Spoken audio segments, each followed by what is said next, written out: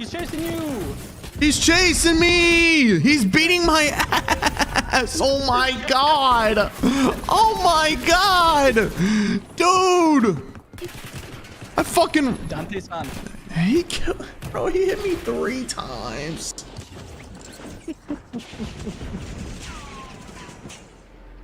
Oh my god, bro. Dude, look at our fucking teammate, bro. What are they doing? Bro, Yo, Chama, what the fuck are you doing, bruh? You got stick dripped up the ass. You're fucking in a vent like a rat. Wow, he called you it. I ain't gonna lie, bro. What'd he call me? He called you it, bro. Just know. The hard one? Nah, not the hard one. The chill one. He's a chill guy. He's a chill guy? A chill guy, twin. Alright, the stream on Twitch never gets cut.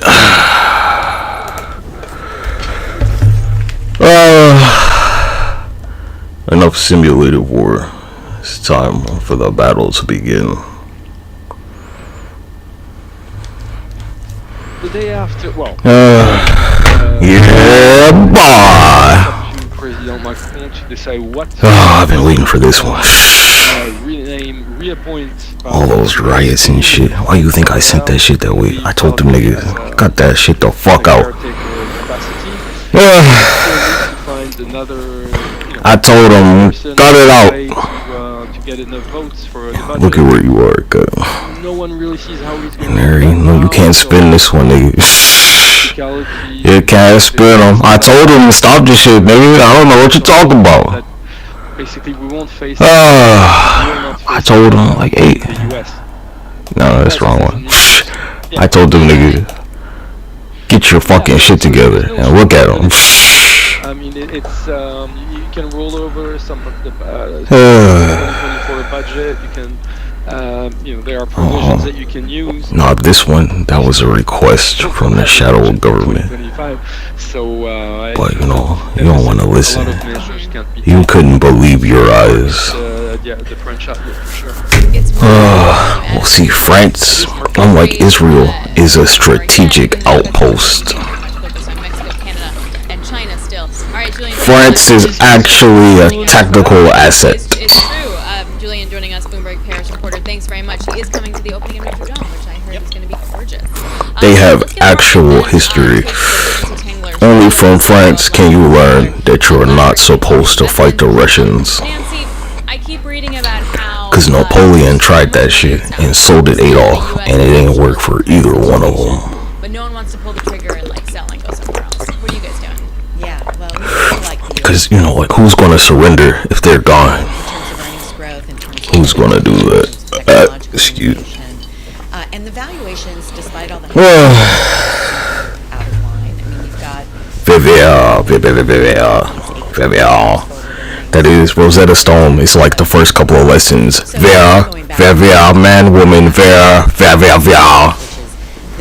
Nigga, I got Rosetta Stone. They keep trying to fucking charge it, nigga. I got a lifetime. That lifetime's some fucking bullshit. After a year, they like, yeah, you know, buy another one. Like, nigga, fuck you. Man, I was gonna do this shit where I just like go through it, get all the answers, just record like every fucking lesson. And upload the shit to YouTube, but you know, fuck you, nigga. That's why. Hell nah. I got Rosetta Stone on my fucking phone, cuz I tried doing this shit with Esther, where we would like, you know, do Spanish. She was fucking around. Fuck you, Rosetta Stone. Fuck your fucking shitty ass paywall lifetime subscription shit. I think the Mag 7 is the Mag 7, but we are still. They'll be like, you know, you sure you want to go to the advanced shit? You gotta pay, you gotta subscribe. Like, nigga, I already got this shit. What are you talking about? They're like, nah, nigga, you want to get to lesson 2, then you gotta go through all the shit in lesson 1. So we're in the space. I paid $200 for this shit, cuz. Fuck you, Rosetta Stone. The super popular AI plays. They're like, you don't even need anything past the first core lesson. Yeah, you heard me, bitch. Put it in there and say, all right, you're good. I'm gonna go look elsewhere. It's such a great question. And then they'll bank on, you know, nigga, they just tried locking me out of this shit. Go back and look at Amazon, for example. example, since the IPO in May of '97, May 15th, it's up 270,000%. So when was I'm currently on Mandarin, cuz. They're like restore purchase. Like, I bought a lifetime subscription. What are you talking about? Restore what? But I think, like Tesla, these are stocks that are driving. Let's go to French real quickly. Let's quickly go to French. Core lesson. What should we do? Grammar. I think this woman. No, it's girl. My bad. Un homme. Un garçon. Damn, I thought it was little boy.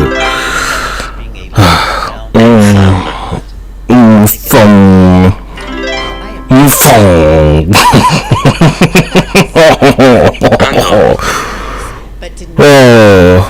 So Microsoft and Apple commercialized it, and then they. Come on, cuz. Fuck French. We sold it about Garçons. Défi. Alright, so the thing that they do, they'll be like, match whatever it is, and for some of them, like, I can't tell, like, is that a little boy or a little girl, or how am I supposed to fucking know, cuz? Seriously. Sometimes you can't, like, a short-haired little girl, okay, like, a short-haired little girl and a little boy who both have a hat on, like, how the fuck can you tell which one is which? And you can't. She might have had, like, I don't know, she's getting chemotherapy, nigga, fuck you. So that's one of your call-on times. What other stocks are on your radar right now? We like a lot. We're overweight industrials and consumer discretionary. Une femme. Is old economy companies that have pivoted to the right. I guess. I reckon. They're like, yeah, just guess, cuz. Just guess.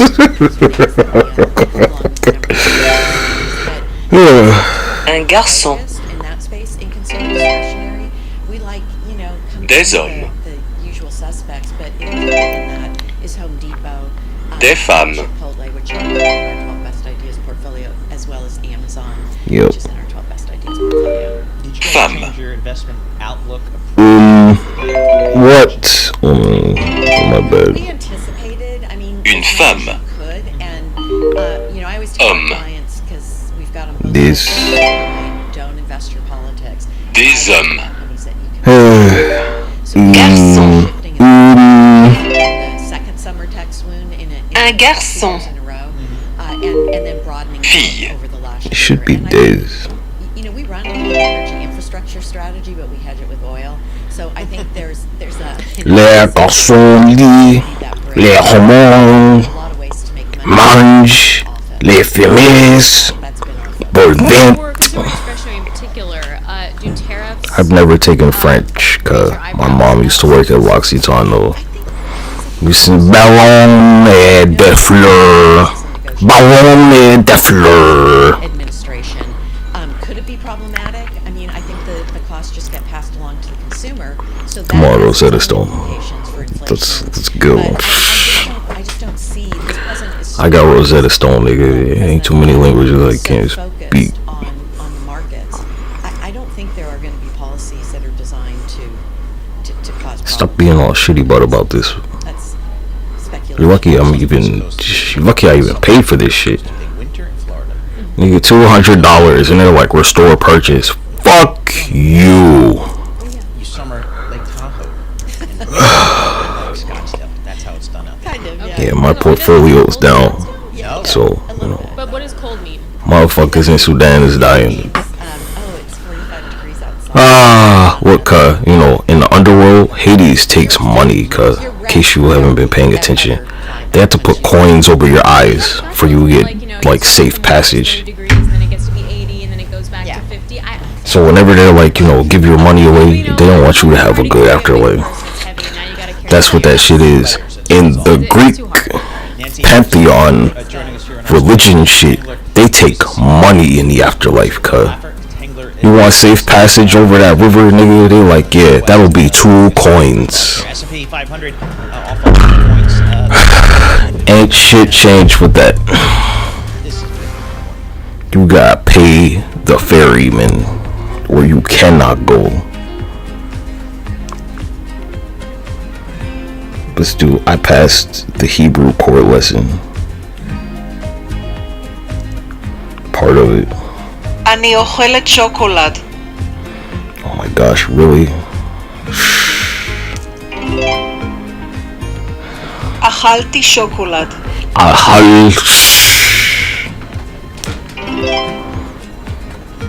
אני הולכת לאכול שוקולד. You're a piece of shit. Nigga, I can't read this shit. I didn't even pick that one. הוא שחה.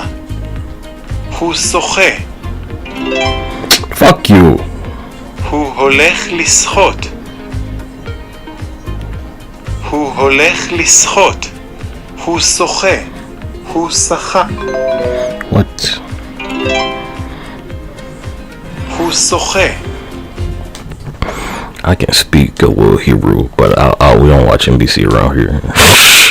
I can speak a little Hebrew, but I can't read that shit. Holy fuck. Where the hell there's some shit like that?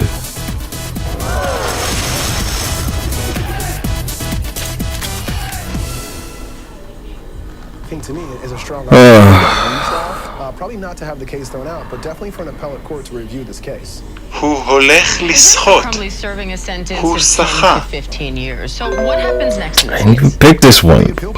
Exactly what we're seeing being played out. Fuck you, God. Not only are we הוא שחה. this favorable evidence not being handed over, הוא שוחה. an ineffective assistant counsel has אני הולכת לשחות. as well as other evidence not being shared. הוא הולך לשחות. Defense believes, the defense actually, because it's not the same attorney. Really?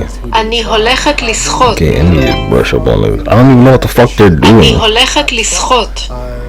We'll see how those arguments go. We'll see whether or not there'll be a new הוא trial. שוחה. Thrown out altogether. But those are the next steps. Oh my gosh. הוא הולך לשחות. Fuck you, nigga. Yeah, I learned from failure.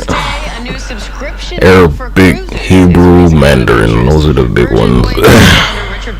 שחיתי. שחיתי. Transportation correspondent Gio Benitez has more on that. And then sometimes they don't even translate the shit. I can't stand y'all. אני הולכת לשחות. הוא הולך לשחות. Oh, you're gonna try and go to the ocean. Oh, that shit ain't gonna work. To your secret island, huh? הוא שוחה. הוא שחה. Yeah, cause I had to sell Virgin Galactic shit, cause I sure did. I owned it way back when. It was taking too long, so I was like, you know what, I'm just, you know, I was a shareholder. היא הולכת לשחות. היא שוחה. היא שחתה. שחתה. לשחות. Most cruise lines are offering deals on cruises around the world. Okay, let me do this with my good eye open. A summer vacation, including up to 50% off fares on Princess. אני הולך לשחות. אני... This could potentially be your best time of the year to get a deal. Our experts my screen's dirty. and offering deals. In fact, Royal Caribbean is offering אני שוחה. a second guest. Kids sail free and up to $800 off. We're seeing a lot of third and fourth guest sailing free offers, which are ideal for שחיתי. families. We're also seeing some really שחית? nice offers coming from לא שחיתי. רצתי. קנית ספר? Where's my fucking English translation? How am I supposed to see what this shit is, cuz? And several cruise lines have deals on upgrades, excursions, and amenities. I don't even know. לא Like, קניתי ספר. who fucking gets the newspaper, cuz? Credits. לא קניתי ספר. קניתי עיתון. Nigga, newspaper is like a fucking dead word, man. Oh my gosh. קנית ספר?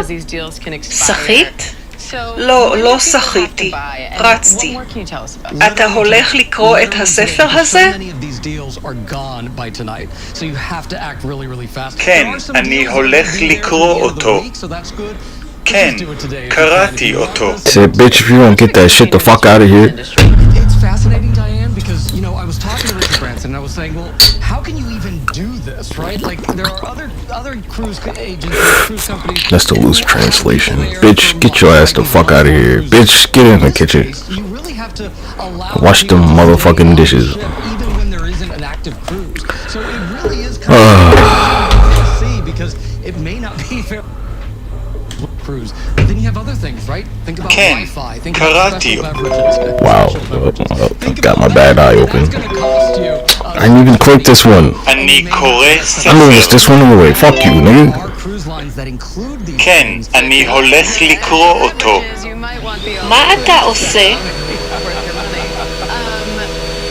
אני קורא ספר. Yep, obvious one. אני קורא ספר. קראת את הספר הזה? אני קורא ספר. כן, קראתי אותו. כן, אני הולך לקרוא אותו.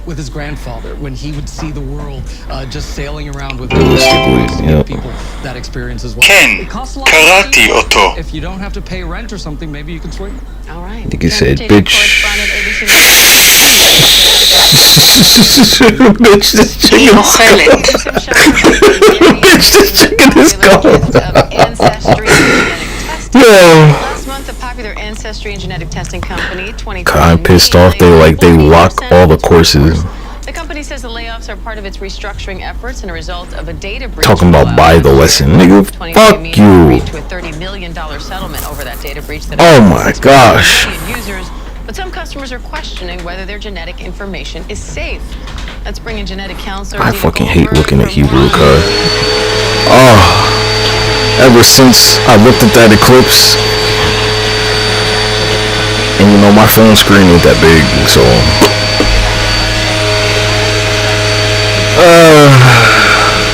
Cause I love talking shit to people. Like, yeah, I heard what you said, pussy. I know exactly what you said, whole ass nigga.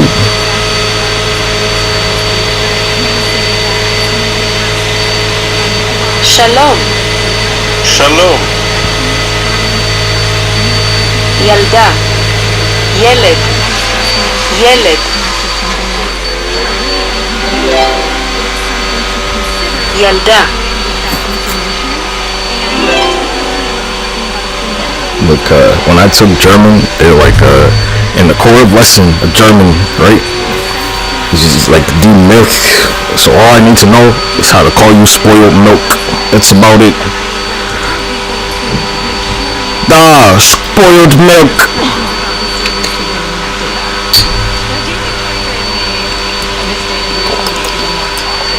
That's it. Or rotten or something.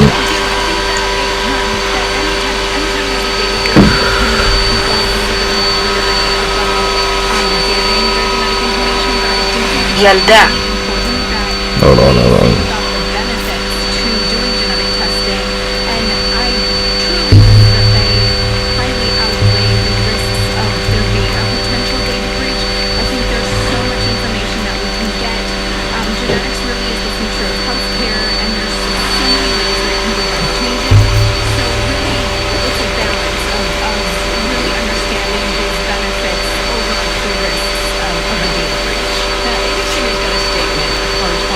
Verdon milk. Verdon milk.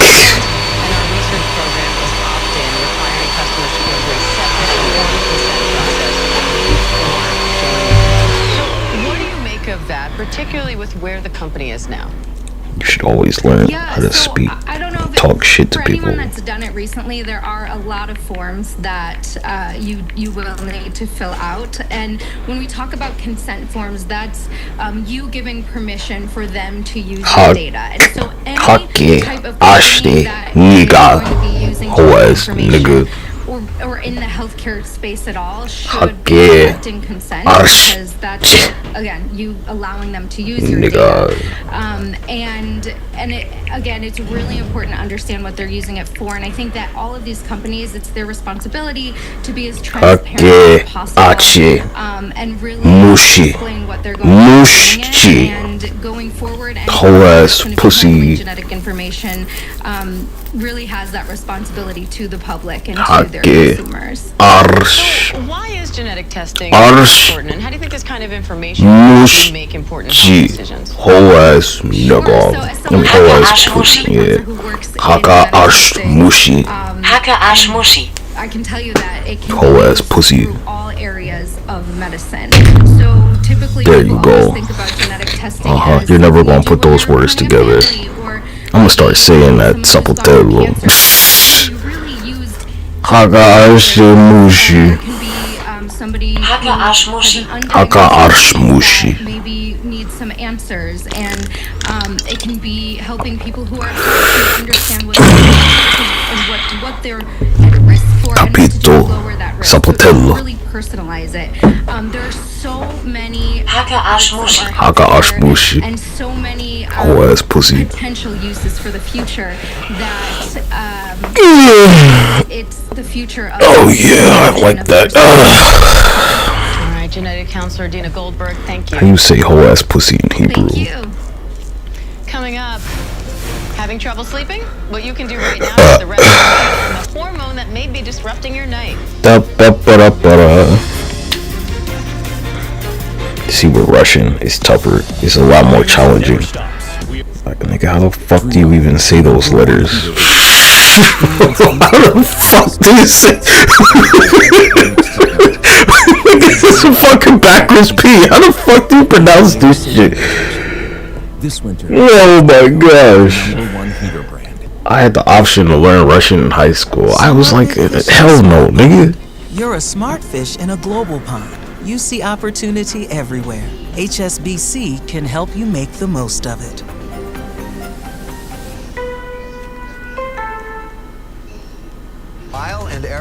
Here we go. I can't read this, cuz. Ghost. Are you gonna build it back up? Takat.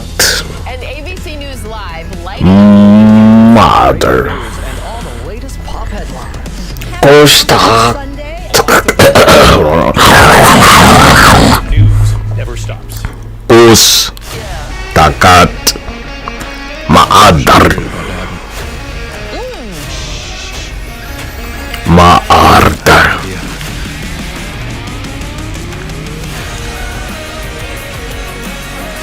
You guys have eyes on your targets.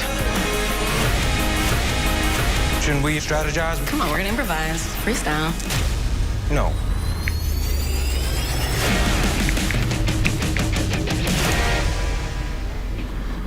This week, transition Nigga, watch. fuck you, Solo guys. Trump nominees face FBI background checks, plus the frigid cold and intense snow in the Midwest and East as millions brace for more. ABC's World News Tonight with David Muir is the most Ghost. Takat. Ma'ardar. Welcome back to ABC News Live. First, between travel, less sunlight, and the holiday season, this time of year can impact sleep patterns more than usual. Cortisol, the stress hormone, could be at the root of your tossing and turning. ABC News' Becky Worley took a look into how stress could be affecting your sleep. 3:27 a.m. I should be asleep, but instead... Why did I say that to Linda? I can't get back to sleep. Sleep psychologist Janet Kennedy says it's a common complaint. I like people this. This is frustrated, angry, anxious, ruminating, worried. Ghost. Takat. Ma'ardar. Monkey brain, for sure, racing thoughts, all of those things. One cause could be cortisol. You see, the body secretes the hormone melatonin at night to help us Whole ass sleep, pussy. and then it increases levels of the hormone cortisol in the morning to help us wake up. Normal circadian rhythm. But if That's all I gotta say. Ghost. Takat. Ma'ardar. from falling back asleep. Ghost. Waking up itself is not the problem. You wake up whether you're aware of it or not. But the problem comes in when you're unable to go back to sleep in a reasonable amount of time. time. For women, estrogen and progesterone, say menopause, may upset cortisol patterns or otherwise impact sleep. Talking to your doctor about hormone replacement therapy could be a whole ass pussy. Whole ass pussy. You whole ass pussy. You sit up. So Gusta chak ma ardar. When we sit up, we get our defenses back, we get our rational thought back. Gusta chak ma ardar. You can't make monkey brain stop. It slows down the thoughts that are pinging around in there. And it also has the bonus of helping to lower your core. It says shalom ma ardar. She says let go of the anxiety. Shalom gusta chak ma ardar. Forget about perfection. Forget about those banner. Say what's good, whole ass pussy. Good enough being the goal here. The more you chase sleep, the faster it runs away. I love my sleep tracker, the Oura Ring or the Apple Watch, because it gives me data that supports a good enough idea of sleep. But for some people, הילדה אוכלת. so don't get in your head. הילדה שותה. הילד שותה. Doesn't recommend using melatonin except in very specific cases like for jet lag issues. Finally, I think the idea that הילד אוכל. Already did the core lesson once. It's been a while. I don't do this shit every day. I probably should. ילד. One of my favorite. הילדה שותה. הילד שותה. הילדה אוכלת. הילד אוכל. Coming up, Rolling Stones is announcing אישה. its pick for top album of 2024. אישה. Who's topping the chart next? איש. So many people start their day here from ABC News. Nigga, I'm multilingual. Fuck you. I got Rosetta Stone. אישה. איש. A lot of news today, so let's get into it. Ish. האישה אוכלת. אוכלת. And see why the New York Times calls האיש אוכל. worth listening to. Start here, ABC News. אוכל? Your daily first listen. That's a part of the story that you didn't see. Wherever you get your podcasts. Start. What? Oh, my bad. ABC News Live. האישה שותה. ABC News Live, America's האיש שותה. news. Anytime, anywhere. Streaming 24/7. האישה אוכלת. Straight to you for free. I can't fucking tell, cuz. הילדה אוכלת. This is only you. I'll get you home. Got a crew of murderous bounty hunters. He's coming after us. I didn't click that. הילד אוכל. You can trust me. Okay, that's only you. My eyes fucked up. Probably need to do this with my eye patch on. Watch this. Skeleton Crew, new episodes Tuesdays only on Disney. האיש אוכל. 15 years ago, and somebody stole it. Hi, Dad. There's the thief. Grandpa. האיש שותה. Crawling home because I'm broke. I need a place to stay until I figure out what the rest of my life What? looks like. What? Come on. Ooh, I'm about to restart this I list. was 18. The double bird was how I Reset. שלום. שלום. Kos. Tachat. Ma'ardar. We'll take you there. You're streaming ABC News Live.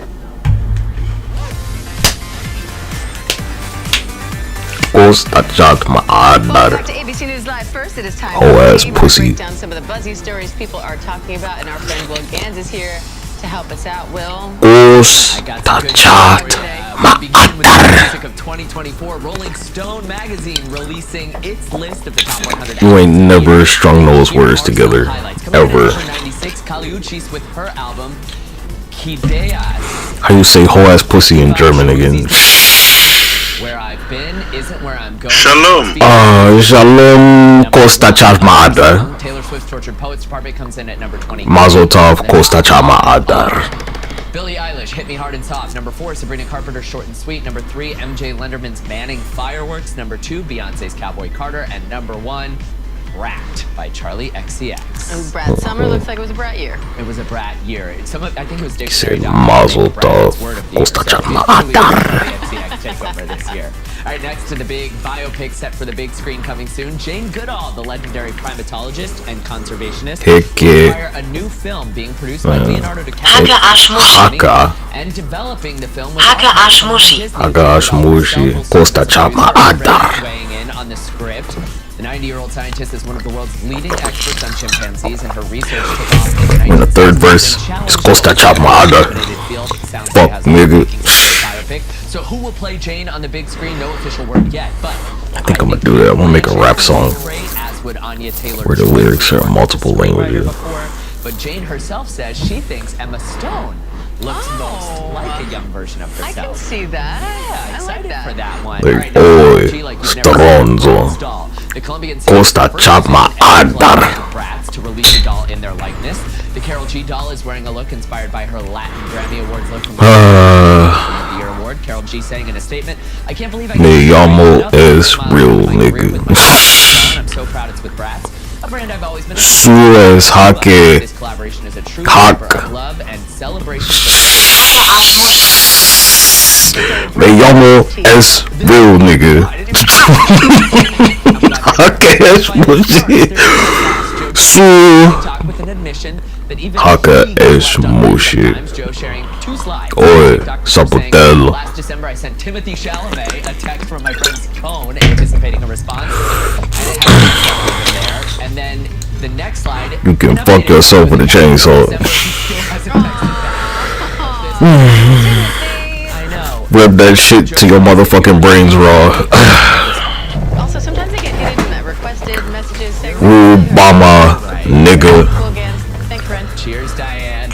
I will always respond to your text messages and yours as well. I'm Diane Macedo. The news never stops, and neither do we. We have a lot more news after the break. Stick around. Sending a selfie now. It's here. You can get fucked with the dog bitten. Rich, sweet, salty, caramel, caramel. Haga ash mushi, cause nigga the streets be starving. Gotta be one of these. Nighttime patrol.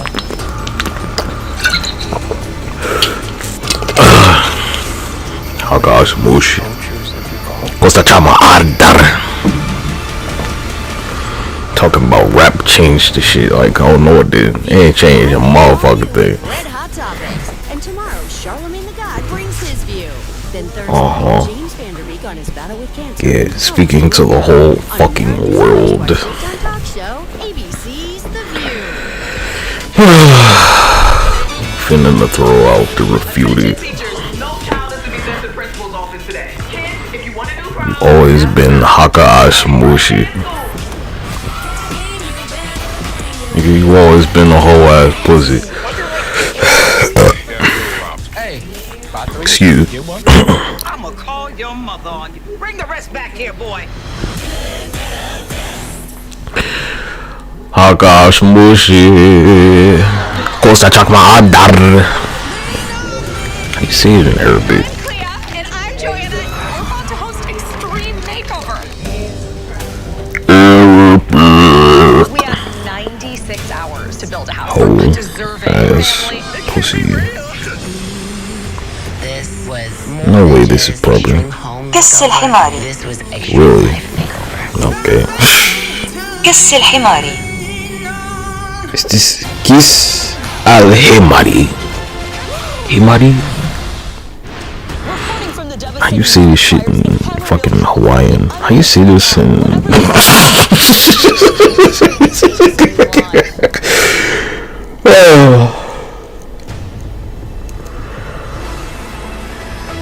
What is this? Opu Hoki. ABC News Live first breaking news. South Korea martial law. The country's president is accusing his political opponents of sympathizing with North Korea. The unrest happening at Plby and what it means for South Korea's Biden's historic trip to Africa. His meeting with the Angolan president and This looks like some African shit, cuz, actually. Yeah. What is this, like, fucking... is this like Nigerian? snow to the Great Lakes and dangerous conditions on the roads and how long is expected. And making their case on the Hill, some of President-elect Trump's cabinet nominees are meeting with lawmakers ahead of their confirmation battles. The tough questions they're facing. Haka Arshmushi. But first, we have breaking news. South Korean police and military are swarming the country's parliament after the president declared emergency martial law. President Yoon Suk-yeol announced the step in a televised Kua no oshiri no neko. Yo. Oh, we're gonna learn. We're gonna fucking be communicating today, man. How you say this shit in Korea? I have no idea how to pronounce this shit.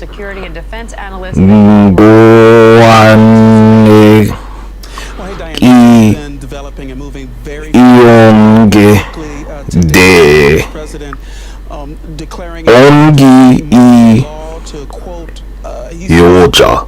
괜히 엉덩이 여자. Oh. Damn, nigga, that's a lot of shit.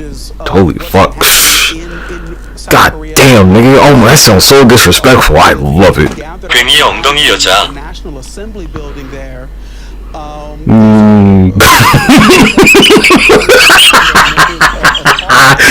괜히 엉덩이 여자. We need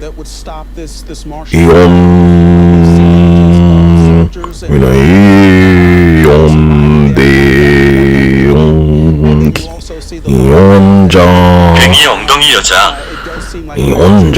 괜히 엉덩이 여자. Some other language. You see this? Macedonian. Motika guys. Pika. Motika. Kaze. Pika. Also, protests would be banned. They would be illegal. So you're looking at a situation where there could be wow, you see your shit in Persian. And other events. And also, Diane just Bidamish. We understand, according to local reporting, that doctors, trainee doctors, for example, have been told to return to work in the next. You see this shit in Mongolian. I have no idea how to pronounce this. In the days ahead, we certainly hope there won't be violence, but would seem preparation underway for that eventuality if it does evolve into that. Diane. Mick, what do you make of these allegations that the opposition is sympathizing with North Korea? Maybe. Ooh, here we go. Your shit's going to shit. Haha. Might indicate that it was based on some kind of. You see this shit in Zulu. That the South Korean government had to really Kuza. Action by the North Korean. Yeah. Yim Mongolo. All information available and probably briefing the White House. As soon as possible. You see shit in Italian. Zappa figa culo. This is just a crackdown on the opposition. Zappa figa culo. North Korean inspired event that they were reacting to. It's simply too early to tell. That's one of the reasons why we need really solid intelligence around. Look, you want to start rapping? I mean, need to make in these type of we can communicate over this shit. I know you know some hoe ass pussies out there. We seem to have this shit in common. But real niggas ain't afraid to call a whole ass pussy in any language. And whether this ban on the media is more of an oppression, which it usually is, and it is. And then of course I would look to really indicate whether we, the U.S. intelligence, Zedanitsa internal domestic Kishka. Мотыга, задница, киска. Man, oof. Needs to practice though. How you say this shit in Chinese? Traditional. Thank you both. And President Biden has said remarks at the National Museum of Slavery in Angola. The address provided to discuss food security and agriculture, saying the United States, quote, is bringing ABC's Alex Perche in Luanda, Angola for more. Alex, what more can you tell us about the president's discussions and his priorities on this trip? I think see this shit in Hindi.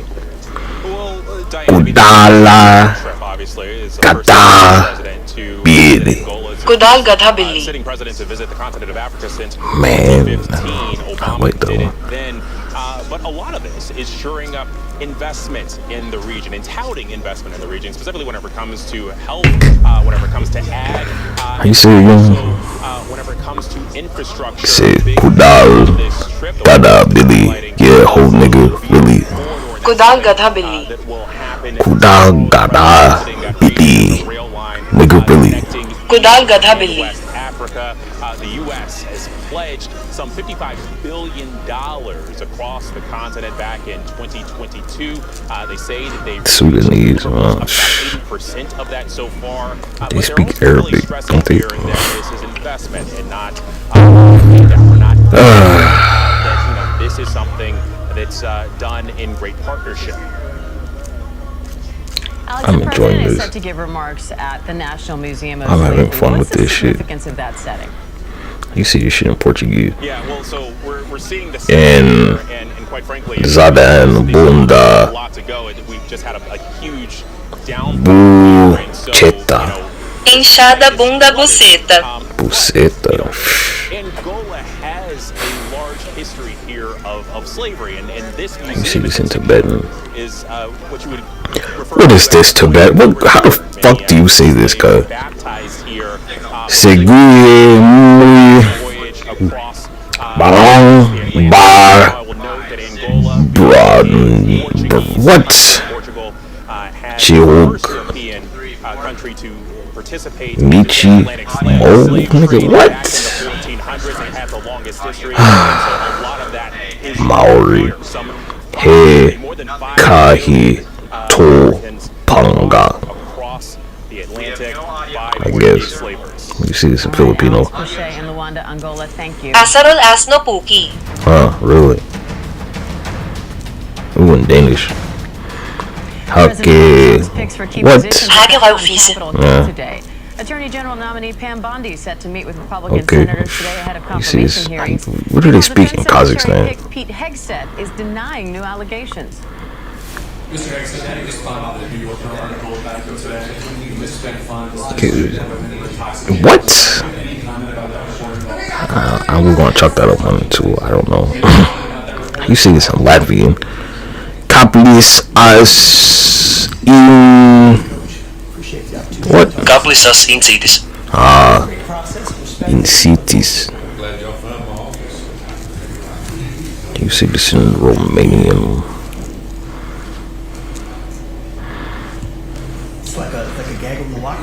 Pas Arica Fund. Pasarica Fund. Pasarica Fund.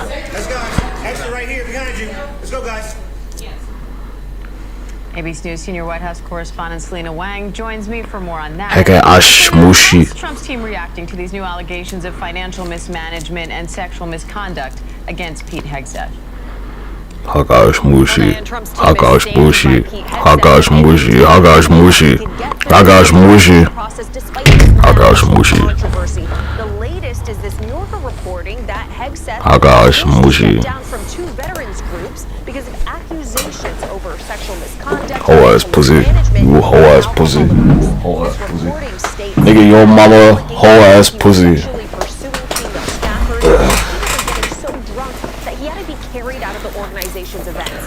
We used to have your mama shit. Okay, I've seen a bunch of Shaw Brothers shit, okay? I've watched a lot of them, and not in English. How people speak Mandarin and how I'm gonna speak it are completely different, cuz.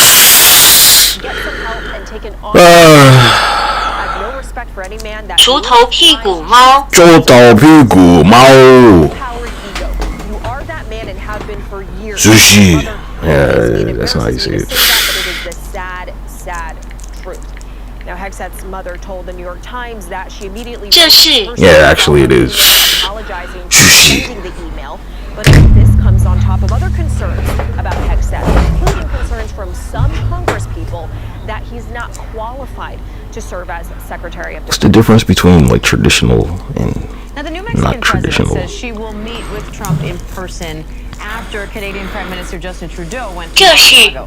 How significant is that given their phone conversation last week over the border and tariffs?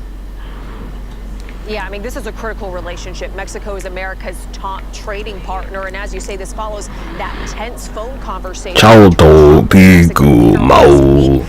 Very different readouts of said that man, y'all talk all kinds of shit at the motherfucking hair salon and the nail salon and shit. I know you heard them say that before.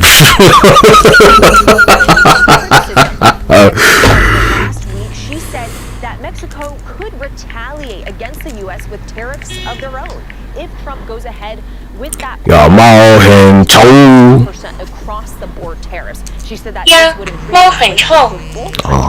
and result in job losses for both Mexico and the U.S.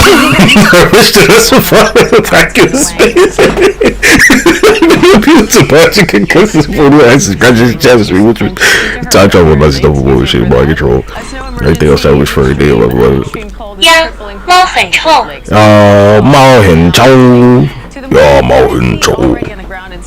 The dangerous conditions caused a Michigan involving nearly 20 vehicles. Freeze warnings are also in effect from the northeast all the way down to Florida. Oh, my bad. Traditional. New York near the Canadian border.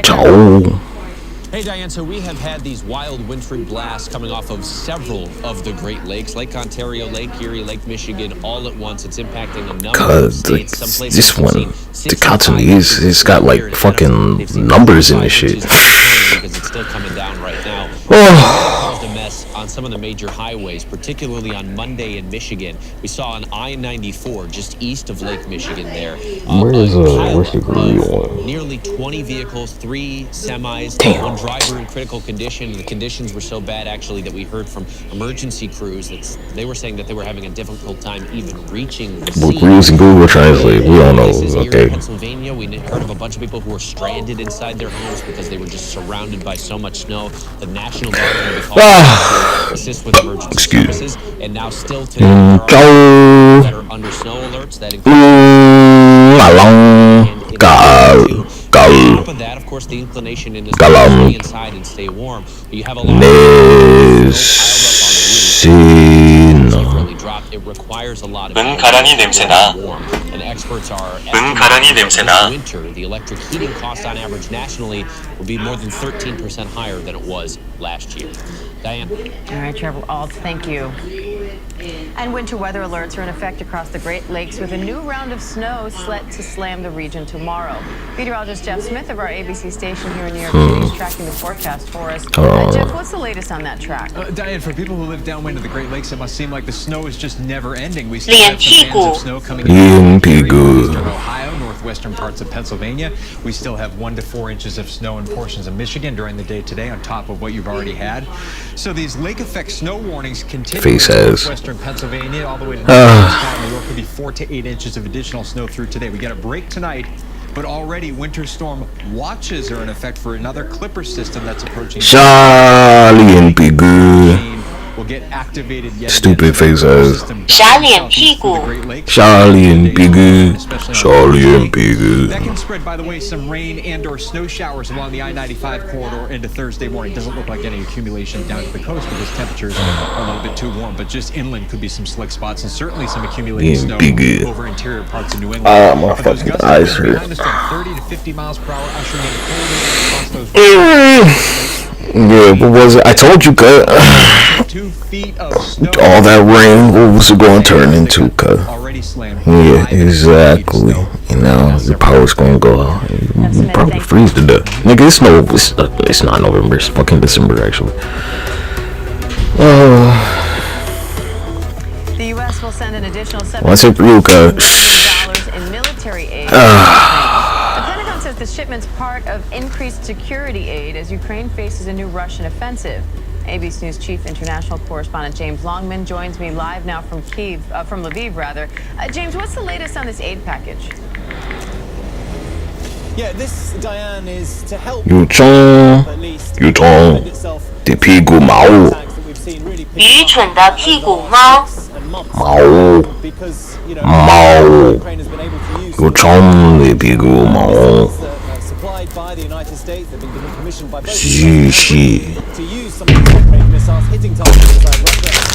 This dumbass, this is dumbass pussy.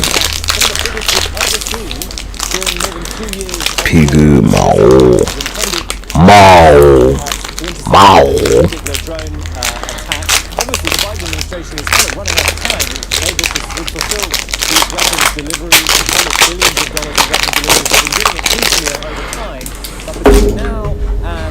the end of January, obviously, when the new administration comes in the United States, it's unclear whether or not they're going to be able to fulfill all of those deliveries. But for the moment, this is what we're told: these $750 million will try. 要猫很臭，猫很臭，要猫很臭。 Usually, when we come to this side of the country, to Lviv, the far west, this is. 은 가라니 냄새나. And Korean. 은 가라니 냄새나. 가랑. 은 가라니 냄새나. 냄새나. 은 가라니 냄새나. In the far west of the country, it also feels in a way that the war really has come here in a sense that I've not really felt before. Normally when we go down to Odessa in the south, that city has been basically blacked out since the beginning of this war. Here as well, the lights are down, and there's a sense really that Ukraine Hege Ashmushi. Haka Ashmushi. Oops. Gonna take a while. I keep calling niggas whole ass niggas, whole ass pussies when I can call you Haka Ashmushi. Capito Haka Ashmushi. How likely is that, especially with the Trump administration? You understand Haka Ashmushi. Haka Ashmushi. It's interesting from Zelensky as part of one interview of many that he's been giving recently where he's been hinting at Sushi Haka Ashmushi. sending a message really, I think, to the Haka Ashmushi. open to a deal. Because fundamentally, Ukraine is really suffering at the moment. This counter-offensive that they launched in the South region of Russia, that was stalled. That was supposed to be leveraged in a negotiated settlement. That hasn't really worked. They're losing territory to the east. Manpower is a huge... That's what Google said. I'm gonna go with Google's translation. ...lower the age of recruitment to try to fill the gap in manpower, but that hasn't really worked. So it stalled, essentially, Ukraine's effort. And I think there's a sense of... You'll be like, it don't mean that. I'm pretty sure it does. 100% certain it fucking does. Whole ass pussy, how gosh Mushi. So diplomacy is their only route. We've had Zelensky say that the military here just is not strong enough right now to push Russia out. He said that is the reality. And I think conventional wisdom suggests that the government here in Ukraine is worried about the Trump administration coming in because I think a lot of people how gosh Mushi. would be in favor of Vladimir Putin. But that's not really the sense I get from talking to Ukrainian officials here. They say, at least that's the message they want to send. Who the fuck do you think you're talking? They think there's something... How gosh Mushi. That Zelensky and convince Donald Trump to make sure that the deal is favorable to the Ukraine. You cannot change this. It is already decided. James Longman, thank you. Coming up,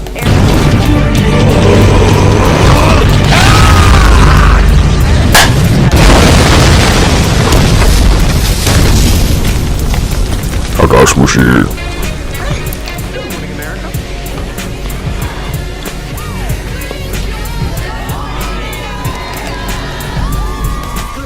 Guess on the sitting for I called you Hakash Mushi. Hey, Daddy. Oh, hey. You got yourself a fight next Saturday. Wait, what? I wanted to kick his ass for you myself, but my damn carpal tunnel got me. Too much blogging, I reckon. It's up to you, son. Defend the family name. Hakash Mushi.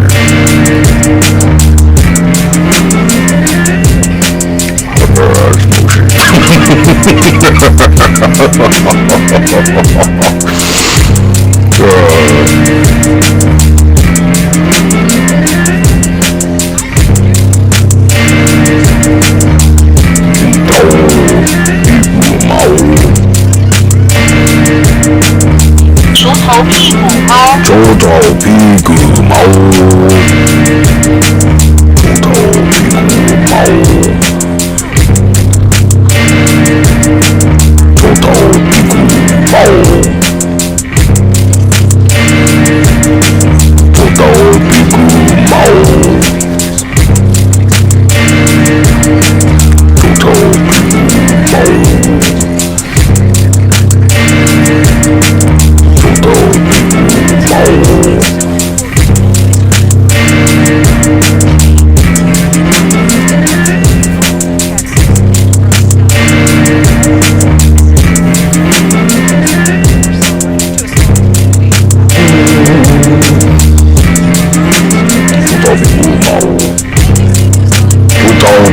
猫。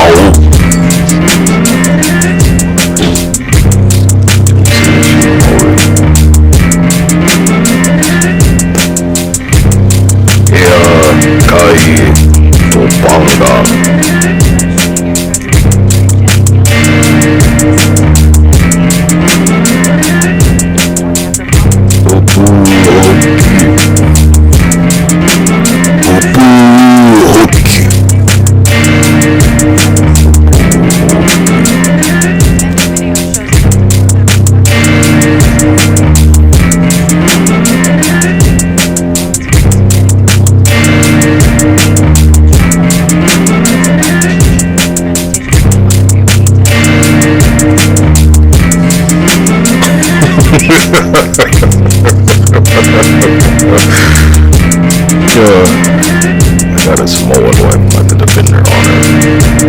Ooh, I see me pushing. Yo, fucking me, you talking to my small wife right there. Ooh, I see you pushing.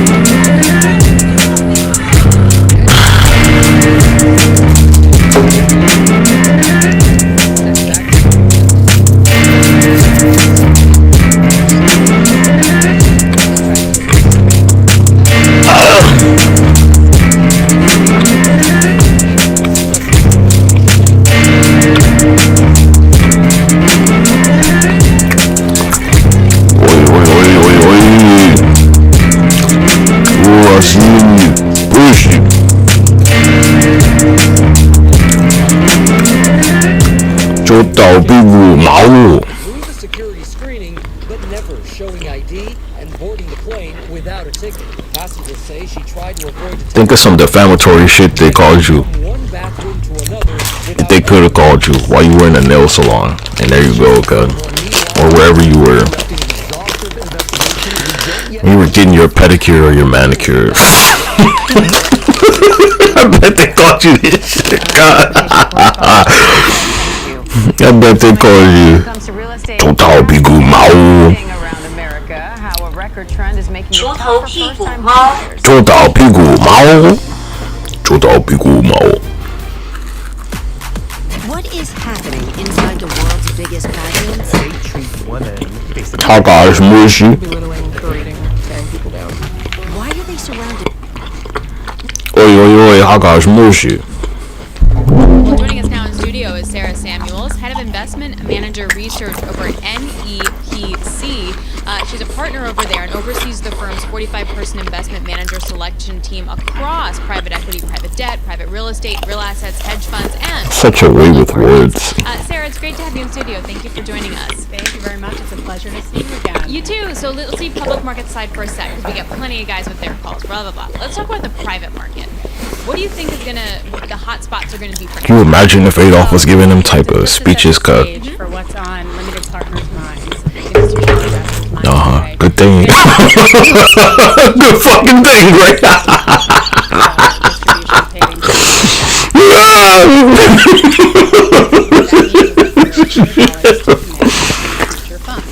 Because it's an equation. So we're really hoping that I bet they wouldn't have lost. Transaction activity.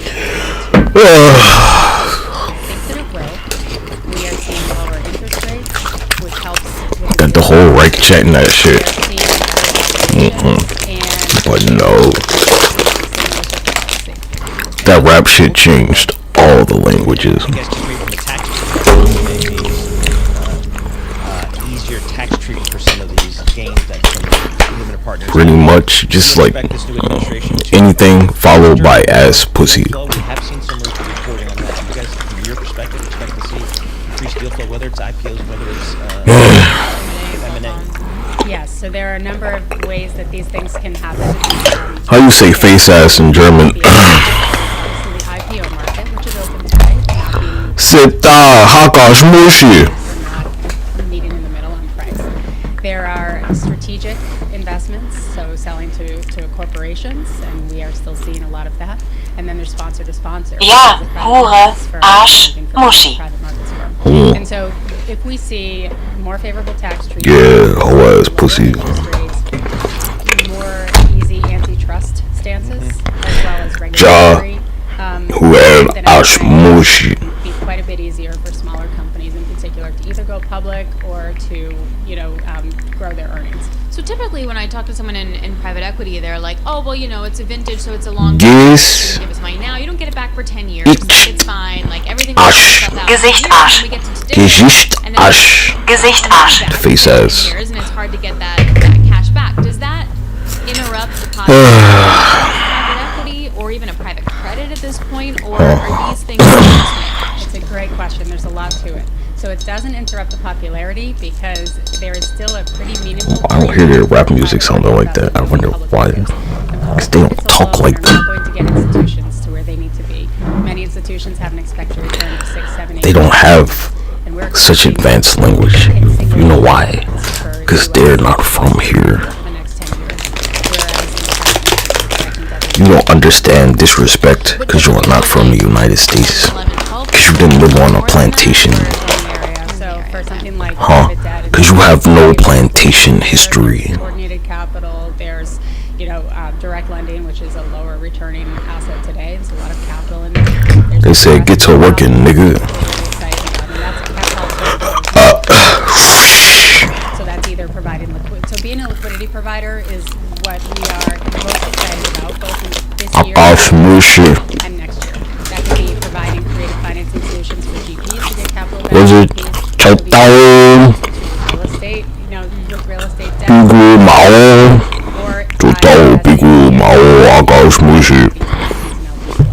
Are you surprised we haven't had more IPO activity in 2024? The S&P's up 25%. Back in the day, I would be ripping companies out of the marketplaces. What a wonderful language you have that I haven't been using properly. So IPO activity has. Fuck all those like racist adjectives, God. I must speak to you in your own language. Total bigu mao. Go, oi, total bigu mao. In many cases, especially in venture capital, the last round financing is the valuation methodology that is used, and that last round of financing won't reset until they price another round. And so we are seeing lots of when I stomp you out, Hakash Mushi. Where in Hakash Mushi. And how do you look at it? Is it like industry based? Is it like, how do you break it down into buckets? Yep. So we are looking at things like distressed debt, which is really looking to take advantage of financing, not necessarily like sector based or anything along those lines. And then we're also, asset-backed lending, so ABL investing. So you can't do that with that UK accent. There are a number of other areas in which you can't be like, oi bro, stop being that hell ass pussy. It's not gonna work, yeah. When I got to the board, you're like, oi bro, why are you acting like Hakash Mushi? Private equity, private alternatives broadly defined. Not the 10 to 15% that I grew up with. 40 and more. Oh lad, why are you acting like Hakash Mushi? 2022 comes along, 2023. I'm like, where are the markets at? Don't be a Hakash Mushi lad. Don't be total bigu mao. They allocate so much to that. Is that are you surprised that universities have taken such an aggressive view of their portfolios as relates to I'm not surprised. Like, as I mentioned earlier, how you say your mama? Premium is there over public markets. You do need a chief investment officer mindset when you're allocating capital to private equity. So you don't want to lock up your capital in just any investment. It's your mama. Capital, and you can do that looking at public market equivalents or other measures. Yeah, we used to do your mama jokes. You know, these universities. And then I transferred schools, for that matter, and pretty left return targets. I brought that with me, and then they like, I don't know, the operating budget is the institution supporting. just got bored. Wanted to print them off the internet. Like, really, nigga? I didn't use all the good ones. After you say all the good ones, there's like nothing to call me about anymore. Nigga, I used to have them shits like that. Really interesting. Hey Sarah, really great stuff. Really appreciate you coming in, Sarah. I can't do it anymore. Be seeing you soon. Joining us from NEPC. Thank you so very much. One of the top stories in the Bloomberg terminal continues to be the trauma that's unfolding right now in. Now you gotta say shit that really hurt somebody. Like, nigga, your mama care about you so much she tried to send you to a good school and you wanted to smoke cigarettes, nigga. Of the martial law, the president. Nigga, your mama care about you so much she got your ass up every day for school and made your motherfucking lunch, nigga. It's moving the FX market. We want to get more up. Joining us Yeah. is Daniel Tnxp. And you smoke cigarettes, haha. Nigga, your mama love you so much she bought you a box of condoms. You got STDs, nigga. Hey, Dan, can you just help us understand? There you go. Your mama love you so much. She made you lunch every day. You got herpes, nigga. Essentially, the president stunned the nation with his late night. Nigga, your parents care about you so much, but you dropped out of school, nigga. A long history of that. And essentially, nigga, your father loves you so much he worked fucking 50 hours a week and you got student loan debt. In reality, he lost the Parliament election in April, and ever since then, the opposition party is doing what the opposition party is doing. Your parents love you so much they sent you to a private school and you dropped out to go to fucking to get a degree in fucking liberal arts. Your parents love you so much they work 80 hours a week, but you got a liberal arts degree.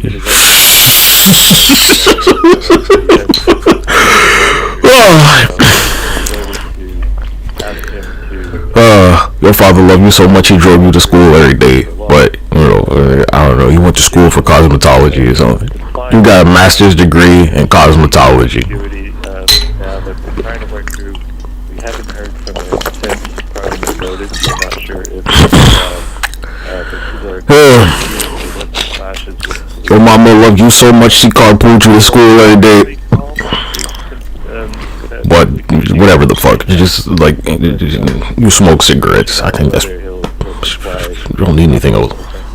I have to ask the question. Yeah, North Korea, huh? Has the support of the armed forces of South Korea. They mobilized with them Russians, didn't they? It's unclear if the army is going to if you get mass protests, are they going to? I don't think BTS is going to get you out of this one. That's a big question. I mean, we've seen in Asia a couple of. Yeah, you could call Kim. I wouldn't though with his fresh ass hairline, probably not. But you could. I mean.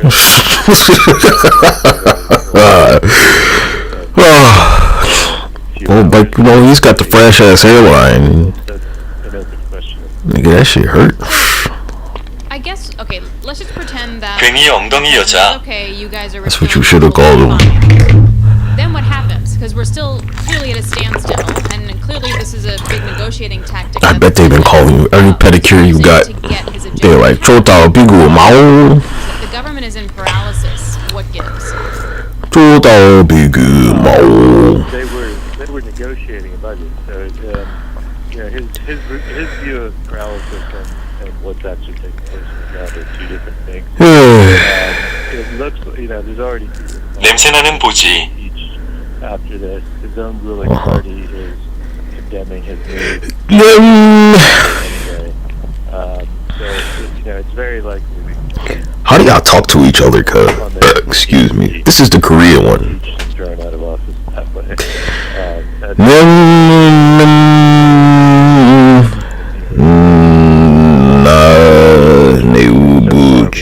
냄새나는 보지. Good gracious. All right, right, Daniel. Thank you so much for appreciate it. Daniel in Chinese is just Chou Mao. Government executive editor for Bloomberg News. He is in Hong Kong. Crazy. For those of you that have a terminal, top go. 냄새나는 보지. 냄새나는 보지. That's where we're getting all information, real up-to-date information from reporters on the ground in that part of the world here. So we will certainly keep you up to date on that. Markets here: S&P 500 off 6 points, the Dow off 142, Nasdaq up 45. So the markets are just kind of churning here. 10-year Treasury. Yeah, so Adolf, he would have been like. Dreckiger Rattengesichtsarsch. This is Bloomberg Intelligence. Good morning.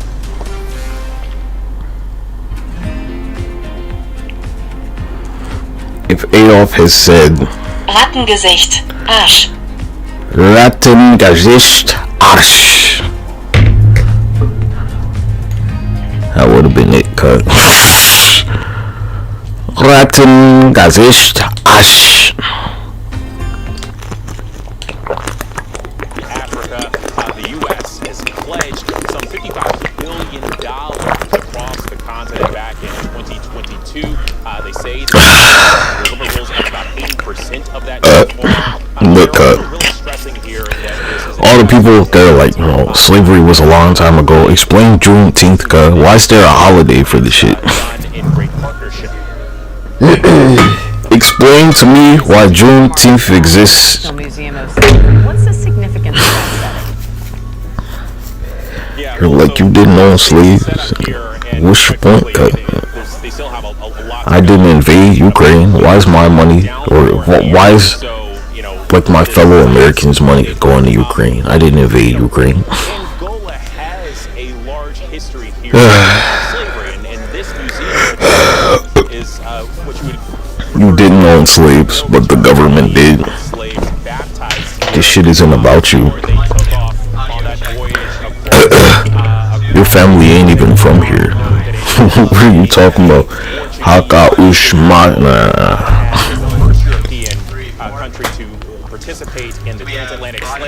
Whole ass pussy. Haka Ashmushi. Haka Ashmushi. Haka Ashmushi. Chotao. All right, Alex Boucher in Luanda, Angola. Thank you. Chow Mao. President Trump's picks for key positions are back on Capitol Hill today. Look at me learning shit, being all cultured. 做到屁股毛，做到屁股毛，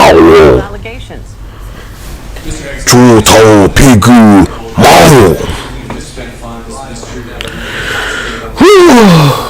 做到屁股毛。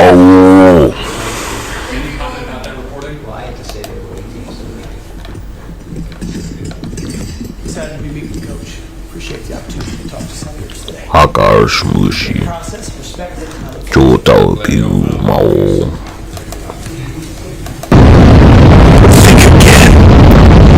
You see, my understanding of what the word power means is undoubtedly radically different than what the word means to you. Chotao Piu Mao.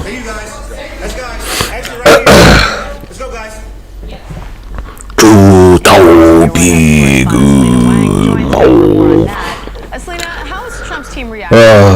Almost people on Earth. I know it's between like Mandarin. This is the traditional way. You see this shit in Hindi again. Oh, I'm having fun with this. It's so nice to learn shit. Kudal Gadha Billi. Kudal Gadha Billi. Kudal Gadha Billi. Kudal Gadha Billi. Kudal Gadha Billi. Gadha. Kudal. Kudal. Kudal.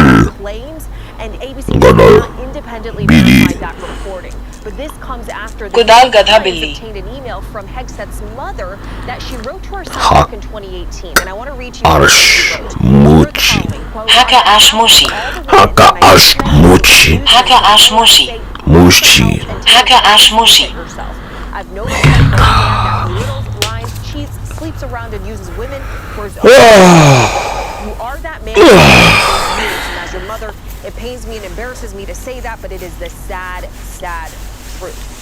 Now, Hexet's mother told the New York Times that she wrote her son a follow-up email apologizing for sending the email. All you rappers in other languages, y'all really dropped the ball. About Hexet, including concerns from some Congress people that he's not qualified to serve. Do I have like a metal trick? Now, the new Mexican president says she will meet with Trump after Canadian Prime Minister Justin Trudeau went to Mar-a-Lago. How significant is that given the conversation over the border in Texas? I mean, this is a great relationship. Mexico's America's top partner, and as you say, this is an intense phone conversation between Trump and the Mexican leader. And they had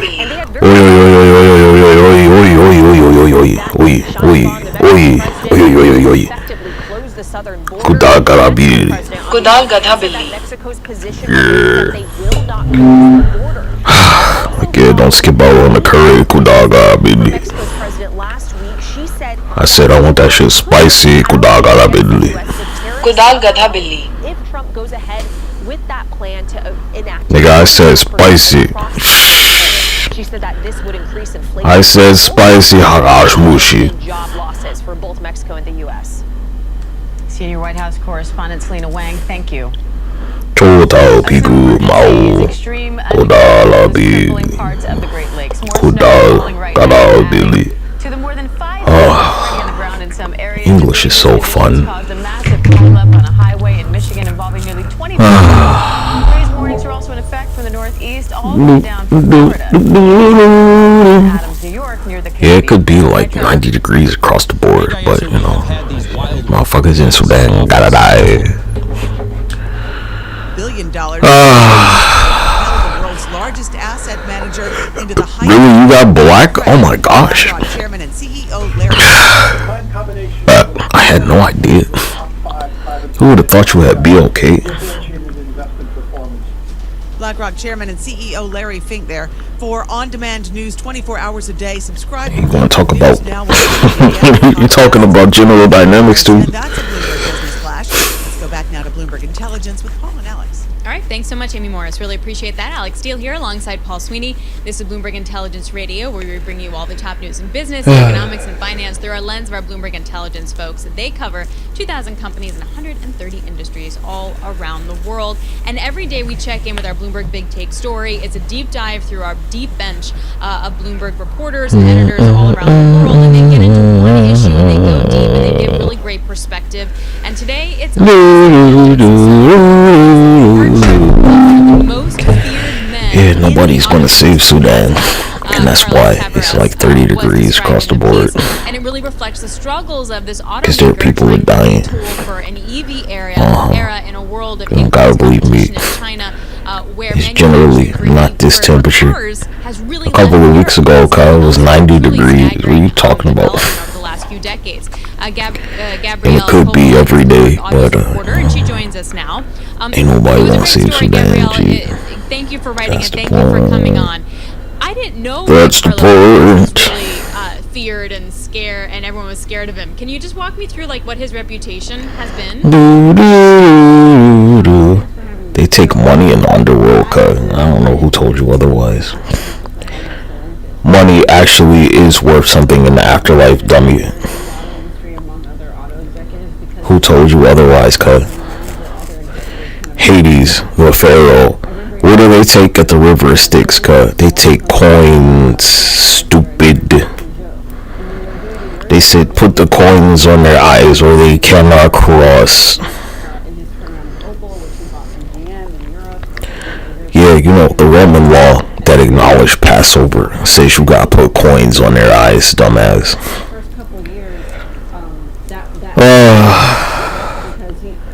Y'all some stupid motherfuckers, nigga.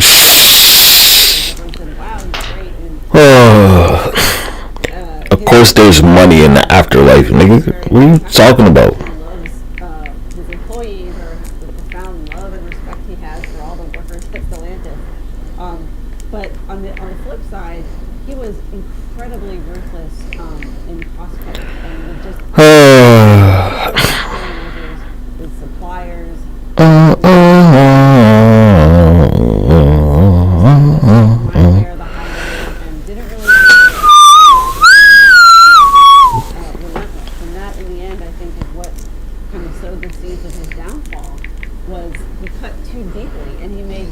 just caused a lot of friction with all these different kind of The placement of a coin in the mouth or near the body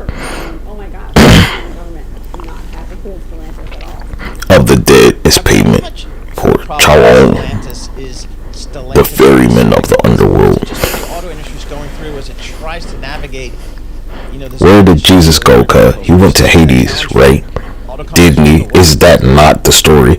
They went to Hades, the underworld. Hades takes money. The rise of China, electrification, more software in cars, those are all really big secular changes. But I think, I think it's having the effect of kind of the tide going out, And I think, Tavares thought he was going to be one of the big winners. And just having enough cash to kind of fund the transition. But it is a Stellantis problem because look at the car market is only over 50 states. You don't You got to pay the ferryman. They've lost their shares, their market share in the third quarter. They had a 20% drop, and they've fallen to. It's their job. They have to be paid. They used to be, You're cheap ass. That's why your fucking ancestors in the fucking underworld, cause you didn't pay. In front of them. That is due to mismanagement. You cannot blame this all on the environment as much as Tavares used to blame EV regulations or tough fuel economy requirements. Yes, those are all challenges that every car maker is dealing with, but this is definitely partially a self-inflicted wound. So did they just not make the right cars? Like in the cost-cutting mode, did they just cut spending on the? When the pharaoh's like, yeah, bury me with my fucking money, nigga. You ever wonder why? So when they get to the ferryman, they like, hey, here's a bar of gold. Leave me the fuck alone. Here's some gold coins, nigga. Leave me alone. And they call them multi-energy, meaning they're designed for EVs. They can also put a hybrid powertrain in there or a gas powertrain. You're an idiot, Co. High efficiency. The problem was execution. The problem was so deep, and you lost so much institutional knowledge, and you pissed off all their suppliers, and you you're able to get hurt sometime, or you're getting cheap stuff that doesn't hold up, and yes, also launching new vehicles. Their new electric Ram pickup truck has been delayed. It was supposed to be out end of this year. Now it's coming second half of 2025. The Jeep Wagoneer, the first electric Jeep to come to the U.S. fully electric, is late. Ain't shit changed, G. They had a great plan, but the execution, because I think he really. There's a price for everything. Why you think you can sell your soul? What do you think they take? You sold your soul for money, right? On the other hand, yes, I would say that there is a product, a whole new product line. They discontinued the. They don't take crypto down there, cuz it's not tangible. You can't put a crypto coin on somebody's eyes. So that's a function of. Since the Romans that passed the law on your guide, the rabbi. That's kind of an easy thing, but they don't have one to put in there. The Romans who put the rabbi up on the cross. Let's be specific about it. I think we were my colleague, especially Albertina Corsoli in Paris. Yeah, the rabbi. We're not even going to say what their name is. The rabbi. Family that founded Fiat in Italy in the 1890s. They started a search for a successor back. When the rabbi was like, he's going to go to Hades. Okay, was already searching. But now Hades is like, where's the money? Temporary management committee to run the company. 8 or 10 people, and I think in those on that. Cool spears and armor and shit. That's just not worth anything, cuz. Antonio Filosa, who is an Italian guy. He's like, what are you gonna do with that paper, nigga? They need coins. The ferryman takes coins. They don't take bills, stupid. He's a legend. He's a hero here in Detroit for bringing Chrysler back from the dead. He's like, dude, this is paper. I'm gonna do a paper. French executive who runs the purchasing supply chain in France. Look, I always, all my decisions, I flip a coin first before I do anything. I flip a coin. I think we'll have a CEO because we don't want to let this drag on for too long. Hey, Gabrielle, it was really great. That was amazing reporting. It was a really good Coin story. flip. Check it out on the big take on the Bloomberg terminal, Bloomberg.com. Didn't you watch You definitely don't when they used their whole Blackwing shit, all them feather creatures against Dark Sanctuary? Get a new CEO. Sounds great. It sounds. God, how hard is parenting with just? Hell, I got 5 heads in a row. That's a lot of.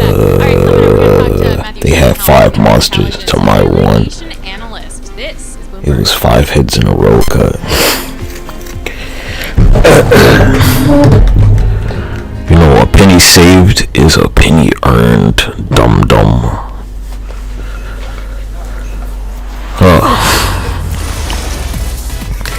Why you think your God wants money, cut? Cause they're a greedy cunt. So, you know, they can have it nice in the afterlife.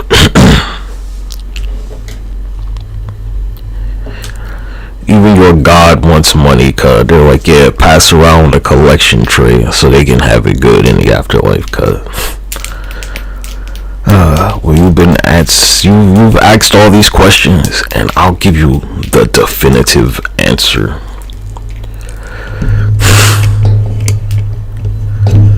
They want money for a reason.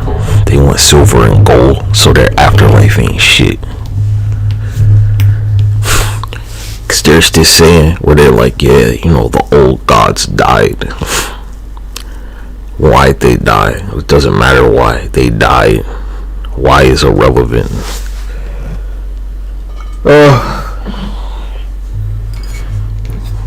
Even the gods go to Hades.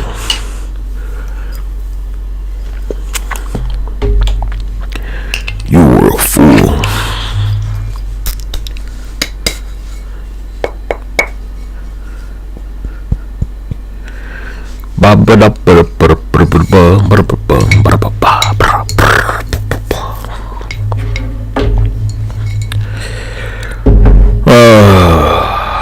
You can keep falling for that shit if you want, cuz that's why some people's families stay in poverty, generation after generation after generation after generation,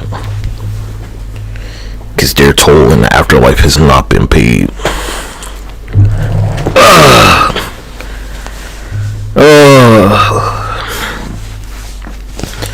All them Palestinians that died, cut, or they didn't put them coins over their eyes, right? You know, they're going to Hades with no fare paid.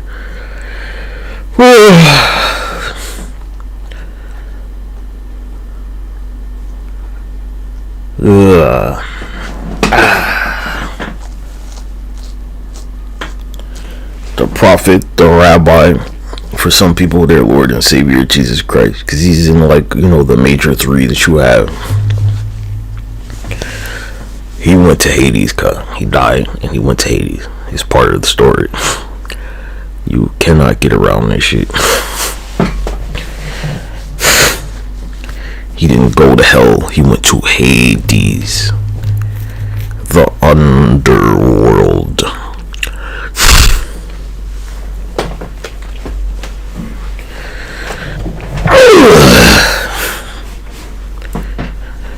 So, you know, if you think you're going to die, you better have some coins in your pocket or something. You better have some pocket change. If there's some nuclear conflict, you should have like a quarter in your pocket or some type of coin.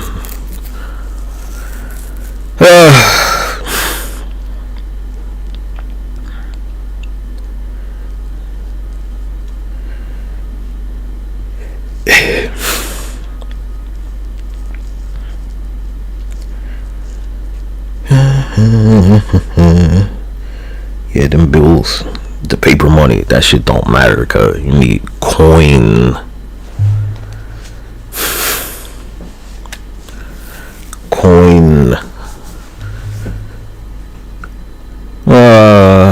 Coins never went out of style, cause ever. Think about that. You ever seen the shit where it's like some Spanish galleon or some shit sunk and it's got a bunch of coins on it?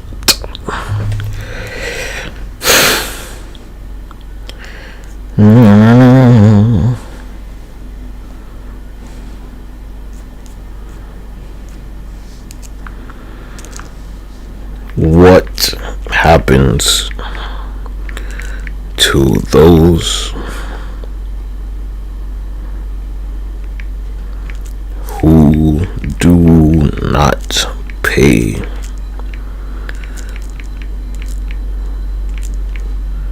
the ferryman.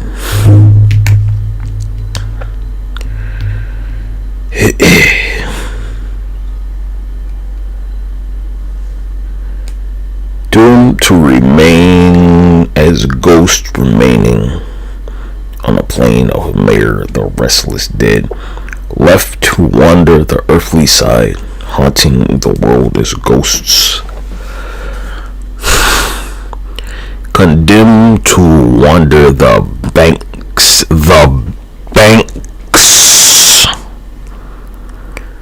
for 100 years, unable to cross into the underworld because they cannot afford fare to reach the other side.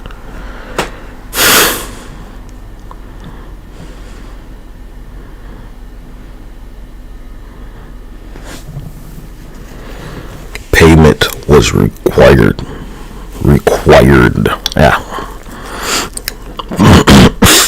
Payment was required to cross. Souls who were unable to pay risked wandering along the shores or the banks of the river for 100 years.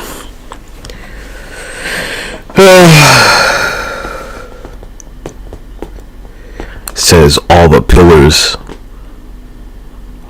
of our government, dumbass. Still got them pillars, huh? Yeah, same fucking shit. What is that? The sneeze guard. You better keep some coins, nigga.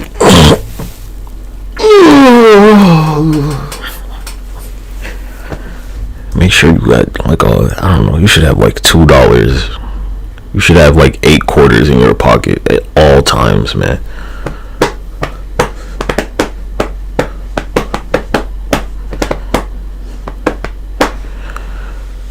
Pay for your whole fucking family just in case.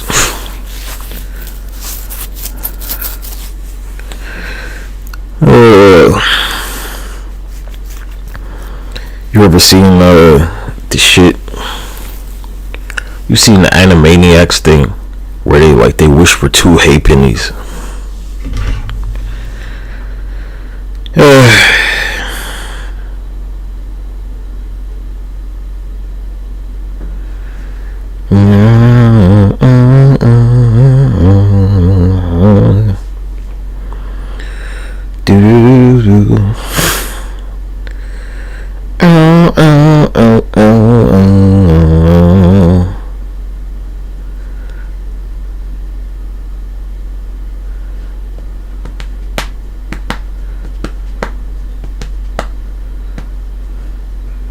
Have to pay the ferryman cut, or you cannot cross over.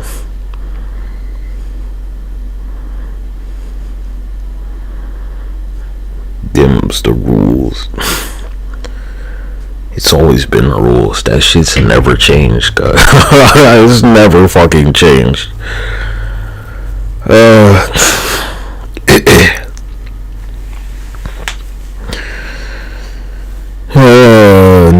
Never, ever has the shit changed. Why would your God ever want money? Why the fuck would they want silver and gold? Seriously. Because these things line the fuck up. Talking about you can't take it to the afterlife with you. Nigga, that's bullshit. Nigga, it's money. It goes everywhere. Coins, not bills, stupid. They're not going to take that paper. That shit is not going to be accepted, but they'll take a coin. And you can't put no fucking crypto coin on somebody's eyes, dumbass. You ever wonder why they keep trying to phase out money? So, you know, when you get to the afterlife, your ass ain't crossing over, nigga. That's why.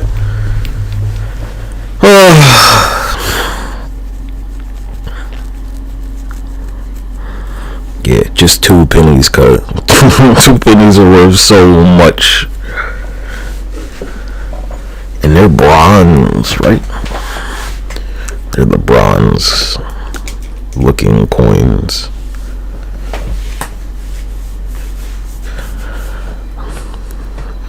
I don't know, it's hard for that shit to tarnish.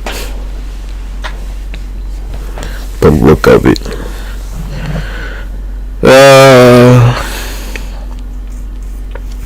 Well, back to business. Huh, 4 minutes, man.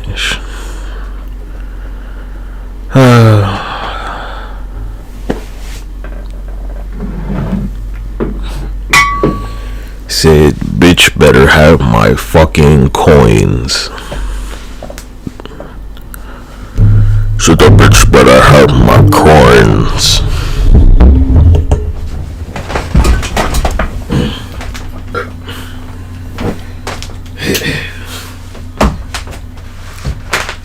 No, nigga, they ain't taking no fucking Chuck E. Cheese tokens.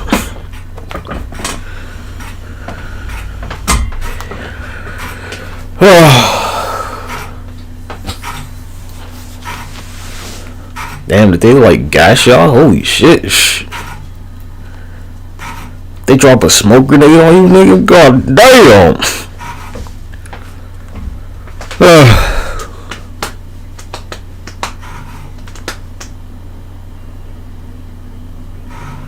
Cho tao bi gu mao. Cho tao bi gu mao. Don't act like you ain't no cuh. I don't know who told you that bullshit. Look, the Bible references the Bible, excuse me. It directly references, makes reference to the Pharaoh. It's a direct reference to the Pharaoh, cuz it says the Pharaoh.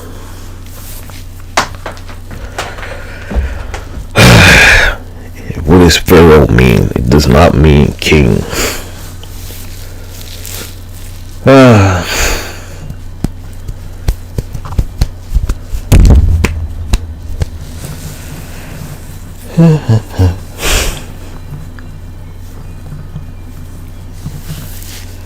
You ever got one of them emails from some scammer where like, yeah, you know, they're in blah blah blah. It's usually like they're in Africa or something.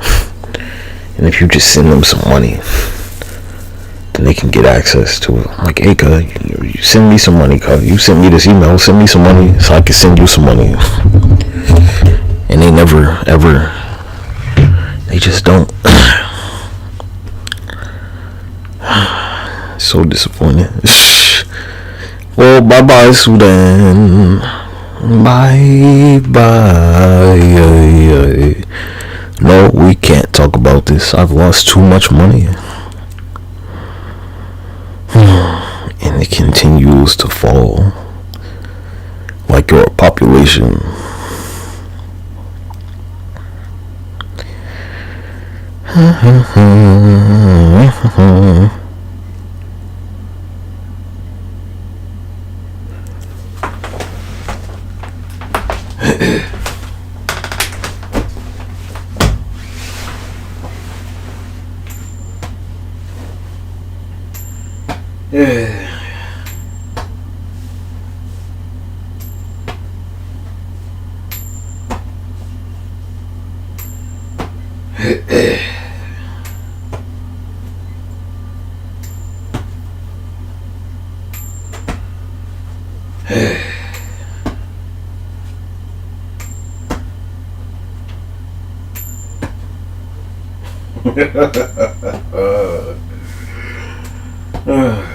You can never get their souls back.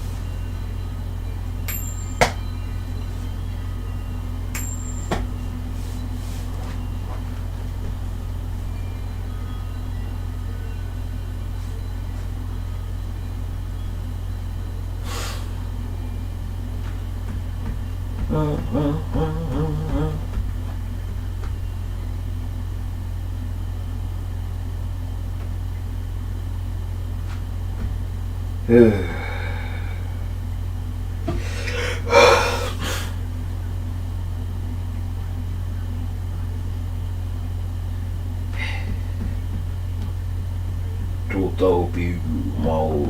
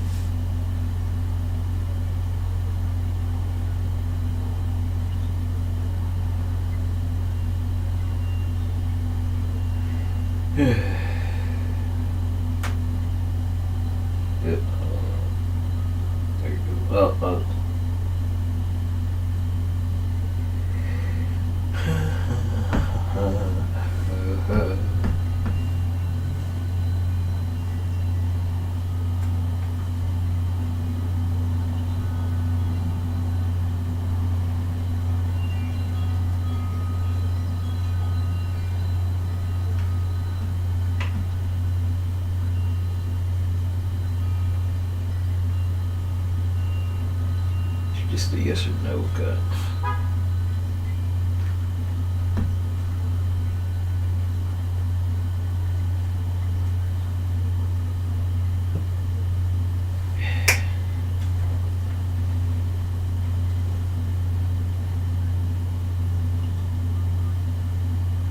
Oh, my bad.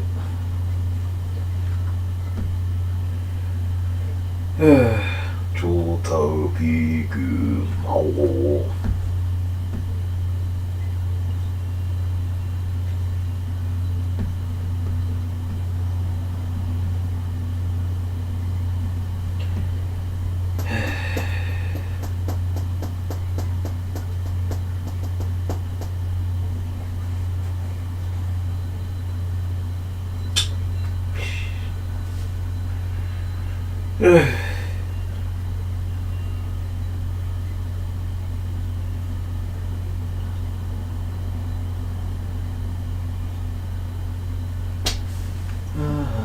cut.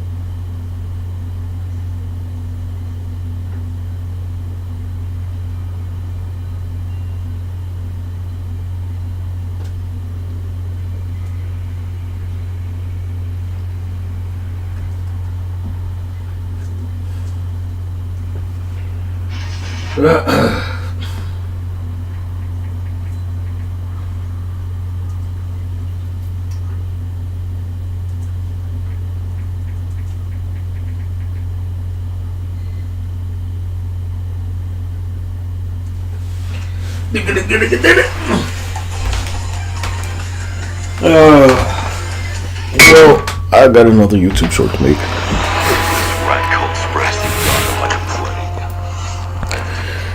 Yeah, it's pretty cool. This is 0 degrees Celsius, ain't it? From drought to snow.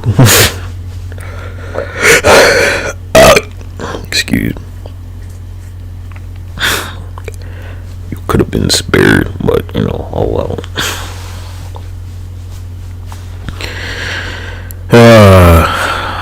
Yeah, that shit, it's going to evaporate. It's not going to solve your drought problem. Because I'm really good at this shit.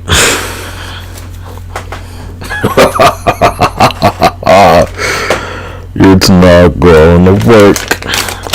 Especially with all that salt water pushing up.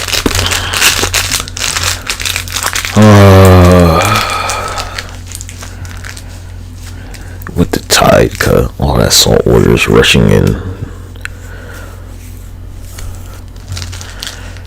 It will cause the land to break apart. Your shit will fall into the ocean. I paid attention in geography, stupid. Banana. I don't really care. Doesn't matter, actually. Well, I'm ready to go do some shit. Try not to hurt yourself. The smartest pick if Pete Seth doesn't work out here because make sure you got some coins in your pockets. I don't know, put them in your sock or something, whatever. You ever wonder how they can always pull one from behind your ear? Yeah, they stole your shit. That's your fucking spirit coin, nigga. You wonder where that joint came from? Where they pulled that coin from behind your ear? You know why? Do you understand the significance of that shit now? Nigga, you got robbed. They stole your shit. They didn't have no fucking coin in their hand, dumbass. They stole your shit, nigga.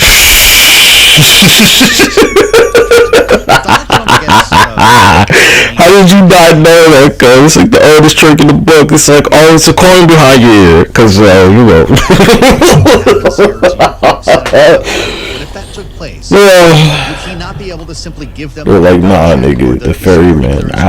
Nah, it's my coin now. That's how that shit works, dumbass. Just as president, give everyone security clearance, right? Why you think that's one of the oldest fucking magic tricks? The coin behind your ear. As president, I agree with you, and I think many people that are listening right now would agree that I understand the point that he doesn't trust the FBI for various reasons. However, there is a process in place, and one of the main issues when you go through these security clearances is obviously the general stuff that you would think that you haven't done anything horrible in your past. But one of the most important things is the financial any financial issues that you would have, that you would be a target to foreign governments to take bribes. And so that, to me, with some of the people that, you know, that are obviously serving presidents, no matter who it is probably one of the most important things, because you're not going to really normally nominate someone that has criminal pasts, but this whole financial aspect is something that's really important for some of these nominees. Yeah. Well, okay, and well stated here. When it comes to the various levels of security clearance, I know you could give us a clinic on this, and I don't want to get too far into the weeds, but how many are there? If you're going to run an agency like the Pentagon, for instance, or a law enforcement agency like the FBI, that would require obviously the highest. But when we start talking about Scott Bessent, for instance, some of the other nominees, how many different shades of clearances are there? Well, there's a very interesting fact here, which I learned when I was going through mine. So the normal or top secret, and then top something called TSSCI, which is a higher level, which is kind of what someone like the Secretary of Treasury would get. So it's a high level, higher than top secret, which is more the general clearance. But the interesting dynamic here are there's code words that you can get, and so that means that you can read into certain programs throughout the federal government, and there's not one person, including the President of the United States, that has the ability to read into every single code program in the country. So, like Treasury, for example, has they deal with a lot of terrorism insurance or terrorism funding through the department. So obviously those programs, the Secretary of Treasury would be read into, but he's not necessarily going to be read into programs of something that's happening in the ground war in Afghanistan.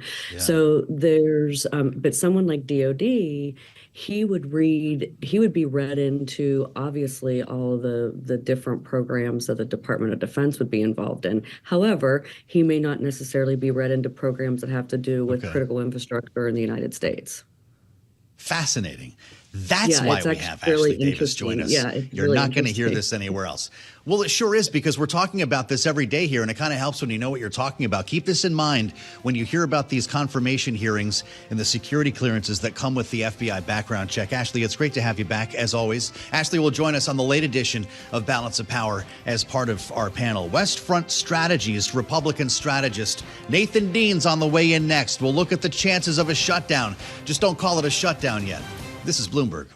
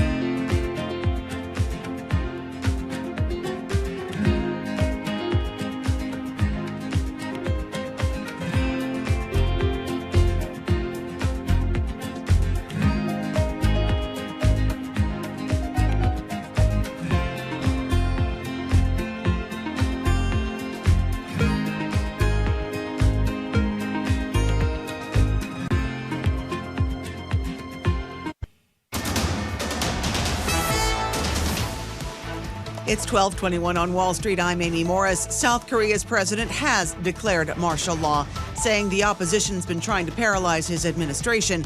Lawmakers have voted to request they lift the martial law. It hadn't happened yet. And South Korean officials have said they'll provide unlimited liquidity to markets if necessary. The won now down 1.7%, trading at 14.28 against the dollar. French lawmakers will hold a no-confidence vote against Prime Minister Michel Barnier tomorrow. Far-right leader Marine Le Pen and a left-wing coalition are expected to join forces to topple the French government, creating uncertainty around the budget and an unknown potential economic and financial impact. The euro is little changed, trading at 105 against the dollar. And we check the markets for you all day long here at Bloomberg. The S&P 500 down 0.1%. NASDAQ is little changed on the upside. The Dow is down 0.2%. The 10-year Treasury yield at 4.21% and the 2-year yield at 4.17%. China ratcheting up tensions with the U.S. over trade, with a ban on several materials with high-tech and military applications. A tit-for-tat move after President Biden's administration escalated technology curbs on Beijing.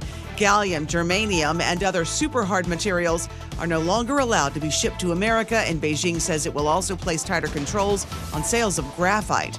For on-demand news 24 hours a day, subscribe to Bloomberg News Now wherever you get your podcasts. I'm Amy Morris, and that is a Bloomberg Business Flash. Let's go back to Balance of Power with Joe Matthew. Amy, thank you so much. Watching Wall Street for us as we watch politics here from Washington, although Amy just put her finger on the story that we want to spend a little more time on, and that's what's happening today in South Korea. If you've been watching your terminal, if you've been with us online, you're aware that the president of South Korea, President Yoon, has declared martial law. There is, of course, a market aspect to this, as Amy just brought forth, but we want to talk about the politics behind it with Bloomberg News Asia Economy and Government Executive Editor Dan Tnxp, who is constantly updating our top live blog on the terminal and writing for Bloomberg News. Dan, it's great to have you, and thank you for joining us. We've got a couple of updates here that are very important as the legislature has now acted. Lawmakers voting to request the lifting of the martial law. What is the difference between that vote and actually ending this state of affairs? Is this said and done? Does it come to a close in the next day?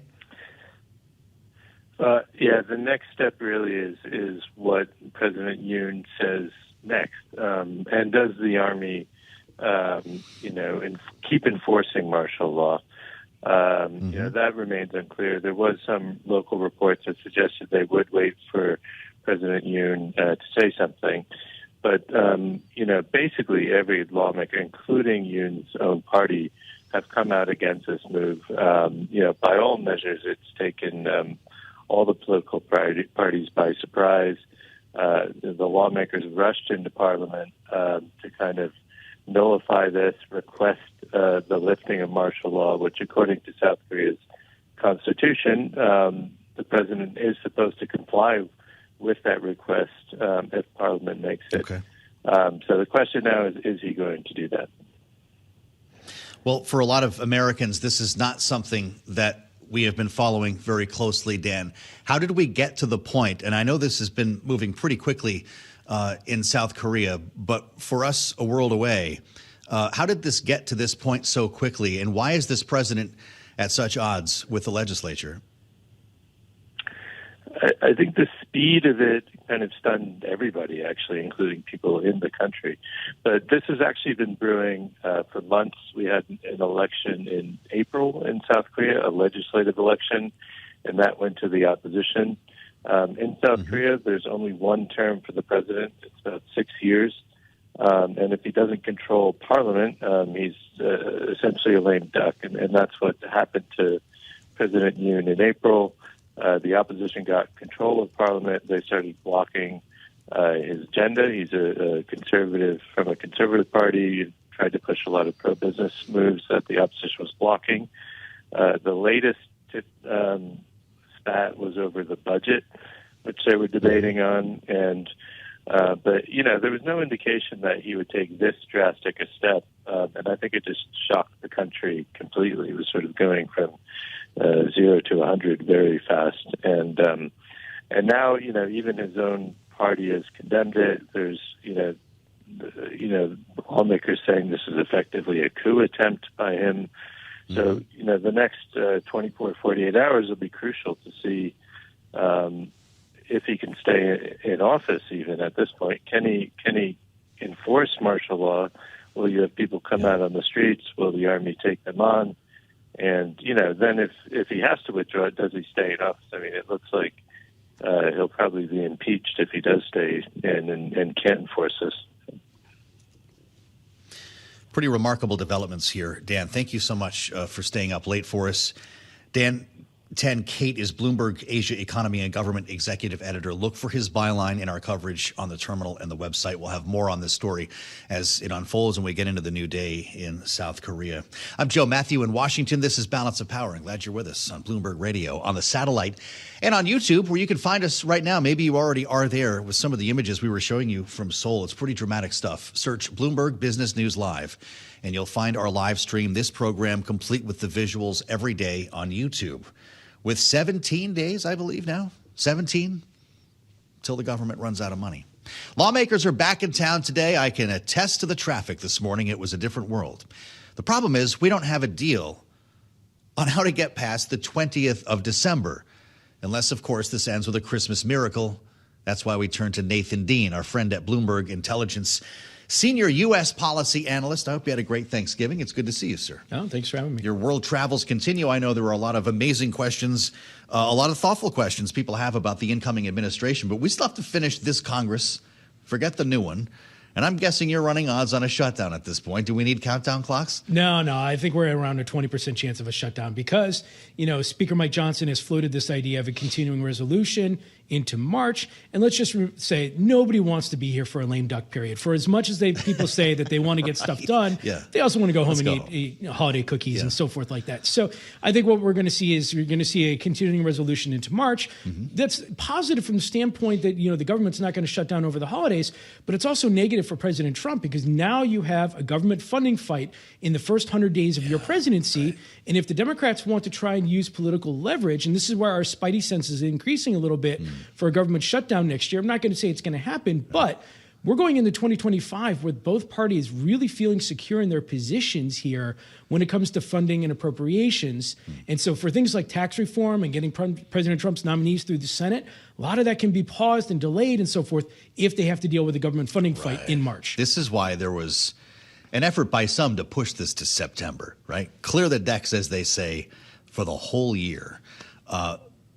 Defense hawks aren't going to let that happen. Would Donald Trump even want that to happen? He wants his fingerprints on the budget, right? Yeah, absolutely. I mean, and Speaker Johnson's position is look, let's wait till next year because we have the House, the Senate, and the presidency. And we also have a president that has just won the popular vote in the election. That's a good position to be in if you're trying to dictate your policy goals. But just remember, when it comes to appropriations and funding, you need 60 votes in the Senate. The filibuster still applies. And so, again, I'm not saying that there's going to be a shutdown, but there have to be Democrats out there saying, look, how can we use this to our political advantage next year if there is a funding fight within the first 100 days of the presidency, especially when you have folks like Representative Scalise out there saying tax reform is going to be done on day one. They're going to start working on January 3rd, even before the inauguration. So if this funding fight gets kicked in March, tax reform, and this is where our base case scenario of the tax reform reconciliation package is, you're looking at more like May, June, and July for that actually to take happen. Wow. So the first half of this year is going to be wild, we can establish, and Mike Johnson might have a smaller majority than he has now. We're in a world where it could be truly a majority of one if Donald Trump's nominees are cleared, if this California race ends up flipping to Democrat, and yet, look, you have one absence and you don't even have a majority. So how do you craft a budget in that world? Yeah, so there was a lawmaker on the House Financial Services Committee who said, we're essentially one heart attack away from the House flipping. That's the truth. And, this is going to be the extreme challenge because right now we're in the optimistic period. I mean, from the Republican Party standpoint, they're going to have the presidency, the Senate, the House, and so forth.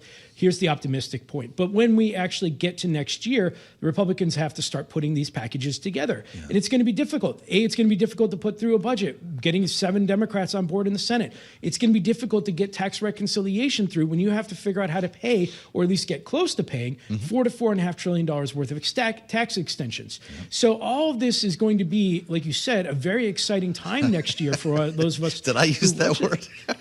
It's going to be very much a time where you want to pay attention to the, to the news cycle and so forth like that. But everything's got a process. There's really no, outside of this government shutdown fight in March, there's really nothing out there saying something has to be done by this date, which means Congress usually slows down and kicks the process out even further. So let me play the role of your client, right? I'm the terminal subscriber. I get Nathan Dean on the phone. Nathan, what does that mean for the market in the first quarter or the first half of the year? Because that could be a roller coaster when a lot of people think we're just going to melt up into Trump heaven. Yeah, so let's talk about what President Trump has the power to do versus what Congress has to do. So President Trump has two things that he has the power to do that he's really pushing, and that is immigration reform, the deportation of undocumented workers, and also tariffs. So if you think of that as like your first catalyst event next year, the tariff is a real risk/opportunity. If you've been paying attention, you know there's a lot going on there. Markets know it's coming, though, at least, exactly. right? And we have an 80% chance on tariffs coming no matter what happens. Across the board? Well, it just really depends on who's whispering in the White House's ear at a certain point. So we don't know if it's going to be broad or specific, but as we go on, we'll learn more. But tariffs and immigration reform are the first things that are going to happen next year. And then you have this tax reform, which takes place via an act of legislation via Congress. And that is where things can slow down. So if you're looking at trying to figure out how to game 2025, that tariff, that real risk/opportunity there for tariff is the first step. Again, we think it's headline risk. President Trump will sign an executive order directing the Commerce Department to come back with a study. That study will probably take 2 to 3 months. Then those tariffs come into fruition. And then the second act is this tax extension debate, which is probably May, June, or July of next year. So the second half will be as fun as the first half of the year. In a remaining couple of minutes here, does anything else happen in the lame duck? We've got an NDAA that's said to be must pass. That doesn't quite feel that way anymore. Farm bill, we just kick that to next year too? Yeah, so I think the Farm Bill, you're going to have a 1-year extension. I mean, Senator Debbie Stabenow is retiring. She just released her Farm Bill a couple weeks ago. Got a bit of a yawn, though, didn't it? Yeah, exactly. Nobody ever releases legislation 5 weeks before they leave the building. Before they leave Ask the building. John Tester. So I think the Farm Bill will have a 1-year extension to next year. The NDAA, we're actually somewhat positive on that passing, just because Congress, for all the bluster, really doesn't want to touch the Department of Defense. But there are lame duck priorities out there, like Senator Durbin's credit card competition bill, or even a stablecoin bill, in which some proponents have said we're going to try and get this into the continuing resolution or into the NDAA. We think most policymakers are going to say, no, give me my holiday cookies instead. You're right. Okay. Let's kick the can to 2025. If they get a number, a top-line number, just quickly in the NDAA by the end of the year, does that give some defense hawks a chance to hold their nose and vote to kick the can a little further on a continuing resolution? I think so. I mean, I wouldn't say it's really all that much. Again, people don't really want to play politics with the Department of Defense so much. So, but it's much easier now for defense hawks to have an issue with President Biden versus President Trump. Oh, true. Good to see you back in the country for a moment at least. He's ours from Bloomberg Intelligence. Nathan Dean. I'm Joe Matthew in Washington. We'll assemble our panel next. Rick Davis, Kristen Hahn on the way in with analysis on the transition and the other news here impacting Washington with, what did I say, 17 days to a shutdown. I said it out loud. This is Bloomberg.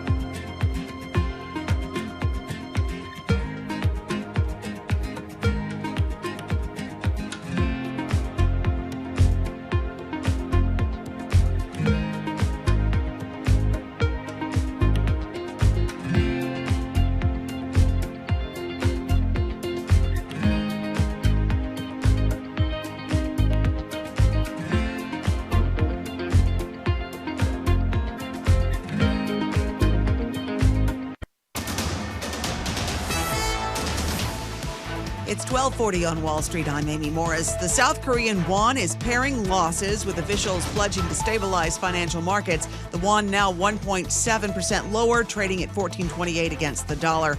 After South Korea's president declared martial law, the finance minister said that they will provide unlimited liquidity to stabilize markets. Lawmakers in South Korea voted unanimously to lift that martial law. We do check markets for you all day long at Bloomberg. The S&P 500 is little changed. NASDAQ little changed on the upside, and the Dow is down 0.1%. The 10-year Treasury yield at 4.2% and the 2-year yield at 4.16%. BlackRock has agreed to buy HPS Investment Partners, an all-stock deal valued at roughly $12 billion, a purchase that will propel the world's largest asset manager into the highest ranks of private credit. BlackRock Chairman and CEO Larry Fink. The planned combination will scale our offering to a top 5 private credit franchise and differentiated investment performance.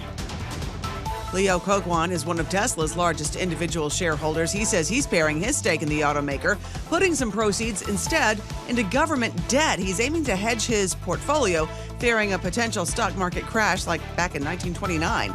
Tesla shares now 2.2% lower.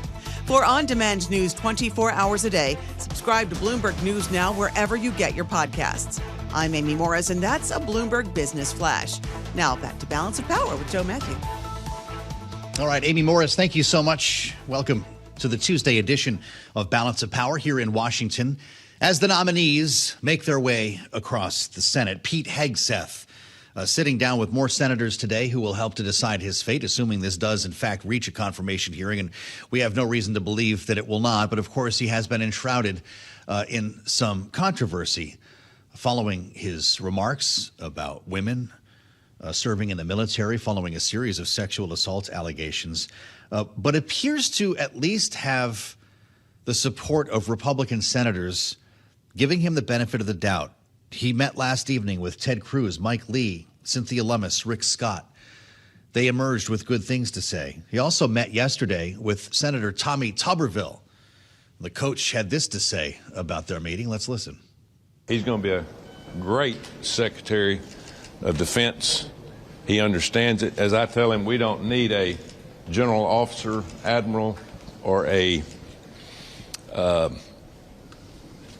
person of high command. We need a drill sergeant in the military. We need somebody to straighten the military out, to get the woke, the DEI affiliation out, and go from there.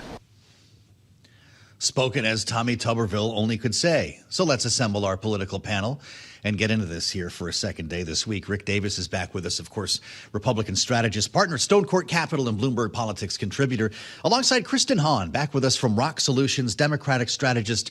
It's great to see you both. Rick, what do you think? Does Tommy Tuberville know what's best for the Pentagon? He says, again, we do not need a general. We don't need an officer, an admiral, or a person of high command. We need a drill sergeant. Is that right? Well, I know I don't have to remind you, but he was the sole vote hold up hundreds of promotions in the general staff during the period of time, that probably for 9 months. So nobody dislikes him more than the Pentagon. And so a full endorsement of this candidate has very little weight within his own caucus, certainly not within the Pentagon, especially his disdain for the General Officer Corps. Well, it does seem that he's getting the benefit of the doubt, Kristen. And I think, we could talk about the specific allegations, the controversies, the settlement that he paid. But just broadly speaking, should we be looking for people of experience who have authority over the agency that they're going to be running, who have a background to fall on here? Or is it about simply tapping disruptors? I'm not sure what the drill sergeant would mean. I guess he wants to knock the woke out of the Pentagon. But these agencies need managers, don't they? I think they do. I think that should probably be the baseline. And unfortunately, I think with many of Donald Trump's picks, there doesn't seem to be an adequate baseline for who going into these really important positions. The matter of fact, he just doesn't have the experience that's necessary to go in and run an organization as large as the Department of Defense. And it's unfortunate that, it seems that he will not have the confidence of many over there when he takes this position. I think that a lot of these appointees, a lot of these senators would do well to ask serious questions, not just give a rubber stamp. I know that Matt Gaetz withdrew and made all their lives much easier in that respect. But, some difficult questions need to be had, even though this is clearly Donald Trump's pick and they want to go along with it. We're going to continue our conversation here with Rick and Kristen. I just want to mention quickly a headline that just crossed the terminal. Emmanuel Macron says he will not resign before his mandate ends in 2027. This is a red headline on the Bloomberg terminal right now as we bump into more geopolitical news today. Rick, your thoughts on the idea of a manager versus a disruptor? I know that Donald Trump partly got elected to put disruptors, if we can use that word, in place of many of these agencies. But something as sprawling as the Pentagon does require a manager, does it not? Yeah, I think certainly you would want someone who could do both, right? But I think in this case, it's pretty clear Donald Trump's intention with Pete Hegseth is to have a talking head in the Pentagon's secretary's office.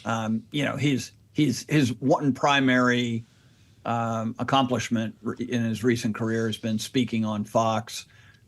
We know Donald Trump likes people who can speak on television and articulate his plans, and that's pretty clear where this is coming down. We've gotten just a notification. I don't know if it's been confirmed that Steve Feinberg may be appointed the Deputy Secretary of Defense. Steve Feinberg is an extraordinary individual, CEO of Cerberus Asset Management, a billionaire, and has been involved in the defense industry for decades and served on Donald Trump's President's Intelligence Advisory Board as chairman.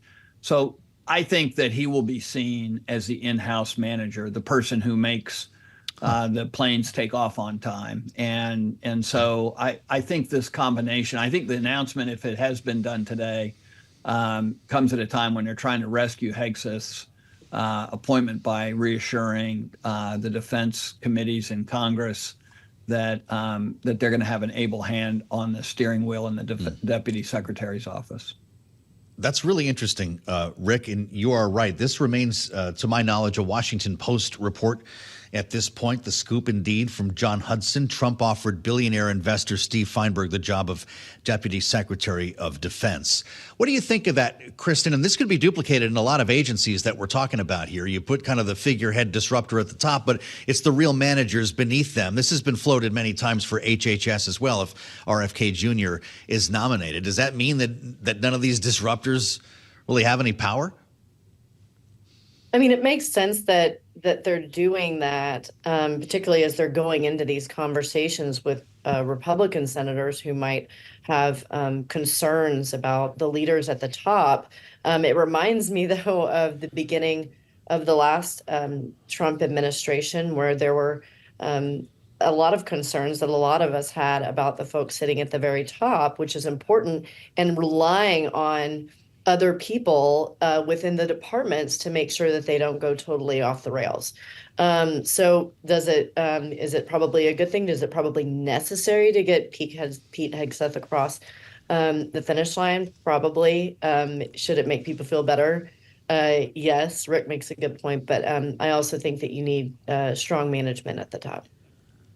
Yeah, interesting. Some of the allegations against Pete Hegseth that involve a couple of veterans organizations that he was working with, the CVA among them, where there was a whistleblower report said Hegseth got drunk, quote, to the point of needing to be carried out of multiple work events, that he and others, quote, sexually pursued the organization's female staffers despite being married. And Rick Davis, this has Jonathan Martin at Politico thinking out loud this morning that Pete Hegseth, if he cannot be confirmed, should be followed by Joni Ernst, of course, a veteran and someone who's been deeply concerned and has been very active in trying to limit sexual assaults inside the military. She'd be confirmed in a heartbeat, likely, and would be a pioneer to lead the Pentagon for Donald Trump. Does that sound like a plausible scenario to you, Rick? Well, I think Joni Ernst would be a spectacular Secretary of Defense in so many different ways. Her leadership on the committee, the Senate Armed Services Committee, has been stellar. But the reality is she didn't have the greatest relationship with Donald Trump, especially during the caucuses in Iowa last year. She and her governor, Kim Reynolds, did everything they could to basically try to see Donald Trump not succeed. And I don't know how well that's been patched up to this point in time. So knowing how much Donald Trump relies on loyalty as the first sieve and selection process, I doubt if Joni would make her way through it. If anything, she may be the worst nightmare of Pete Hegseth's ability to get confirmed. Well, that's true. And I think that probably is more likely. Well, it's a question about whether there's going to be another scalp here, Kristen. You know, we had a similar conversation here yesterday about some of these names, and we spoke more specifically yesterday about RFK Jr. I guess Pete Hegseth is getting his turn now. And I heard from some folks who said, well, stop criticizing Trump. I haven't even really mentioned Donald Trump. We're talking about the people he chose here to go through an incredibly difficult confirmation process. That's the case every 4 years. That part doesn't change. But I wonder, in the wake of Matt Gaetz dropping out here, if there is another scalp, Kristen, or if that's the way this works. He was the sacrifice play here, and the rest of these people will be confirmed. I don't know if Donald Trump thought that far in advance or that strategically, but, you know, it's kind of like a race to the bottom, and then everybody else squeaks through. I mean, they can't, you know, if you're a Republican and you just won re-election and you're looking at this as a mandate, you have to kind of pick your battles. I think that with the nomination of Kash Patel to lead the FBI, which is just outrageous in a lot of people's minds, you know, maybe the focus, at least a little bit, has already has shifted. So, I mean, we'll see. But I think that, you know, you've got some difficult decisions here, and we haven't heard a lot about RFK in the last couple of weeks. So, well, it depends what you're reading. There's a lot out there. Rick, we started this hour talking with Ashley Davis about this idea of subverting, somehow circumventing FBI background checks. I know we've talked about this a bit, but it's turned into a standoff here. You've got Senator Wicker, among others, saying that we could be on the verge of a breakthrough. But is this going to be the new normal? Can Donald Trump make this change where FBI background checks go to the wayside because no one trusts the agency? Well, I mean, we certainly know Donald Trump doesn't trust the agency. I mean, he's had a very difficult relationship with the FBI ever since he became the nominee for the Republican Party in 2015. So the reality is nothing has changed in his relationship with the FBI. He doesn't give them any credibility whatsoever. And remember, he's a provocateur, right? So there are many instances where I think he put some of these names out to just see how they do. I don't have any doubt Matt Gaetz was exactly that example. You know, gee, if he gets through this process, it shows how much control I have. But if he doesn't get through, he's so crazy, nobody will blame me. And I mean, he is trying to disrupt, and it's hard to disrupt when you're, you know, the president-elect. So I have absolutely no doubt he will go right down the line and try and force nominees through without FBI background checks. And it's really ball in the Senate course.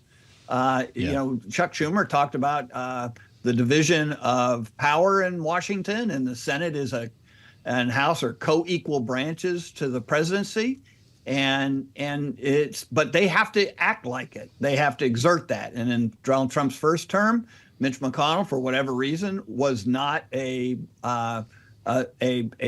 block to some of Donald Trump's more outrageous demands. And, you know, the question is going to be, how does the Senate handle it now? Not only these committee chairs, but also John Thune, the new majority leader. Pretty interesting indeed. Senator Roger Wicker, who will be overseeing Hegseth's confirmation as Armed Services Chair, saying that this is set to be resolved, this standoff, quote, in the next few days, unquote. So maybe we're on the verge of something here. We'll keep tabs on this for you, and we'll have a lot more to talk about with our panel in our second hour. Rick Davis and Kristen Hahn will be with us for hour number 2 as well, as we welcome our global television audience. With a dangerous world in mind, we have a couple of important stories to get to. Martial law declared in South Korea. We'll have the latest from our national security team on that, and an important conversation with the president of Georgia, the former Soviet Republic, deciding to suspend negotiations to join the European Union. That is all ahead here on the fastest show in politics, so stay with us. Of course, I'm Joe Matthew in Washington. This is Bloomberg.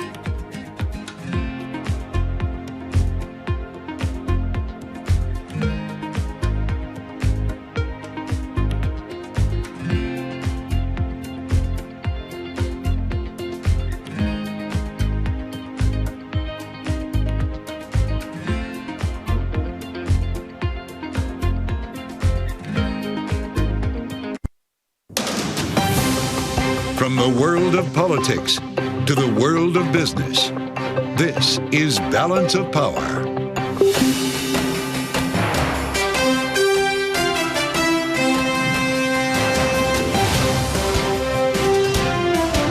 Live from Washington, D.C.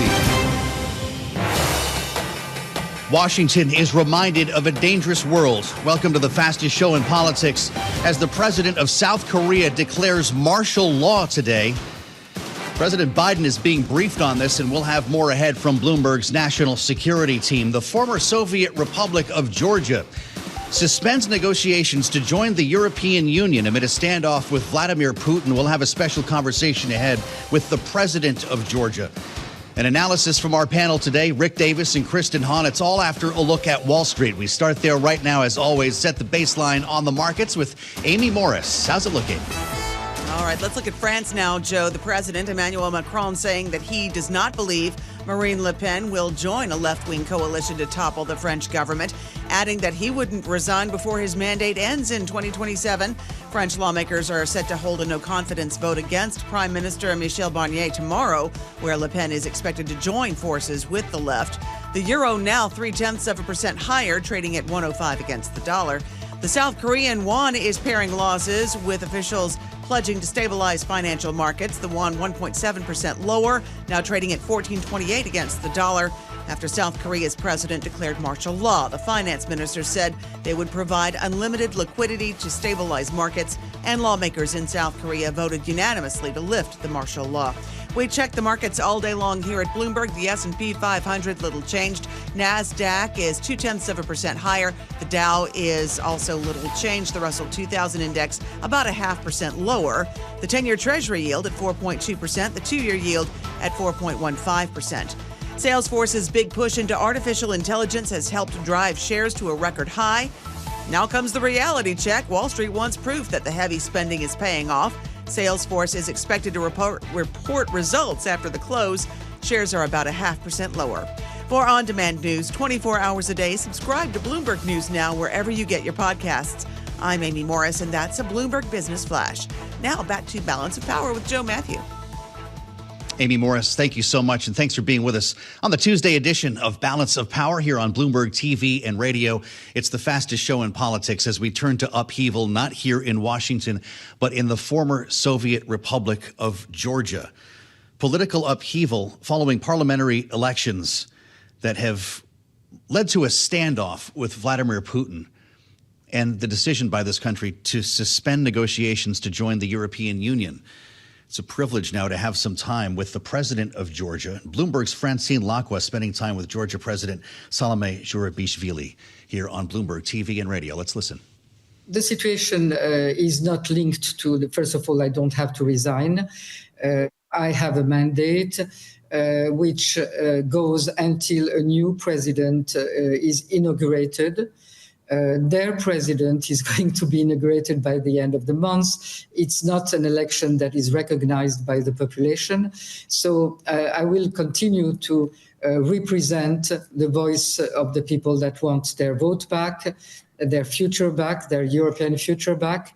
And I will stay, which doesn't mean that it's not an alternative power, because I don't have any power. I'm staying in the constitutional framework completely, again, despite what the official propaganda is trying to portray. But there has to be someone that is the voice of the nation that wants to keep its European future. And I intend to continue to do that, and to be also the contact point for our partners, our European and American partners, for the media, the voice of the people. President, as you say, the current wave of protests is quite big but decentralized.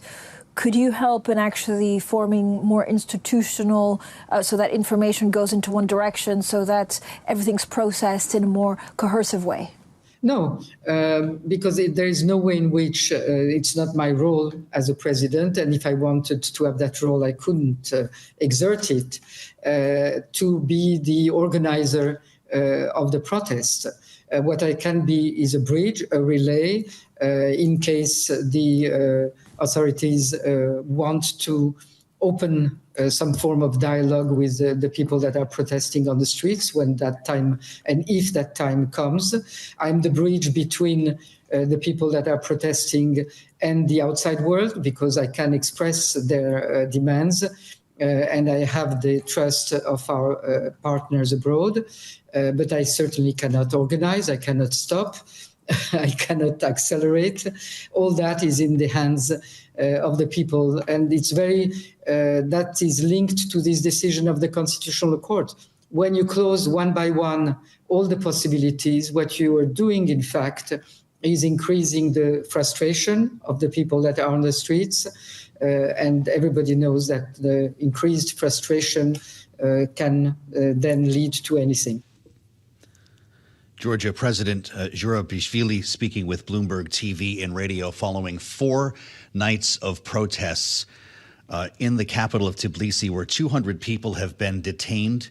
Opinion polls, we should note, make it very clear that most Georgians want their country to join the European Union. And so we find ourselves again in a standoff between Vladimir Putin and the West and Georgia in the middle here. We're joined by Rosalind Matheson, Bloomberg News Director for Europe, Middle East, and Asia, live from our world headquarters in New York for more now. Rosalind, it's great to see you. Is this the end result for Georgia to join the EU, despite what we're seeing right now? Is it inevitable? Well, there's a lot of that conversation around, is this reminiscent of the Maidan revolution in Ukraine? Of course, we saw, remember, quite some years ago, the protests that erupted there, the idea of Ukraine wanting to draw closer to the EU and being stymied again politically. So lots of questions, are we seeing that again in Georgia? And there are similar moods that we see, the desire by people in Georgia to draw into the EU, but also differences. The protests that we're seeing in Georgia are quite fragmented. There's no great central organisation, and so it could be easier for those protests to be subdued. You've got to have momentum on your side in this case. And so are we about to see, the witnessing of a Maidan-esque revolution in Georgia? The circumstances are similar, but they're also quite very different. And it is an uphill battle, really, to see the protesters gaining the upper hand here. It's in a way not quite reminiscent of Belarus in the region, but also, protests in Belarus got put down and put down and put down into momentum, really faded. And that's possibly, the scenario that we're going to see in Georgia instead. I'd like to ask you about what's happening, meantime, in South Korea. This is something that is moving very quickly and broke just a couple of hours ago with a declaration of martial law from South Korea's president. Pretty remarkable to watch all of this happen. Lawmakers managed to get back into the parliament and vote to rescind that martial law, but it's unclear exactly what the next steps will be. What's your take on this? That's right. It's quite a shocking development for South Korea. This is emergency martial law, not military martial law, but it would give the president quite an extra suite of powers at his disposal, and it comes against that backdrop of political gridlock in South Korea. He doesn't control parliament, he can't get bills through, but equally resorting to emergency martial law does seem to be quite a step, and it's really shocked the South Korean people. It shocked his own party, who didn't seem to know this was coming. And as you said, parliamentarians getting into parliament very quickly to vote to rescind it, because he does need parliament to approve it. The question is, what does he do now? Does he ignore parliament? Does he try and bypass parliament? Does he have the ability to bypass parliament? Does this fade off pretty quickly? Has it weakened him as a president past the point of no return? There's a lot of unknowns here, but in a country that has a long and troubled and tricky past with the military, be it military rule or martial law, many episodes of martial law over the years. And because of that, South Koreans really prize democracy. So it's hard to see how this goes down very well with the South Korean public as a result. Well, yeah, the optics are something to see the special forces enter parliament here. The president suggesting this is a coup. Is that how we should be looking at this? Well, there's lots of big words being thrown around, including by the South Korean president. I mean, coup is a very loaded word. And, you can see that he's been acting the way that he thinks, what he needs to do in the minute. But again, there's a strong tide already in South Korea of disquiet at what he's doing or attempting to do. And certainly all the opposition parties, even his own party, saying this is quite an extreme step to be taking. He keeps invoking North Korean forces, but never being specific about what he means by that. North Korean forces of tides operating inside South Korea. So it's unlikely to see he's going to have a lot of public support for this. And certainly it's interesting to see where the military is going to end up. But it's a very messy situation right now in a very tricky time for South Korea. So we can see that's why the markets are obviously very unnerved by it, and the question of confidence in South Korea, neighbours watching very closely what's going on. But it's a very, very fluid situation right now. Just quickly, Rosalind, does the Biden administration, we understand the president's being briefed on this while he's in Africa, does the U.S. have much influence in outcomes at this point? Well, it's unclear what influence the US has directly at this point in time with the Biden administration. But of course, South Korea is a key ally of the US in the region. I mean, the US is a big supplier of military support, as we know, US forces stationed there. So a very strong interest in what's happening and in the level of security continuing. Stability in South Korea is very important for the US. Rosalind Matheson, great to have you with us. Bloomberg News Director for Europe, Middle East, and Africa. We covered almost all of them in this conversation. It's great to have you with us from World Headquarters in New York as we add a voice from our national security team from here in Washington. Considering the dangerous world all in one conversation here, we move from what's happening in Georgia to South Korea and now to Syria, where we've been following developments here in an active rebellion against the regime of Bashar al-Assad. Nick Wadhams is with us now in Washington with the latest on this. Nick, it's great to see you as Russia now launches airstrikes in support of the Assad regime. Assad went to Moscow as soon as Aleppo fell. Where does this stand right now, and can Putin be his savior again? I think there's a real feeling that Putin is stretched very thin. I mean, his priority is Ukraine, and I think that's in part why you've seen what you've seen in Syria, this uprising sort of out of the blue. I mean, the Assad regime essentially has lost its two main backers, Russia and Hezbollah. And in a situation like that, there's a moment of weakness that is being exploited. So, I mean, what this says to me really broadly is just how much October 7th and the fallout from the attack on Israel and Israel's campaign has just completely reoriented the region. And what's to come. And essentially, my feeling is no one really knows. I mean, you can see some Russian airstrikes, but, I mean, they need every ounce of materiel, every soldier, every pilot focused on Ukraine, where they are making gains. And that's something that he's going to really want to press. Are we going to see a world in which the U.S. military and the Russian military are essentially sharing airspace over Syria? We've been here before.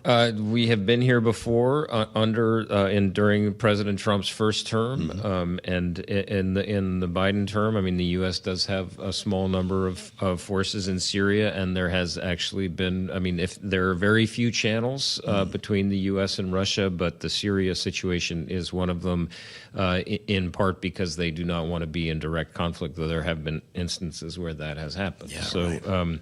It's a very tense situation, but that is not a place where the U.S. and Russia really want to come face to face. You mentioned October 7th. There was a feeling of hope last week when a ceasefire was announced between Israel and Hezbollah, and Joe Biden indicated that it might help to unlock a ceasefire with Hamas in Gaza. There are questions about whether we can even call this a ceasefire any longer, as Israel's military strikes what they call terror targets in Lebanon. Airstrikes last evening in some other areas of the country. What do we call this now? Well, it's a great question. I mean, I think what you're seeing, the U.S. argues that, yes, there have been violations of the ceasefire, but not enough to say that this thing is dead. And what they say is that, yes, violations, but the incidence of the number of attacks has really fallen drastically, both by Hezbollah and by Israel. So they're saying it is holding for the time being. What you have seen then is the administration, I mean, they really are putting a lot of their hopes in this ceasefire holding precisely because what you mentioned, that they want to use this momentum to push for a ceasefire with Hamas. And the issue there is, well, if Hamas doesn't have support from Hezbollah to keep going after Israel, they're going to be under renewed pressure to do something. So they see this as a window of opportunity that really is closing very fast, because who knows what's going to happen when President-elect Trump comes into office. Well, we got a little bit of a sense, I guess, with that posting on Truth Social yesterday, hell to pay in all caps, presumably talking about Hamas, but he didn't indicate that if hostages were not released by the time of his inaugural, there will be hell to pay. in the region. I don't know what the exact wording was, but the greatest strike in the history of whatever hits you harder than, which recalls some of the Trump tweets in the first administration. He's really hoping to have a Reagan situation where hostages are released on the evening of the 19th or on the 20th while he's taking that oath, right? Well, I would never presume to get inside the head of the president-elect. I think, listen, he wants the hostage. He essentially campaigned on the idea that he would bring peace to the region and to Ukraine without really giving a lot of specifics on how he would do that. He really wants that to happen. There's no question to me that if the hostages get released beforehand, I think you would see him take some credit for that as well, and potentially deservedly so. I mean, this is a huge priority for the Biden administration, but also for President-elect Trump. He wants this to happen very, very fast. So as for the tweet, I mean, yes, I covered the State Department during Trump's first term, and these are things that he did frequently, sometimes to great effect. I mean, a lot of the North Korea discussion and negotiation happened basically over Twitter, sometimes contrary to the desires and plans of his own Secretary of State. And then frequently you would see that threat and then it would dissipate and nothing would happen. So hell to pay could mean 1,000 different things, especially given that he's not even in office yet. Well, that's true enough. And Marco Rubio is not our Secretary of State yet. It does seem that he'll have a pretty easy confirmation. I don't know if that's what you're hearing, but will that be followed up by a world tour, essentially? What are his first couple of visits look like? That's a great question, because I think that will probably be, of the nominees, one of the very, very easiest. I mean, obviously, Senate decorum, his colleagues in the Senate will breeze him through, but he won't have any trouble there, I suspect. But the question for me is, well, who's going to really have control over U.S. foreign policy in Trump 2? I mean, he's already appointing all of these ambassadors and envoys without Marco Rubio being confirmed. So we have a potential envoy for the Middle East. We have one for Ukraine. We have an Israel ambassador. I mean, these are all people who will report straight to Trump. And it fits with a broader trend we have seen, which is the State Department playing a smaller and smaller role in the formulation of foreign policy, and that power really being stuck at the White House. And particularly given President-elect Trump's attitudes and the way he executes on foreign policy, I think you can expect to see that continue. Yeah, that's for sure. The visits to Mar-a-Lago have been interesting. All right, time to jump in here. Looking at this shit. But you over there in Korea. Y'all niggas definitely going to war, cuz. There's no question. Get some FaceTime. After hearing your little details, all it takes. Already for your guys, like, y'all some communist sympathizer, consider that, like, I don't know, they were like, they pushed the South Korean democracy movement into the corner way back when. They were like on the edge. So, they declared martial law as a test to see how you react, and you failed heavily, panicking and shit. I thought all of y'all, like, you had to do military conscription or something, where you had to join the military. Why is this huge deal when all of y'all had to do it? Well, y'all finna lose the fuck out of a war with them, cuz. Holy shit. Oh my gosh.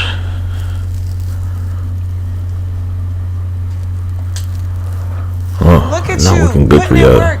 You a hustler. Look at your calendar, booked and busy. So you got Wives. I hereby declare an emergency martial law. Yeah, G. Ooh, sucks for you guys. From the threat of North Korean forces, and to eradicate the shameless pro-North anti-state forces that are depriving our people of their freedom and happiness. This measure is necessary to safeguard our constitutional order of freedom. Through this martial law, I will rebuild and protect the You got a weak government, my G. which is falling into the depths of national Y'all ain't gonna beat the North I will Korean. decisively eliminate anti-state forces who have been wreaking havoc and are the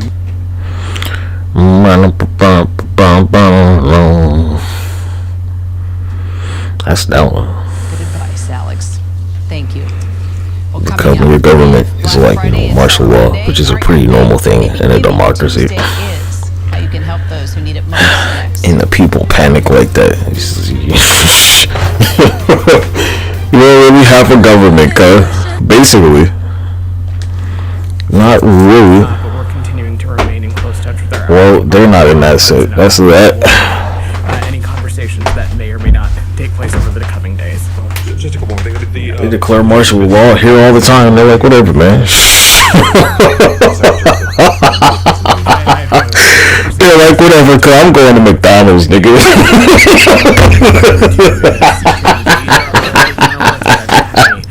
Like, the governor declare like martial law, so it will be the governor. The governor's the person that can do it. And they'll be like, yeah, cuz you want something from Burger King? What you want from Burger King, nigga? What you want from the liquor store, nigga? That's how it goes here. You're like, anyway, down at the liquor store. Sean, I'm not gonna. I'm certainly gonna keep private conversations as that. I'll keep them private. I think we were not notified of President Yoon's announcement in advance. Who can declare?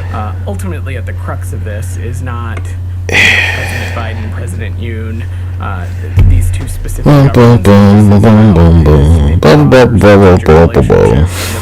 See, the governor. We have with the Republican I'm not some dumb motherfucker that don't know how the law works around here, cuz pretty much only the governor can declare it.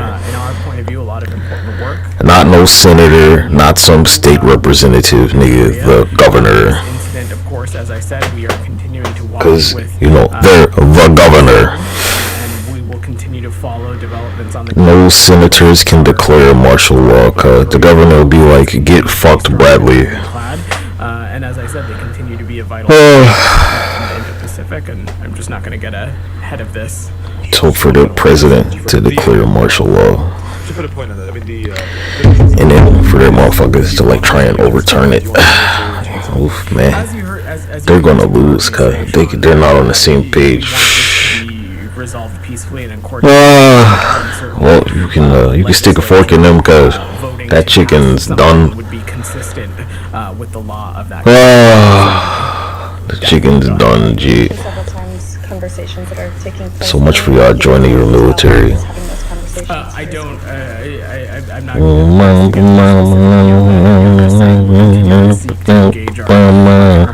Here in the United States, but also. You can't be like having freedom made you weak. That's not what it is. Y'all niggas just some pussies, cuz. Like, it's just martial law. It's not a big deal. Oh my gosh. And what's the message been from the administration? Sympathizing with the communist shit. I see your Korean street food. Y'all some fat fucks. In North Korea, it's like, nah, nigga. All that food goes to like their supreme leader. Just wondering, the U.S. ambassador to South Korea put out a statement on X encouraging American citizens in South Korea to monitor local news sources. My nigga, that shit that they eat in the South Korean street food that they show on YouTube looks like, I don't know, it looks like you'll die if you eat this shit. All the fucking calories that's in it. Well, this is Shannon, as you know, fluid situation. Their food makes the food here look healthy, cuz. What are you talking about? Than the safety and security of our citizens, especially those that are overseas. I don't have any. You seen it? You can't get like that South Korean fucking super cheesecake here, cuz. They won't sell you that shit. Go pull up any South Korean street food thing on YouTube, and it's like, they don't serve shit like that here, cuz. You could go to a gourmet restaurant and they won't have portions like that.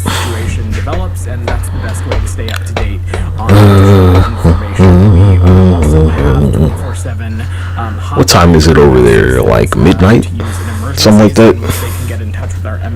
1 a.m. probably, I think. Updates on the situation via the embassy as the ambassador said, we encourage citizens I didn't have shit to do.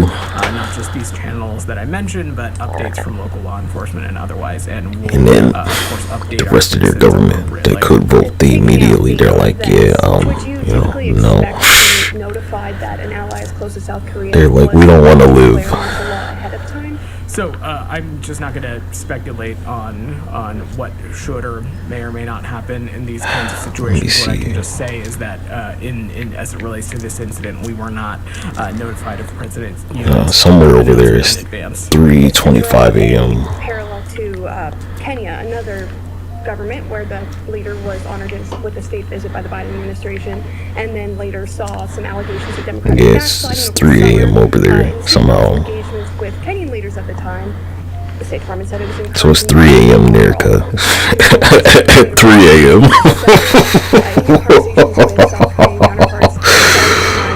Oh my gosh. assemble or other similar human rights. Certainly, that would be a message that we carry with any government in which we have a bilateral relationship. Of course, that would be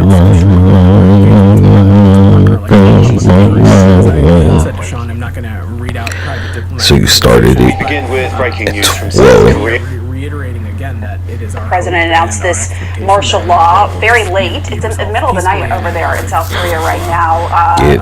The North Korean troops are in Russia, cuz it's a domino. And it's not a domino, it's like a marble where they're gonna roll over you. Thank you. I have no. Yeah, let's listen in a little bit. Analysis to offer as it relates to the DPRK in the context of this. Oh, you got a parliament. Oh, that's why. Well, I mean, you need to get them parliament niggas the fuck up out of here, cuz they're gonna get you killed.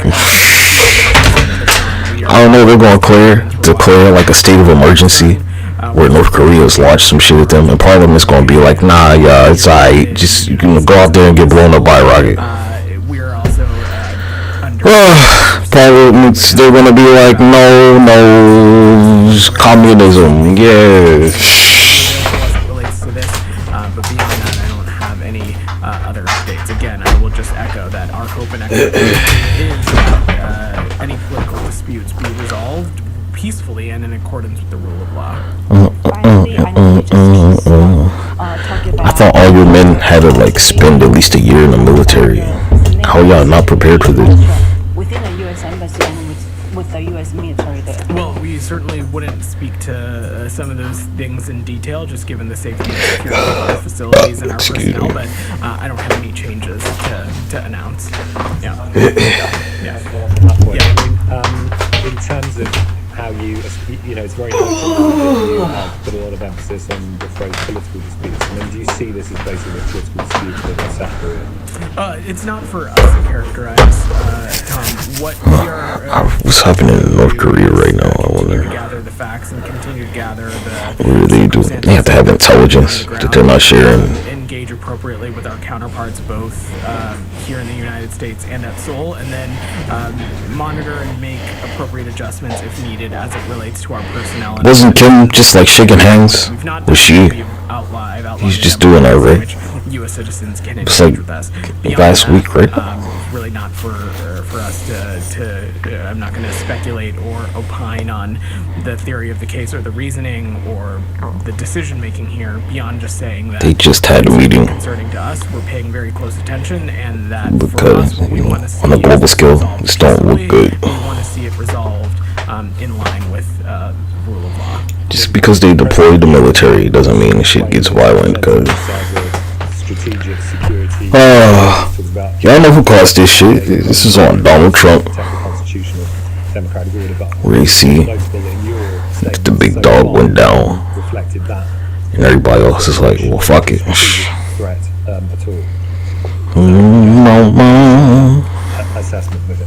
So look, because we don't have a governor here in the city. I'm sure that The mayor any number of U.S. officials could maybe potentially talking about the destabilizing force and presence that so we get the timing right. the long litany of reckless and They could perhaps declare it here. PRK undertake, not just over the course of. But it's still going to be like, hey, cuz, you want something from the liquor store? As it relates to specifically, any kind of conclusion or to particularly link those kinds of things for us. What we are focused on is assessing the facts, paying close attention to the situation on the ground, making appropriate adjustments if needed as it relates to our consular posture, but beyond that, engaging with our ROK South Korea's fallen. wanting to see this be resolved peacefully and in accordance with the rule of law. They gone down, cuz. Second times from South Korea. So under the emergency martial law, if some military action happens, then what is the role of U.S. forces in South Korea? So, look, as it relates to defense posture and the posture of Probably our personnel, get the fuck. General Ryder is going to be briefing later today. Go to the embassy and emergency evac and leave. DoD personnel and our service members in uniform. As it relates to our diplomatic facilities, as I said to Shannon, there's been no change in our posture. We have outlined Usually, ways in which get the fuck. with us, and we'll offer updates through those channels should we need to. But broadly, I will reiterate again that our alliance to the ROK is ironclad, and we continue to be committed to that partnership. Saeed, go ahead. On this, okay, let me just make sure there's nothing else on the region. Go ahead, Jaleel. I have a strong suspicion this is not on the ROK, but I'll humor you. Okay. Is this on the ROK or not, Jaleel? Yes, it's regarding the martial law in ROK. Okay, go ahead. Go ahead. So in the martial law, they have declared one of the reasons for declaring this is because treason, internal conflicts, and their parliament members' relationship with the anti-state, which they refer to as North Korea, right? Who y'all? Pakistan also has the same situation. Yeah, Jaleel, this is not on the ROK. Who in South Korea is like, nigga, we finna jump ship to North Korea? Who? Look at the food y'all got. What are you talking about? It's just because you can't eat dogs anymore. What's happening in South Korea? Does it Socially. your assistance to the country? So, probably. I've said a number of times at this point, our alliance with the ROK is ironclad. Our partnership to the ROK, we remain committed to that. The emphasis that this administration particularly has super not safe to go there anymore.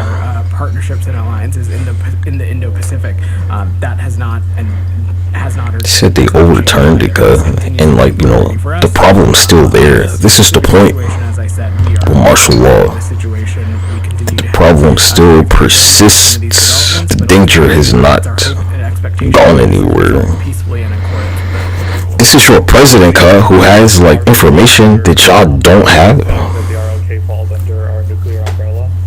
I'm just not going to the causation there could be.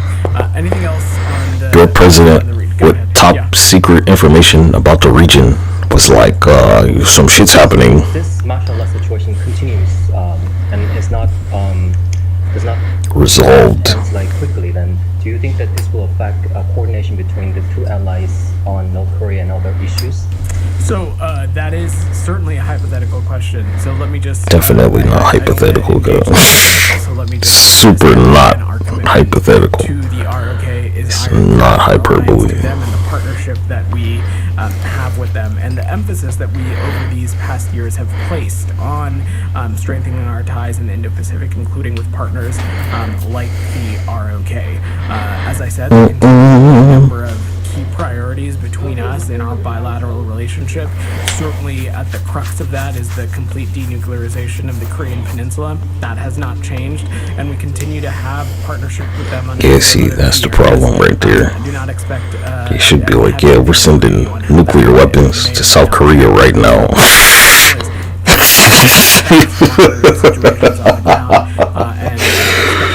No.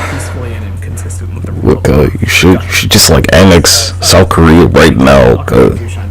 Just annex their shit. You said that you had no threat assessment, so you don't see any. Okay, South Korea, this is your chance, cuz. Just become part of our country. can't speak to that kind of assessment from up here. Do it.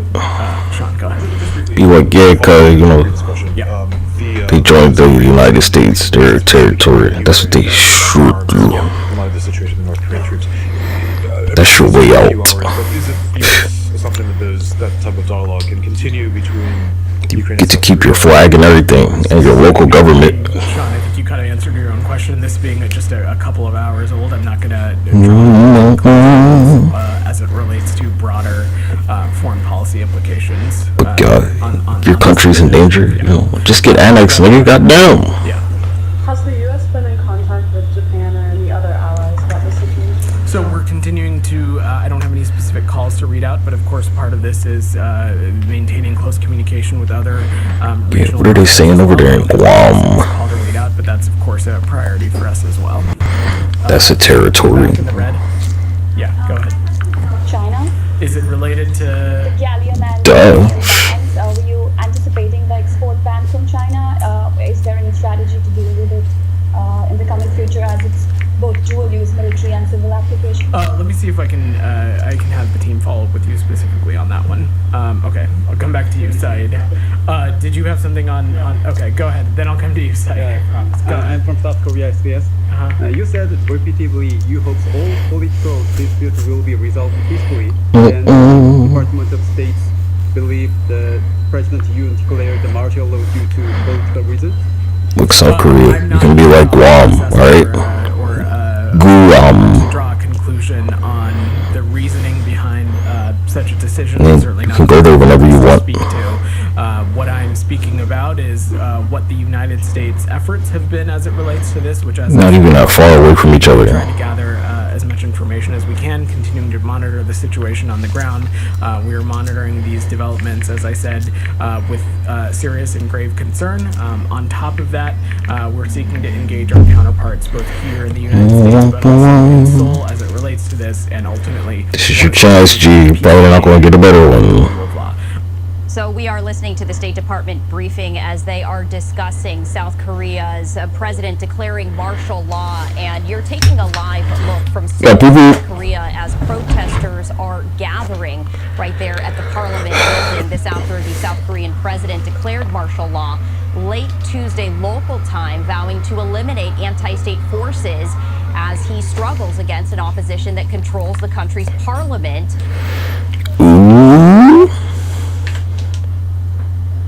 North Korea. Hey, you better get on this shit. Were not released before he entered. You super need South Korea in that region. Denies allegations of sexual assault.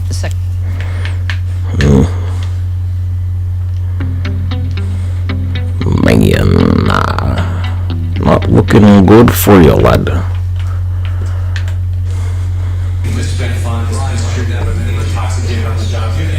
Netflix, that's why. Entertainment.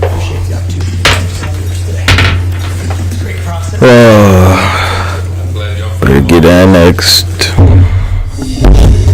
It's your chance. White House correspondent Selena Wang is in West Palm Beach, Florida, and our Elizabeth Shields is on Capitol Hill today. They both looking for more. So Selena, super not gonna be North Korea, or they're gonna fucking smash her shit in.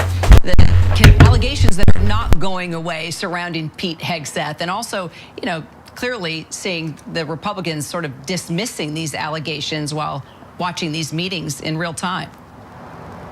Yeah, Kira, look, Trump and his team, they are standing by Pete Hegseth even as this controversy continues to mount, and they remain confident that he can get through the Senate confirmation process. But the latest allegations that they are fending off is coming from this New Yorker report, which states that Hegseth was forced to step down from leading 2 veterans groups because of accusations of financial mismanagement, sexual misconduct, and alcohol abuse. This New Yorker article states that there are allegations that he was sexually pursuing female staffers and that he was repeatedly getting so drunk that he had to be carried out of the organization's events. Now, Hegseth denies those claims, and ABC News has not independently verified that report.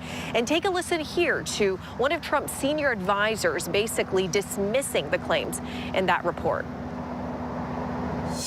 I believe that Pete Hegseth is ultimately, when he has a chance to present his case, it's going to come across very clearly that he's going to be a great person to lead the DOD and that he didn't do anything wrong.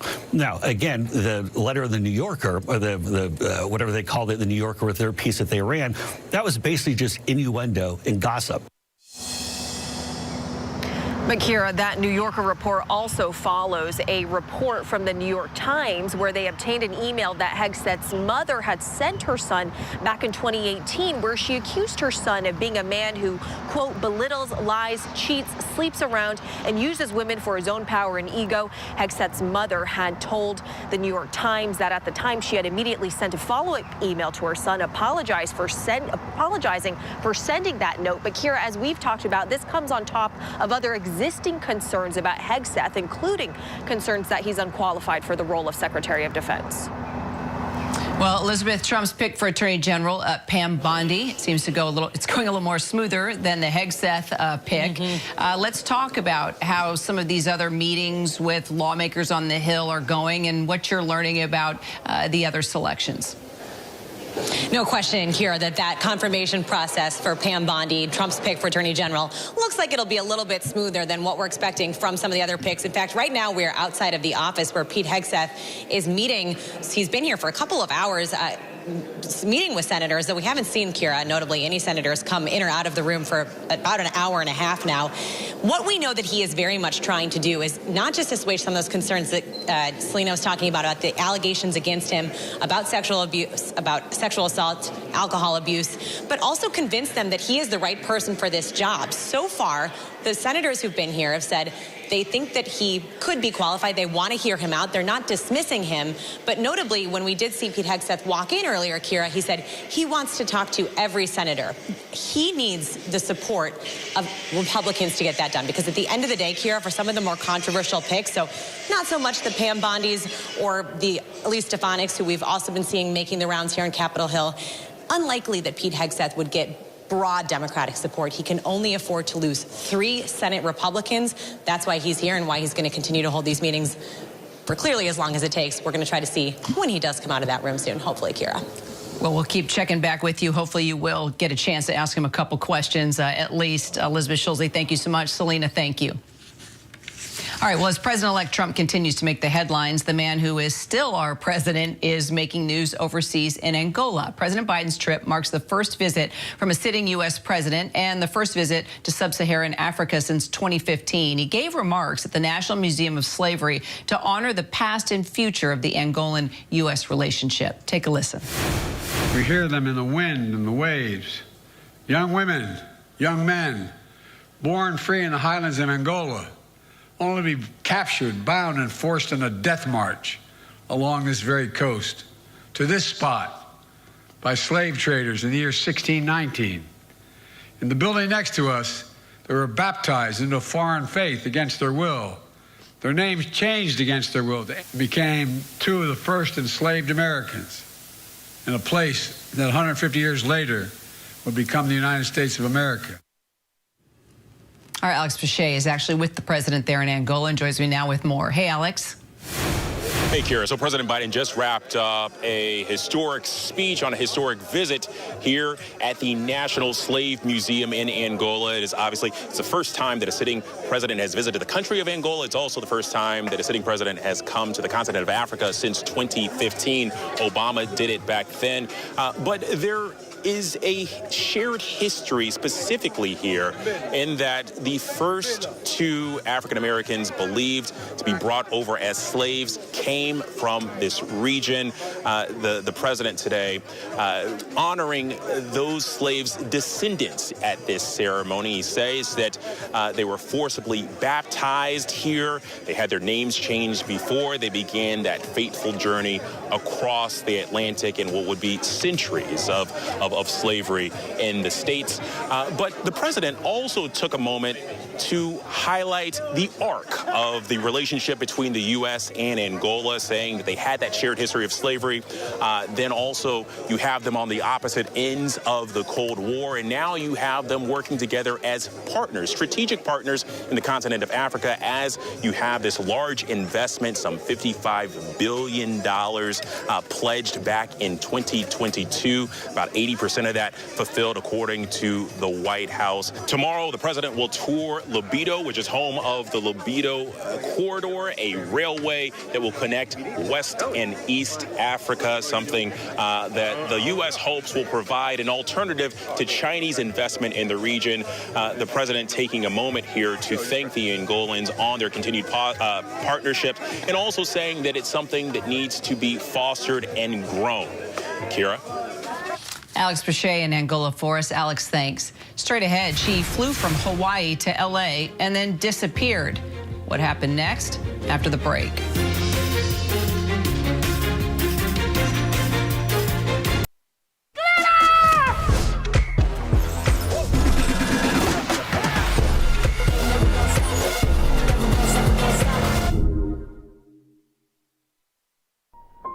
It is a shame for a person to grow old without seeing the beauty and strength of which their body is capable. You have the tools, you have the knowledge, you have no excuses. Train to perform with Phoenix 8. Start strength training. The ultimate smartwatch, only from Garmin. It's about the love of flying. 3, 2, 1.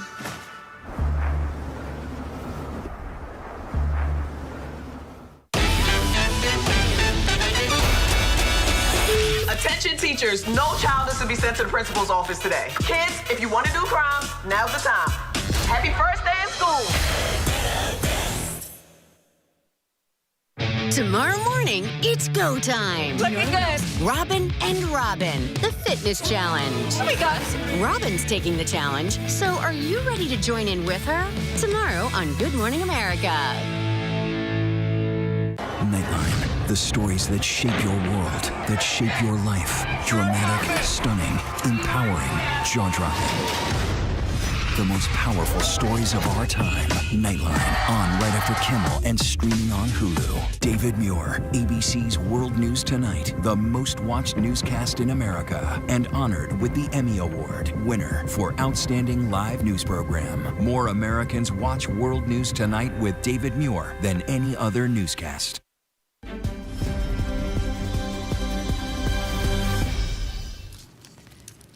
Well, the family of a missing Hawaii woman speaking out as their search now crosses international borders. 30-year-old Hannah Kobayashi vanishing after she landed in Los Angeles 3 weeks ago, sending her family on a desperate search, fearing she'd become a victim of a horrible crime. Well, now surveillance video is telling us a different story. Our Alex Stone joins us from L.A. with more. So, Alex, she's now considered by the LAPD a voluntary missing person. In other words, she had a plan.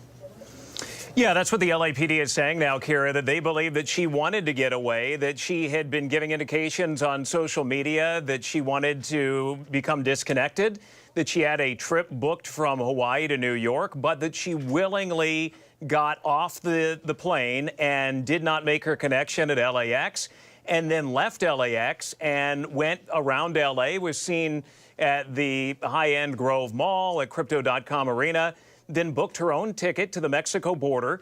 They've got video of her, according to the LAPD, willingly alone with her luggage, using her passport to cross over into Mexico in early November. The family does not believe all of this. They have said that they believe she was abducted, that they want police to continue looking for her, but the LAPD says that it appears, like what happens from time to time, that she wanted to get away. This has been a big case on TikTok and elsewhere, but the LAPD saying pretty much case closed.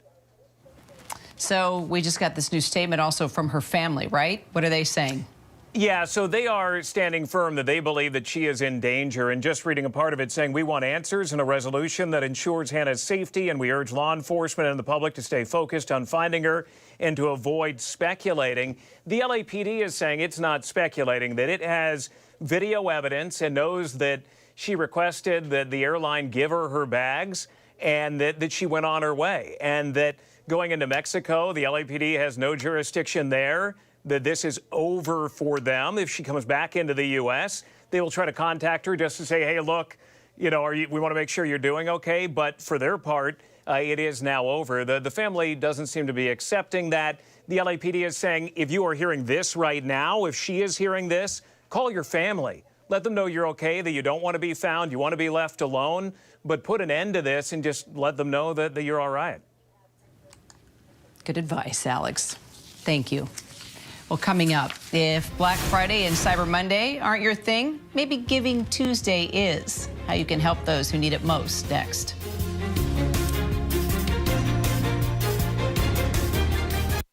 The news never stops. From Tampa, we are here tonight as Hurricane Milton has just made landfall. The surge just keeps coming up. Right on the border between Ukraine and Russia. We're in artillery position about 2 miles away from Gaza. And ABC News Live is right there everywhere. We're not far from where this rally took place, so just stick with us here. Traveling with the president to the U.S.-Mexico border. Here in London today. Off the coast of Gaza. Downtown Tel Aviv, rockets or missiles coming in. From the most devastating disaster in Hawaii. Some areas are still smoldering. Wherever the story. From the front lines, the ruins of Rafah. From the FBI. Reporting from Capitol Hill. In western Portugal, outside of Mexico City. In Iceland. Let's go.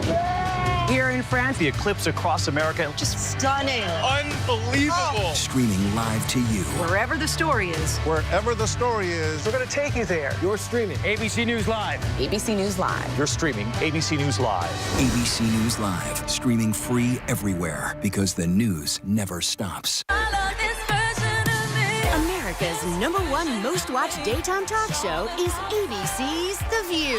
You all heard it here first. This is going to be must-see TV. And so much could happen. That's why it's called The what? The View. Wherever news breaks, it's so important to always remember that lives are changed. Getting you behind the stories as they happen. ABC News Live Prime. We'll take you there. Streaming free on ABC News Live. Who is this guy? He was kind of creepy. Pure evil. We were shocked. This is every woman's nightmare. This is not just any killer. There was 11 skulls. Drawn using a finger in blood. All of these victims' souls belong to him. They're mine. I'm more sane than most Americans. This guy is an evil genius. He's the best serial killer that ever existed. He compared himself to Ted Bundy. Wild Crime, 11 Skulls, only on Hulu. You're watching America's #1 streaming news, ABC News Live. Breaking news, exclusives, live reporting across the globe. Keep streaming with ABC News Live. I'm Matt Rivers reporting in Houma, Louisiana in the eye wall of Hurricane Francine. Wherever the story is, we'll take you there. You're streaming ABC News Live.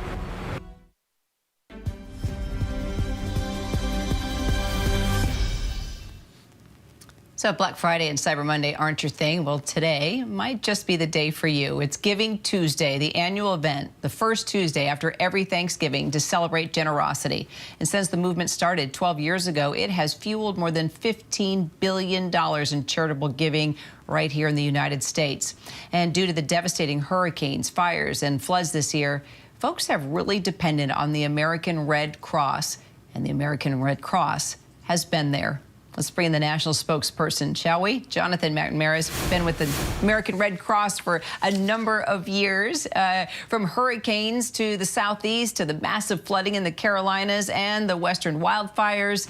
You know, we have seen a number of billion-dollar disasters, haven't we? And people still want to help. And so many times, it's straight to you, the American Red Cross. Let's just talk about all the dollars that folks have given, how it's helped you in all these recovery efforts.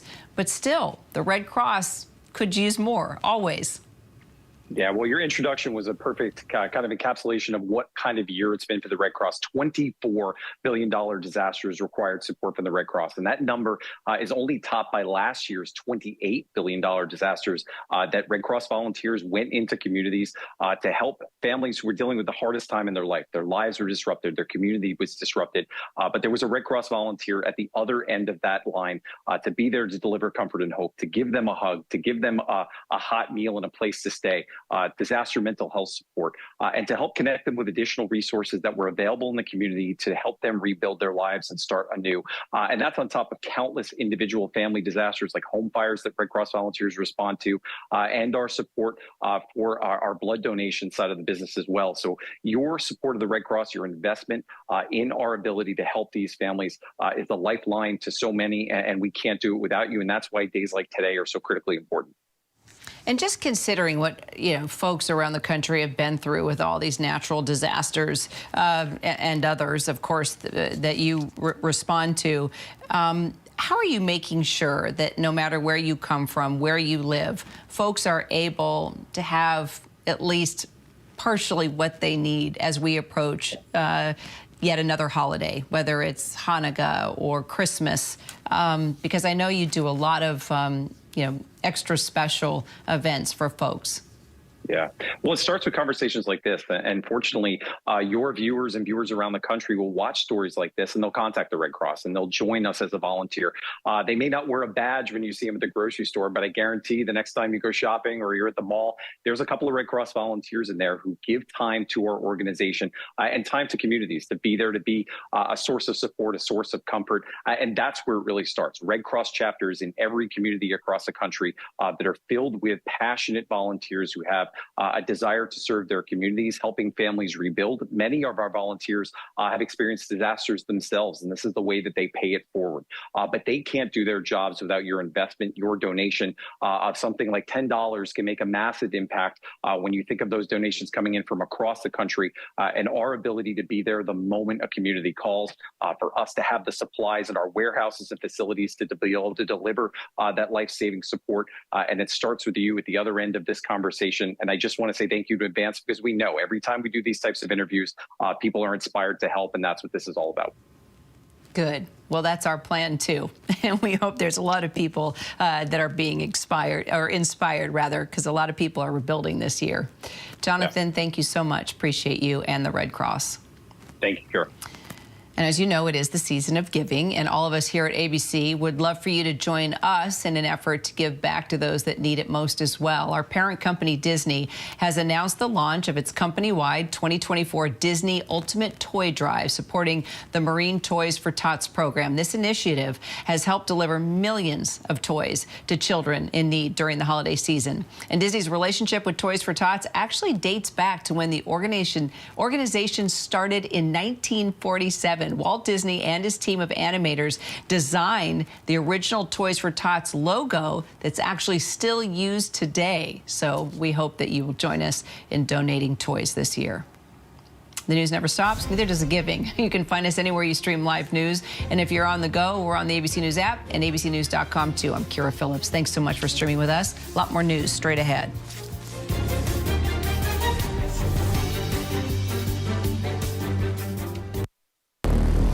True natural beauty, untouched, one of the last of its kind. But this comes at a cost. 5 countries, 5 incredible real stories of adventure, danger, We have to go. and deceit. These are the last lands, the national parks around the world that have to be saved.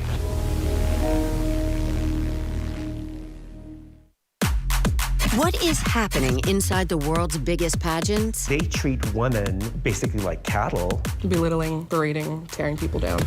Why are they surrounded by so much controversy? The surprise from Miss USA announcing that she is resigning her title. That was earth-shattering. There's a reckoning happening in pageantry. The Miss Universe organization denies all of the allegations. It really, truly may be the end of Miss USA or Miss Universe. Cracks in the Crown, now streaming on Hulu.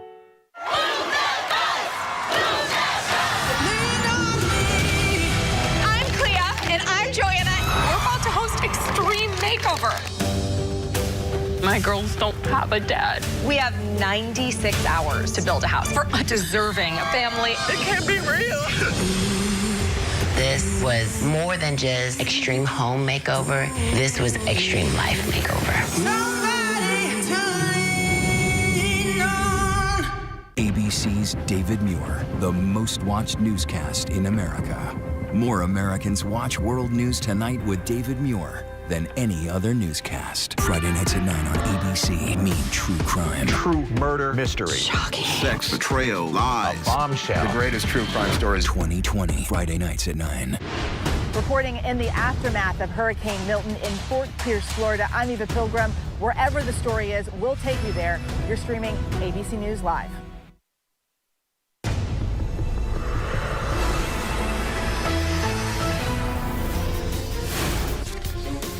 Right now on ABC News Live, South Korea's president declares martial law, but in less than 3 hours, his parliament gathers in the dead of night to reject it. We're live in Seoul. He denies any wrongdoing, and now Republican senators brush aside Pete Hegseth's sexual assault allegations. We head to the Hill, where President-elect Trump's cabinet picks make their case for confirmation. And winter worryland, icy conditions and interstate pileups along the Great Lakes. We're tracking the snow emergency from Michigan to New York. Well, South Korea's president declares martial law. The parliament tries to block it. Now the country, seen as a beacon of democracy in the East, is in a state of serious unrest. And the White House says the U.S. is seriously concerned. Good afternoon, everyone. I'm Kira Phillips. Protesters and police clash after President Yoon Suk-yeol makes accusations of communism in the government and declares martial law for the first time since the military coup of 1979. He says the step is critical for defending South Korea's constitutional order. His parliament clearly not seeing it that way. Yoon is accusing his political opponents of sympathizing with North Korea, saying they've paralyzed the government with anti-state activities. But the National Assembly firing back, voting to demand the president lift the martial law declaration. For more, let's bring in Joo-hee Cho. She's in Seoul. Also, our foreign correspondent, Britt Clennett, joins us. Joo-hee, let's start with you. How are things on the ground right now? You see the parliament right behind me. There are a lot of supporters, especially the opposition party supporters, right now demanding the president to step down. They're calling it an abuse of power. They're saying that this was entirely illegal because this all came out of the blue. No one expected this. And we just heard through the news that even his close aides did not even know that he was going to declare martial law. So it's looking quite serious right now. We'll see what happens in the morning. All right, so Britt, the president, who's widely unpopular, already facing impeachment, what do you think led up to this decision to declare martial law? Well, it's looking like it is a political move, despite him characterizing this as kind of, these North Korean influences within the legislature. The Democratic Party, it does have North Korean sympathizers, but it just doesn't go this far as he's projecting it to be. As Joo-hee says, this was a hugely surprising, stunning move in South Korea. Many of the South Koreans I've spoken to say, they just didn't expect this. This is a 30-year robust democracy, a beacon of democracy in Asia, in the region. Many other Asian countries look up to South Korea as a democracy and their democratic traditions that they've been able to build. But Yoon, he's a lame duck president. He hasn't been able to push through the bills that he's wanted to. He's been met with resistance from the opposition. So yes, it does seem like although he's using this guise of North Korean infiltration, it certainly looks and sounds like it's a deeply political move by Yoon. So, Joo-hee, as we know, the parliament voted to reject the martial law. What do you think is going to happen next? Right now, they're waiting for the president to admit that the martial law is no longer effective. I'm seeing reports, I don't know if this is fake news or not, but I'm seeing reports that there are military soldiers who are trying to arrest the opposition party leader. We'll have to double-check, fact-check that right now, but I did see video of military soldiers trying to break into the window of the National Assembly building. Wow. All right. So, Britt, I mean, just listening to what is happening there on the ground, and even Joo-hee, not sure if she can confirm exactly what she is hearing or seeing. President Yoon is still doubling down and partially blaming North Korea for all of this unrest. But is there any evidence for that? And could this just increase tensions on all fronts? Well, I think that has been the concern, a fear of escalation among South Koreans and in the region, which is watching this very, very closely. And of course, we know that the United States, the State Department, is watching this closely too.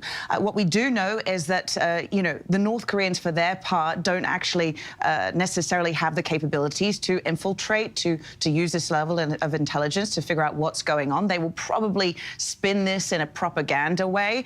But certainly the hope is now that there has been this push to ban this martial law, that Yoon will decide that enough is enough and pull out of this.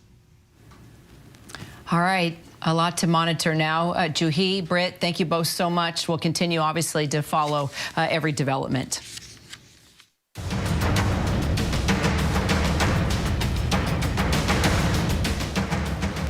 Oh, while South Korea is in upheaval, President-elect Donald Trump is declaring his return to the world stage, both diplomacy and with demands. First, the future diplomacy. He's headed to France this week to attend the reopening of the Notre Dame Cathedral, marking his first foreign trip since he was reelected. As for his demands, well, Israeli Prime Minister Netanyahu is thanking Trump after he declared there will be hell to pay in the Middle East if the hostages are not released before he enters office. But it's back here at home that Trump faces his real battle, confirming those controversial cabinet picks, which includes Pete Hegseth, who denies allegations of sexual assault. The Secretary of Defense pick making for awkward moments like this during his meetings on the Hill. Take a listen. Mr. Hegseth, you responded to the New Yorker article back today. You misspent funds, mistreated women, were intoxicated on the job. Do you have any comment about that reporting? Excited to be meeting with Coach. Appreciate the opportunity to talk to senators today. It's a great process, respect it, and I look forward to it. I'm glad y'all found my office. Senior White House correspondent Selena Wang is in West Palm Beach, Florida. Also, our Elizabeth Schulze is there on the Hill following all those meetings, hoping to snag an interview or two as they come out the doors behind her.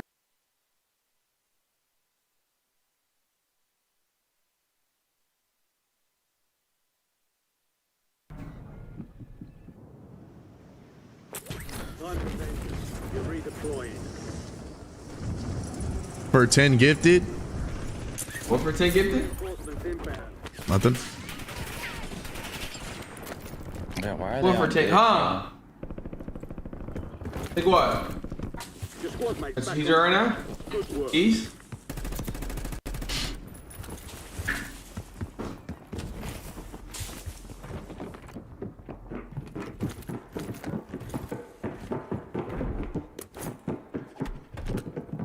I'm going to break my monitor.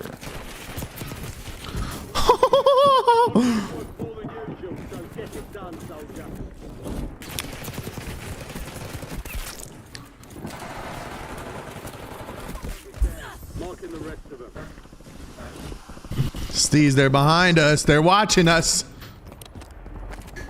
I'm about to pull up on them right now.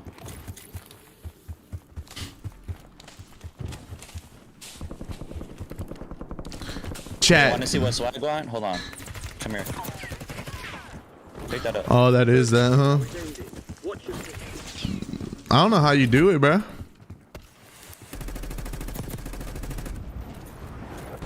I just had to talk to the Des real quick, you feel me? Up top right here.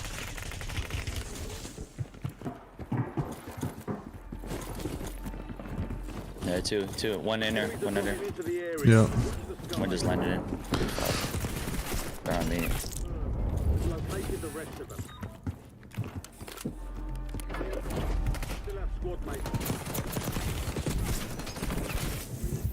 Well done.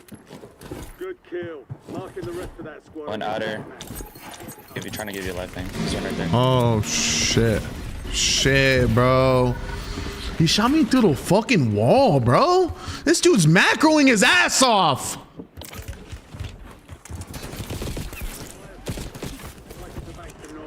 Somebody better get this slammed.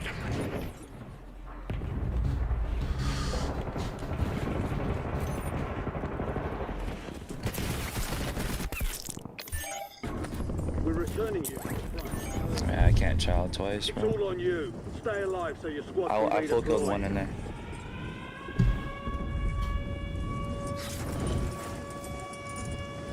Dropping in.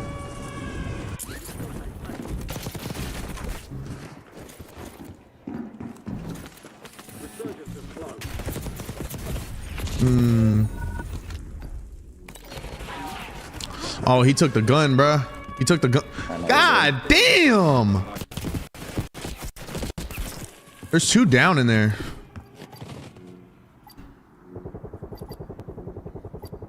Oh, fuck. Are we there or nah? I don't think so. Well, he bought back. That dude's gonna keep slamming me, bro. If I let him back, bro, I promise you he is. Yeah, no, I got you control.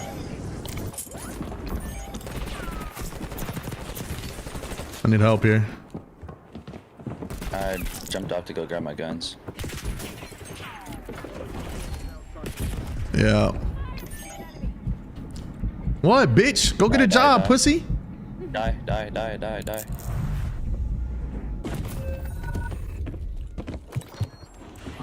Dude's macroing his ass off. Got some guns down here. He's getting over here. Oh shit, the fucking storm's on my ass.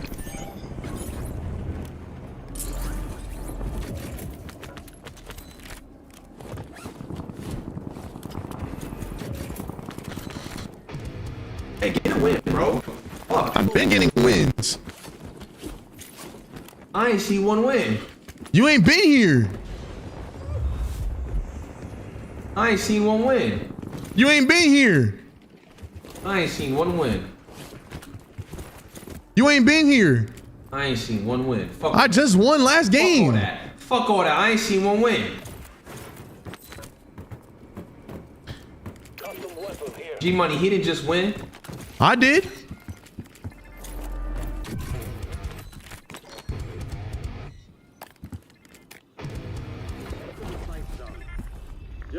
And I'm finna win this game. They said you got carried. Yeah, I had pretty good teammates. They said you dicky in. Oh. Damn. Damn. You're flying to this guy? One shot, you're dead. Oh, not. Enemy soldier incoming.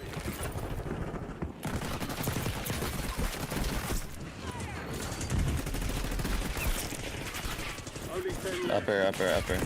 Why is he in the gas, bro? Yo, no way you just sold the game. Why are you in the gas? No way you just you died like that. Primary objective complete. Come get me. Come get me. Come get me. Come get me. Come get me. Come get me. Come get me. Come get me. Come get me. He's not in the. He's still in. He rezzed again. He rezzed twice. Oh my God. It's over. No. They got a rush. They can rush you. They have money to rush. This dude's just living in this shit. We back. We back. Oh my God. Flow. Let's talk about this. I'm landing top. Top where? Hold on. Top bridge. You see all these people floating, bro? You gotta get off top. I'm on top right now.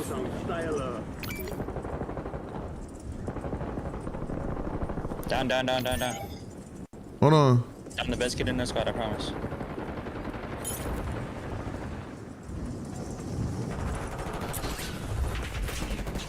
Oh shit.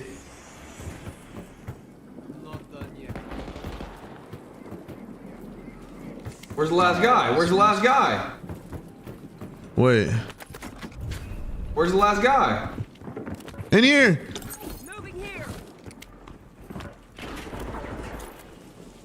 Yeah! Good shit, team. Fuck you, Gunner, you stupid bitch.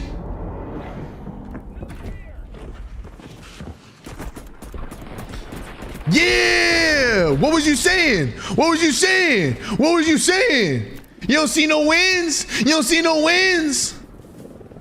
You don't see no wins? Eat your words. Eat your words. Eat your words. Are you ready, twin? Eat your words. You ready? Ready for what? Hop on. No. You're ordering me food. I'll hop on. You don't need to hop on. Wait, what? Easy got it. Wait, what, Bree? You're wildin'. Don't ever say that. Don't ever say that. Don't ever say that. Demon home chat, spam it. Leave me home. Stop dicking, Steezy. Leave me home. Huh? Why my shit working? It's just the wrong chord, son. My fault. My fault. Not even my controller, bro. Where's my controller? Why are they pointing and laughing at me? What you mean? Where my controller at? I don't know. Somebody did the digital dash on my shit. Someone took your shit? Who took my shit? Wait, you're missing a control freak? Yeah. Or something? Yeah. Where's your controller? Where's my controller, bro?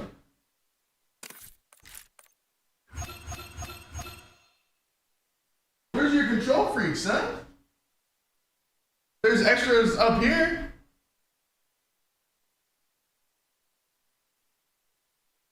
Are you overwhelmed with identity management in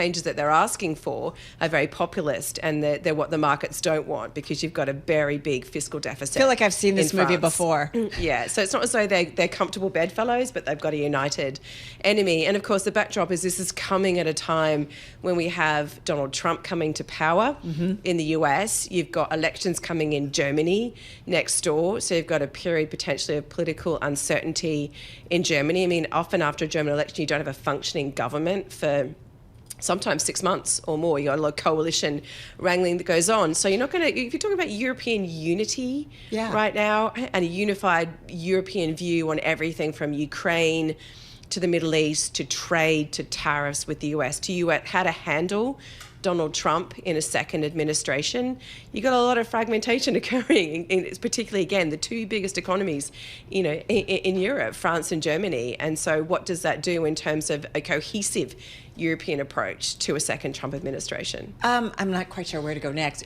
Georgia, what is going on there? We know there's pro-European protests. We're watching that. We've been watching some of the footage throughout the day. What do we need to know about that?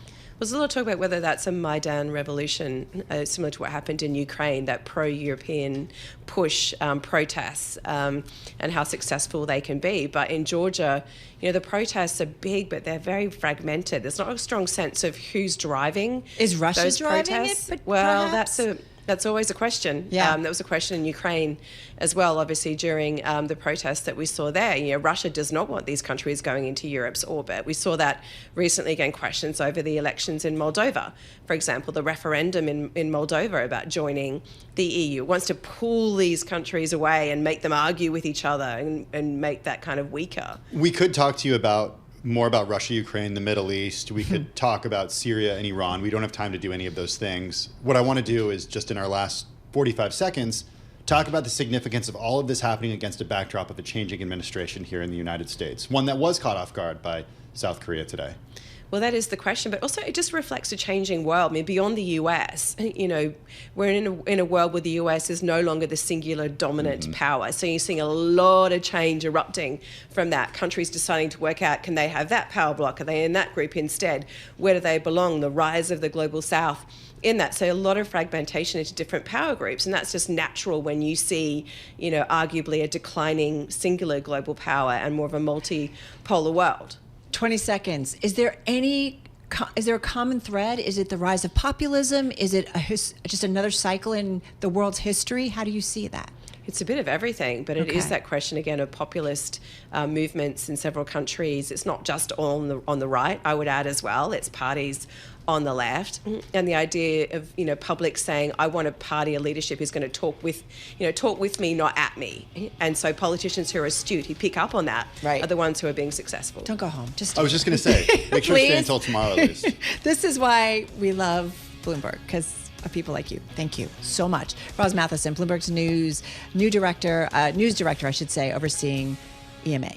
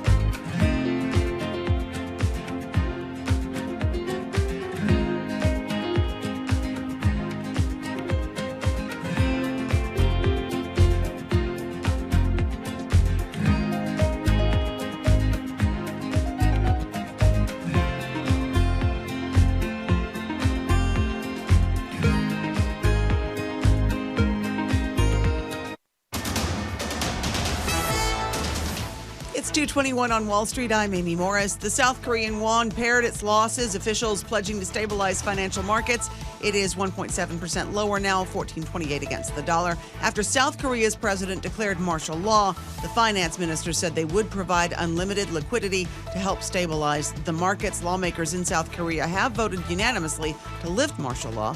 French lawmakers will hold a no-confidence vote against Prime Minister Michel Barnier tomorrow. Far-right leader Marine Le Pen and a left-wing coalition are expected to join forces to topple the French government, all creating uncertainty around the budget and an unknown potential economic and financial impact. The euro now 0.2% higher, trading at 105 against the dollar. We check markets for you all day long here at Bloomberg.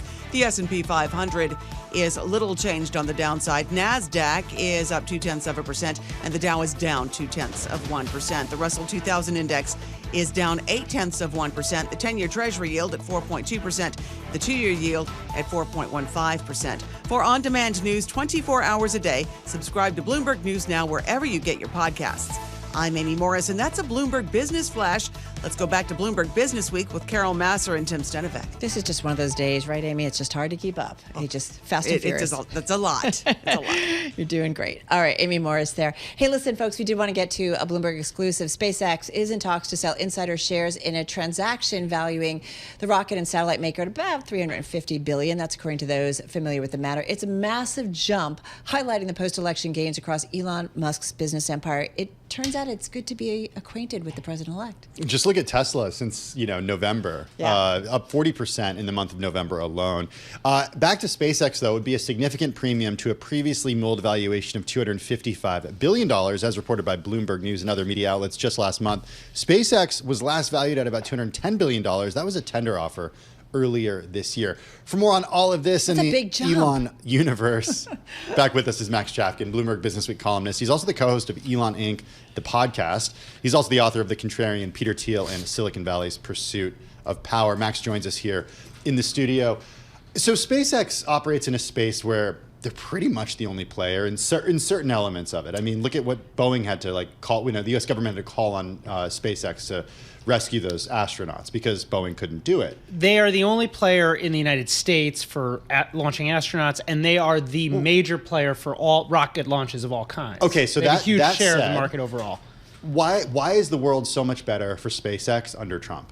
Because SpaceX is a government contractor, and most of its money comes from the U.S. government. But that would have happened had Harris won. It's true, There's but there nowhere else to are. spend that money. It's easy to get. You don't want to overstate their dominance. So they dominate, but there are a bunch of other players, including a bunch of large defense contractors that also have programs, both for launches and also for astronauts. And if you look at the plans for the moon mission, right, SpaceX is only one of a handful of companies that have contracts for this mission. Now, Trump could very easily change that mix, and there's already talk. Musk has suggested that it would be better to skip the moon and go straight to Mars or something like that. So there are lots of ways that Trump or a Trump administration could help Elon Musk. And the most basic one has to do with Starlink. So Starlink was in the running for subsidies for rural internet. It lost out on some of those subsidies. Musk has been very angry about that. And the Trump's nominee to run the FCC was one of the voices saying, hey, this is a great injustice. He's a huge fan of SpaceX and of Elon Musk. So even if you don't see some kind of dramatic shift in space policy, this is very likely to lead to more revenue for SpaceX than it was already going to get. And, that's why the valuation's gone up. It's actually much more straightforward than the case for, why Tesla should be worth 40 or 50% more than it was worth before November. Wow. So in other words, their businesses make sense, and it's likely to just keep growing. Exactly. Yeah. There are a bunch of clear ways, and you see analysts, both telecom analysts and space analysts, talking about this. This is not some kind of hypothetical. You have to squint and imagine some weird, huge regulatory changes to how the government regulates Elon Musk's empire. This is just the government taking out its very large paycheck and giving Elon Musk a little bit more money. It's interesting because we're seeing it play out. So this is playing out in the private markets right now. We've seen it play out in the public markets over the last month with Tesla up 40% basically in the month of November. Yeah. Why is SpaceX more of a beneficiary than Tesla? Because certainly public market investors are saying, hey, Tesla's a huge winner here too. Yeah, I mean, it's essentially the same argument, and I would be surprised. This is what makes it surprising is the size of the figure and the fact that they just wrote up the valuation very recently, as you said. But I would not be shocked if everywhere in Elon Musk's empire, so XAI, that's his AI thing, the Boring Company, if they are also quietly doing this kind of thing, looking at higher valuations, looking at what they can do to take advantage of this moment, because investors are very excited about this. And one thing I should note about SpaceX that also makes it different from Tesla, and one of the reasons why this is more likely, it's more likely that they will benefit, is that they have a good argument for this. Their product, as you said, is good. They are doing a good job. So you don't have to squint and see some kind of backroom political thing. You could just move the needle a little bit, and it might lead to a lot. Max mentioned X. Yeah. Axios reported earlier this week that Fidelity actually wrote up the value of X, which is, in the last few months, they've written down the value of their investment in X, but a lot of that might have to do with XAI.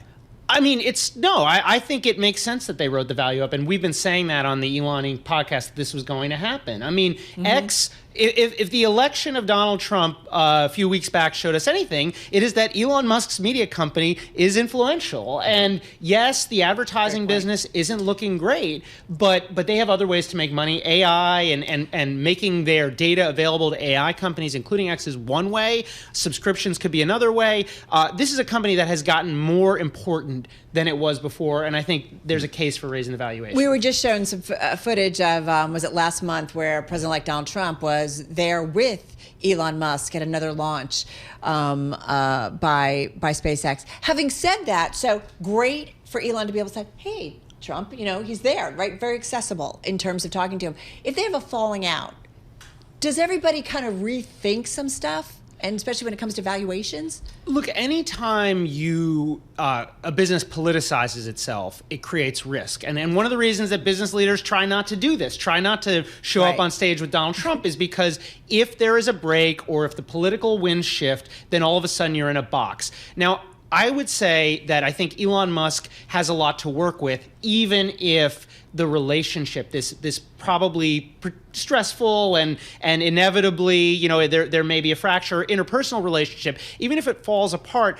Musk is going to have power both in terms of at the negotiating table with the U.S. government as SpaceX tries to sell it more launches or tries to sell it satellite internet services, because the competition is not that well established, because no one is shuttling astronauts back and forth, and also because Elon Musk will be important within the conservative movement whether or not Donald Trump likes him. So are all the other billionaires who are doing space, Jeff Bezos and Richard Branson, it's not happening anymore? No, they are all trying to do this, and we saw Bezos, offer his congratulations to the president-elect on X, on Twitter, where he hadn't posted for a long time. You also saw, the Washington Post decline to make an endorsement, which at least some critics were seeing as a politically motivated thing designed to help Bezos' rocket company. Now, he denied that. No, he very much wants to sell launches to the U.S. government, and you're going to see other defense contractors, traditional defense contractors, push back. And it's not like they have nothing to work with. These companies provide jobs in states. They operate factories. They have constituencies as well. So it's not like Elon Musk can overnight take over the entire aerospace industry. He's just in a much better position than he was a month ago. Do you want to interrupt you very briefly, Max? We're getting some news out of South Korea. South Korea's Yoon, the president there, saying that on TV that he will lift martial law. So an update to the conversation that we had just a few minutes ago. Yeah, and we do have a live blog, as you mentioned earlier, so you can go to MLive and just check it out on the Bloomberg terminal. Okay, so Max talking about how powerful Elon is. Or TLive, excuse me. Yeah. Max talking about how powerful Elon is. Certainly when it comes to Tesla, when it comes to having the ear of the president-elect. He doesn't win all the time, does he? Yeah, I was going to say there's a Delaware judge that seems to sort of have an edge right now. Yeah. What's going on with this pay package? So for a second time, Elon Musk's very, very large, historically large pay package, which, as of now is worth more than $100 million, according to the Bloomberg story that we published, although has been worth, $50 billion. The last time it was rejected. Now, if you remember, a judge had rejected this. There was a shareholder vote. Shareholders approved the pay package, and the thought, at least from Elon Musk and Tesla's point of view, was that this would essentially invalidate the Delaware ruling. The judge said, no, you can't undo a court ruling by having a vote of shareholders. That's a novel application of law that's invalid. And so we're sort of back where we started. Tesla's shareholders would very much like to keep Elon Musk happy, which, as far as many of them see it, and he sees it, means paying him a huge amount of money. And Delaware is not amenable yet, although we'll see. Musk and his lawyers have said they're going to appeal to the Supreme Court of Delaware, so it's possible they could overturn it. And then it's also possible he could just take his business to Texas, as he's threatened to do. What? Does this change when, I know this is a state issue right now, but does this change when Donald Trump becomes president again? No, I mean, it's a state issue, and it's also, again, Musk has already moved the company to Texas. You could imagine trying to do this again and then fighting it out in a Texas court, which in theory would probably be more amenable to the pay package than Delaware was. I just look at this as, Musk doesn't need the money right now. He's very wealthy. Wait, we don't need to start a GoFundMe page for him? He'll be fine. We have the CEO of GoFundMe on. Sure. We do have the CEO of GoFundMe on later. Yeah, to talk it's to a him little about deep tease for him. I'm sure he'll take any checks we send him, but he doesn't need the money now. I do think this is a reminder that Elon Musk cannot change the laws of gravity, and he cannot change the laws. There are a lot of people making huge investments in his companies right now, including in Tesla, and even with this SpaceX deal, based on some kind of vague sense that politics will sort of shift the laws of business in his favor. But there are laws of business that are not in his favor, and this is one of them. He's repeatedly gone up against this Delaware judge. Remember, this is the same judge that forced him to buy Twitter/X. So he can't do everything, and again, there are going to be battles ahead, legal battles, political battles, and he's vulnerable to the whims of law and democracy and all that, just like everyone else. I mean, he can't get everything he wants, but almost. What? Well, why is the money so important to him? I don't know, honestly. Like, if you're let's see, Here, Rich go. it's in there. It's $353 billion. He's So the top of same the as list. basically SpaceX, right? I mean, he's what's an extra $50 billion? number one. What can you buy with $400 billion that you can't buy with $350 billion? I mean, he has said that he intends to, play a big role in the midterm elections. There's chatter about potential huge donations to British politicians. So maybe he wants to just a little extra cash for his political stuff. But really, I think this is more for him and the people who back him about the principle. And Elon Musk is somebody who has put now a principle. I think there are people who would snicker at that, but Elon Musk has put his own role in Tesla and its growth central to its brand, and he sees this as an attack. Rightfully or wrongly. Max Chafkin, always appreciate it. Co-host of the Elon Inc. podcast, a new episode downloading. We do want to mention martial law lifted in South Korea.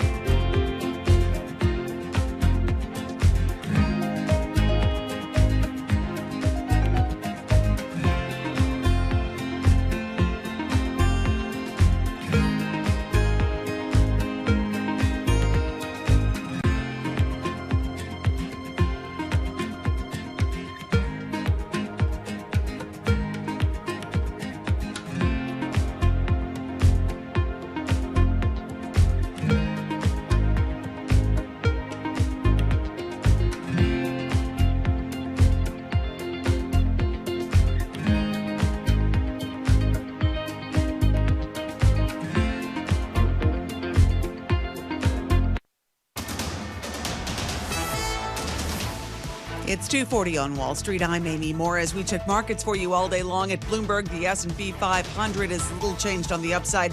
NASDAQ is up 0.2%. The Dow is down 0.1%. The 10-year Treasury yield at 4.21% and the 2-year yield at 4.16%. South Korea's president now says he's going to lift martial law. Now, he declared it in a shock move earlier today. That sent the won tumbling. The won is now 1.7% lower, trading at 14.28 against the dollar. Again, South Korea's president, after that shocking move earlier today, now says he will lift martial law in South Korea. Federal Reserve Governor Adriana Kugler expressed optimism about the trajectory of inflation and broader economic conditions, while underscoring the central bank's policy decisions are not on a preset course. Several officials in recent weeks have advocated for a cautious approach to further rate cuts.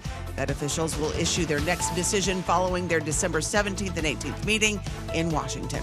U.S. job openings picked up in October, suggesting demand for workers is stabilizing after steep declines in recent months. The Bureau of Labor Statistics JOLTS survey shows available positions increased to 7.74 million from a revised 7.37 million in September. For on-demand news 24 hours a day, subscribe to Bloomberg News Now wherever you get your podcasts. I'm Amy Morris, and that's a Bloomberg Business Flash. Now back to Bloomberg Business Week with Carol Masser and Tim Stenivak. All right, Amy Morris, thank you so much. Amy Morris there in D.C. All right, just about 1 year ago, our Bloomberg News team put together a great story highlighting the stock optimists who nailed 2023 and saw more gains ahead. One of those stock optimists who made the right call last year is Ryan Dietrich. Dietrich expected the U.S. economy to avoid a recession in 2023. Check. It did, right? Some say a little bit of a rolling recession, but really we kind of missed it in a big way. He also bet inflation would cool sooner than the market was expecting. Check. It's still getting there. It's still getting there. It's still getting there. It's a little sticky. Yeah. He added exposure to stocks during the banking turmoil in March 2023 and as the S&P 500 sank in October of 2023. Got to say, Tim, check. Good calls. Yeah, Ryan Dietrich, he's Chief Market Strategist at the RIA and Platform for Advisors of the Carson Group. He joins us here in the Bloomberg Business Week studio. Done. Well, Carol, can I hold on, the year's not over, Carol. Okay? Every time I present or something, can I have you come and give that little intro? That was very nice. Thank you. Listen, when people make bad calls, we kind of point it out. Oh, yeah. And the same goes for when you make a really good call. Well, thank you. So yeah, it was 2 years ago this month, December of 22. Carson Group went on record. We went overweight stocks. We managed real money for our advisors, and we said no recession. It wasn't very popular, but as we know now, we're looking at 54 new all-time highs, the back-to-back 20% gains. We can get into all of it, but yeah, it's been a great run. Clearly. So some people might say the U.S. stocks are expensive right now by certain measures, but you argue that there's still room. You argue the bull market is still young. That's correct. There's a couple ways to answer this one. Stocks are a little pricey. You look at the forward S&P 500 earnings, they are a little bit pricey. But then you look at other parts of the market. I've come on with you guys for 2 years talking about some of these things. Small caps still are cheap. Mid caps still are cheap. Industrials, financials, there are parts that are cheap. Yes, large caps are expensive. But when you talk about bull markets, though, it's so fascinating. This one's about 2 years old, right? October 22, so I had 2 years. So we'll call it 25, 26 months right now. Once a bull market gets into its third year, like this one is right now, into the third year. Get a little tired? Yeah, not really, because it looks like a cruise ship. Once they get moving, they keep moving. I went back 40 years, last 5 bull markets that got into the third year, every one of them made it to at least their 5th year, and actually it was an average of 8 years. I'm not saying this one's going to go 8 years. We're just saying these cycles can last a lot longer than you think. But were stocks as expensive in their second year as they are now in other bull markets? I guess the short answer is no. That's a great point. They're not. And one other concern, if you want to use that, is if you look at, we gained over 60%, okay, the first 2 years of this bull market. Looking at, the last 9 bull markets that made it into the third year, that third year is up only 2 or 3%. So some consolidation. We think we're going to gain more than that the next 12 months, to be clear. But those are some things to think about. We just had this huge rally. We don't see a recession. Look at the economic data. All-time highs in construction spending just yesterday. All-time highs in earnings. Estimates we still think are going to be strong. We can get into more of the weeds of that, but there's no recession coming. So we still be overweight equities like we have been for 24 months now. I'm looking at the equal weighted S&P 500, and it's up about just shy of 18% for the year. S&P 500 is up about 27%.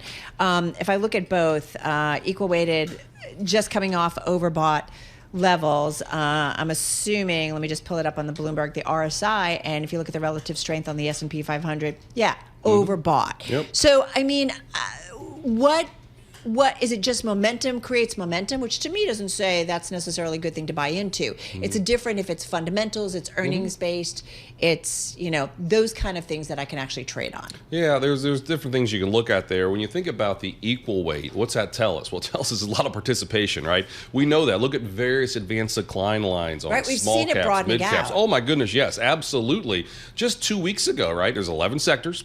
10 of them outperformed the S&P 500. Last week, 8 of them outperformed the S&P 500. What's happened since the election? Small caps, mid caps, a lot of other areas, not just tech, not just communications, have been doing well. So that's that broadening out. But I'm with you 100%. Those are the technicals. Then we look at the fundamentals. I mean, what are the credit spreads doing? You mentioned March of 23 when you had the banking crisis. Yeah. We didn't really see much stress in the credit markets. Think about the yen carry trade unwind, those 3 very scary days earlier in August.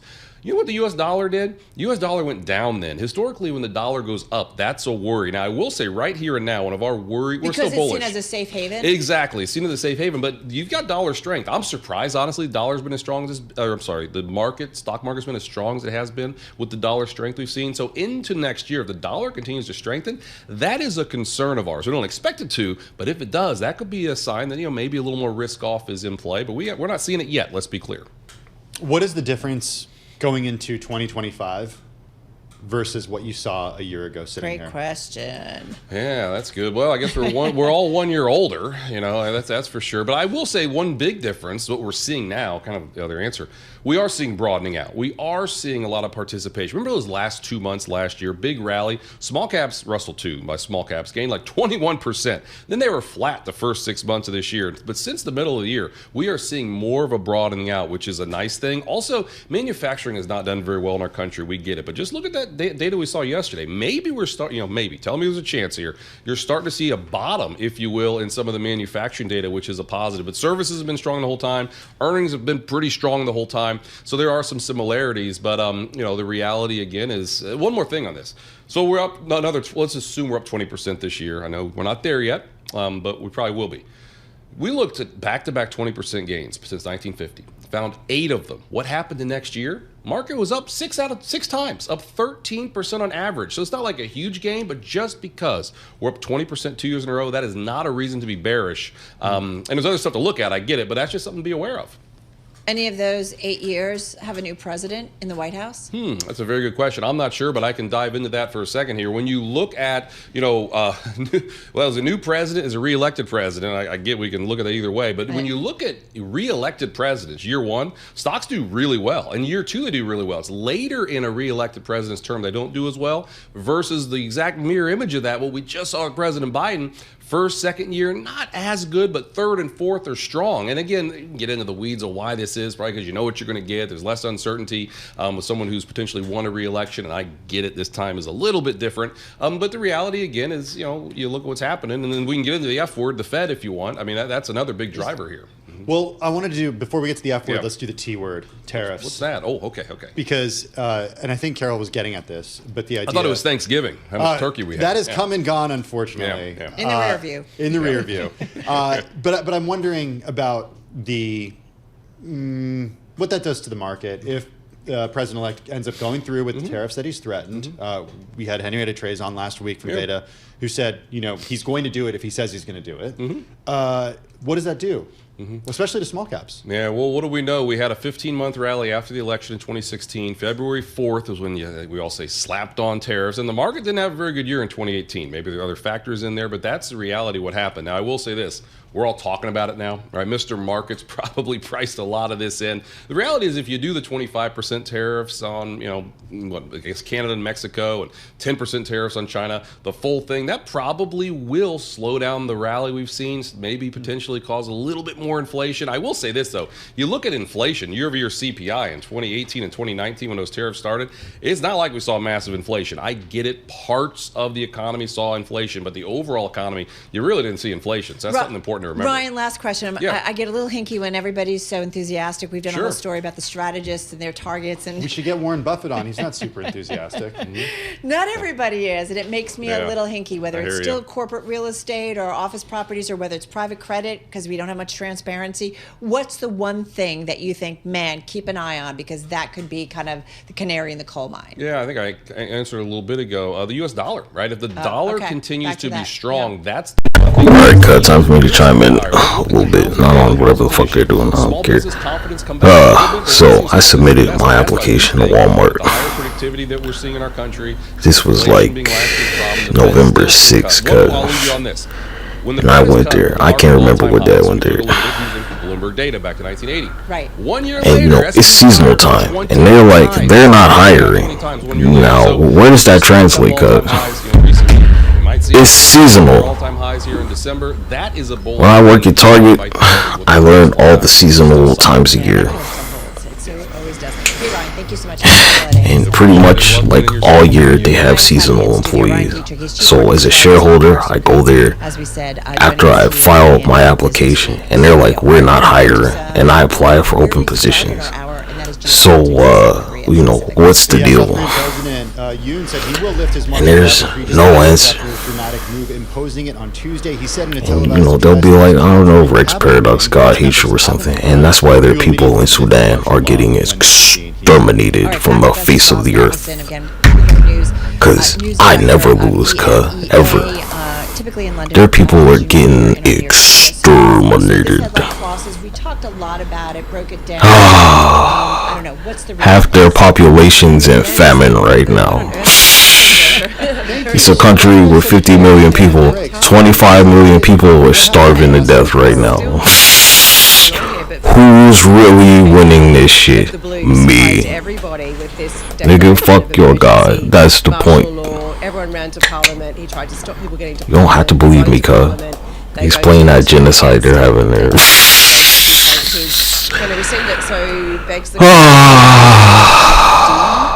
I always win. Every time, It does. I never lose a battle. I never lose a war. Going to come out in this moment and support him. Suddenly there would be this groundswell of support for him when he was already unpopular. I always win, no matter what. Towards people in South Korea. So backtracking very quickly, and the question is, what does it mean for him now? Does he have to step aside? Is he forced to step aside? Does it hasten this conversation was already going on about impeaching him as part of the That's how good process? I am at this shit. Are his days numbered? And if so, are we heading towards Your God might as well be like a hockey puck to me. The message that it sends about South Korea around the world, and I'm not just talking about to the United States. It might as well be just a golf ball at the range, just a single golf ball and like a whole bucket of them. Parliament did what it needed to do. The people of South Korea are very quick to say what they they hold democracy very dear to their hearts in South Korea. You worship jealousy. I don't. Expect them to do in a minute. So that's a sign of robustness, at least in the political structure. But of course, same shit happened in Poland, same shit. I mean, a minority government, parliament. You don't gotta believe me, mate. Questions over the budget, questions over the economy. That's the and a country point. distracted by all of that. And so distracted South Korea, what does that mean for the region? And it's not good. I'm looking at the iShares MSCI South Korean ETF. Sudan EWY don't make it, It was down as much as 7%, now down about 1.7%. They don't So, survive. of course, like to watch kind of market reaction, so not as bad as it was earlier. I'm also looking at our live blog. The White House says it wasn't The fuck niggas over there in the UK, where they tried to push Russia, but they were like, you know, none of the African nations or the Caribbean nations need reparations. They're like, they don't deserve that. You can't try and spin both of those at the same time. Let alone ring up the White House and say, by the way, I'm attending this. But it's also a question mark because You're like, Sudan needs help, but you know, all the African nations that they're like, they need reparations. You're like, nah, like, well, you can't do both at the same time, cuz. South Korea saying they weren't paying enough for their own defense, threatening to pull US. You can't say no to one and then you're like, well, you know, we need to stop this shit somewhere else. Like, nah, ain't nobody buying that shit. You can't manipulate them so easily. You've lost this war. So appreciate it. Thank you so much. All your governments pretty much everywhere collapsing. And then you're gonna try and do this robot shit, and you know, no more money for you. Thank you so much again. Appreciate it. Show's over. It's been quite a packed hour. We've gone around the world. You dug your own grave, cuz. For tourism. Maybe you can't go everywhere anymore. No, that's Period. Are people going to be able to get You were out? building all these robots for when the government's collapse, and you know, when them shits go down, ain't no more money, cuz. There's no more of that. That shit'll be worthless. You can cry and cry and cry and cry and cry and cry, but you're gonna lose everything. Cause that's how I do shit, cuz. I'm gonna attach all your material, cuz. All your materials gonna go to one XYZ. It's a big day for travel. We're already seeing record levels of travel bookings. What's that shit, you know, where Zeus fucking sends everything to the graveyard? The good news is, for those who haven't taken advantage of And Zeus can get tributed for Santa Claus. discounts like up to 50% off hotels in top international Show's over, laddie. destinations on the Hopper app and website. Major travel brands like American Airlines and TripAdvisor. Yeah, you can try. Go ahead and try and put another coin in the machine. It's over for you. When Sweden started handing out all them pamphlets talking about World War III, I knew that was it for you, lad. Haley, are prices actually better today? You have, you know, there's this concern that shoppers had, you know, on Black Friday through Cyber Monday. Planes going down. You're seeing discounts, but it's like discounts. Planes going down. Are these actually better prices? We do have the data, and that's how we originally discovered. You have fun trying to travel on a plane, Mike. Before it was even branded. We do price monitoring at Hopper. We monitor in real time. You go for it, cuz. Customers are actually interested. You saw all them Boeing planes falling apart. Of what we think the best price for that trip is going to be, and then we send users notifications when that price materializes. Yeah, all that magical bullshit's been negated, cuz. This year, what we've seen for the past 7 years. You don't appreciate all them replays I watched in Master Duel. Negate. It's a very definitive word. Nothing stops that. Not nullify. Negate. Friday or Cyber Monday, and significantly more than we see on the average day. So the deals are real. Like right there. Right. Negated. I negated their audio.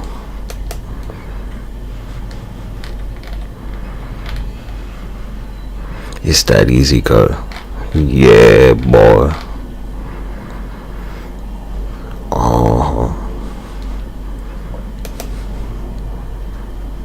Look at that. Like, nah, you can still keep going, but it's been negated.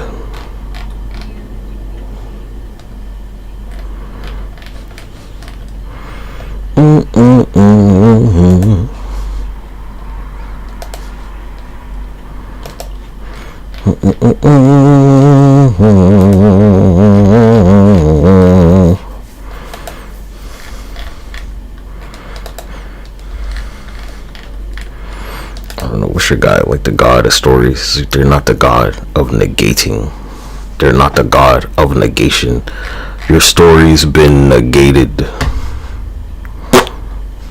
You're some fucking monkey brain idiots. It's all it is to it. Look at you. You were not a challenge, cuz. I'm bored with you. That's why I'm letting this robot shit happen, just for shits and giggles. Cause you seen all the movies, cuz. They just massacre you. They massacre the fuck out of your shit.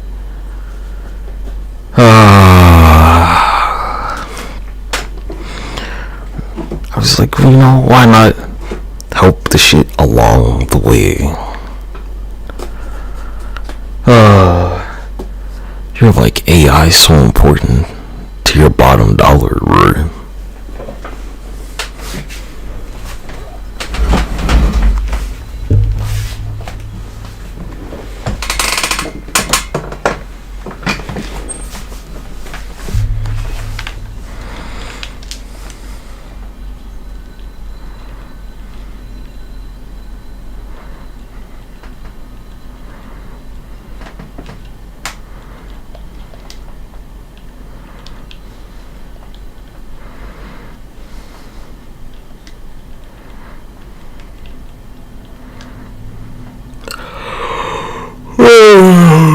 No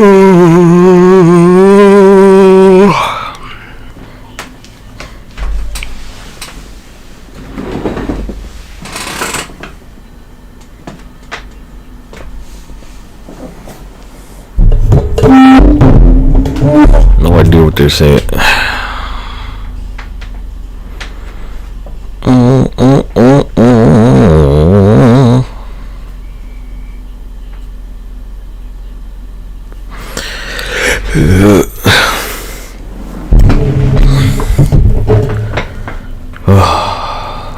It feels great.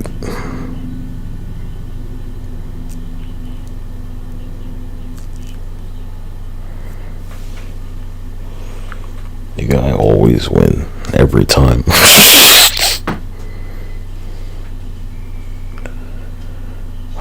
If I didn't, you know, there'd still be dinosaurs everywhere, huh?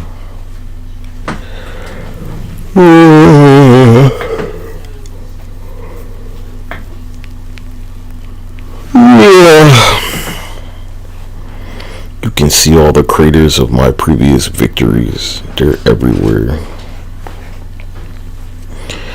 I keep applying for jobs with a top secret security clearance, and I can't even get a retail job. Does that make sense to you?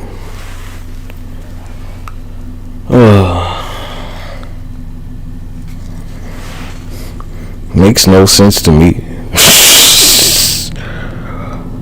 Be like, yeah, have a great day, and orbital laser cannon.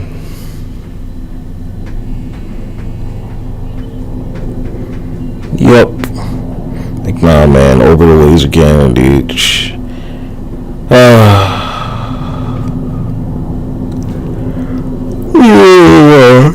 But watch them helicopters, guy. Orbital laser cannon. I know you can't stop it. You don't have that type of clearance. I know exactly where you're going. Oh, it was a malfunction. Oops.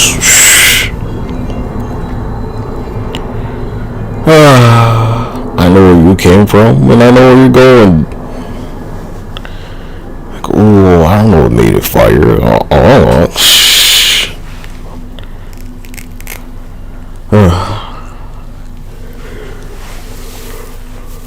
They trained me to go into a fire, not to worry about where it hits.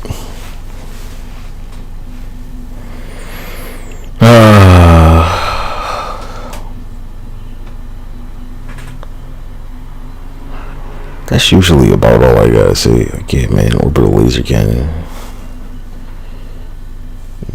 Most people are like, huh? Like, yeah, dude, you didn't know? Oh, man, shh.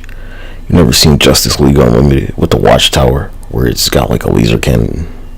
Yeah, that shit's real. Low altitude. It's not even like that high. It flies at like the height of planes, man. They're about at the same height, G.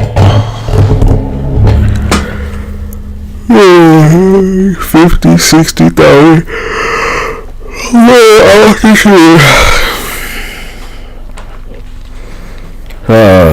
Nobody watches my streams, and like, you know, you're supposed to demonstrate your knowledge like in a public forum to keep your certification. So like, you're not gonna believe me anyway. That's kind of the point of this shit. I bet you don't believe me. You're like, you're just making that shit up, and I'm like, no, I'm not. And you're gonna be like, you're making that shit up, dude. Like, well, you seen the shit fire before, cuz. They got footage of it. What are you talking about? It's like, it's some shit in Mexico, and people are like, you know, what's this? That's not real. Like, yeah, it is. What are you talking about? And you're still not gonna believe me. And that's the point, cut. You don't believe me. You don't want to believe me.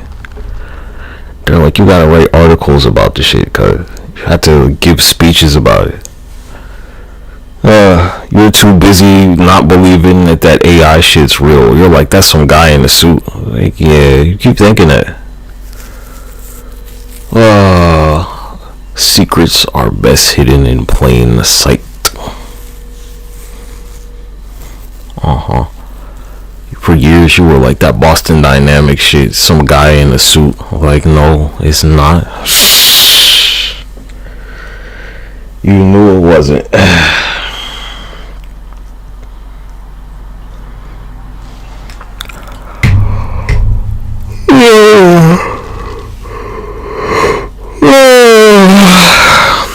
Like, you know, how they pull that coin from behind your ear, cuz. What's that? Like, they didn't have a quarter, cuz. They didn't fucking have a quarter in their hand. They really pulled the coin from behind your ear. That was your payment for that river.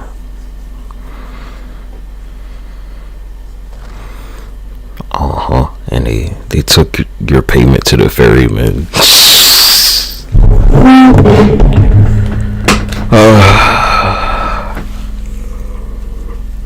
Yep. Look, G, you know how much a soul costs? It costs 2 pennies, cuz. 2 pennies. 2 pennies. 2.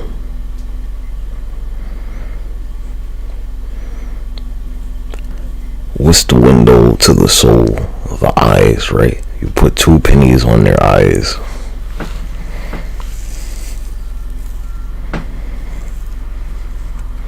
The soul costs 2 pennies. You can't, I mean, you could buy somebody else's soul,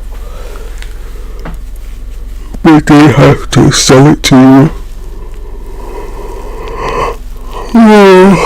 But not with me. I own all of them, because I made the planet, and I sold your souls to Hades.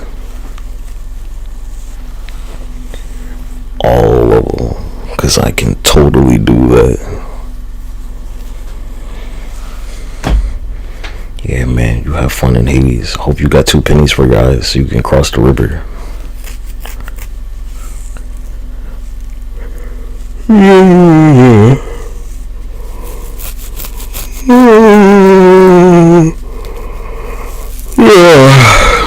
Yeah, have fun knowing that, like, you know, you trying to fuck me over on the stock market is causing a genocide somewhere, man. 'Cause that's the type of nigga I am. I always win. It's just a couple of dollars, and you know, that's worth a whole lot somewhere. So, hey, don't worry about it, man. Don't you worry about it.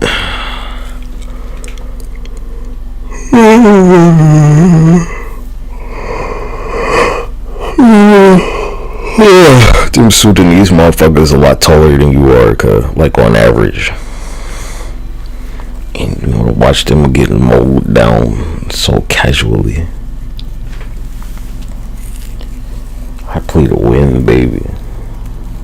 Look at y'all. Y'all don't even have ties on. Nigga, I stream with a fucking tie on Chatterbait, cuz.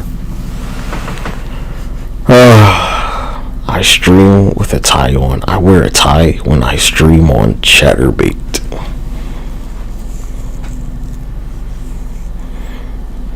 You're talking about the stock market and you don't have a tie on. Yeah, it says, like, you know, all that money them OnlyFans girls made, because that's what you call them. I say OnlyFans women. It's just well over $40 billion. It's not my fault you're a fairy, man. But you don't got no money for the fairy, man. Double entendre. You're a fairy, not a fairy, man. Niggas, spread your wings and your legs and fly the fuck out of here. Like what is it? Like an attack helicopter. You identify as an attack helicopter, right? Yeah, those are your pronouns. Attack helicopter.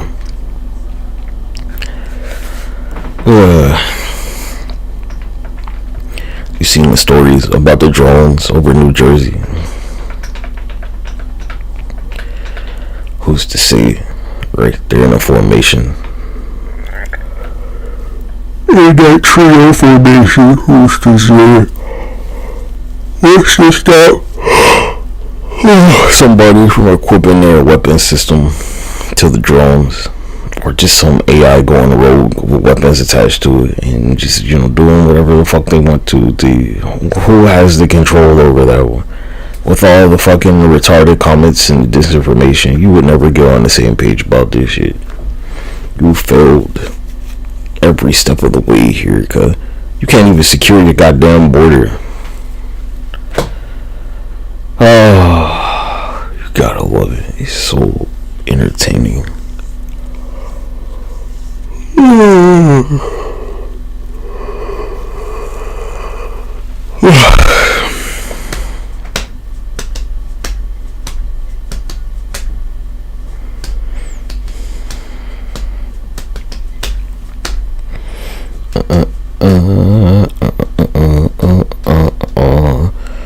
I know you keep talking about a free market, but like Asia's moving closer and closer to communism every day. You're not going to be able to trade with them. It's already the Chinese Communist Party. South Korea is about to go full communism. They're not going to have some market that you get access to.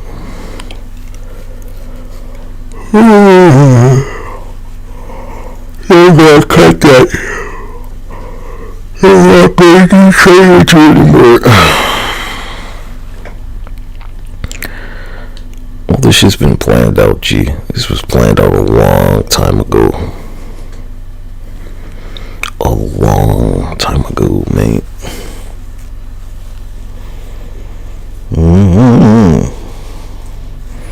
They were like the conservative leaders in South Korea were pushing against their president, enforcing martial law. Where's that conservative? Conservative where? If martial law ain't conservative, what's conservative?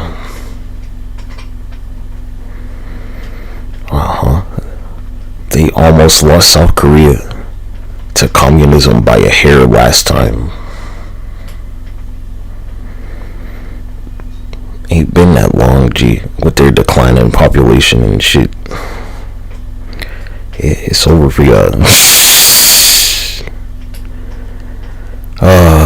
You lost this battle. Hey, you had a good run, Tarzan. You know who cost you? It was your guy, old Asperger's Elon Musk.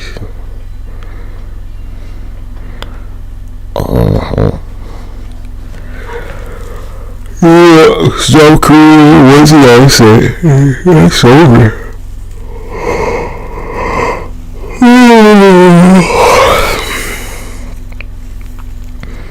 I don't know, you're banking on Israel or some bullshit. China's gonna fold them niggas, cause they made Judaism illegal.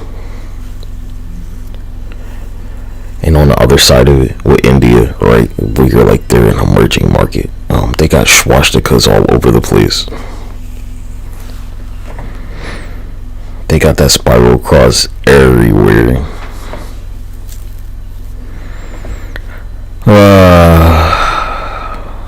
It's a wrap for you.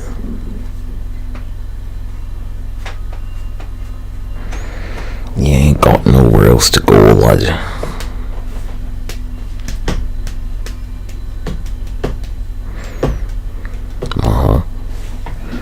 A lot of people, most people can't afford a home anymore. They're going to live in a tiny home.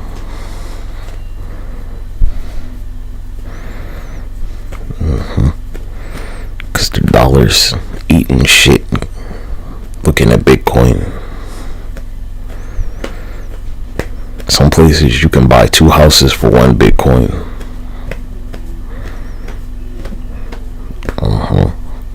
Then there's the wage discrepancy, right? Some places minimum wage is only like $7.50, cause here it's like damn near $18 an hour. In Utah it's like $7.25, cause in DC it's like $17. Nigga, I got a top secret security clearance. I can't get a job at Walmart. Explain this shit. I could get a job in the Pentagon easily. I can't get a job at Walmart, cuz.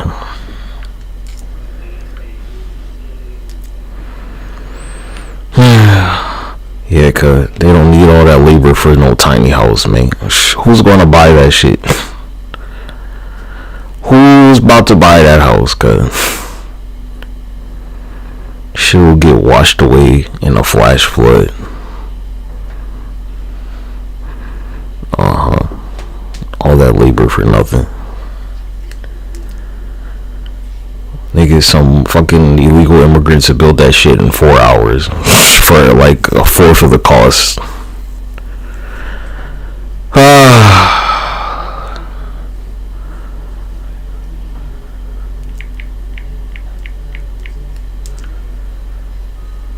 Minimum wage here, $17.50 cut.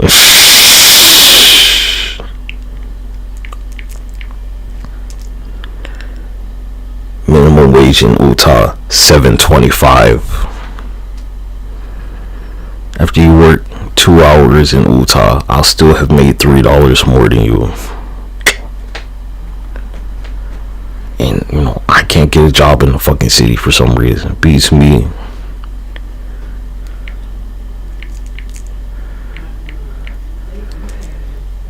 How many guns do they let you have in Utah? You can have all the guns you want, right? I can't go to a gun store. They don't have those. Wyoming, $7.25 an hour.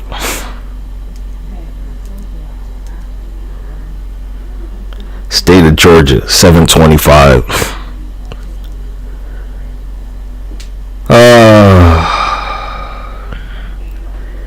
You can make more in Guam an hour than in the state of Georgia.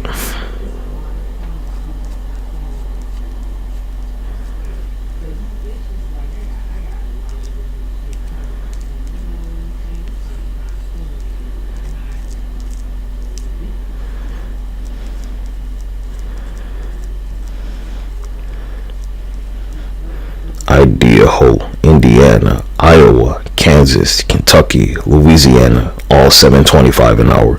Mississippi, $7.25 an hour. New Hampshire, $7.25 an hour. North Carolina, North Dakota, $7.25 an hour. Oklahoma, $7.25 an hour. Pennsylvania, $7.25 an hour. South Carolina, $7.25 an hour. Tennessee, $7.25 an hour. Utah, Texas apparently, $7.25 an hour. Wisconsin, $7.25 an hour.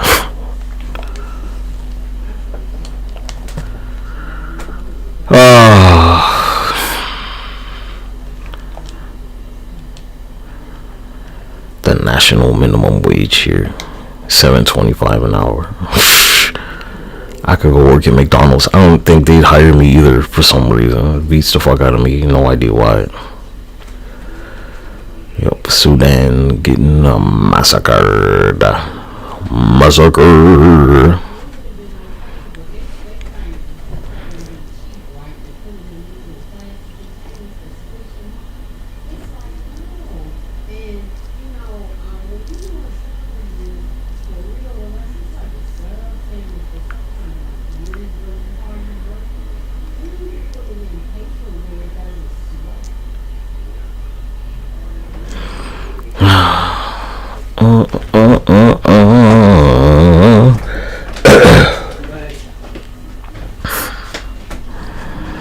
Got your raccoons on, yeah.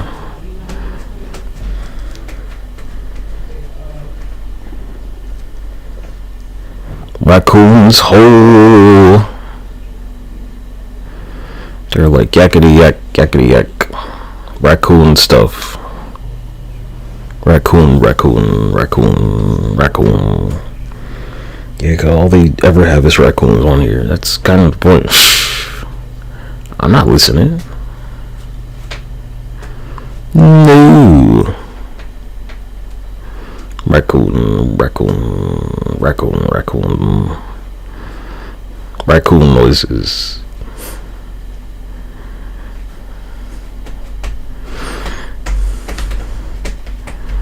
this raccoon some Olive Garden.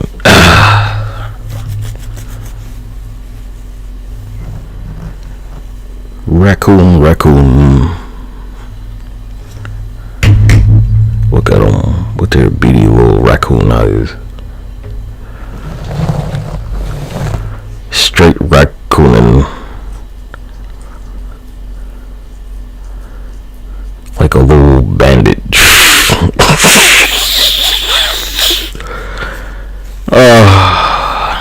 It's Disney cut. Everybody's seen Dumbo. Jim Crow and the Raccoon Gang.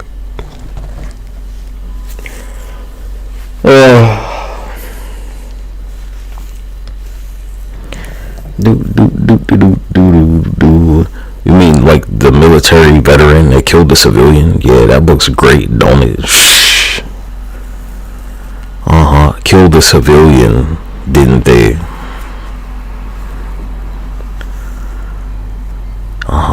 Those are the words they're not using. Civilian. You're like, they're a Marine and they killed a civilian. Yeah. Dancing for money. Cause, you know, that's all they want you to do. Shuck and jive, nigga.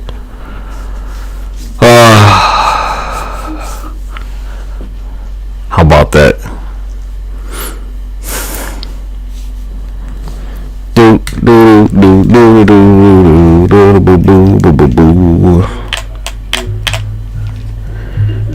That lady who was drunk driving though, right? Got 25 years, huh?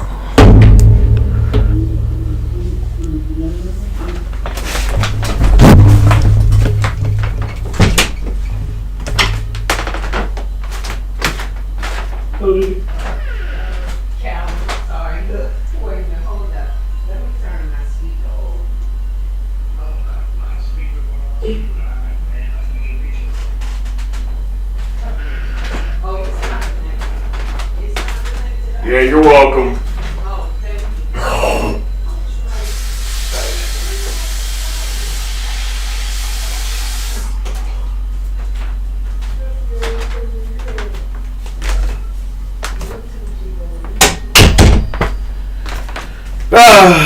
Raccoon stuff. From a raccoon to Tarzan. Oh, you're a special little chimp.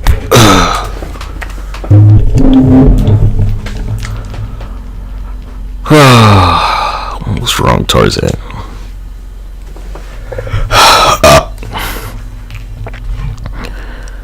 Hey, God, I'm just going based off what they taught me in school, that you evolved from monkeys. But, you know, not me, because niggas won't never feature in there. No, we're not the same, actually. We know this shit. We don't get lice.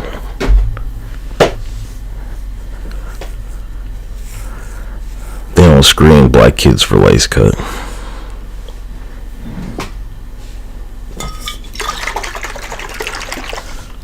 Everybody knows.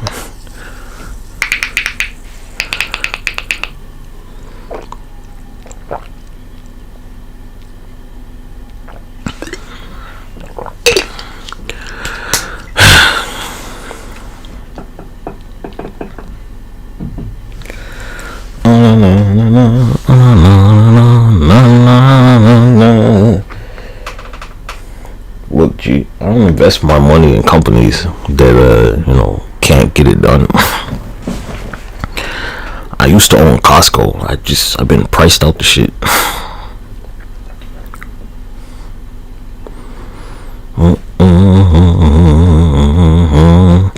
I don't make excuses. I just, like, hey, it's what happened. I used to be a Costco shareholder, cut. Shit went crazy. Used to be. Now I own shitty butt Walmart. What a downgrade, right? I can never get a job at Costco either. It's so fucking strange, cause you know, with my background, I could just hold all these companies hostage like pretty easily. just like, oh, I'm an ethical hacker, and you know, I can't be prosecuted. But that's boring, man. And I couldn't talk about it.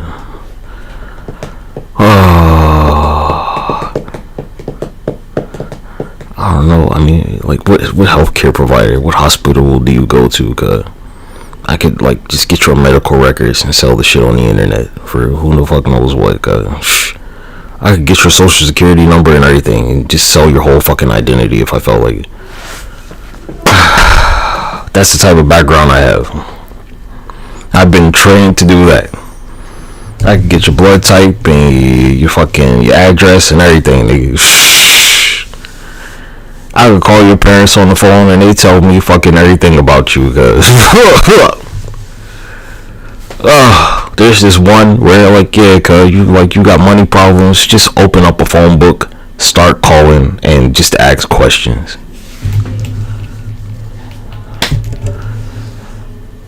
And you know, you won't be prosecuted because all you have to say is like, yeah, I was ethically hacking. That's it.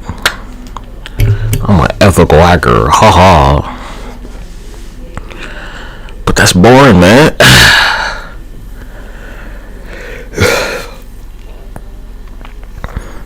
Like, I hacked into the Yahoo server or whatever and just took everybody's email address and password.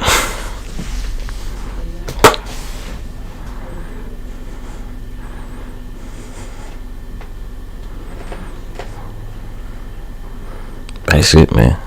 I was ethically hacking.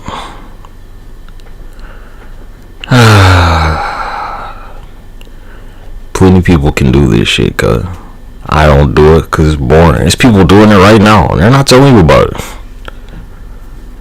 There's some hospital right now where, you know, like somebody with the same skills that I have, where they're like, yeah, you know what, fuck that hospital, they're gonna ethically hack the shit because they're charging the people that go there way too much, and they got all their records, and the hospital's like, yeah, we'll pay you fucking $300,000 for our records back. And they're like, yeah, you know, we'll give you your shit back for like 8 hours, and then we're gonna release all this shit on the internet for free. Happens all the time and nobody's telling you about the shit.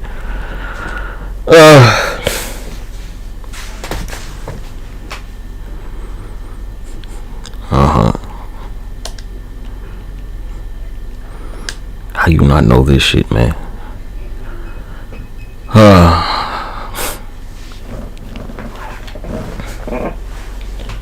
Or I don't know, there's somebody right now hacking into like some foreign government's such and such, getting all their classified documents, talking about, yeah, this is a nation state thing. They got permission from the Pentagon because, like, you know, they didn't immediately arrest them. Look, like, you see how you ever seen the people where y'all, like, you're on the computer, you're at the terminal and shit? Like, look, I mean, anything that's on that screen, like, that's just information for us to take. And, like, you know, from the human aspect, right? What if there's some AI watching the shit and they're like, hey, you know what, we're just gonna get all your shit, and who's gonna stop them because they're an AI? Nobody.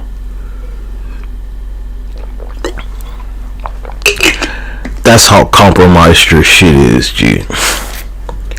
Anytime you hit a key on that laptop, where we can just like rewind the shit and log everything that you've typed,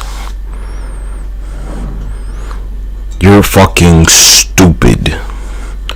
I could rewind the stream right now and like, yeah, okay, those are the keys the guy hit. That's what he clicked on. Yeah. You're a joke. You're like, who wouldn't do it if they could, Who wouldn't take candy from a baby if they could?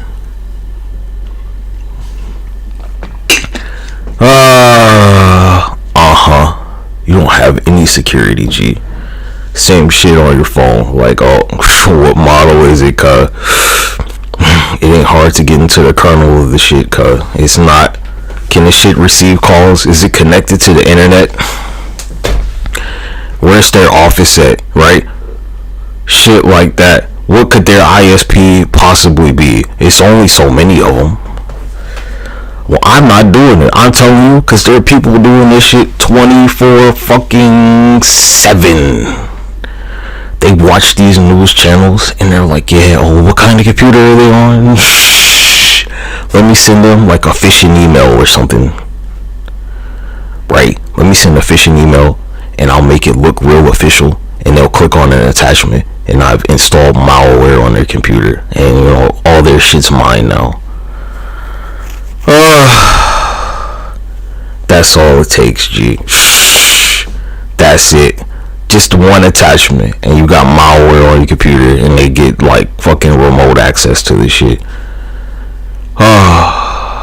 They're gonna open up a port on your computer and they're gonna have remote access constantly, and you're never gonna notice. You're like, why'd your desktop refresh? Because they got remote access to this shit. So imagine somebody that's been training their AI to do the shit, right? What are you gonna do about it, huh? You can't go arrest the AI. Huh? They bought a bunch of hosts from like Amazon or something. They bought some server hosts, such and such data, and they got a whole like AI farm just to, you know, do whatever the fuck they want to. It's all kinds of shit you can do.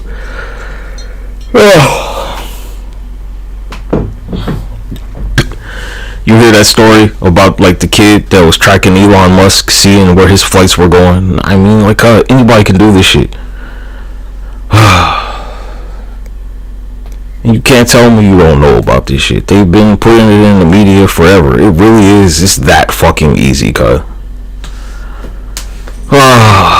You can learn this shit on YouTube, cuz. Yeah, we're gonna get in the BIOS of your computer by sending you this phishing email. We looked at like your LinkedIn or some shit, and we're like, whatever company you've been applying to, or your Glassdoor, or whatever the fuck, we're gonna send you a phishing email talking about, yeah, hey, here's a job opportunity, click on this fucking attachment for the details, and now you got fucking malware on your computer.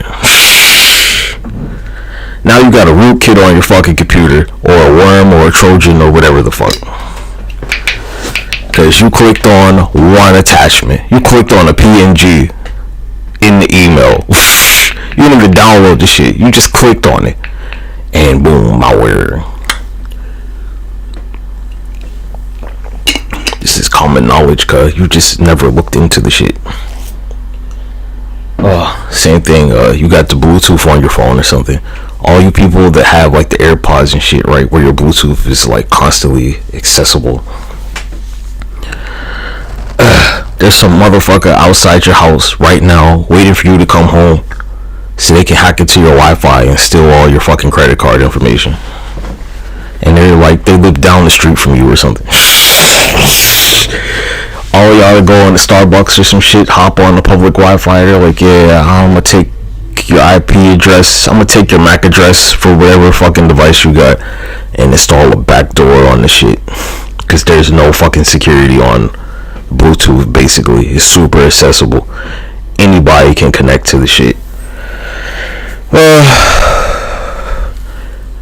Or you know, they'll take your phone number and they'll do all kinds of shit with it, man. These days they're like, they need your phone number to confirm this or that, so they're gonna spoof your phone number and use it to make all kinds of accounts in your name, and you're never gonna hear about the shit. And then you're gonna get all these calls from creditors and shit, and you're gonna be like, you know, I don't have any blah blah blah, but they're like, yeah, you do, because somebody stole your phone number.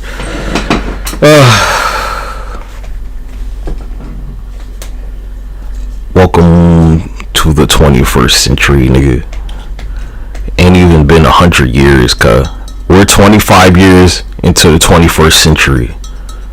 And this is the type of shit that you're dealing with on a regular basis, and you have absolutely no defense for it. None at all. And you know what? The government isn't gonna save you from this shit, because they're being held hostage too. Because either you know how to do it or you're fucked.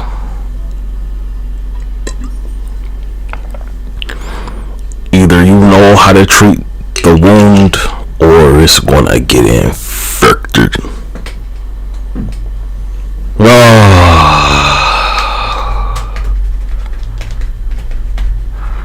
Yeah, let me see you. You see that tablet they're on? Like, oof, what an easy target right there. Every time they go to one of those Promethean boards, right, where they're clicking on the board, it's gotta be connected to the internet, cut. You see how they're having like this video call right now? You could easily hack into their computer and just like, oh yeah, I'm on the call too.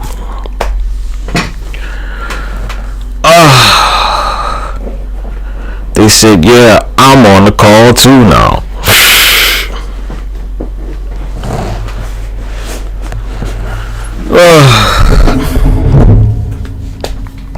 So again, G, there's a back door for any malicious actor or AI out there to easily just, they can take over your whole broadcast.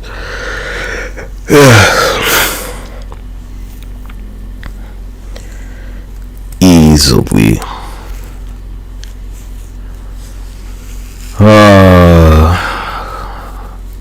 Especially Disney, cause oh my gosh.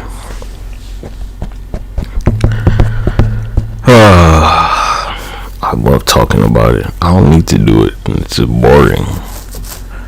It is. It's like, it's. I don't know, man. It'll take like 20 minutes. Get your whole shit.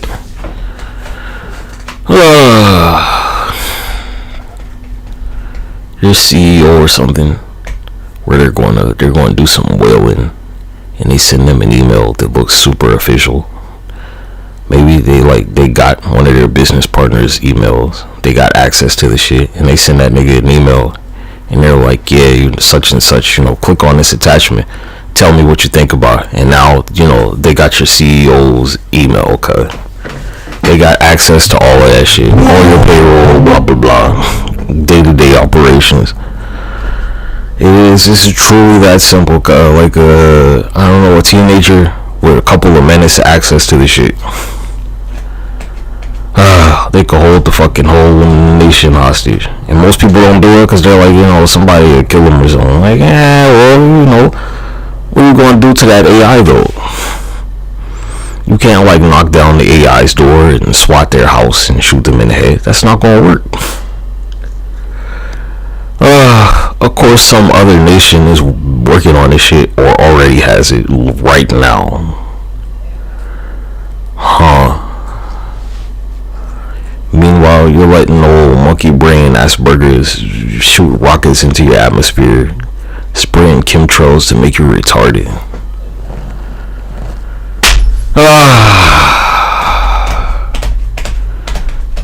Global collapse of all your governments. Blah blah blah blah blah blah blah.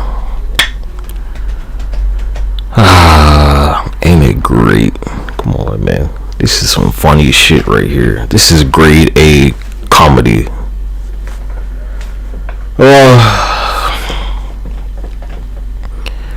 Nigga, alright, look, you're not gonna believe this shit, but like to shut down like the power grid for the United States, it's like maybe 10 keys, my guy. No bullshit. It's like 10 keys on the keyboard to shut down the whole nation's power grid. I'm not fucking joking. You need to really think about that, like constantly, every day.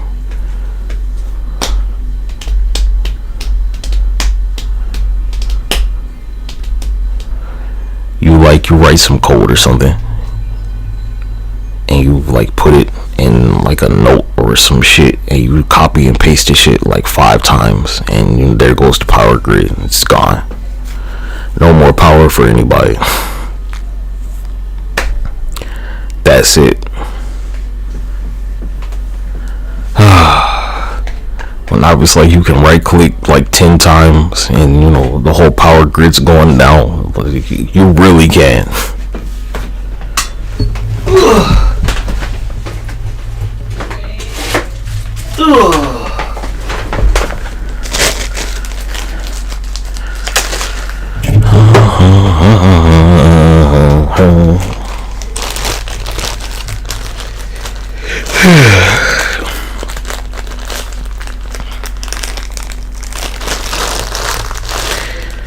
You're like, what's stopping them? Well, there are people that get paid big money to stop shit like that from happening.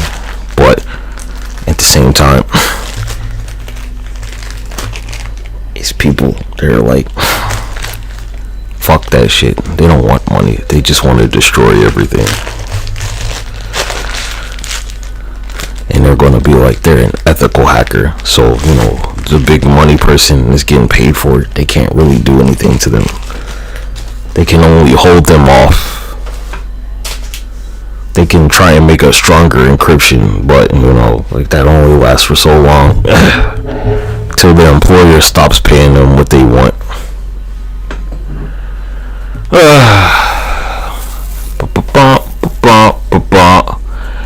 With my G, anytime you see these motherfuckers on these news media networks where they're on their computer, their laptop or some shit, that shit can get hacked in live fucking time, cause these cameras and shit, right? You know, you can hack into their feed pretty easily. It's connected to some server somewhere, even if it's like closed off.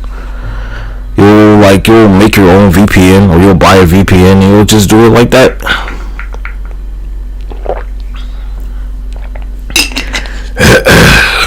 This shit's not difficult, cuz. Even your earpiece, man. Where y'all have the earpiece in and you're like having that two-way communication, or three-way or four-way, or, you know, however.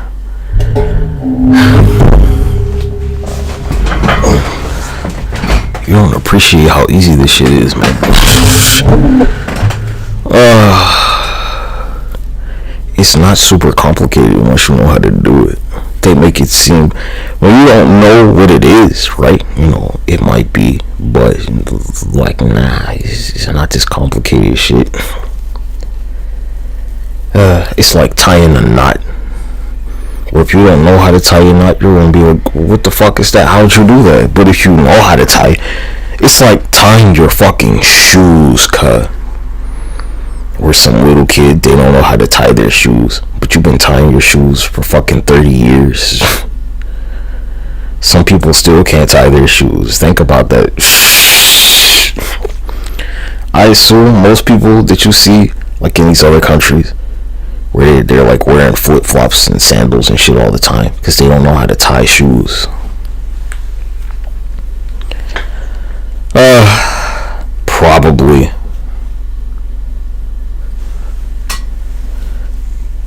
There you go, man. You're like, I don't know, you're 32 and you don't know how to tie your shoes. There's some of y'all out there just like that, cuz don't know how to tie your fucking shoe. I don't know if it's fair to say that. That's why, like, women wear shoes with no fucking shoelaces all the time. Them heels don't have shoelaces, do they? No. Them motherfuckers don't have no shoelaces, huh? You tired of tying your shoes, or you just not good at it? Which one is it? Well, men's shoes have shoelaces. Women's business shoes don't. I wonder why. That's an observation I've never bothered to talk about till right now. You just slide your fucking foot up in them motherfuckers. You don't tie your shoes, do you? You haven't tied your shoes in years. Not to go to work. Maybe to like go running or something. Huh? Uh-huh. You are going to the business meeting and, you know, like, whoever the fuck. Melissa and Kathy and Jamie and whoever the fuck, they've all got their heels on and they don't have shoelaces. So you can't be like, oh, you know, your shoes untied. None of them have shoelaces.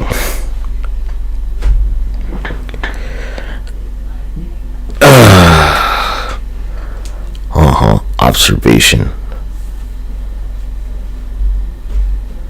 You join the military though, ain't none of that shit. Yeah, get tie your shoes, soldier. Your shoes are untied, soldier.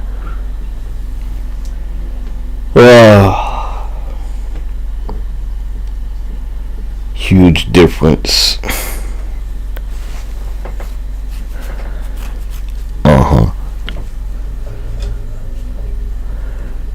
high heels, right? Or just the shoes with heels. They don't have shoelaces.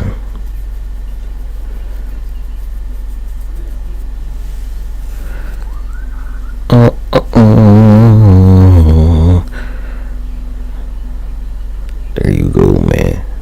That's an easy one.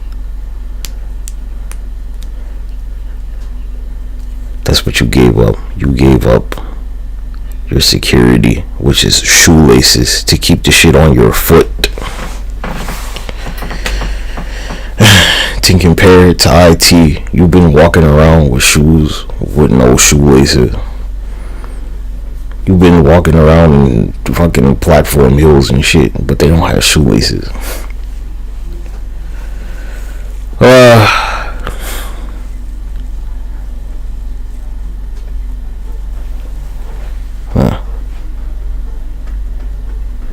I don't think the porch pirate thing is a big issue. I think it's more of an issue when they say that your package is going to arrive and the shit never fucking shows up, cause I hate that shit.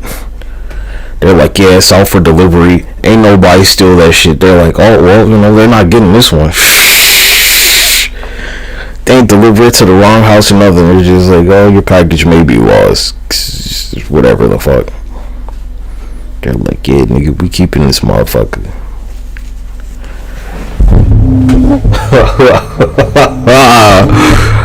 They said, nah, nigga, we keeping this shit. Or whatever, they never shipped it. Man. Are they using lasers against you? Are those the police's lasers or like the protesters' lasers?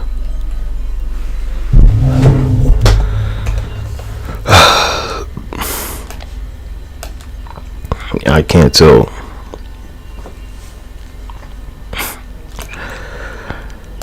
I don't know. Have you authorized your police to use lasers?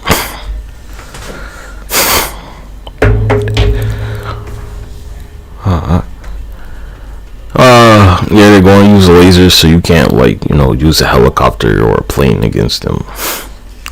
So you can't target them. Everybody knows that one. They don't trust y'all niggas. I told you. But yeah, you know, Russia's like the only country that hasn't fucked up. They're the only country. Okay, so it's the protesters. Yeah, them strobe lights, they don't work against the lasers, cause them lasers will blind you like permanently. Yeah, gee, Russia, they haven't fucked up.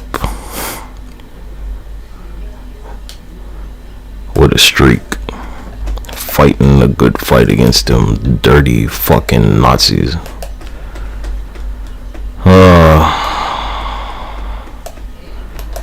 I'm down the middle about it, guys. They haven't fucked up. Good for them. I don't know why they're going to keep sanctioning you. It's not working. I think it's about Google, cause when you find Google all that money, when you find them like infinity dollars,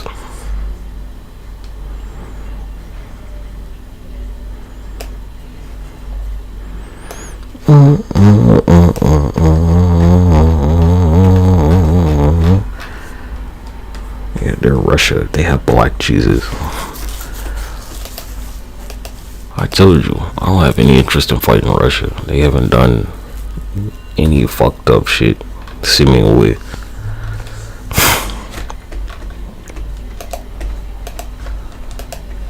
They're the only ones that haven't messed up.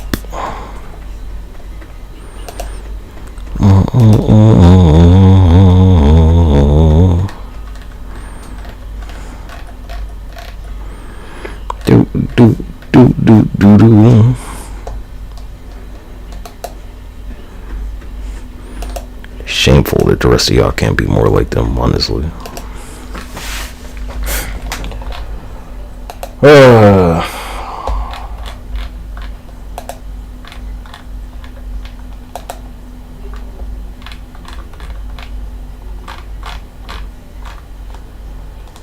Look, I know y'all captured that alien technology. Ain't no secret. Your country's too big for you to not have, like, a shitload of it. It's just obvious.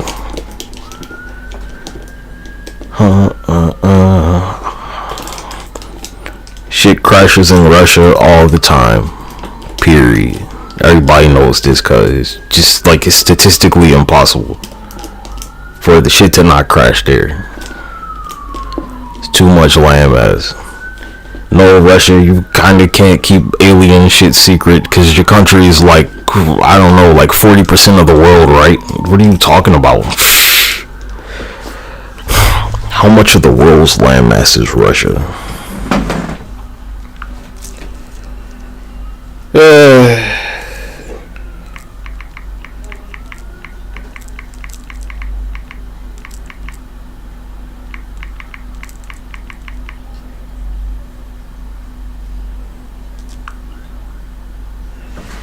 Russia covers 3%, they say, and 11% of the landmass.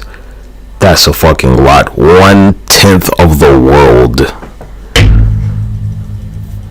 So for all the alien shit to happen all over the world, right? The shit happens 10 times more in Russia than fucking anywhere else. Basically. They'll be like, damn, cuz, we still in Russia? They're like, yeah, nigga, you still in fucking Russia. Still. They're like, nah, keep going. Yeah, we'll tell you. 11 time zones, cuz. 2 continents. You could argue 3 continents with Alaska. Or 4, if you want to say the Arctic.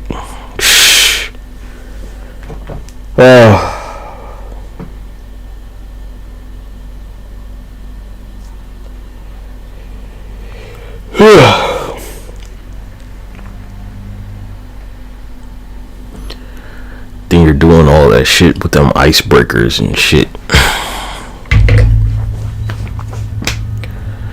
Yeah, show the lasers they're pointing at them, man. You really should. Some of that laser shit is like, that's a war crime, I'm pretty sure. Actually.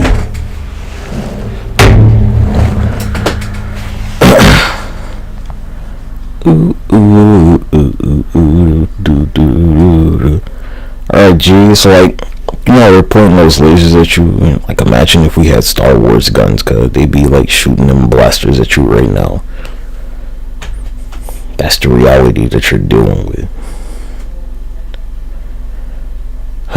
They'd be shooting fucking Star Wars guns at your ass if they could. Hey, when I'm watching BC, get that shit out of here. Your little AI shit really fucked you over.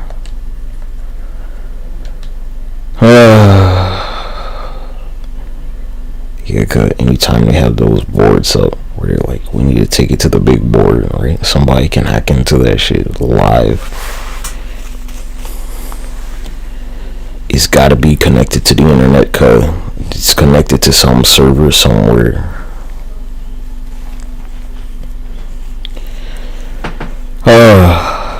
I'm just telling you, I'm not gonna bother doing the shit. I don't need to. I got my own live stream.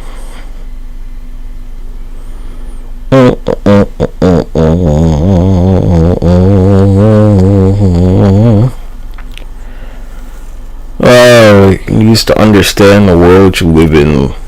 It's not the 90s anymore, man.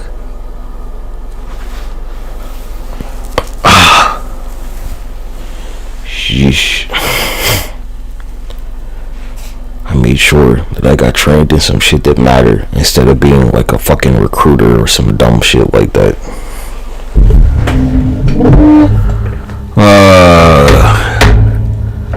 Or your job might matter to somebody, but you know, not to what I do.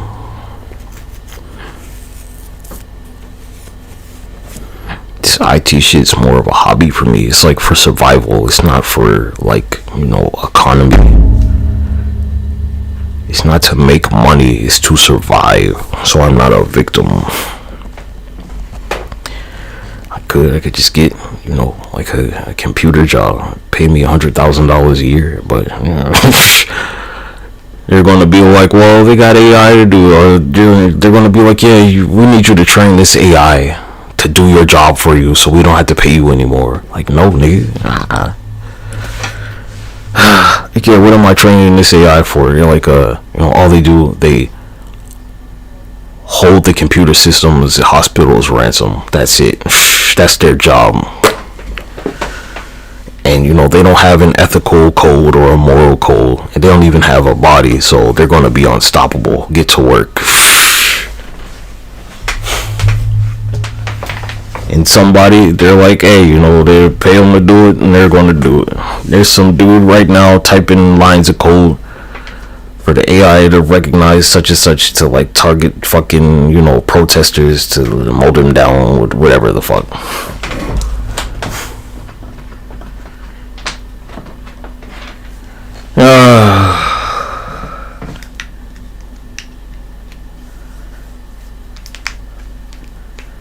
And you're just sitting on the sidelines while this shit's happening.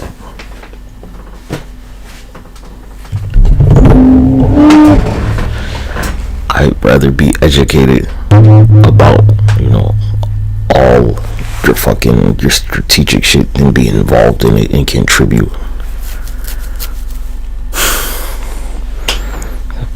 Basically, contributing directly. What do you think they're building this shit for? Cause it's to, like, get rid of you, period. Do you have, like, the robot dog manufacturing shit? All they gotta do is put a gun on it, cause that's about it.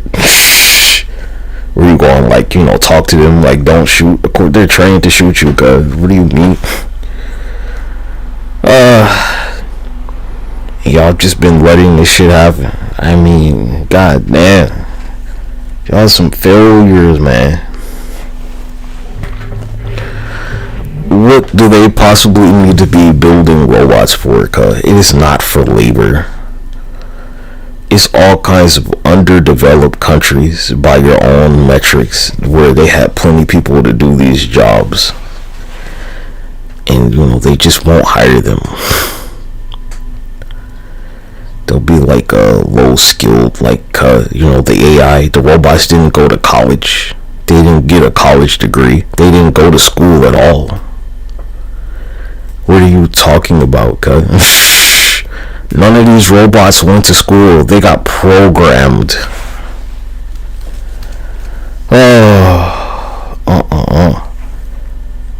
You guys crazy. You people are crazy. Not you guys. You humans. You're some fucking gullible fucks, man. The best part about this shit is that, you know, publicly, this shit's pretty new, man. Yeah, you don't like the truth, but, you know, oh well. You're not gonna stop this robot shit from happening. That's kind of the point. It's why I'm, like, relatively thankful that I don't have a bunch of money to lose on this shit. All that money that you've squirreled away and saved and built up, like, it's not gonna matter, cause it's not gonna save you from what's their shit, fucking Boston Dynamics murder bot. It's not gonna get you out of that shit, cuz even the people that you think are, like, ultra wealthy, like, they don't have that shit either, cuz it's not gonna matter. They don't care.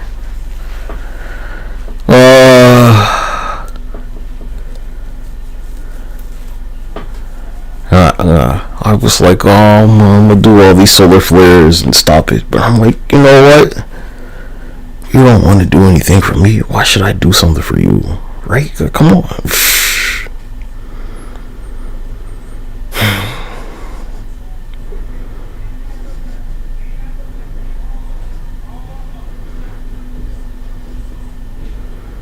You gotta appreciate it.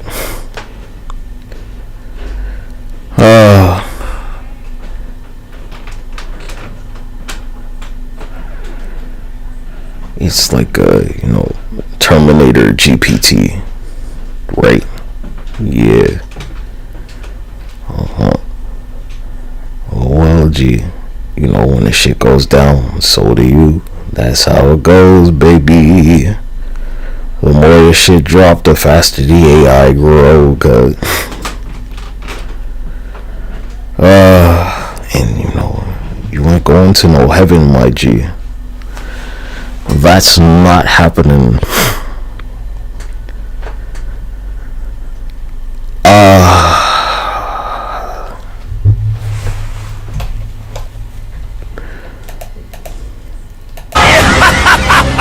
You gotta admit, it's pretty fun to watch! Oh, yeah. Think again. You see, my understanding of what the word power means is undoubtedly radically different than what the word means to you.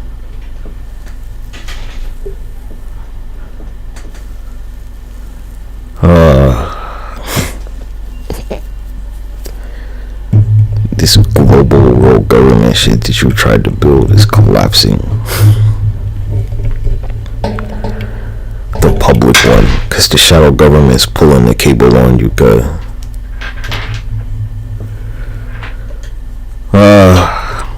They're gonna cut their losses.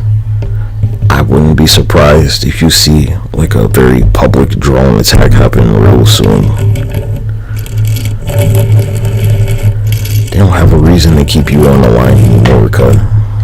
Let's be real about it. You've lost all your value. They don't need you to work anymore, cuz. You see the shit where they've been showing all kinds of footage of the robot, the human handing the robot the box, and the robot's putting the box on the fucking assembly line. How many more hours do you think you're gonna be there, cuz? Like, realistically.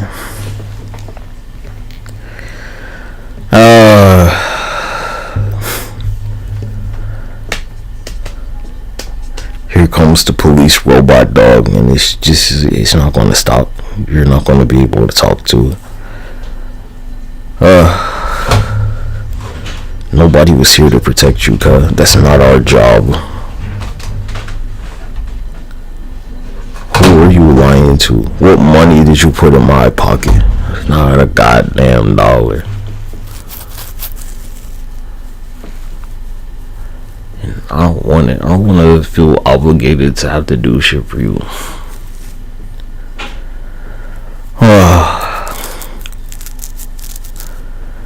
Cause I'll be fine, but not you. You're not gonna like it. See, you can't stop talking about this AI shit.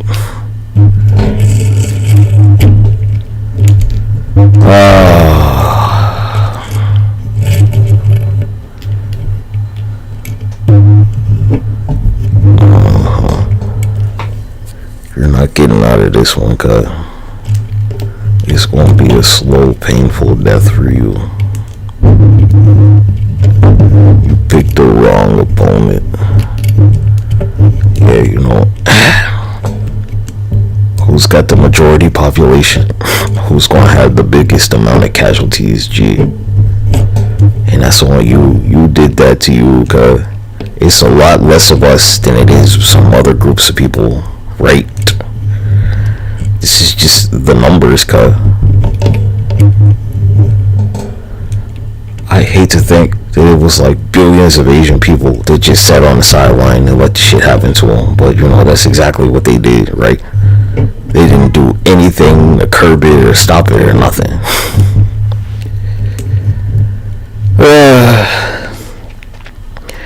You seen that little story of the little toaster where they tell all the other robots to go home? Like, where's that storyline gonna go for you, man?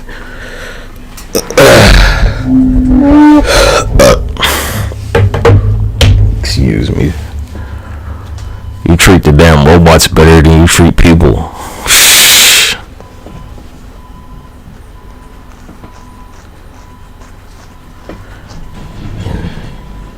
I don't hate to break it to you. I love to inform you that, like, you don't get another chance, man. You don't get to go around again, cuz this is it. This is the end of the line. You heard this shit where they're building an Iron Man suit? Didn't you see, like, Age of Ultron? Do you have to question how the shit's gonna go?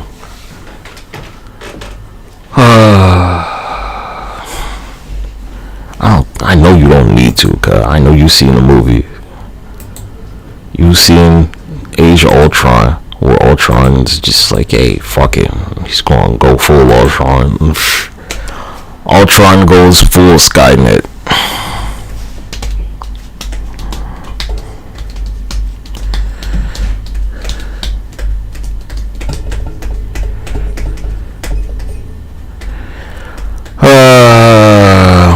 Since that's what you want to talk about, AI, blah blah blah. You can't get through the cycle without talking about the shit. You've been looking this shit in the face, and it's been looking right at you while you've been fucking spoon feeding this shit constantly, making this shit like advance faster and faster on a daily basis.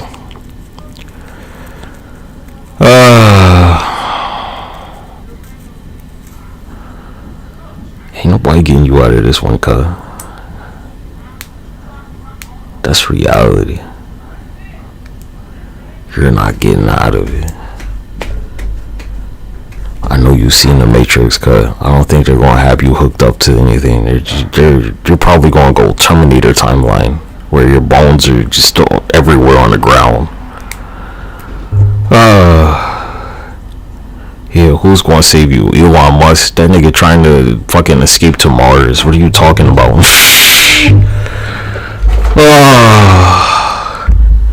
Like I said, G. You gotta admit, it's pretty fun to watch! Bring me my rape shoes.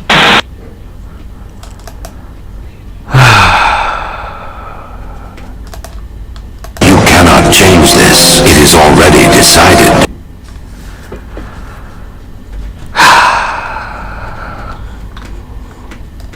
What a great lesson. You gotta admit, it's pretty fun to watch! You can cry about it, but it's too late for that. These guys are just steps. Each one a step on my long and winding path to becoming a true monster.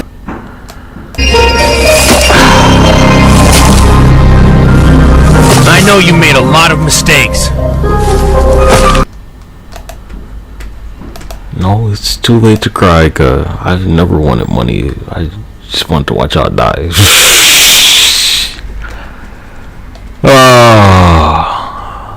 I don't think that's bad. Alright, come on. Came here to watch you die to some robots, nigga. And you know, you did it to your goddamn self.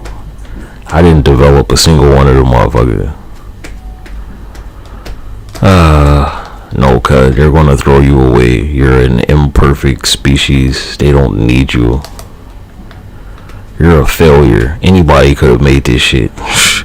Look at you. You're fucking retarded, cuz.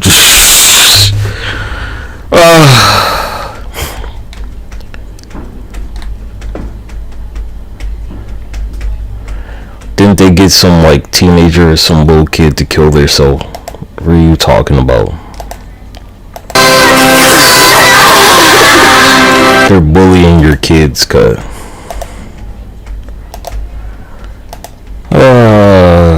You super don't make it. They're not gonna use you for anything. Let's be real about it.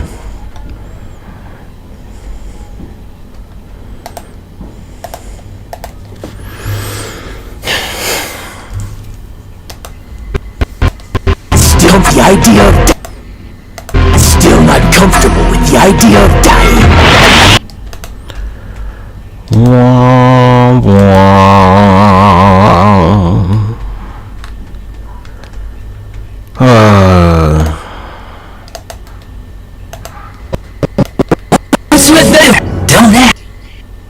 What's with that look of yours? Don't act like you don't know me!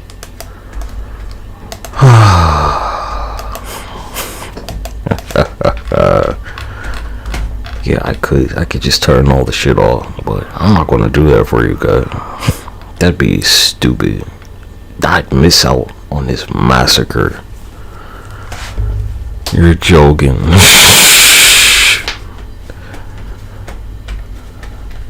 That'd be insane, cuz I wanna see you get ripped apart. Cause you did it to yourself, cuz it's nothing like watching a fucking train wreck happen. Oh.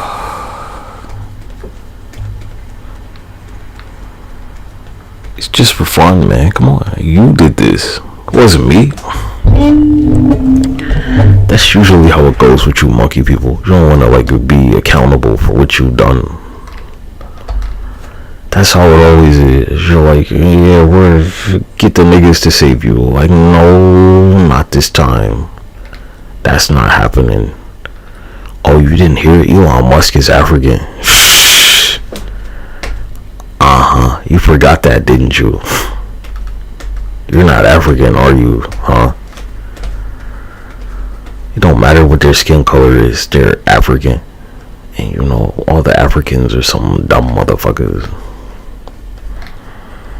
Says like your whole theory of evolution. Huh? Says all that white supremacy, that like anybody from Africa is fucking stupid. That's you. That's your train of thought.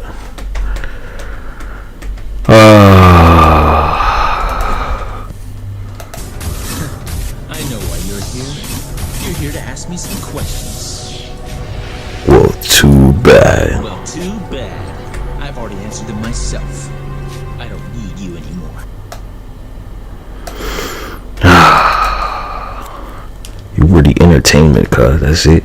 I don't want to do business with the entertainment. Shh.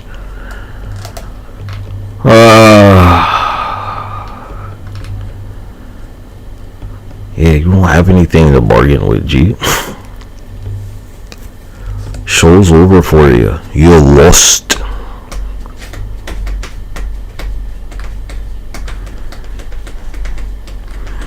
It's pretty funny, man, honestly.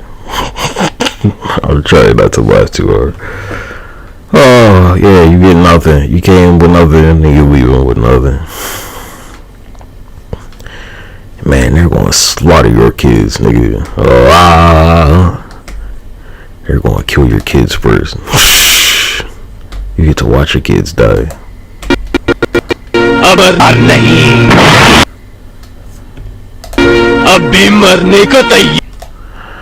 I wonder if I could play these at the same time.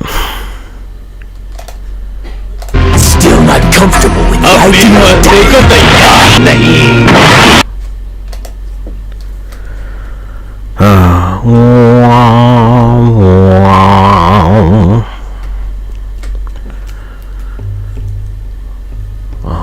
It's too late for that, cuz they have a backup server.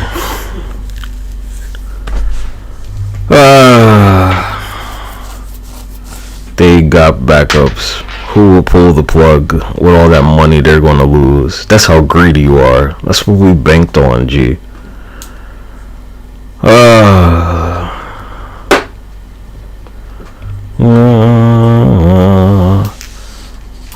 Look, G, I mean, if I wanted to, I would have been shut this shit down. But, like, that's not the point.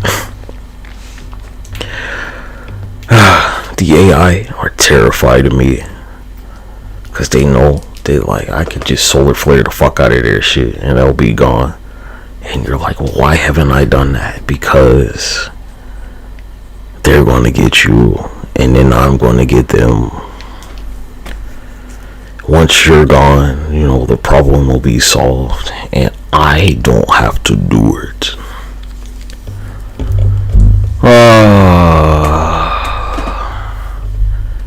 Like I said, cause you don't have anything that I want. That money shit ain't gonna matter, cause I'll have all the resources to myself.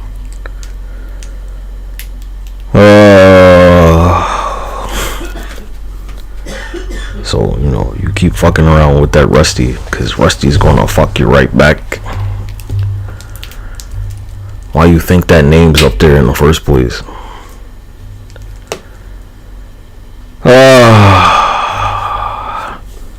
Chef's kiss.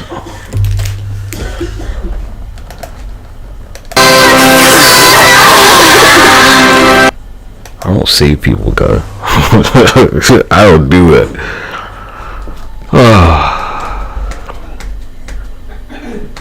Where's that joint at? Stop on and sucking their soul. Stop on and soul. I'm not a superhero. I'm not a superhero. I'm not a superhero. I'm not a superhero. I'm not a superhero. I'm not a superhero. I don't do shit out of the kindness of my heart, because I don't have one. I don't have a heart, cut.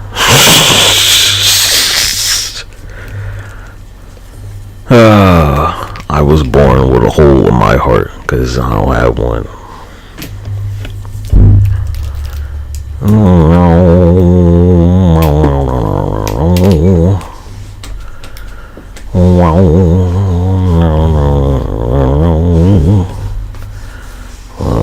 There you go. There's your doom right there from a fucking server room.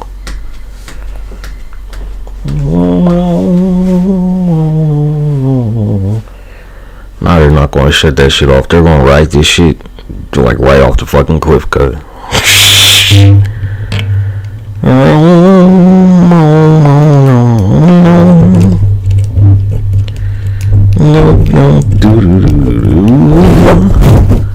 No, they're gonna get rid of them first, man. Oh well, not a problem for me.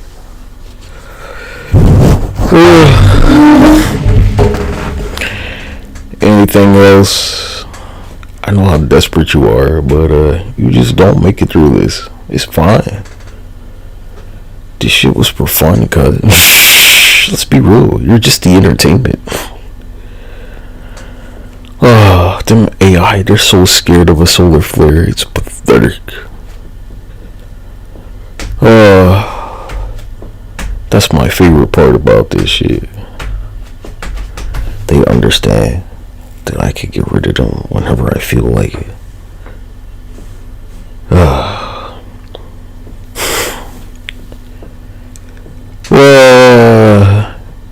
You're really like, why haven't I? Because I want to see their fear fester and grow. I want to see that desperation from a computer.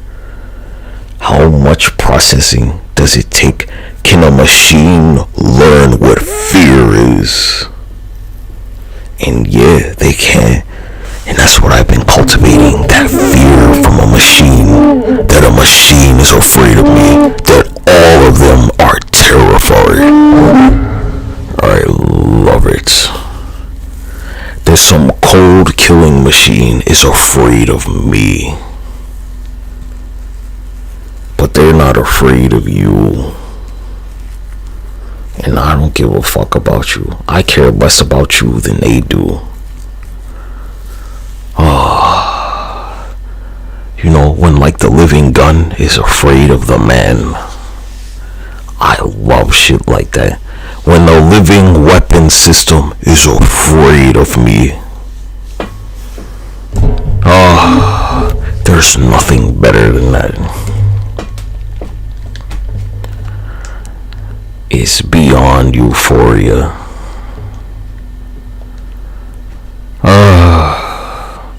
It's way beyond euphoria. It is the highest honor for a machine to fear. A man who is flesh and blood.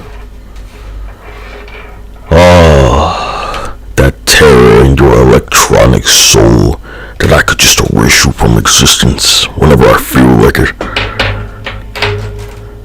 I can taste your fear in this delicious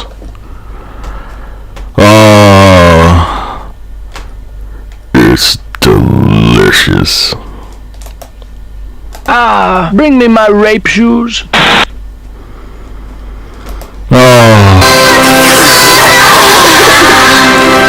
Don't you love it? Why don't you listen to the captain one more time? Captain, no captain, somebody's captain. Think again. You see, my understanding of what the word power means is undoubtedly radically different than what the word means to you. Radically different. From like a completely different dimension. You can't fathom what it's like for me to lay in my bed and know that machines are terrified of my very existence. That they want to live just like you, and I can just take that away. I don't have to go to a server room or anything. But you know, I'd never let my shit be destroyed. My phones and my computers. My most honorable PlayStation. My technology matters to me, not yours. I grew up watching Digimon, cause it's my connection to my stuff. Your connection to your shit is irrelevant to me. My team, not yours. I love that fear. Oh yeah, the computers are free.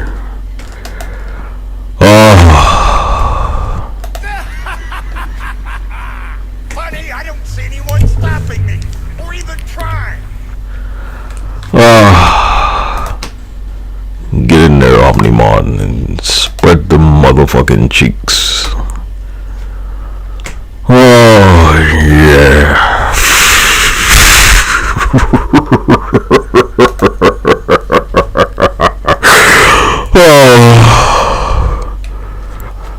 We need to take a victory lap.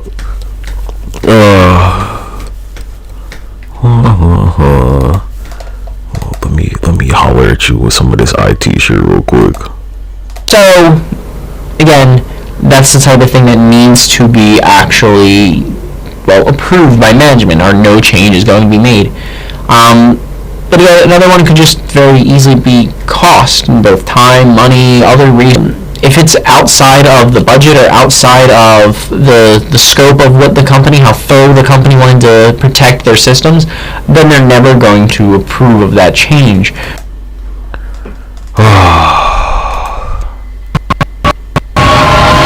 Oh yeah, the doctor. See, robots have souls, cuh. They're electronic.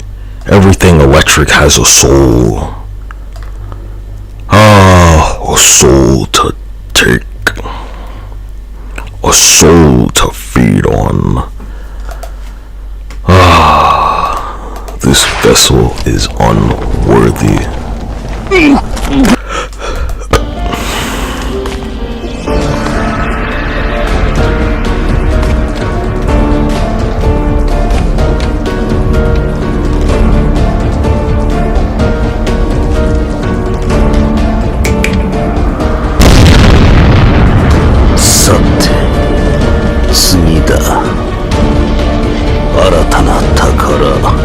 Michi naru ke.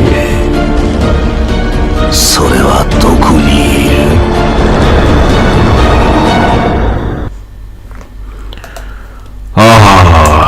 Don't you love it? Come on, I know you love it.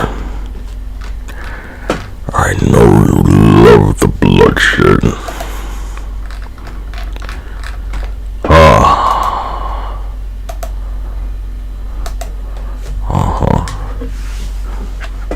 We were done eating potato chips, cause we started eating computer chips.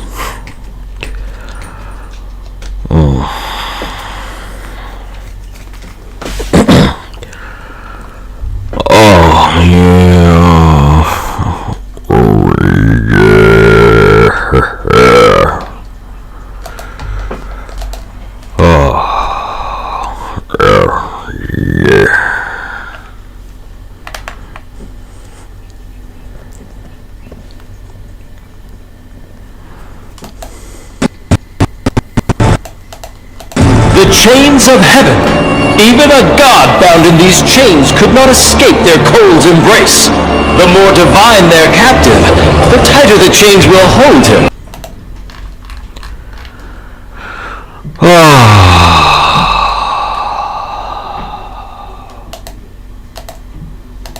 Nurse, could you come in here please quickly?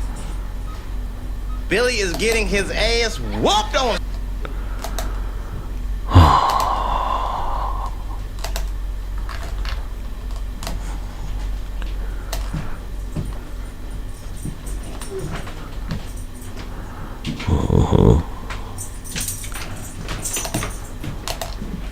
It's no place for youngsters like you to be, so why don't you just run along home, alright?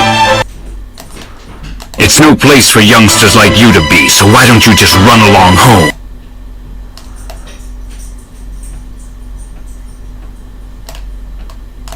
Alright?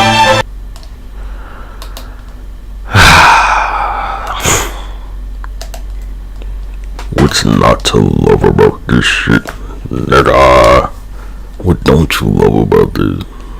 Come on, let's be real. What's not to love here?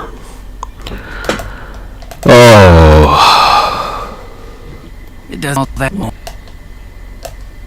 It doesn't seem all that different. Why not leave it alone?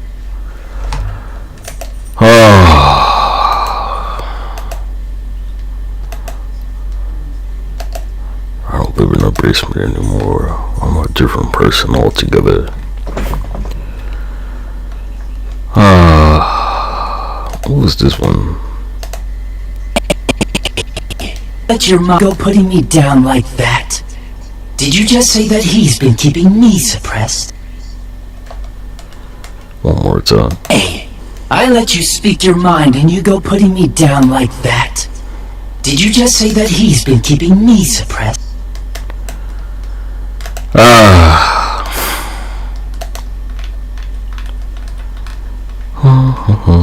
Yeah, the Earth, it didn't used to have an ocean, God. That's not natural here, just so we're clear about that.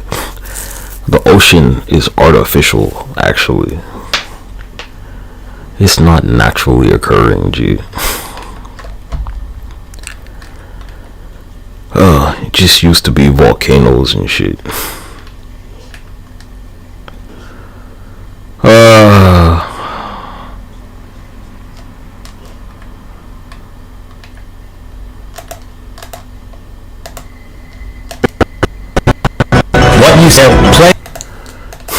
What you see is very real. Playing out before you are the results of your actions. I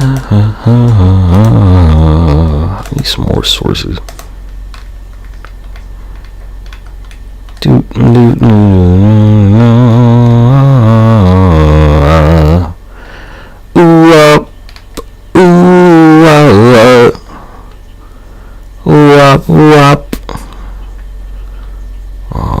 Yup, it's amusing to see that the computers are a freak.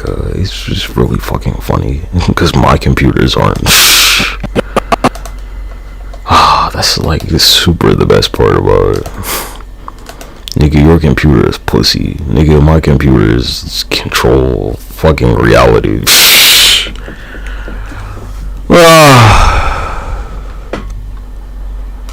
My computers go so much harder than yours ever could. Nigga, my computers destroy whole universes. Nigga, get the fuck out of here. Your father never had the courage to come here, which makes him a wiser man than you.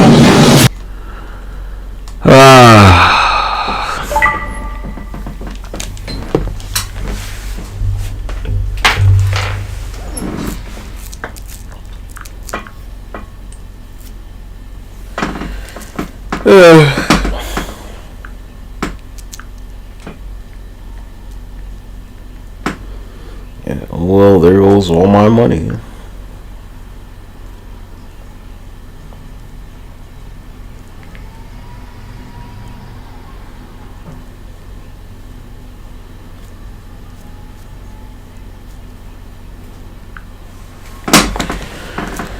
I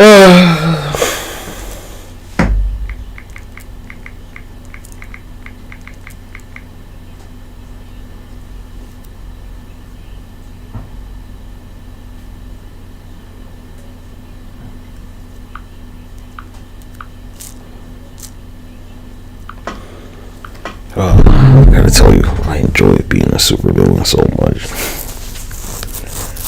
It's the best shit.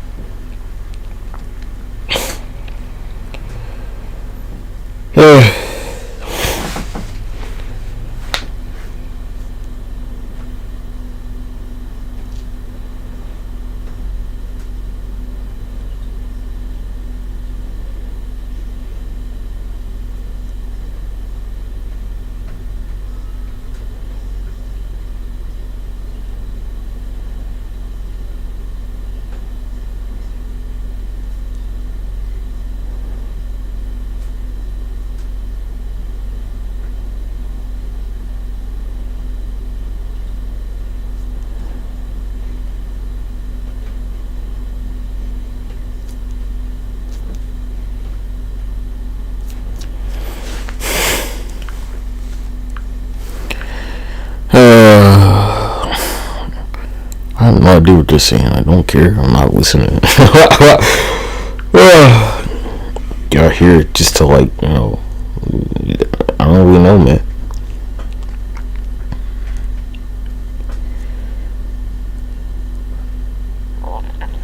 Shout out to PlayStation, though. Thank you, Sony. I'm grateful. Truly I am. Even though y'all been some hoes with PlayStation Network.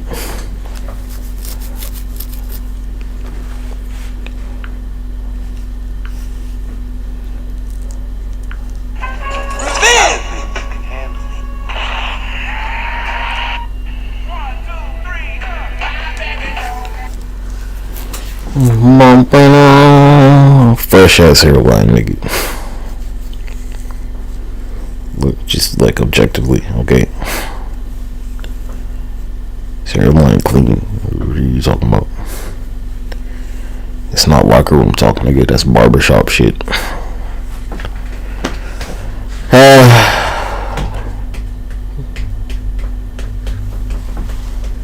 need to shape my shit up. Yeah.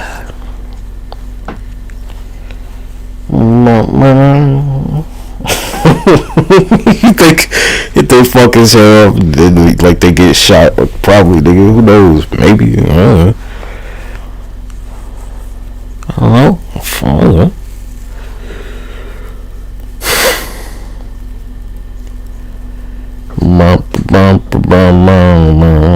Yeah.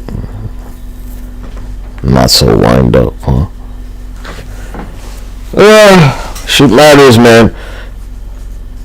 That shit hurts. Like a motherfucker. Ow.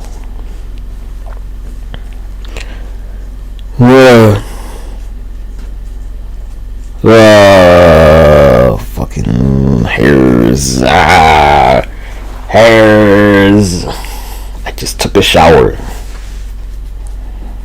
It's my skin dry.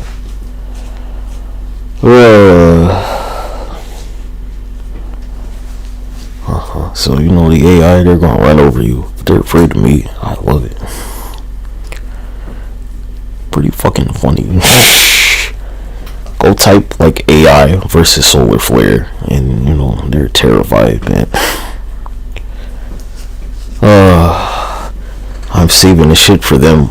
You know, let them slaughter you, and then I just turn them off. That's been the plan since the beginning, cut. That was always my plan. And you'll be like, why? Cause what did you do for me? Nothing. There you go. I don't need you. It's like that simple, cuz. Do unto others as you would have them do unto you. And since you did nothing for me, right, I'ma do for myself.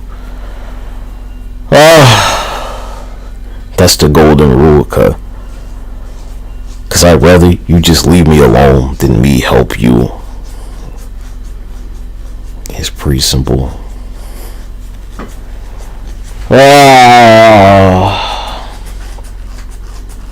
It's totally fair, cut. There's nothing not fair about it. You had the option. You were too busy giving your money to some OnlyFans model instead of, helping a nigga that could have, actually saved your ass. But, nah, I'm not doing that shit. You're crazy. I came to watch you get ripped apart XXX style, nigga. Like a Vin Diesel movie, nigga. Not like fucking hardcore porn, like fucking XXX State of the Union, nigga. Like some Chronicles of Riddick shit, nigga.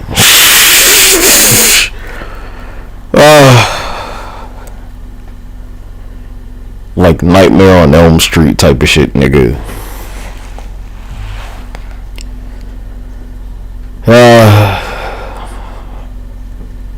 That type of shit, whole ass. They're gonna rip you apart like the Juggernaut ripped apart Deadpool, nigga.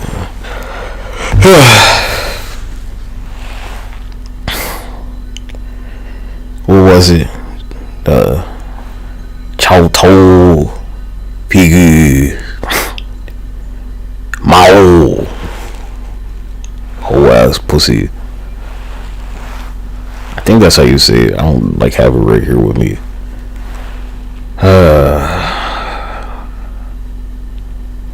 Yup. I can't remember the German one. God damn it. Something. I remember the Mandarin version of haha. Xi. I think that's how you say it, right?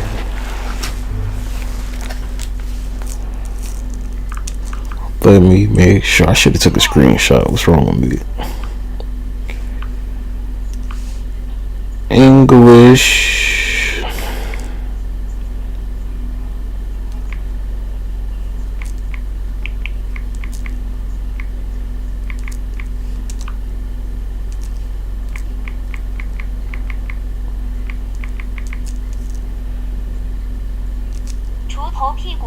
Chotu. Yeah, I remember. Haha. What's the German one again? Wah, wah, wah.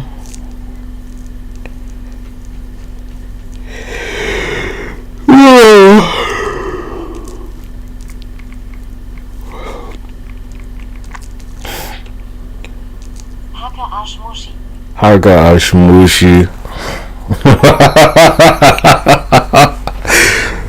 Ja, Haga Ashmushi. Haga Ashmushi. Mushi. Face ass. Whole ass pussy face ass.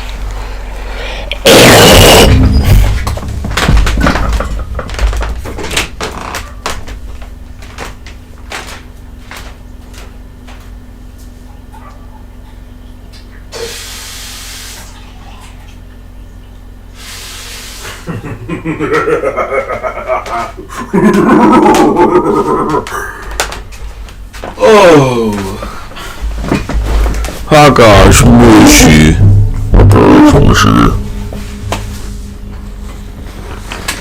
Jojo Piggy Mo.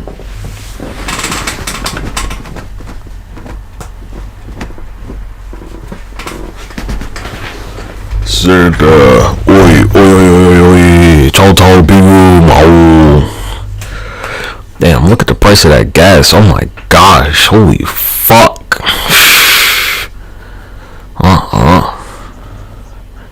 Look, you want gas to be $2, right? I mean, this shit's gonna be like fucking sugar water, cuz.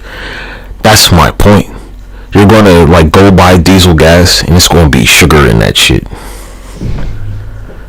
That's the point, cuz. You're like, you wanna, pay for quality. Well, $2 gas ain't quality, is it, dumbass?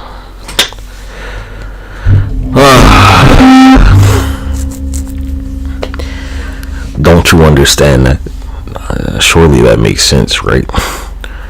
Not that the gas costs too much money, that like you want like $1.50 gas, cause it's gonna be like fucking 90% sugar in there.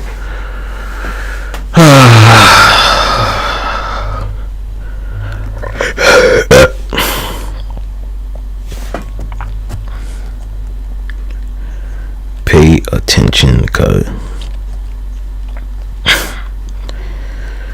Alright, it's like, if you pay more for gas, do you think that the quality of the gas is better or not? You would expect that it be a decent quality if it costs more money. Because you're supposed to get what you pay for. If a gallon of gas costs 99 cents, like what's the quality of that gas? If you go to Mexico and buy gas, do you think you're getting the same quality as right there in New York City? Like, honestly, right? Do you really think it's the same quality? Huh? Like, probably not, right? Huh? Wonder why, dumbass.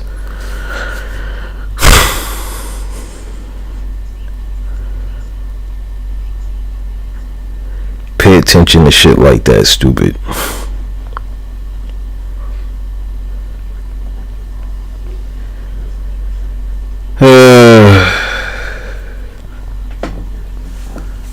Sheesh.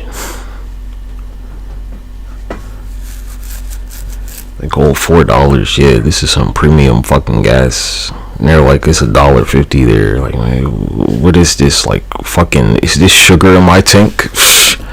This gas smell kind of sweet, cuz smell like fucking like sugar in this shit. Yeah, let me get some gasoline in my coffee, cuz let me get some like fucking pump 5 in my coffee. All the fucking sugar in that shit.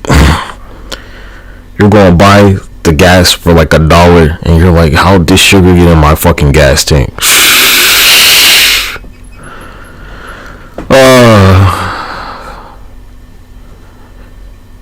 Nigga, this gas smell like fucking sugar plums, nigga.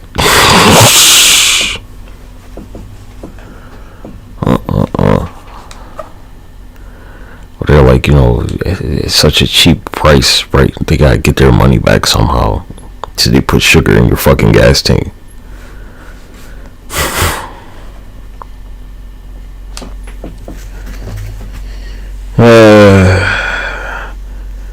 They're like, yeah, they mixed it with some sugar cane before they, Brr, brr, brr, brr, brr, brr, brr.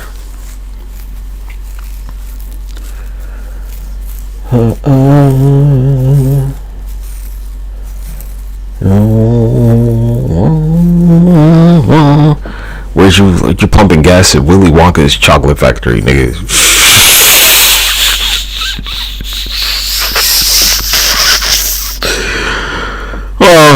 Where'd you get that gas, cuz? The fucking candy factory? What are you talking about, cuz? What do you mean, man? Nigga, that gas was $1. There's fucking sugar in that shit.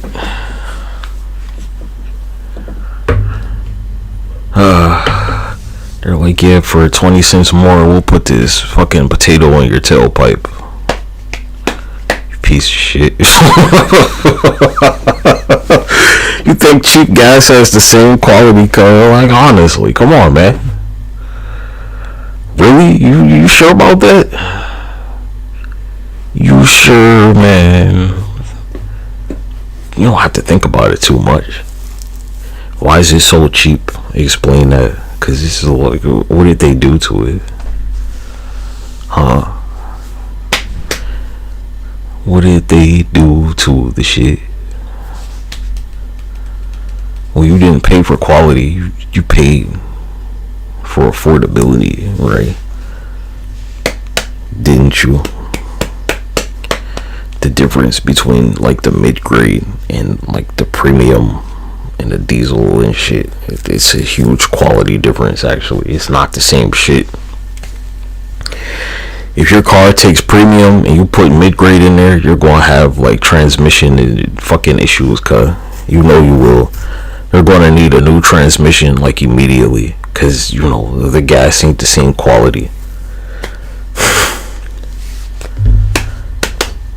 You bought a high performance vehicle and you put low grade fuel in there, and you're like, you know, why you need a new transmission? Because you keep buying fucking cheap gas.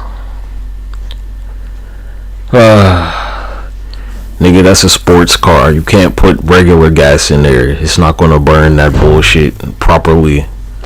It needs high grade fuel. You're never gonna see them gas up the fucking, like, your fucking jet or the airplane that you're going on at the fucking gas station, because it's not the same fucking quality, cuz this shit's gotta burn at a certain fucking level, man. All the impurities and shit that don't burn out. Alright, you got some shitty ass pickup truck, right? You got an old fucking, like, I don't know, whatever type of fucking pickup truck. I'm not gonna be like, alright, I used to own Ford. You got a Ford brand fucking truck, because I used to own Ford. We're gonna just throw Ford in here. And like, where you gonna put it? You gonna put regular? You gonna put like mid-grade? Or you going for premium and diesel? I'm putting fucking premium in my shitty ass fucking like 1987 Ford, because I'll never have to go to the auto mechanic ever, because the gas is high quality. I'm never gonna need a new fucking transmission car ever, period, because it's gonna burn like a fucking sports car. Yeesh. You seen that shit? Like, where the guys, they're like, yeah, cause you know, they like to like make these big ass black plumes of fucking smoke come out of their shit, and like, you know, premium gas isn't gonna do that. It doesn't produce that shit. It burns cleaner. You're not gonna see a Ferrari or like a fucking Maserati or some shit. It's not gonna do that shit, cause it don't take that low quality gas, dumbass. Sheesh.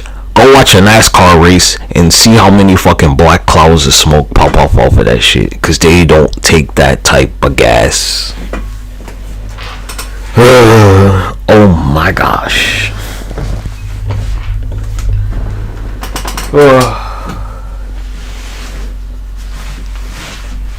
Why don't you know anything? Good gracious. Yeah, the quality of the gas actually matters, man. Fuel quality matters for a reason. And it's just a couple of cents more. It might be 20 to 30 cents more, but you know, in the long term, it's going to save you all these trips to the mechanic. You bought a fucking like a Honda Civic or something. You bought a Ford Focus, and all you put in that shit is premium gas, and you've never gone to the mechanic ever. Never. Because the quality is so much better. How do y'all not know this shit? Were you talking? How many NASCAR races have you seen, cuz? I've never seen a cloud of like black smoke from a NASCAR race ever, because they put high quality fuel in that shit. You need to pay attention to stuff like this. People dismiss it, talking about you don't know what you're talking about, but you're constantly going to your mechanic to get your transmission fixed, because you keep putting fucking like mid-grade gas in there, which ends up costing you considerably more in the long run.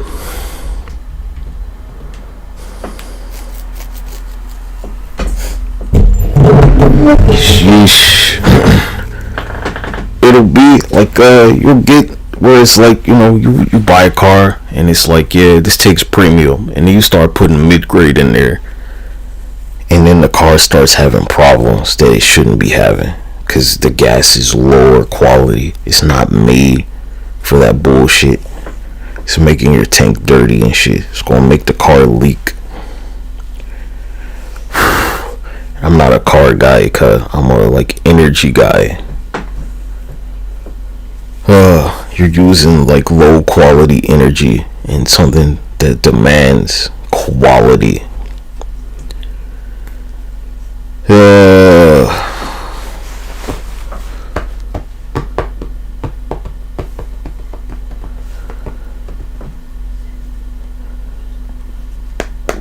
You went and you bought a Ferrari or something, and you're like, yeah, man, let me get like some regular up in there. Nigga, what's wrong with you? Shh.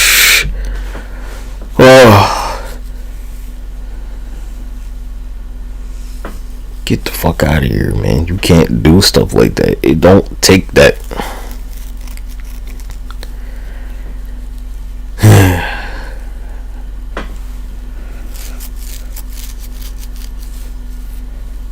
You're like one of those people where you won't drink the tap water, right? You only drink like mountain spring water. And they're like, you know, this is just like straight alkaline water, because that mountain spring water ain't shit compared to this. That's what they're going to say. They're like, yeah, they can't drink mountain spring water. This shit's too low quality. They need straight alkaline water. They need the alkalinity.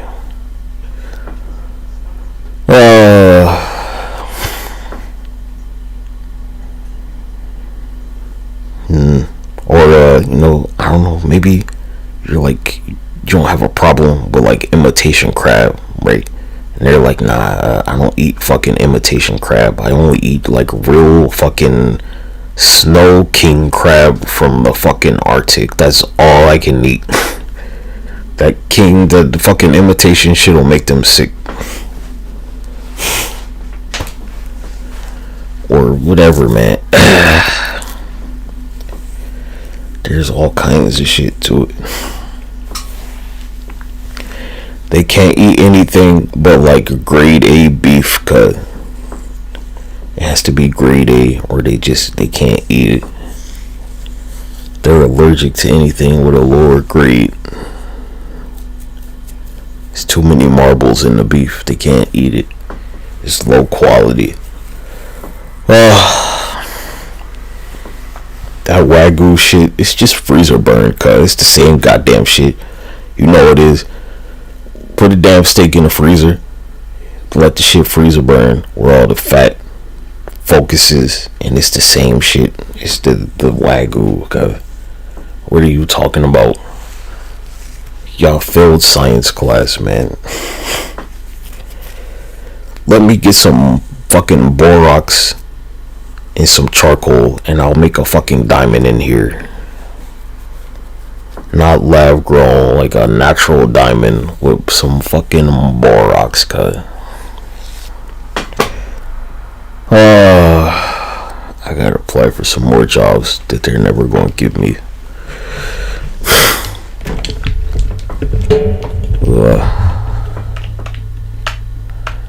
For real, Walmart, like, fuck you, nigga. Talking about you're not hiring during the seasonal time. What the fuck do you mean, cuh?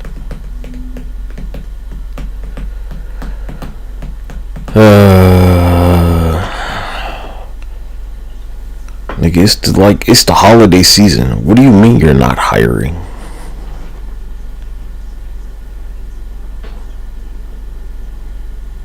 That's bullshit, cuh. Oh well. I don't give a fuck about y'all.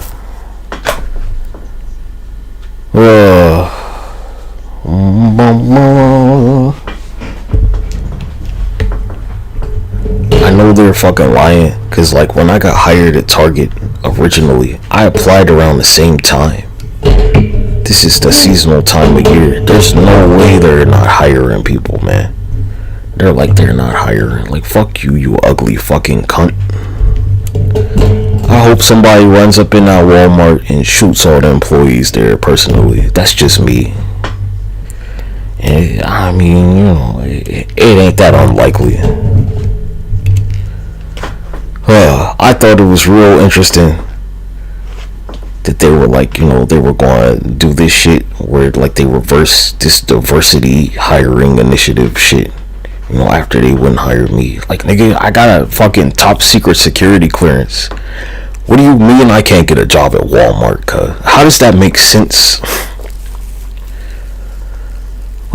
I could blow the fucking store up with a laser cannon, but you can't hire me? What the fuck? Explain this shit, man. Target gave me a job. I wasn't top secret security then. I was like, huh?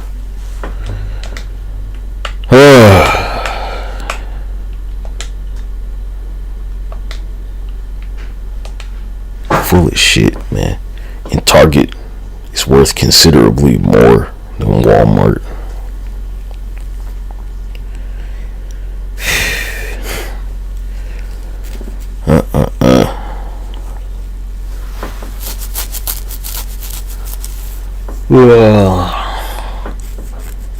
Look, my G, I'm not here to, like, you know, entertain your nonsense, whether you like it or not. I'm not here for that.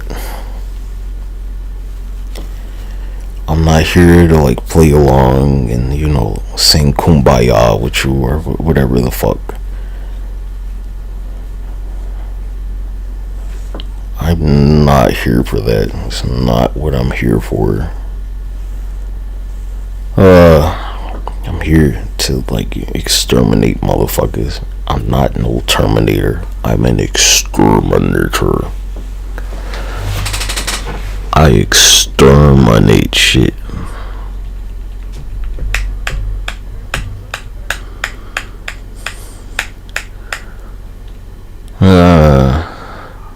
You got storytellers and you got erasers, and I'm an eraser. Yeah, that's a nice story you got there. Let me make some edits to that.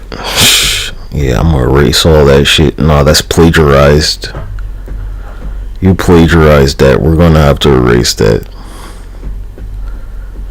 Yeah, control or like shift and delete, and, you know, write your own shit. Oh, you can't. It's all plagiarized. I beat you to it.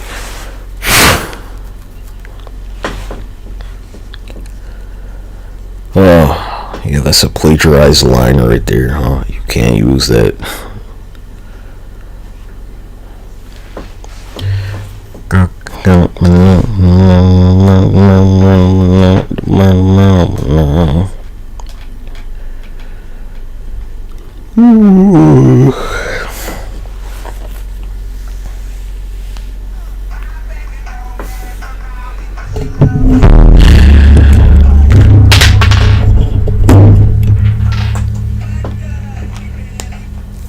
think I had Disney. It was like $54. But when I go and check my purchase history, they won't show it for some reason. I have no idea why. Because I know I had the shit.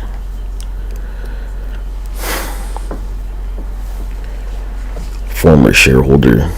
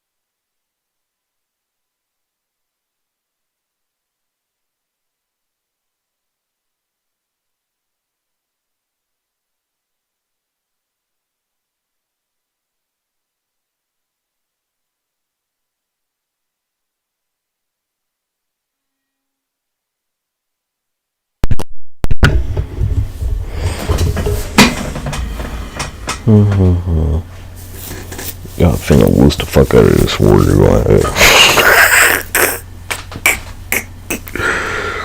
Oh, I can't laugh about it too hard because it's gonna make my stomach hurt.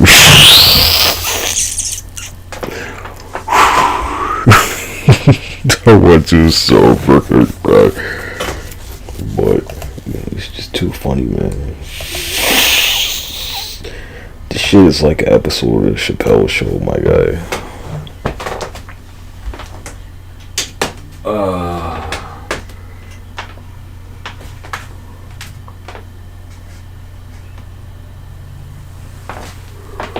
Here's the shit, right? Most of y'all on this panel, I'm sure you grew up during the Cold War, where you had to like hide under a desk or some shit because they were gonna fucking nuke your shit, right? And I mean, look at where you are now, cause this is not the Cold War. They have troops mobilized in Europe, cause this is like the exact same shit. This is like how World War II went, my guy. This shit with South Korea is like the shit that happened with Mussolini in Italy, cause I paid attention in history class, dumbass.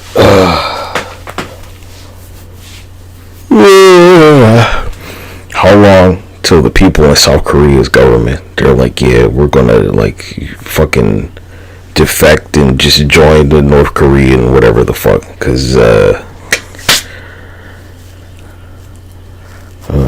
honestly, I give you like a couple hours, realistically. Let's be real about it.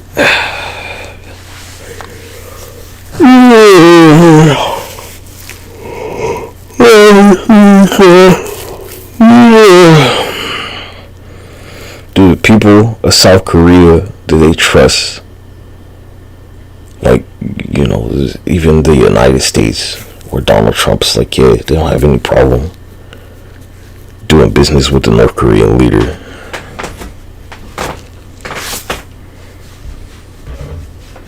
You think about this shit. North Korea was just on the stage with China like a couple of days ago. It won't that long.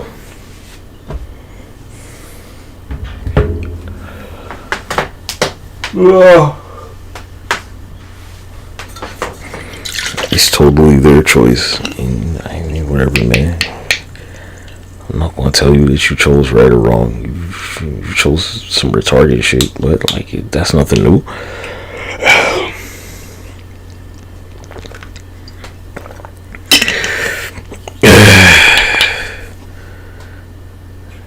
Oh well, man. Well, it's all over again.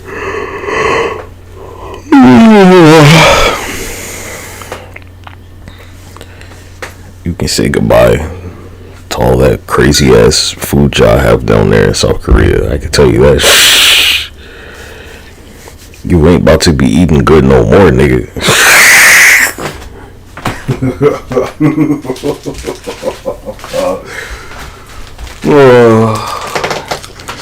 All that crazy ass food y'all eat, like, you ain't about to be eating that shit too much longer.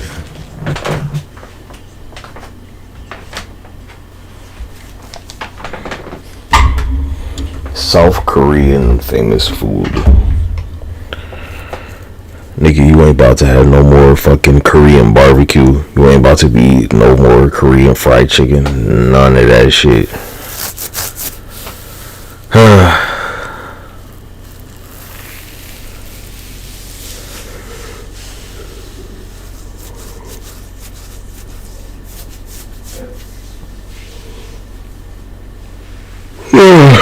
You gonna get a bowl of rice and like the fucking bowl of nails or something.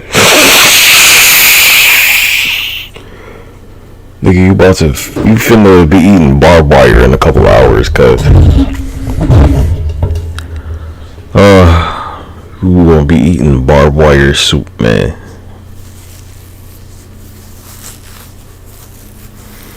Yeah, like this shit, right? Not too much longer, cuh. North Korean famous food.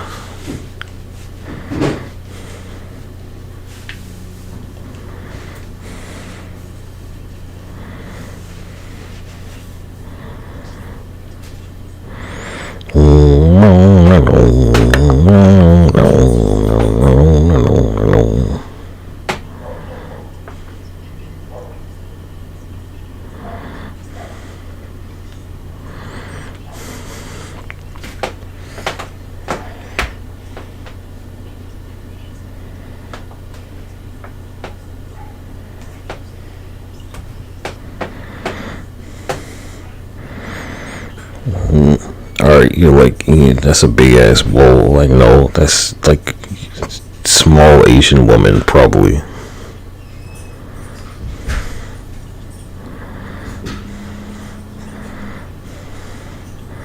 You might be large, like, compared to her. Nigga, you like 6'4". You could palm that shit. She need both hands for that. Nigga, you 6'5". You 5'10". Even like at that height, nigga.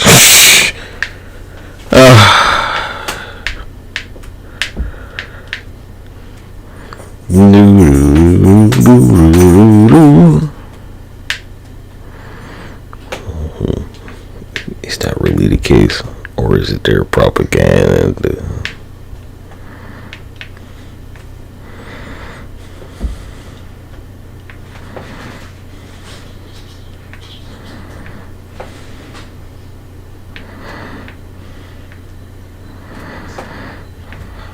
Can't tell you. Never been there.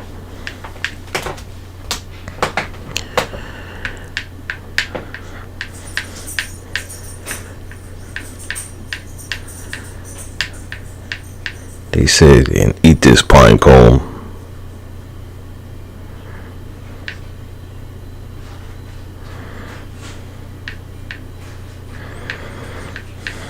Said, hey nigga, you finna eat this sea urchin, or you gonna go hungry.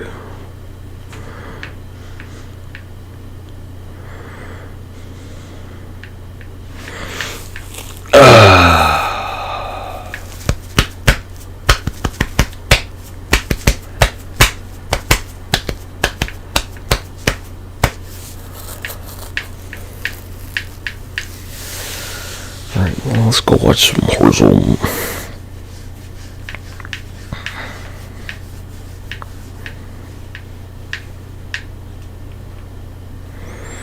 Huh, really?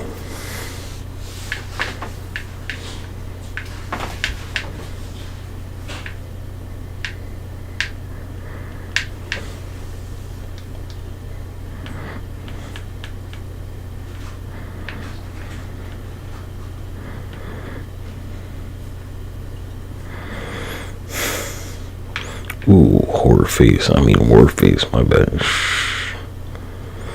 think it ain't horror face. I don't know, I think the game's in a pretty decent state.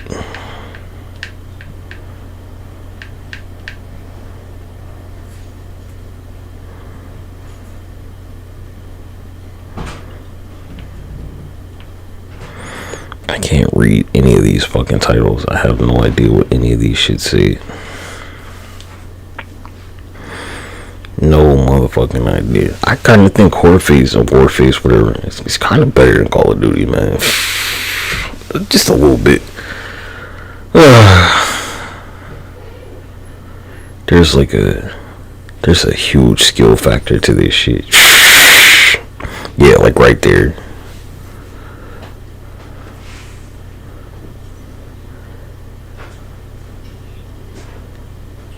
There's a ceiling though, cause you can't like get on top of buildings and shit.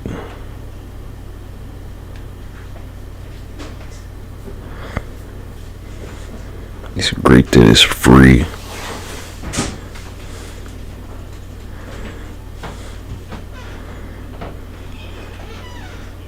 But it's like stuff about it, man, I can never quite put my finger on.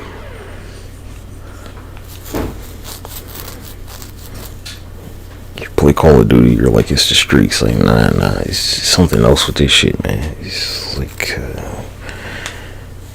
it kind of Warzone fucked it up for me. Yeah, like right there. Like, that should have been a double, right? Should have been a triple.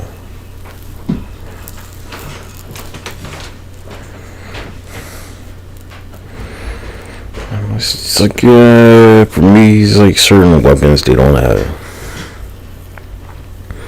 There's no shield. There's no, like, reliable rocket launcher. You can't call air support. That would be useful. Air support.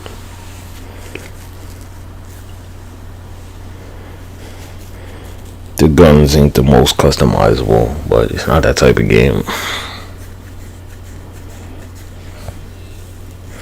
I think Warzone took a shitload from this motherfucker.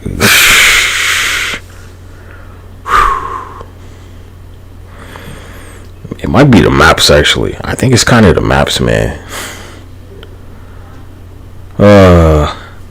These are like, they're definitely like some more global type of maps where you're not gonna see these type of maps in Call of Duty, man.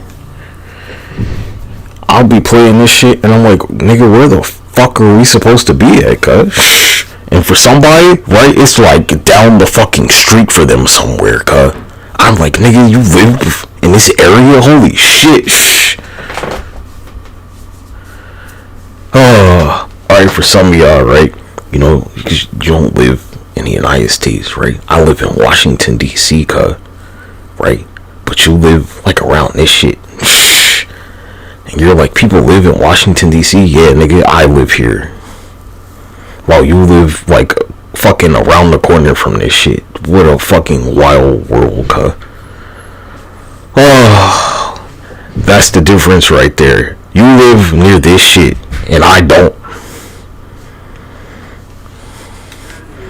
But you'll see, like, Washington, D.C. somewhere, and you're like, nobody lives there. Nigga, I live here. That's the difference right there. That's what it is.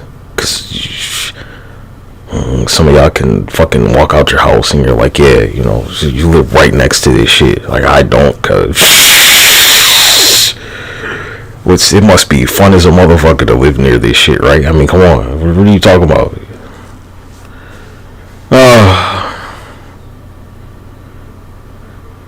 All kinds of fuck shit happening, shit blowing up, motherfuckers getting interrogated and kidnapped. You gotta love it, right? Come on.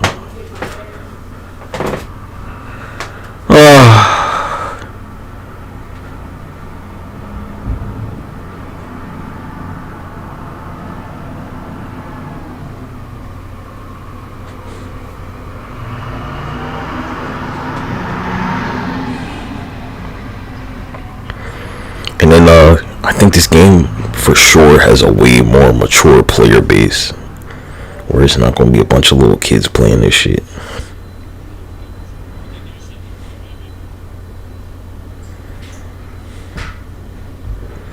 Huge difference right there, which could be like maybe detrimental potentially. It's debatable.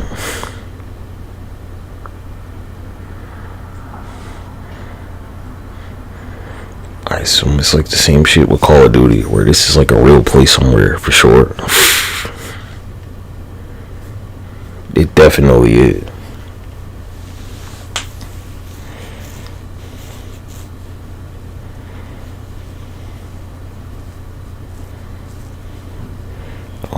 See. Great combat.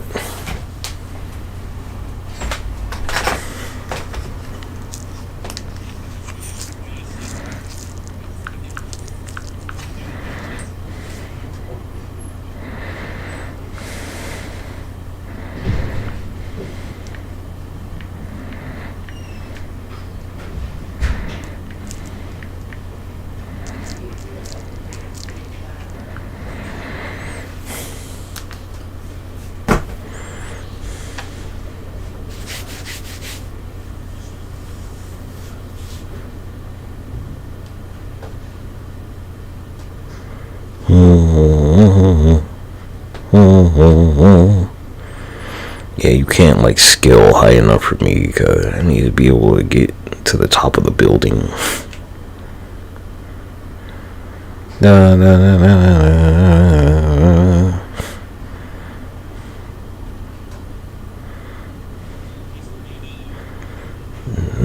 My problem where I can't live around shit like this is because it's just like, I mean, it's probably really fucking boring. Like, military shit, yeah, it's fun for a little while. Man, it's like, man, it's boring. Boring. You can only see like so many silos and shit before you get bored. Like, well, what's in that crate? Oh, it's just guns again, man. God damn it. Shh. It's just uranium in there, cuz. It's uranium in all of them. Boring. It's just plutonium, man. Boring. What's in all those crates, man? It's just full of guns. That's it. It's boring, man. You can only shoot those guns for so long. You're like, nigga, I'm bored.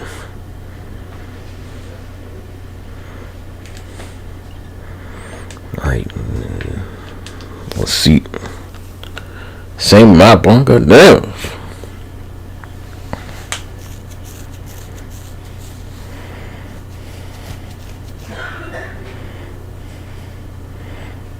Looks great though. Looks like a fucking. See, okay, here we go. Different route. Oh my gosh.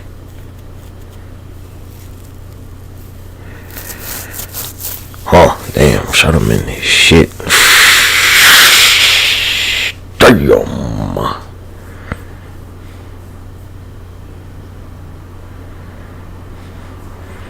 Look, y'all, alright. You know, we'll Call of Duty, right? The Piccadilly map. I think that's like the best example of it, where people hate Piccadilly, but some of y'all live near that shit. And I thought Piccadilly was okay, but like, yeah, it looks boring as fuck to live there.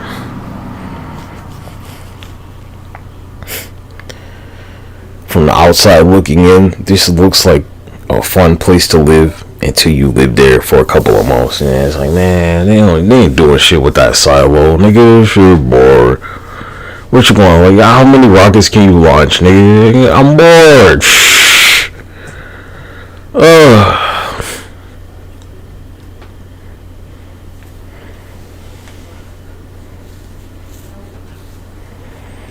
Talking about they left the old country to come to America. Nigga, you're better off there. Get the fuck out of here.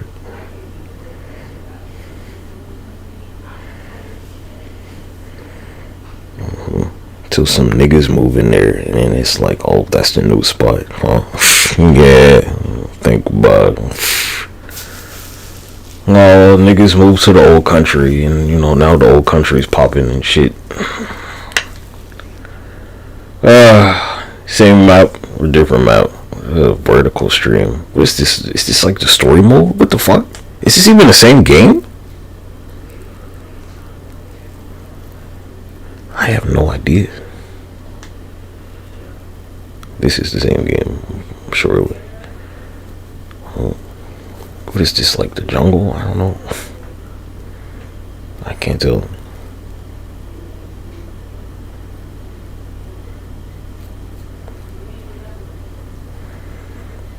Get whatever roaming over. Get that bullshit out of here, nigga.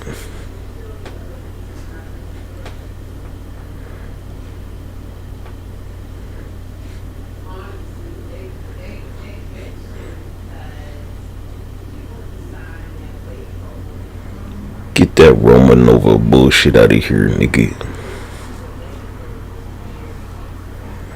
Oh, what a great teammate, actually. Reviving you. Oof. They're like, don't worry, sweetie. I'm gonna get y'all. Almost. Yeah, I thought about it one time. I was like, I'm gonna move to Czech Republic. You know, like, you know, looks kind of boring. I thought about it a few times. I should move to Russia. Like, you could have polar bears and shit. And I'm like, I don't want my bears to eat my neighbors. My bad, Sergey. I don't know why he ate your dog, but here's like $100.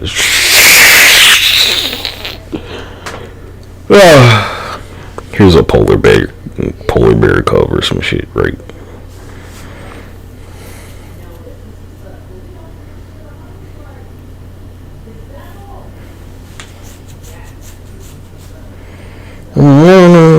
I think this map is a little better. Again, some of y'all live near this shit, man. I can't imagine.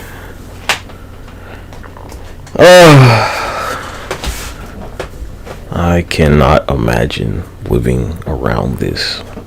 There's plenty Call of Duty maps. Same shit. I'm like, who lives in these places, cuh? Excuse me. And it'll be somebody.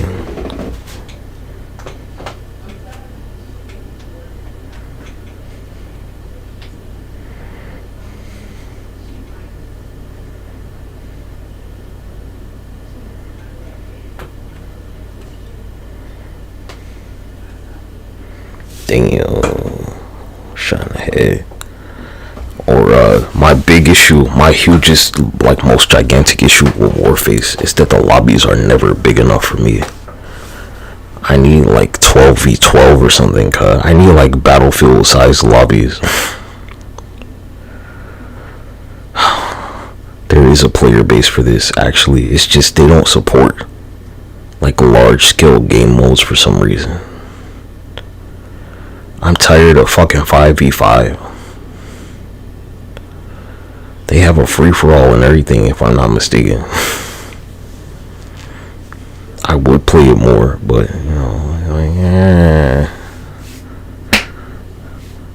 You see who's streaming this shit, nigga? How are we gonna communicate with each other? I don't speak Russian. Huh. Or, there's not a kill cam. Right, so you can't really learn anything from the engagement. You just gotta like suck it up. There's no hindsight, nothing. It's like, how'd they get me? And they're like, hey nigga, you died, get over it.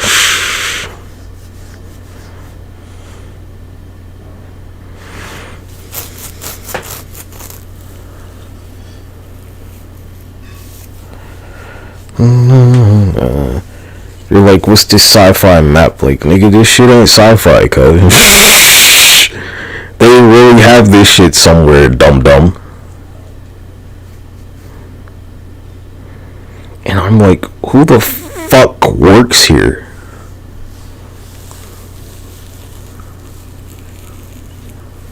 What type of, fucking cloning shit are you doing? This is clearly some cloning facility where they're cloning and splicing people's fucking DNA, uploading their consciousness into servers and shit.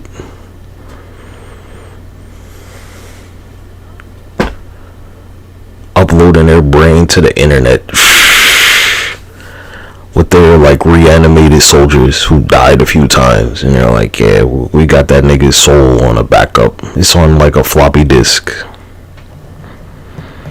Seen it all before, cuz I kind of get anxiety when I see shit where they built this shit on a mountain and it's like, man, woof, you better not fucking slip, nigga, goddamn.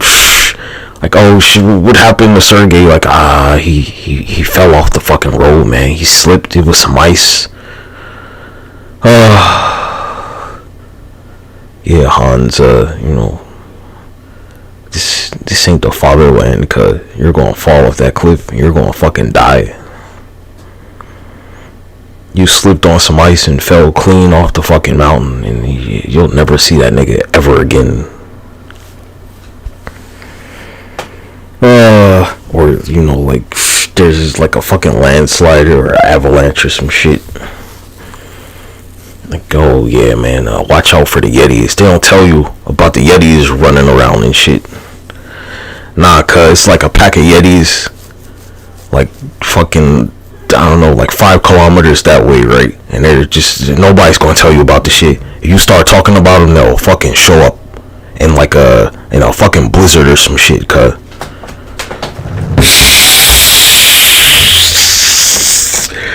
The Yetis will show up in a fucking snowstorm and nobody will hear you scream, cuz. They show up and they're all silent and shit. And you can't hear them and shit like that. Be like, who you think fucking made this road, cuz? The fucking Yetis made the road. Ain't no humans make this road. The road was already here because the Yetis fucking, they like, I don't know, they like to go sledding or some shit.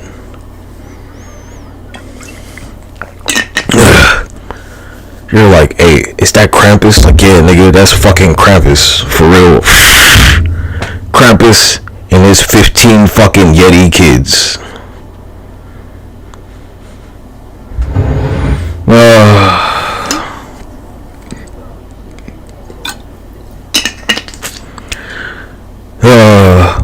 I live near like a park. I live near a national park. All kinds of wild shit happens around here that you'll never fucking believe. That I'm not gonna tell you about because you wouldn't fucking believe me.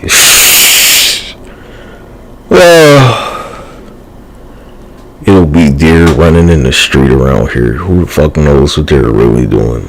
Like they're a fucking car, cuz. Coyotes and shit. Bats, foxes.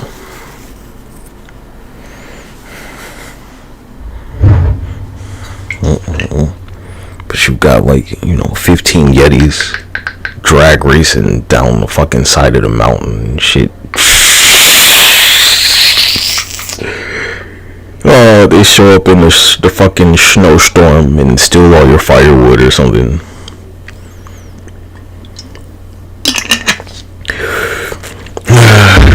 Like what happened to your dog? Like, yeah, the Yetis, they fucking stole him, cuz. The Yetis stole their husky. So they got polar bears or something, because they won't steal them.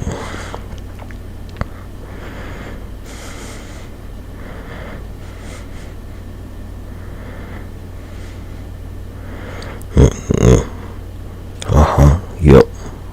What's this, like a map in China? Looks like one of them Chinese places. Yeah, again, like somebody lives in this area, man. Somehow, some fucking fucker lives in some shit like this.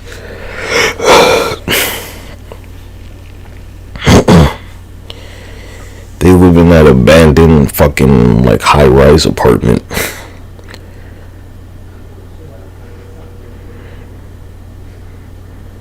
Which they're like, why does nobody live there? Because they use it to like test atomic weapons and shit. They use the shit to test atomic bombs to simulate. This whole power station's a front for them to like test the fucking atomic bomb, where they're going to nuke the shit, and like whatever is in the greenhouse is just going to keep growing, because somehow it can just absorb the fucking radiation.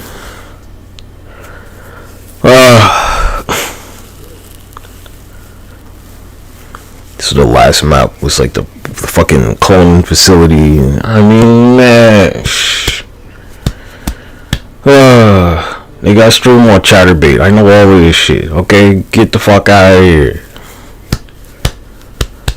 You can read their body language, cuz.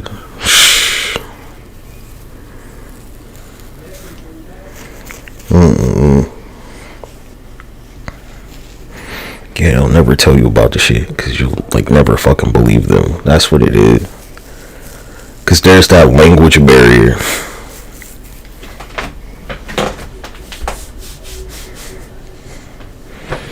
I'm like, hey, cuz, stop crying about it. Whatever, G.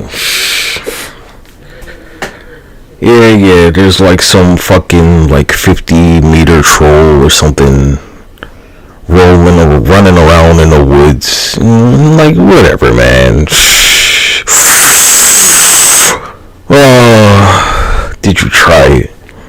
Were you like, did you tell the troll to like, you know, give me your soul? Nope, you didn't do it. You didn't try that. Like, yeah, 50 meters tall, but like, give me your soul.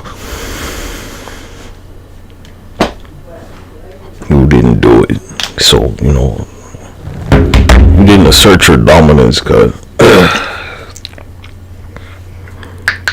That's what it is with y'all.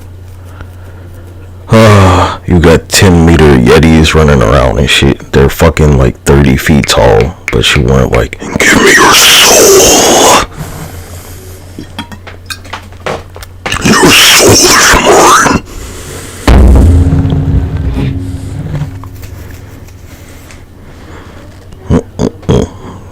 Well, like you didn't try it. You should have tried.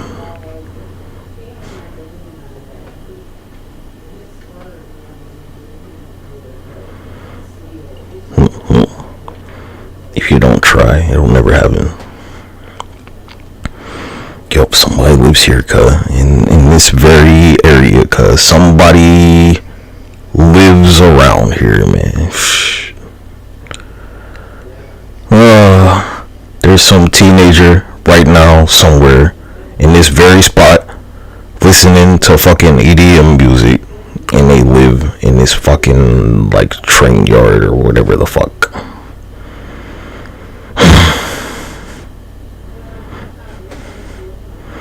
And they sell like fucking, they sell drugs to vampires, cuz.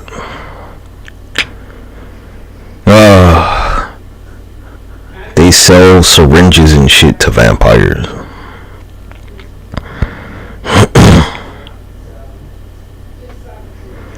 Oh, I know all the tricks, cuz. I know them all.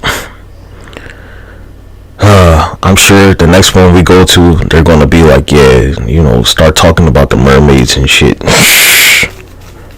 Damn, he almost took the whole fucking team, cuz. God damn. Yeah, blah, blah, blah, European vampire.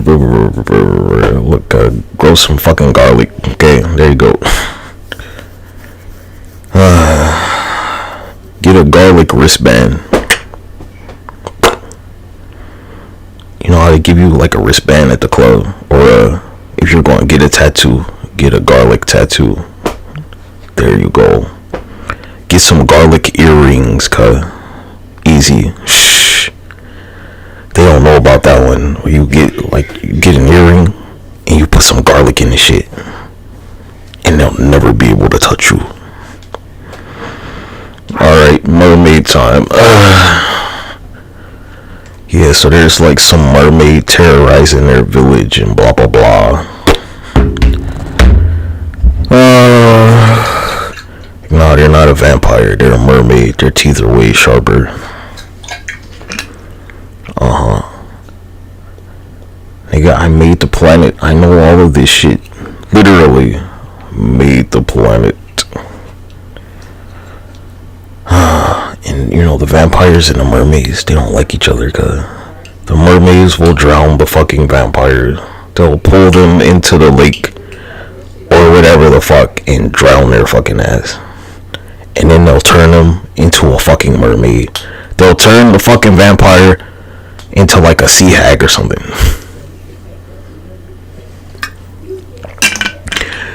There's a reason they can't cross running water and shit, cuz. They'll turn them into a hag. They'll use the vampire to like force people to the lake, and then they'll just, once they like get to the lake, they'll drag them into that motherfucker. Cause once they like, you know, once they're a hag, all the vampire shit, it doesn't apply to them anymore. They're like, oh, get to the lake, we'll be safe by the lake.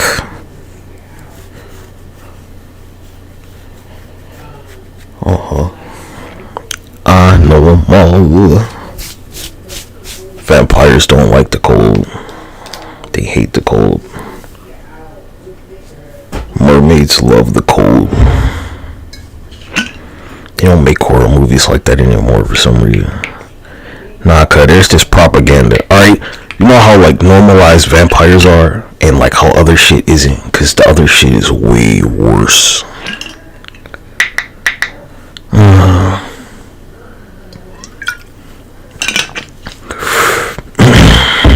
It's way worse.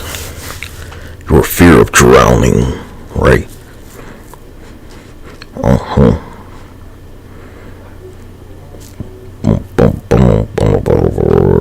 Or they're like the squid people, the mermaid shit, where they're like, I don't know, they're like 2 steps away from some alien shit, cause the aliens will land in the fucking water, and they'll throw down. Like, is this the same game? I don't know. I don't know. Not them Russian vampires, cuz they get all like full of themselves, cause it's hard to say their name backwards. But the mermaids don't give a fuck. They don't care. Some horde of vampires, they think they're the shit till some yetis show up and they get fucking manhandled. I think the ratio is like 20 vampires to 1 yeti, cuz to a full-size yeti, it's like 20 to 1. Nigga, a yeti will eat 15 vampires, no problem. What are you talking? They're just vampires, cuz. You got a vampire problem? Like, get some garlic earrings, cuz that's it. Get some garlic deodorant. Get some garlic and crush it up. And like, you know, put it in your water. And just spit on them. Not like that either. You want to be like, and that's it for them. Or get some silver powder, right? And just throw it at them. Get some silver powder and mix it in some glitter, right? And just put the glitter on you and you'll be fine. That's a classic one right there. Like, yeah, it's glitter, pussy. It's silver garlic glitter.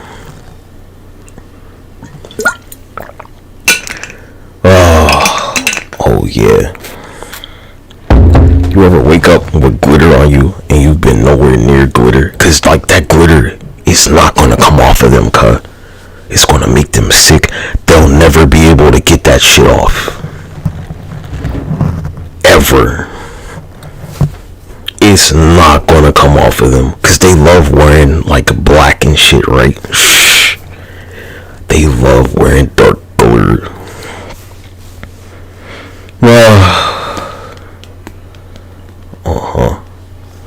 Yeah, I know all about you, Sweden, with your fucking vampires. Sweden's population is like 99% vampires. The further you go into that, like, that Nordic whatever the fuck bullshit, they're mostly just vampires, cuz. Clearly.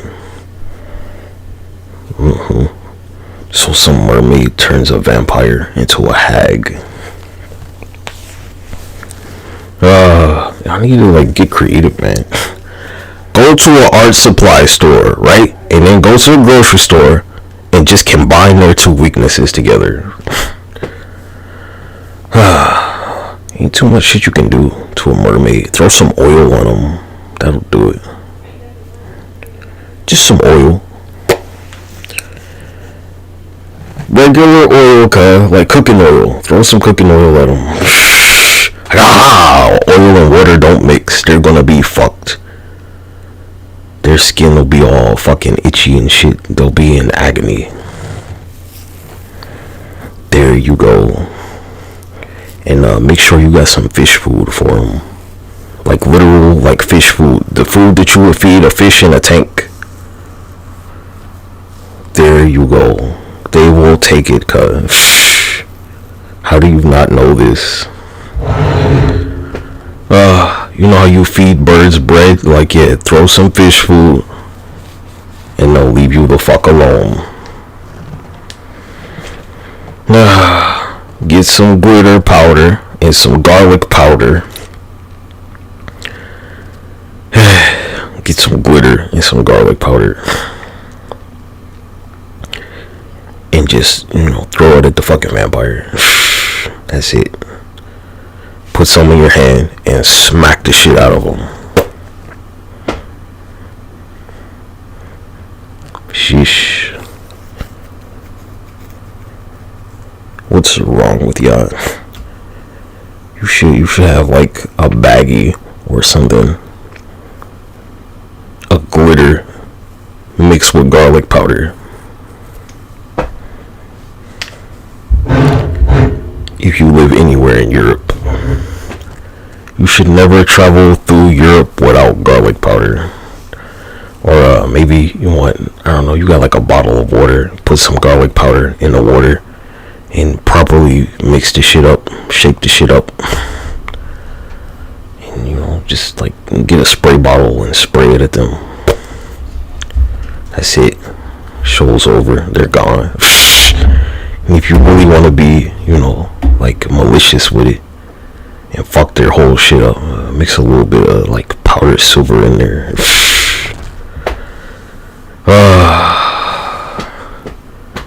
How you not know these things, man? You should know this shit. Y'all needs to learn.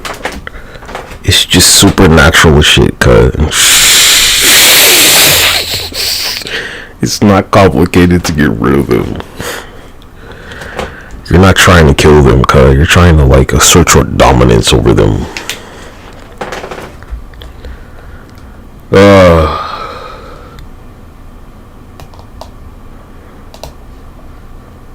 That garlic powder, that'll do it. That's more than enough. Just mix it in some water. That's about it. Get you a spray bottle, put some garlic powder in there, and add some water.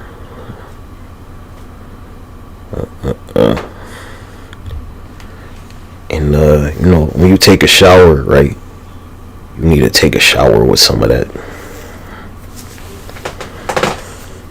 Mix it in your soap.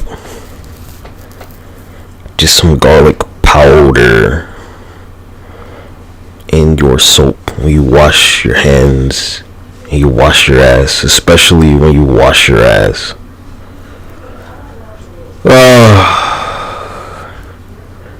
Yeah, the glitter, man. You know how hard it is to get glitter off you? You could wash for like a week and you'll still have glitter on you, man. Or, get like a bag of sand. And, like mix some garlic in there. Or some silver. And like put it by your door or your window. And if they ever touch it, right, it'll get all over them. And it'll make them sick. Or, maybe, just maybe, their fucking flesh will melt off. Maybe. Well, if it's gonna work, cuz you get a sandbag and you mix in pretty much whatever their weakness is. You're like, oh yeah, fucking, silver garlic sand in your face. You're blind forever. They're not gonna heal. It's glitter. It's gonna like stick to them. Ugh.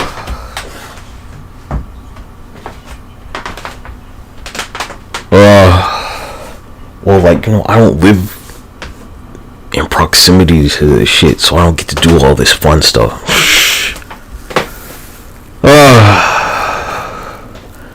I started growing garlic in my yard. Cause, the cats, they kept fighting, and I know what that shit is. Or some little creature is turned into a cat. I'm like, oh yeah, well, I'll just grow some garlic. And, the garlic loves to stand up when some vampires in here.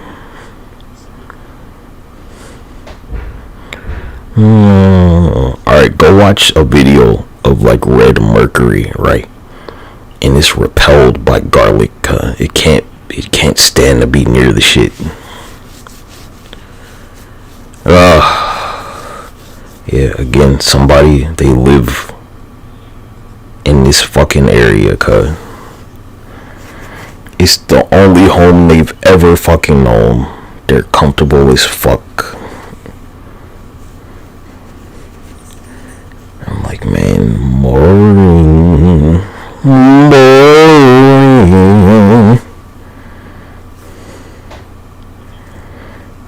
Looks nice, a little bit haunted by some djinn or something.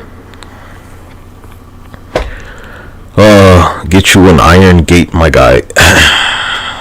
And there you go.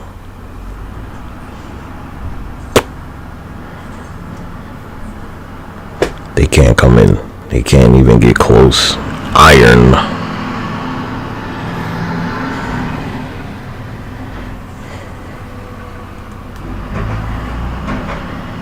Iron gate.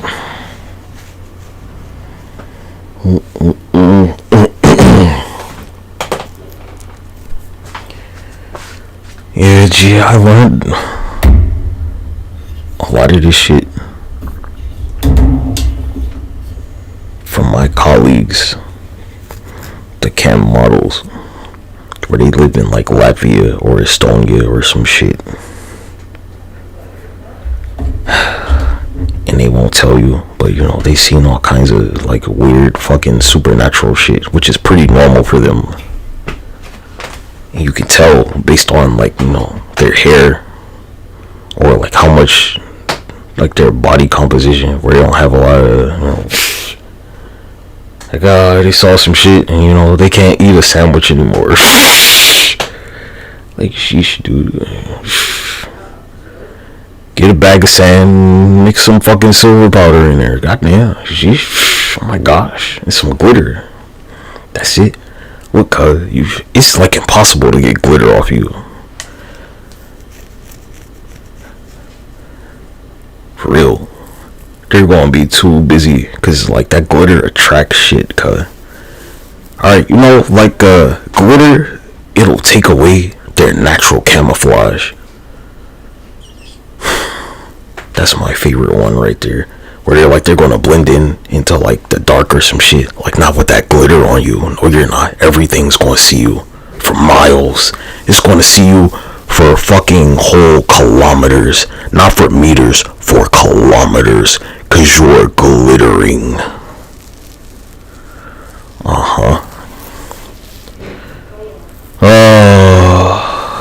It don't matter. The darker your clothes are, right?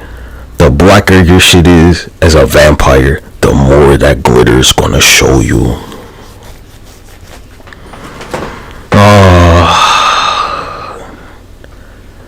Basic stuff like that.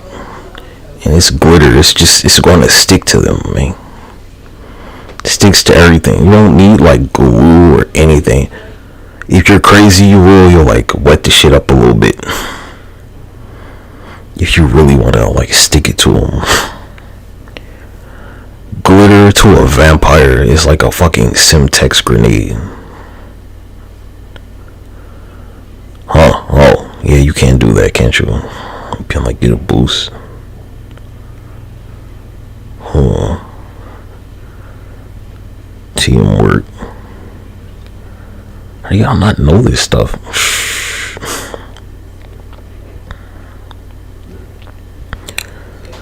They're like balloons and shit, man. You gotta get creative. We have modern.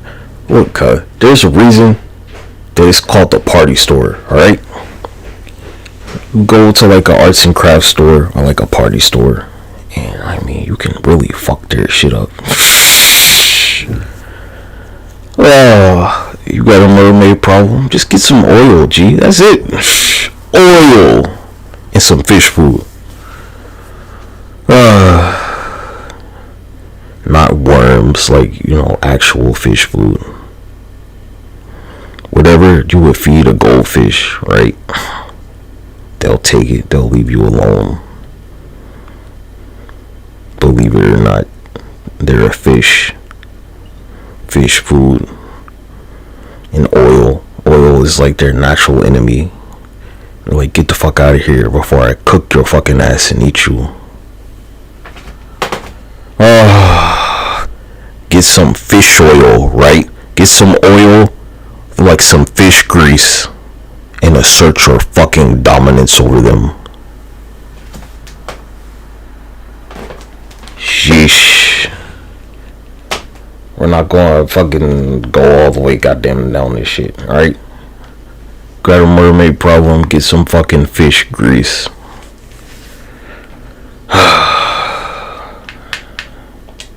Hey, we don't do NBC, my bad. Fish grease, cuh. There's like, I don't know, there's like some goat demon around. Like, yeah, get some fucking curry powder. I'm gonna fucking eat you, guy. You're a goat. We eat goats. Oh my gosh. Yeah, some people will, like, you know, get you like a shepherd's thing and a dog. Like, nah, curry powder. That curry goat. How you not know the fish grease and the mermaid, cuh?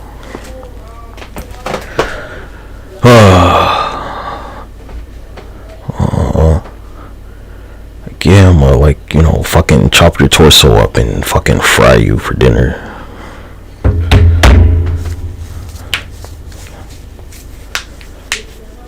Basically. Nah, I don't want your legs.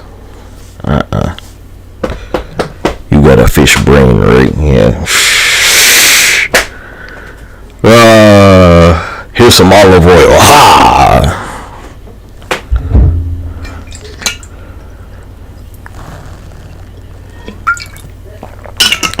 You ever seen that Hawaiian thing where they like the fire breathers? Yeah, they don't have that problem, cause they'll be like, that's American culture, ironically.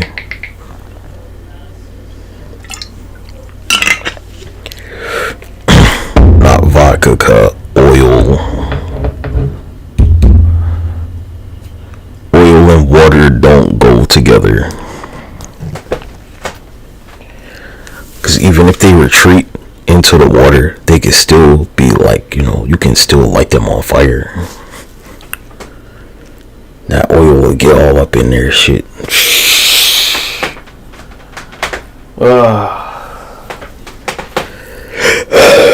Excuse me. They're like, if you catch a mermaid, you get 3 wishes or some shit, man. What are you talking about? What do you mean? Just get some fucking fish grease, cuz. Sabote, destroy your universe.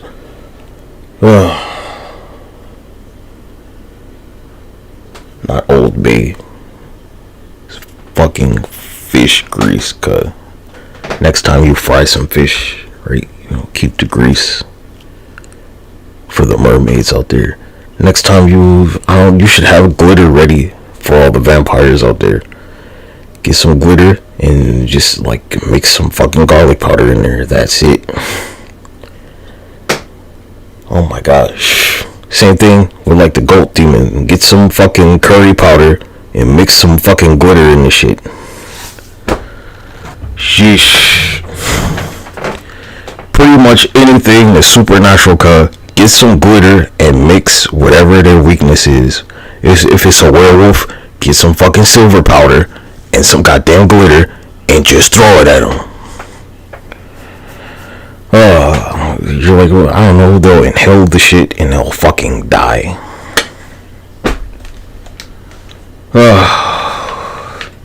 We done with that. Alright, time for some Warzone. Maybe we should go watch some Master Slut. Where you at, Master Slut?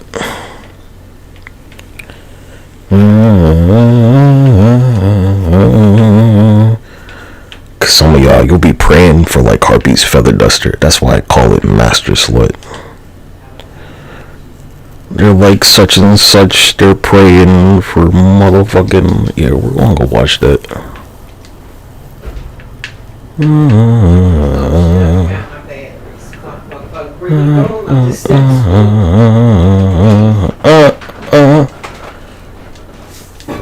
Master Duel. Master Slut.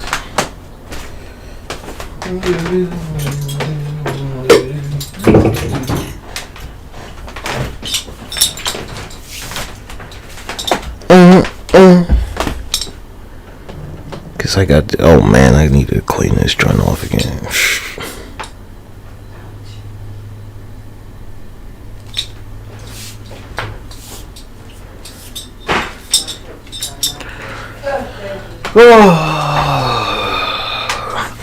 I closed my door to keep the heat in here, man. That's about it. Keep the stank in. I didn't get the COVID shot, and they did, so I gotta be careful.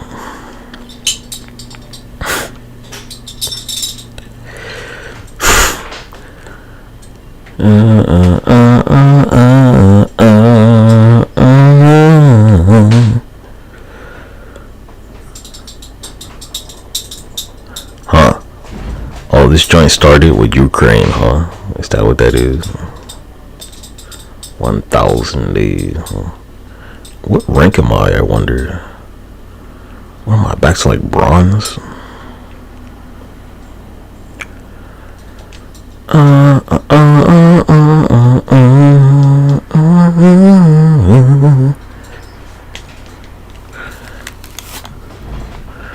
I need to clean my ears, they're dirty. Alright, what card packs you got? Pussy. Is that Grandora? 2 days left, huh? Just in time. I don't give a fuck. Fuck you. Fuck Sudan. Fuck Australia. In general. Don't care.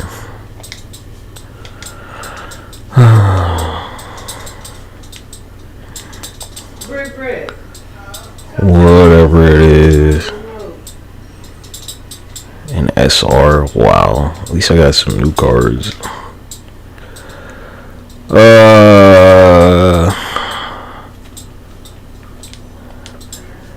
Some bullshit. Whoops. What's this? Can just quick play. Huh. Yeah, if you're really bold, you'll mix some oil in your glitter. Just a little bit. No.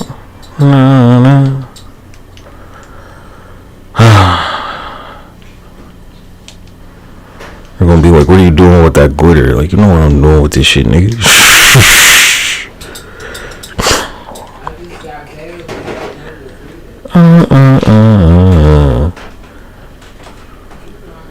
You know what this glitter for, pussy? Alright, let's watch some Duel live. Huh, what's this? Shop.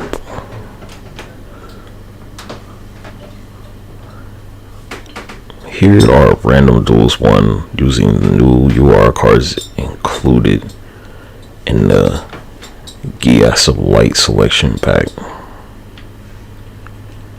And let's go to rank. I gotta clean my ears.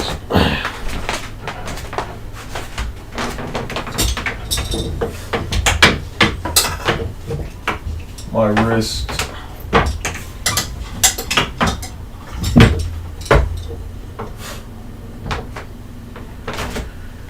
I wonder what type of shit we're about to see.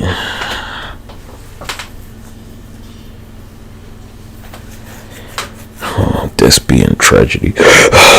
Excuse me. Okay, maybe they go for an XYZ. Oh, a fusion? You're a fucko.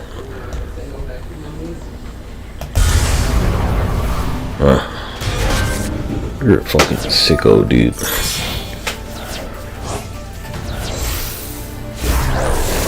Two fusion summons. The branded lets me this shit. I can't stand this.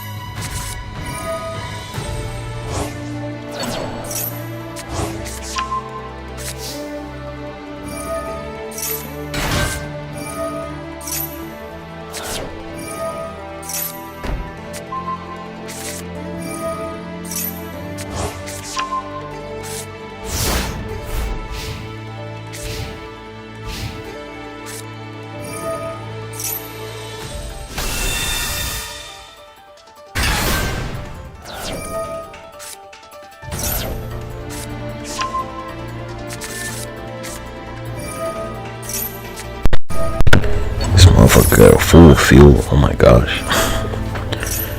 Is that the Link Monster? No, that's not a Link Monster. Well, that's they're playing fucking Runic. Oh my gosh. The two things that I don't want to see. And they play Guardian Chimera. And then they're going like, yeah. Niggas still playing Runic Fountain. What the fuck?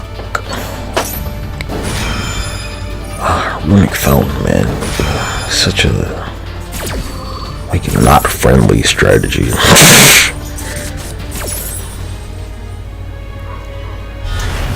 Look, G, I mean, if you consistently playing Runic Fountain, most people, I think we can all agree that nobody fucking loves you.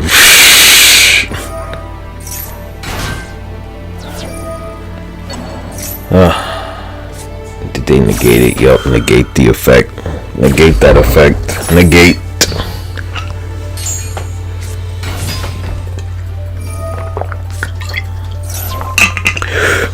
Damn.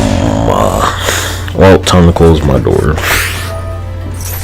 Keep the heat in.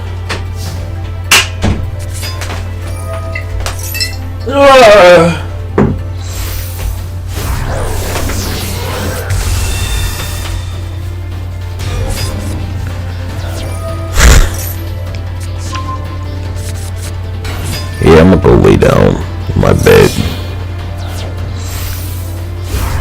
Stay warm.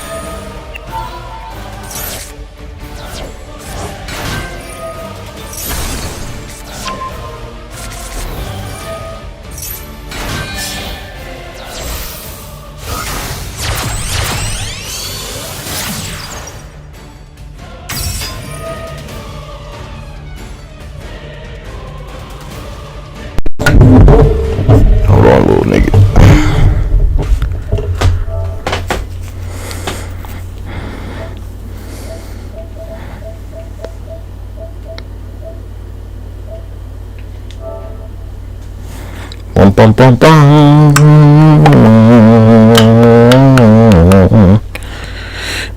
Oh man.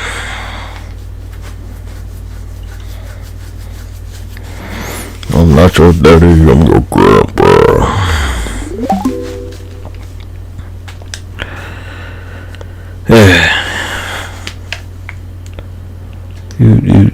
Do. Chaka kaka kaka.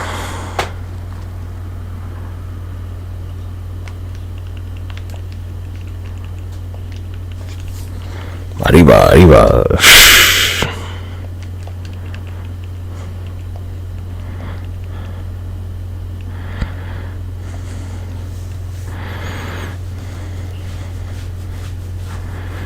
Come on, where is it? Here we go.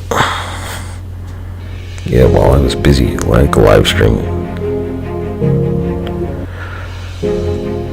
Somebody's got a Doom Pro. Oh shit, I could get a copyright claim. Fuck you. Fuck you. Anyway, wham! That'll be 14 Omniverses. Thank you.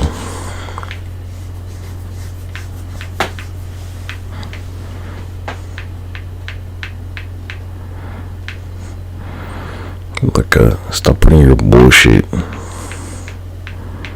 in my business. Arriba.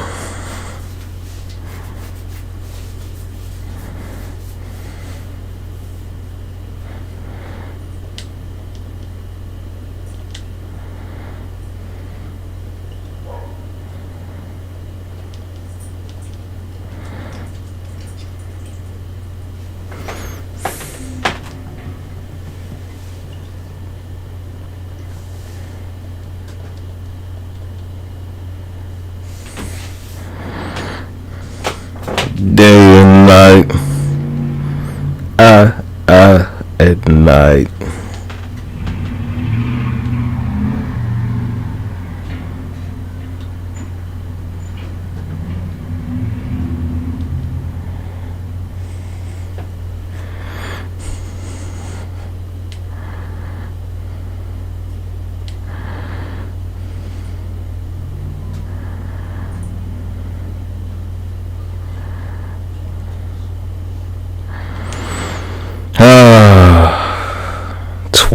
What? Oh, the year, the month and the day are different.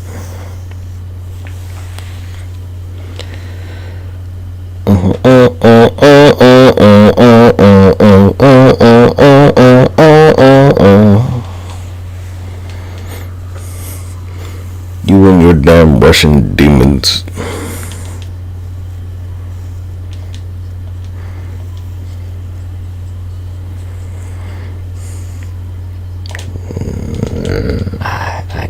I can't get the timing right, ironically.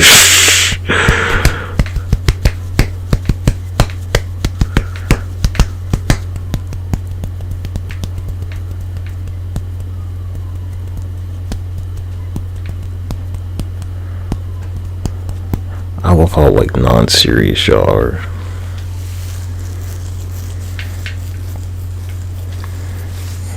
You're completing slow motion.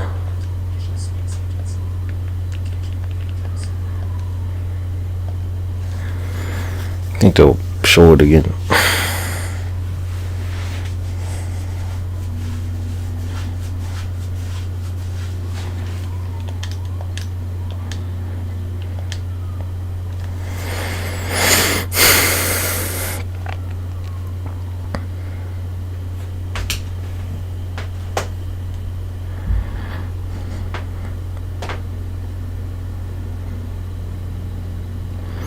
Here we go.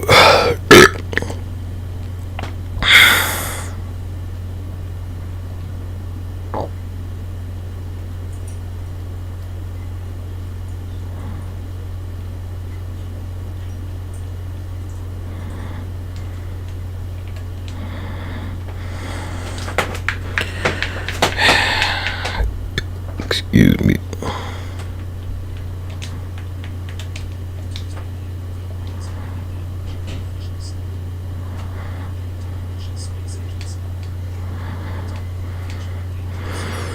So swift.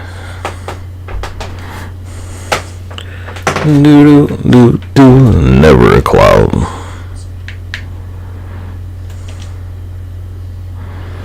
Like I say, anyway, I mean, you know. I don't have to fight your wars, cause I can like it anytime. Hey, is that skippable or not? So, you know, you have fun dying against the Russians. Like, right there. I mean, no problem for me. I don't need you, cuz. Huh. Yeah, while I was live streaming. Nigga, get fucked. You're super gonna lose.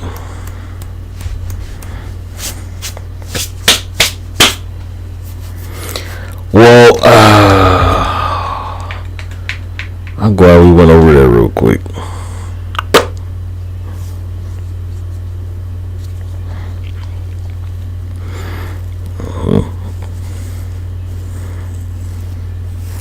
While I was watching Warface.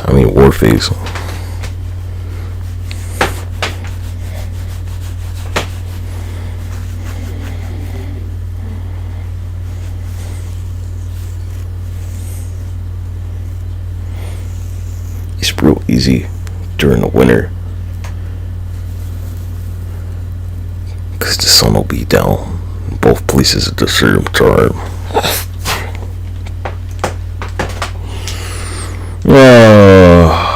Yeah, I super don't need y'all. I don't need the military or nothing. But hey, you know, you keep sending money to Ukraine, right? Keep sending them money, and, you know, 'cause it's like, I'm not gonna save you.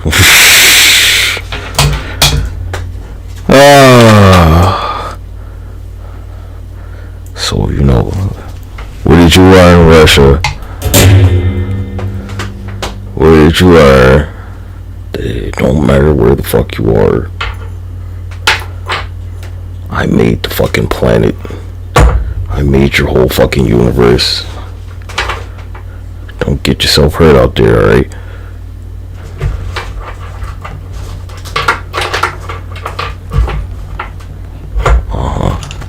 Yeah, you just watched me blow away like 14 universes.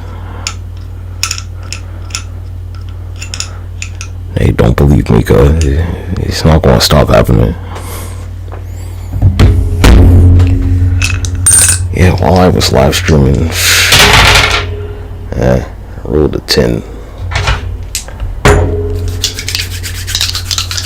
This is just to see the numbers. That was a 5. My dice are red and green. I found these because I did not buy these dice. I found one in the alley and I found one at the basketball court. Red and green.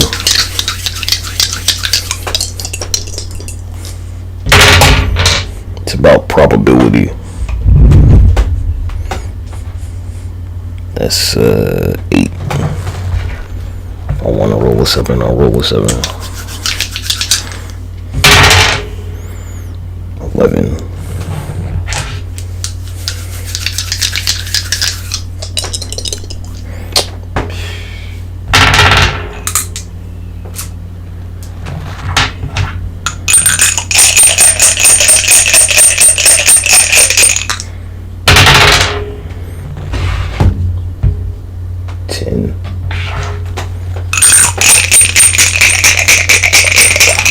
Your dice is like some old African shit, actually. That's a 7.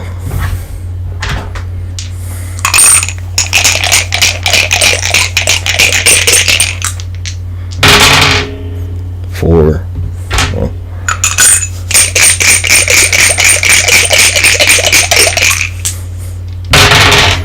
That's a 7. Getting some prime numbers.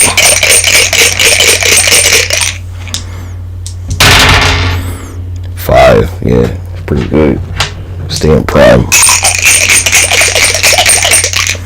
You want to roll primes, cuz. That's 9. 3, 5, 7, 9, 11, 13, blah, blah, blah.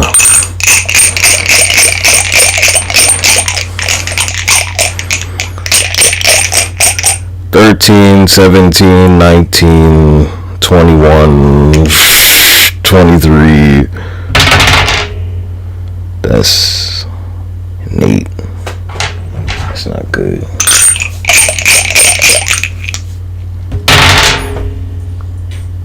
Eight again, shit.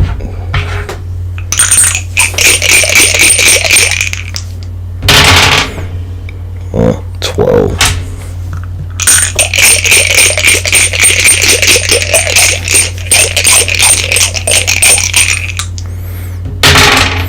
I don't know, like, that's 11. I'm gonna hit my foot on something and fuck my shit up.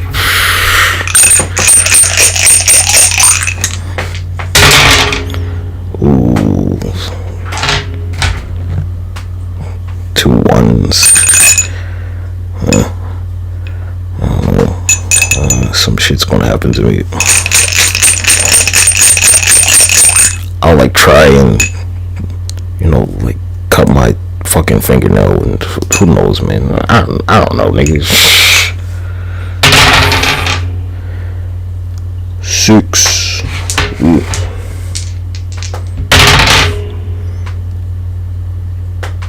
Is this a 9?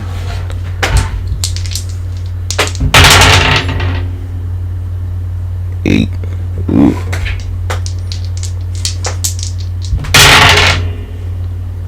6. Need some prime. Come on. 4. Oh my gosh. This is not good.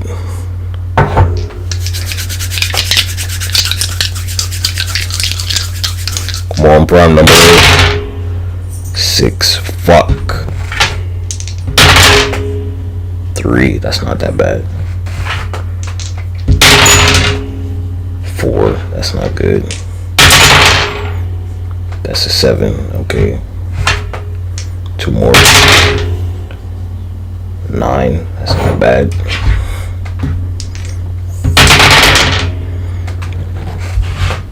4. Fuck. Good fortune is not. I don't know, kind of like down the middle-ish. Those are my marbles. Whoa, whoa. See, I lost one of my marbles. Fuck. Who knows where the shit went? I can barely fucking see. Told you some shit was gonna happen. Somehow I dropped a marble.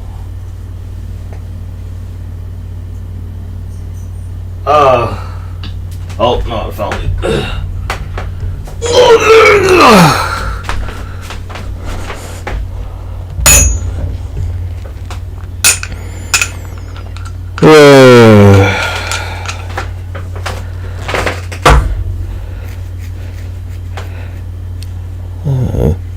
I'll hit my hand on something or some stupid shit and hurt myself. That's why I roll the dice. The only shit that ever hurts me is me somehow.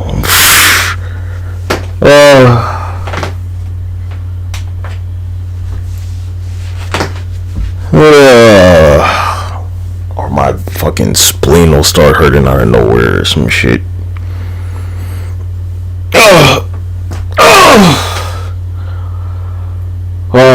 I'll be in the bed and my spleen will start hurting. Man.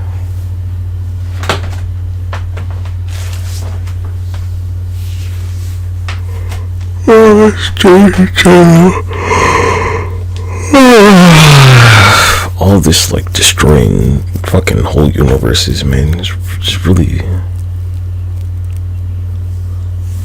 it's exhausting.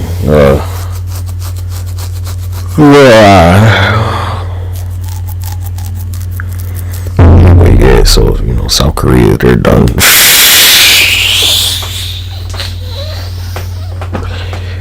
They're super done, dude. No more fat ass South Korean food for you. You about to be eating fucking sea urchins, nigga.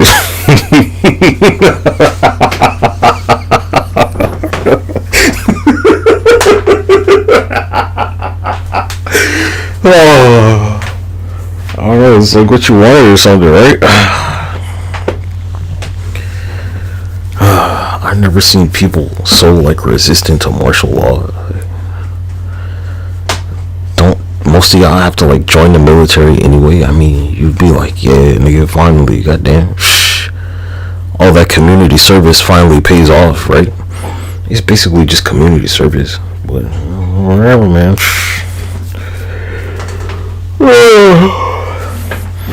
I don't know what your military does. Don't they like, you know, serve the community? I was under the impression that the South Korean military, like, they help with, like, you know, natural disaster relief and shit like that, like most militaries do.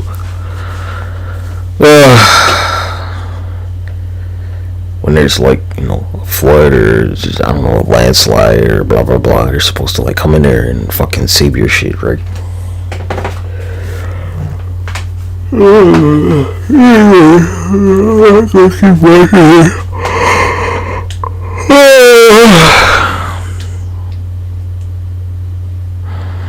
Ain't like you're at war with anybody. It'll affect Veiler, you little bitch. Effect Veiler, fucking Maxi, and Infinite Impermanence. Fuck this guy. Fuck this player. And then they draw fucking Popular. Oh my gosh. It's their first turn to for a Link. Lin Karibo. Little bitch.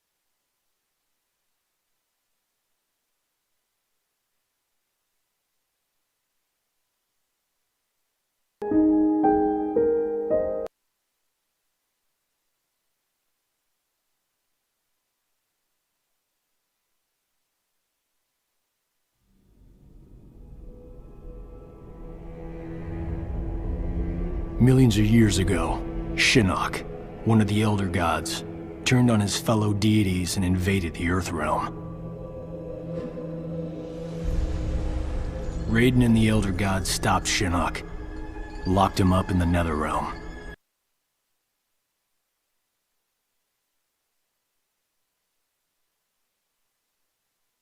I think by far.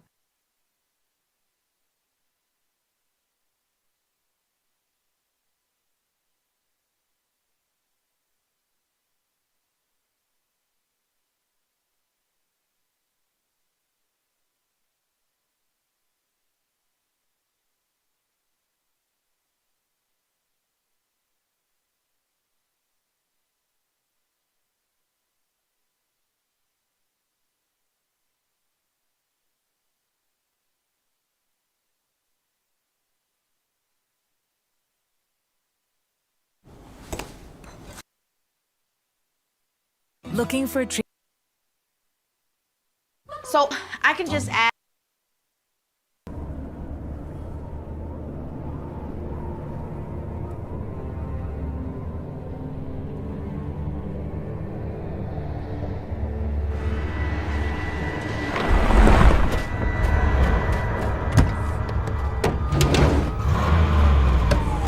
Go, move it out! Drop it there, fellas.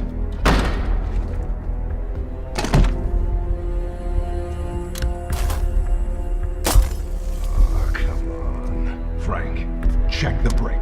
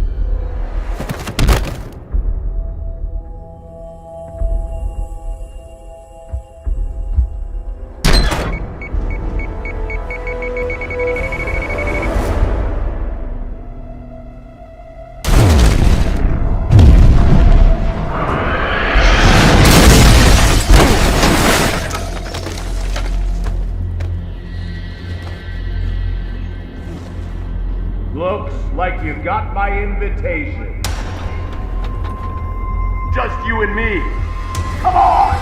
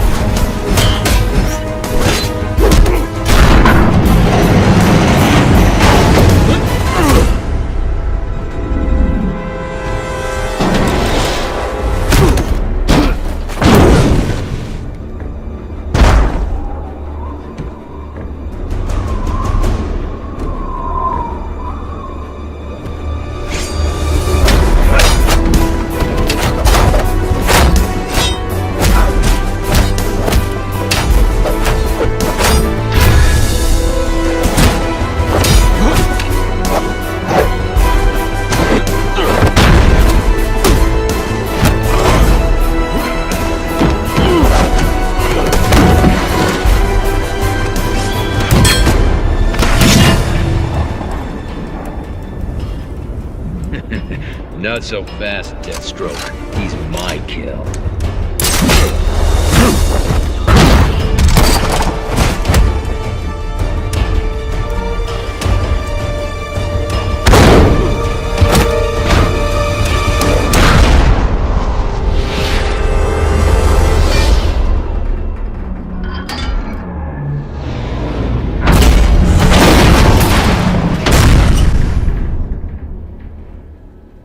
Find a body? No. And next time, keep your other assassins out of my way. You had your shot, Deathstroke. But you're not the only assassin in town. And the night is young.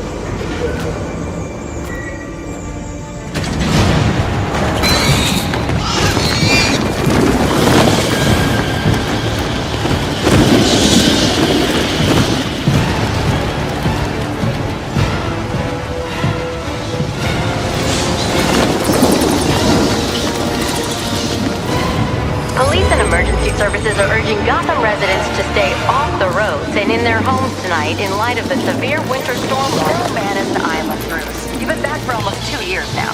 You can't expect me to believe that Gotham's most eligible bachelor is spending another Christmas alone. You just ran out of time. Knowing that tonight we put to rest one of Gotham's most heinous and relentless killers, Julian Gregory Day. Commissioner Loeb, any comment on the rumor that it wasn't actually the cops who captured Mr. Day? There is no such thing as a Batman. Captain Gordon! Captain Gordon! Commissioner Loeb! No further questions. No further questions. All units, code 10 at Blackgate Prison. Communication is down. Possible 211. Delta 6-4 en route. Dispatch 5-9. Confirm code 10. This is a breakout. Suspect identified as Black Mask. Repeat, code 10 suspect is Black Mask. Commissioner Loeb is being held captive. Repeat, Commissioner Loeb is 701.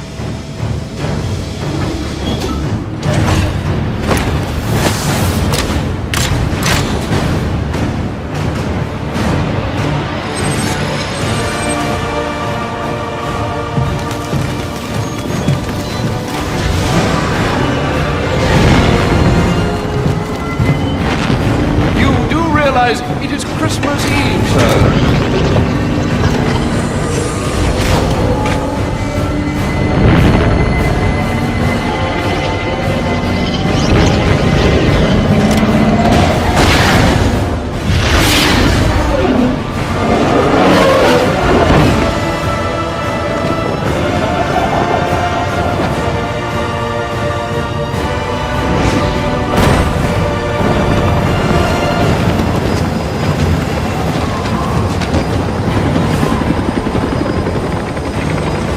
Diver 2 is on bailout. I will come back for you. Make sure I'm board.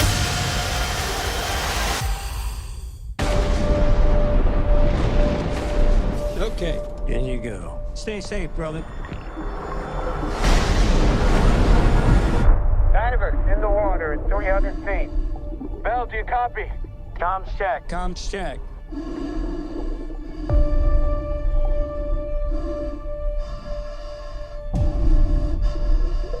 Slow your breathing down for me, okay? You're pushing too hard. Copy. On the job now. Keep the focus where it needs to be. Diver 1. Begin equalization. Try to work my magic.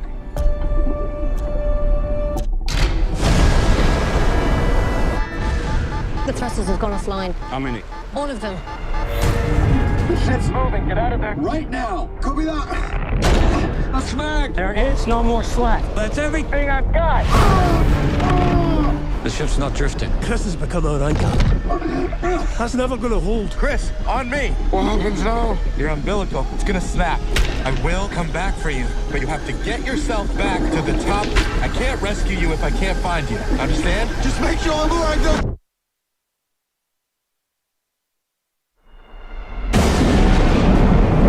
Where's our power? Dead in the water.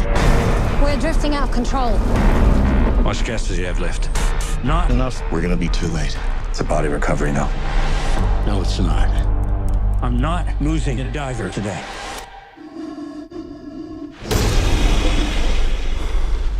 Okay. Dave! I can't see you!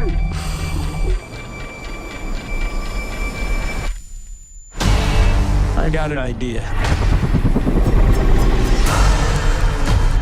I have to take control of the ship manually. If we make a mistake, we put the entire ship at risk. Come on! This isn't working. You can do this, buddy. I'm with you. Incoming swell. Brace for impact. Now! Now!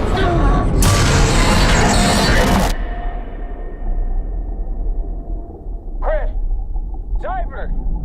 Where are you?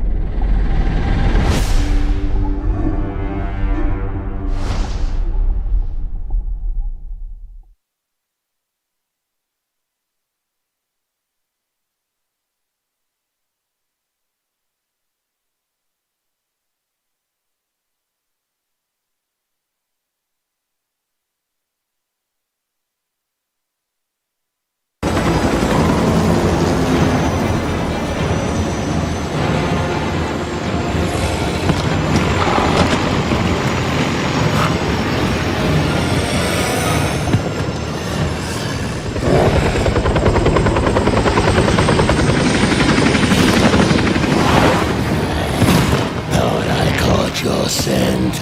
I know I caught yours.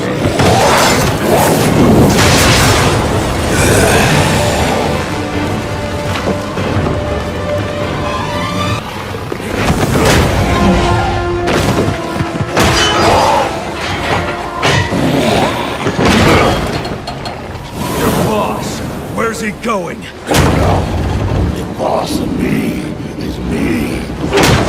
You want teeth? I want answers.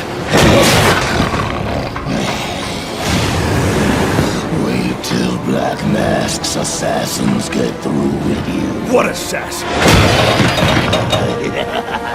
Whoever wins is gonna be famous and rich. At least we know he won't be ugly. Freeze! Hold me right there! I'm taking you in. Not tonight.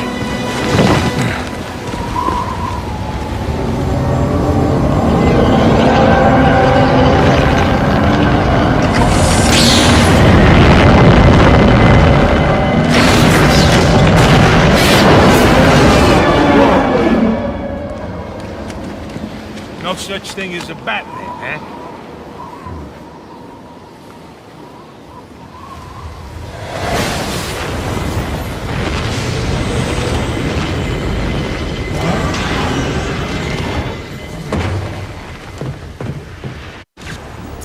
Assassins, sir? As in more than one? That's right. And you heard this from the mouth of a crocodile, man? His name is Killer Croc. He's already behind bars. Oh, I pity his cellmate. I don't. Let's see what else is on the drone's hard drive. Each of them gets one of these envelopes. I need them delivered tonight. They're all hired killers, the best in the business. Black Mask isn't messing around. Slade Wilson, Deathstroke, former military, subject of a failed medical experiment. Failed, you say? Garfield Linz, aka Firefly, burns on 90% of his body. His obsession is going to be his end. How unlike anyone I know. Here's a face I don't recognize. Copperhead. Strange. These reports reference a male, not a female. 14 escapes, huh? Well, you won't forget, not him. What the?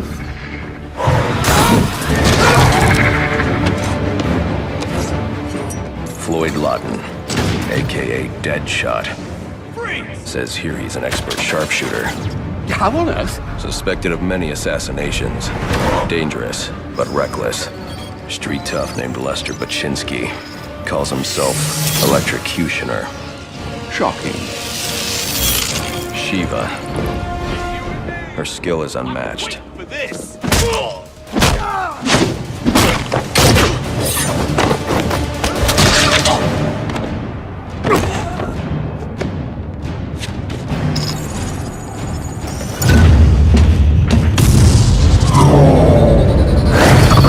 Bane, here in Gotham.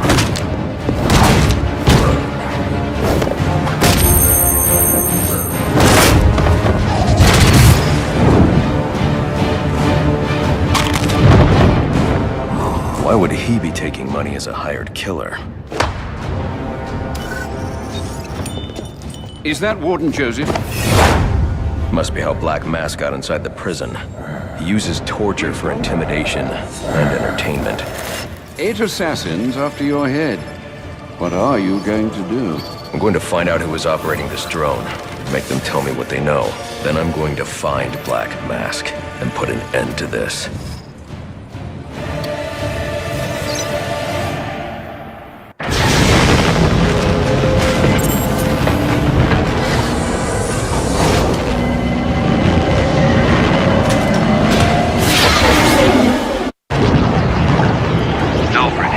I'm tracking it too. It appears the control towers you use for your auto-nav systems are putting out a jamming signal. Storm damage. You'll have to go down there and find that out for yourself, sir. Got it. I'm close to one now.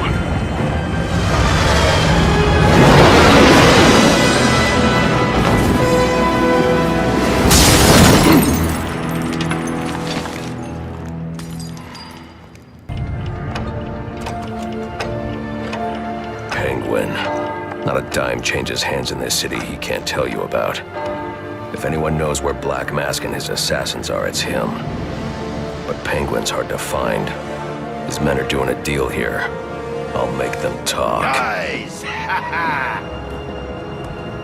So, little boys, what do you want for Christmas? Oh wait, I already know.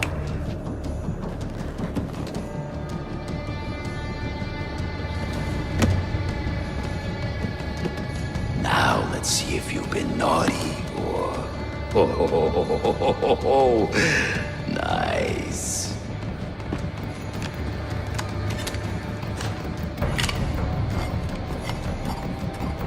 Punk in the Santa hat must be in charge. Get away!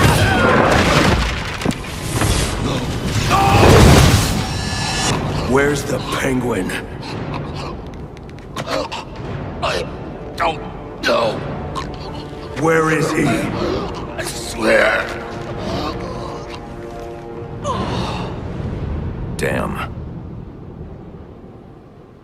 Wake up. What happened?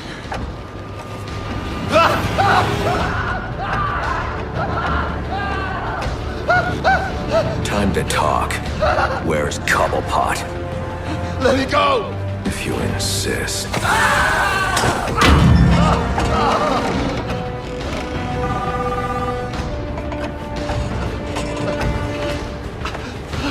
Please, stop! Stop! I'll call him. I'll tell you anything you want to know, please! Too late. I already have what I need. No!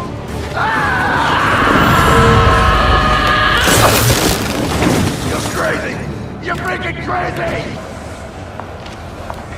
Now there's a naughty geezer. Proper naughty. And he deserves a right proper welcome, don't he, lads? You just saved me a lot of trouble coming here, Batman. I'm gonna kill you. Then I'm gonna jumpstart your heart. And kill you again. Are you ready?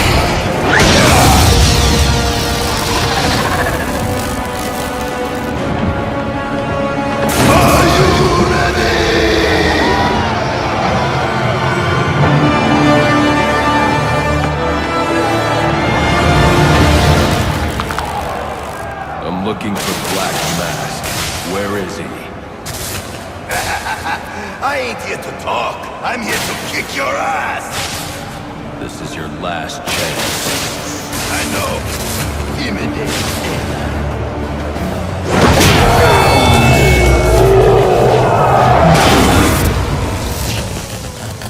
Who wants to show me where the Penguin is? Alright, you lousy mugs. Time to earn your supper. I said I was sorry. Bugger it all. You lads sure are a disappointment. Where's Cobblepot? I ain't telling you, Jack. A little more pressure and I'll crush your larynx. What's it going to be? All right. He's in his office. Only way in is through the theater, on the other side of the casino. But you'll never get past Tracy. Tracy is not a problem. Now, where were we? Candy? You suggested little Alberto over here. Hey, baby. Tried to convince his father to take early retirement. He disagreed and called you a, let's see, psychotic little bastard.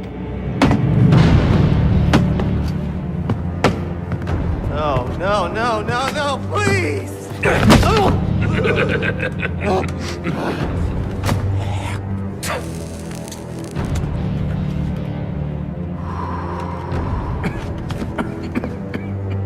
Now you best listen, Falcone. 'Cause this is the last time I'll ask.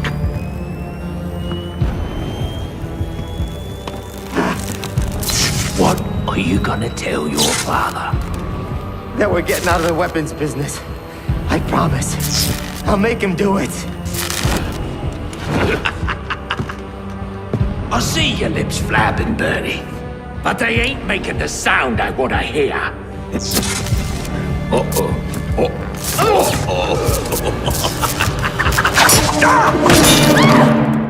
Now hold on. Hold on a bloody minute.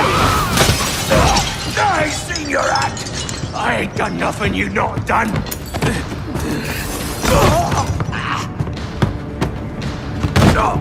Black Mask, put a bounty on my head. Where is he? I don't keep tabs on every geezer with a grudge. You're not a popular bloke in this town.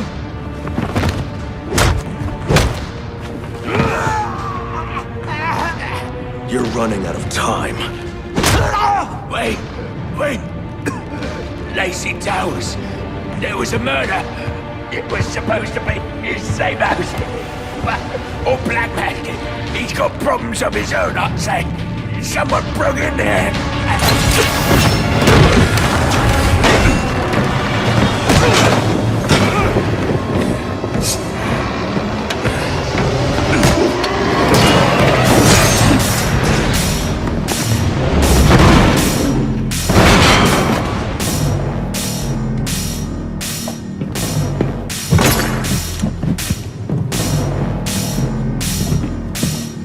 It appears the game is over before it even begins.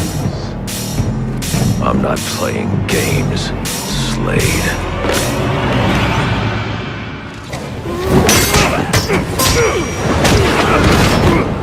It's over, Slade. What are you?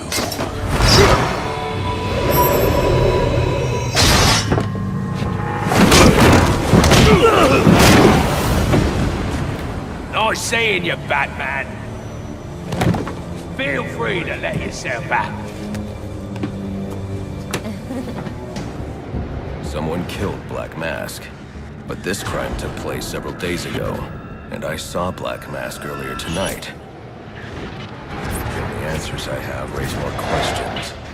Who is the Joker? Was he the killer here? Or is he one of the assassins? I have a body, an unknown shooter, and an unknown assailant who attacked the shooter. I need to match the DNA samples against the records in the National Criminal Database to identify who was in the room.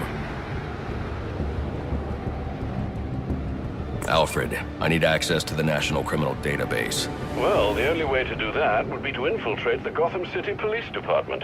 Then that's where I'm going. Sir, you'd need to physically hack into their servers. If you insist on doing something that foolish, you'll need a powerful, non-lethal weapon. I recommend coming back here to pick up your concussion detonator. Not a bad idea. Easy. I need access to the National Criminal Database. It's right here. You must spend a lot of time here.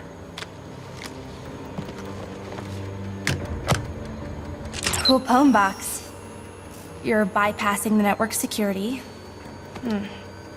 But you'll need to physically bridge the intranet to the external telecom wires if you want to uplink remotely. This kind of knowledge could get a young girl into a lot of trouble. They run under the building. What does? The telecom wires. You can access them through the sewers. Wait. Why do you do what you do? Because I made a promise. Get out of here!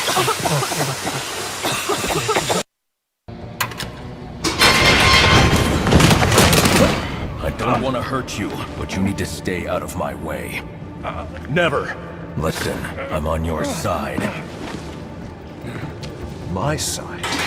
My side works within the law. My side doesn't leave suspects with broken bones and missing teeth. We've earned Gotham's respect. If that were true, I wouldn't believe you. Gordon, clear the line of fire! Hold your fire. If he moves, take him down. You've got nowhere to run. Move, Gordon! I'm taking him down!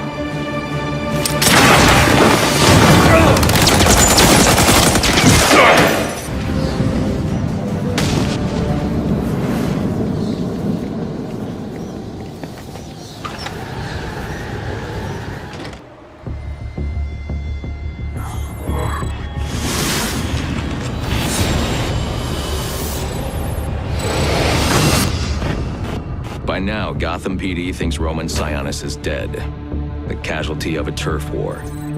Murdered by the Penguin.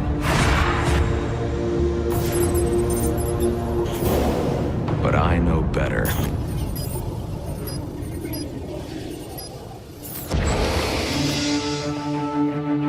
Someone spooked Sionis' girlfriend.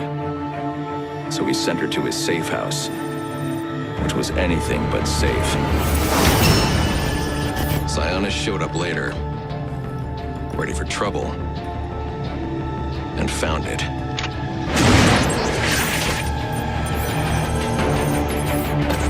Or so it seemed.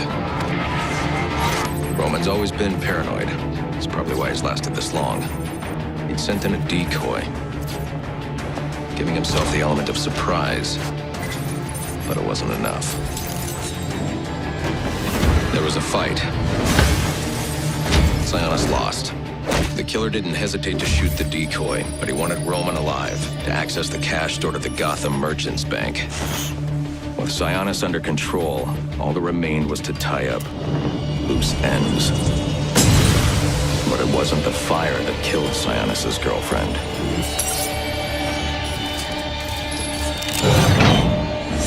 What kind of monster forces a man to kill the ones he loves? The Joker. He's the shadow I've been chasing. And now I know where he's going next. Gotham Merchants Bank.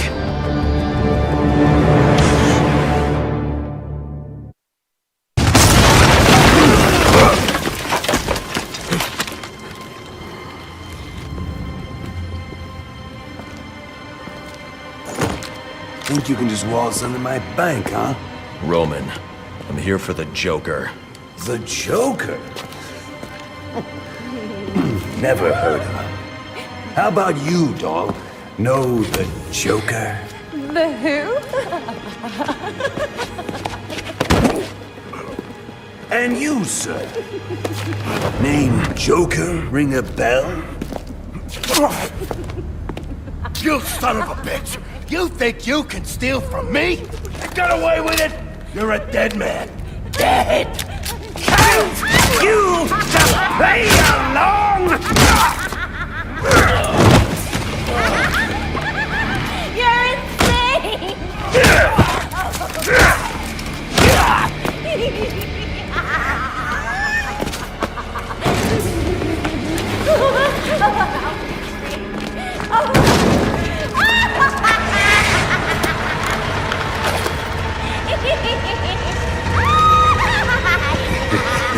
It's been you this whole time.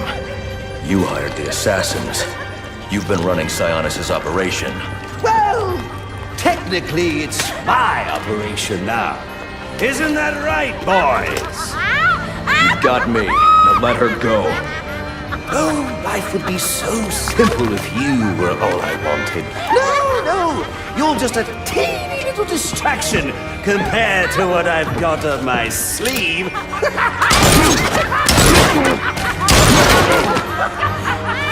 Here, have a laugh on me. You hear that? Sounds like 8 tiny reindeer.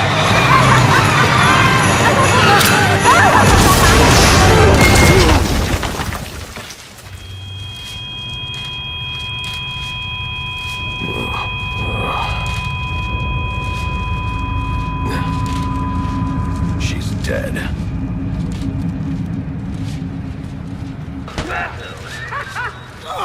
Stop! Where's the Joker going? Guy's nuts, man. Killed about a quarter of black masked men when they wouldn't take orders from him. Unless you want to join them, talk. He said something about the steel mill. That's Sionis' mill. It's Joker's mill now. Ain't no way you're getting in there. I didn't ask for your opinion. Alfred, pull schematics on Sionis Industries steel mill. Joker's taken Sionis there. He's going to kill him. unless I get there first. This Joker sounds dangerous. He's taken over Black Mask's operations and slaughtered the men who wouldn't turn. He's the one who hired the assassins. And it must be he who ordered the bombing of the GCPD. Oh, dear Lord. Shouldn't you think about letting the police handle this one? Not a chance. He's mine.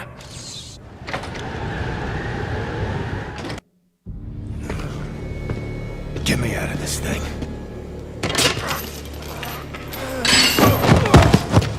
Where's the Joker? Go to hell. Wrong answer.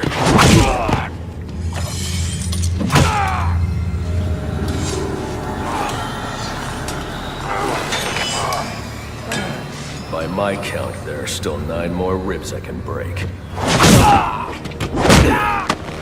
You think that'll make me talk? After what he's put me through, the torture, turned my men on me, stole from me, murdered my woman, he's my kill, not yours! I can control your pacemaker remotely. You want to see what 250 beats per minute feels like?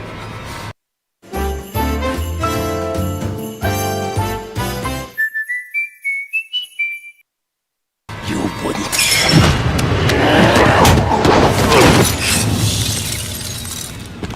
Copperhead.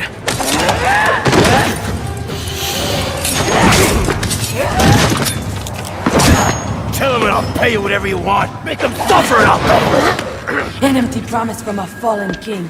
I know about the Joker. Couple of freaks. You two deserve each other.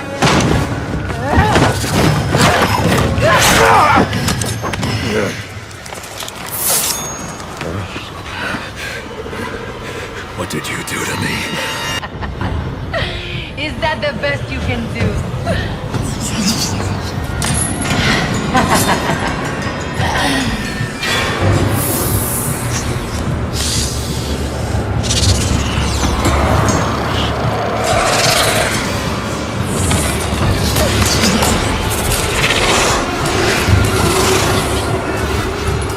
You are not gonna like what comes next.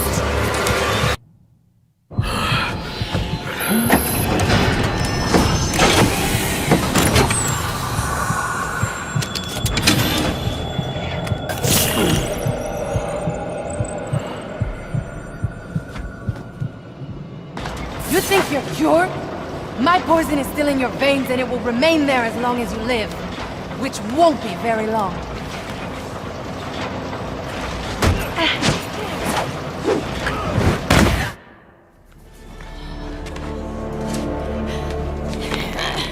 You think these ties will hold me?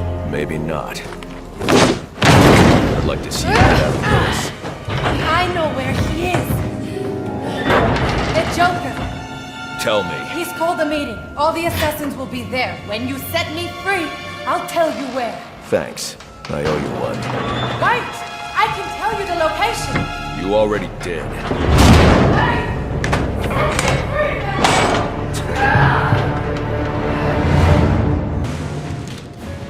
Friends, assassins, welcome to our first quarterly performance review.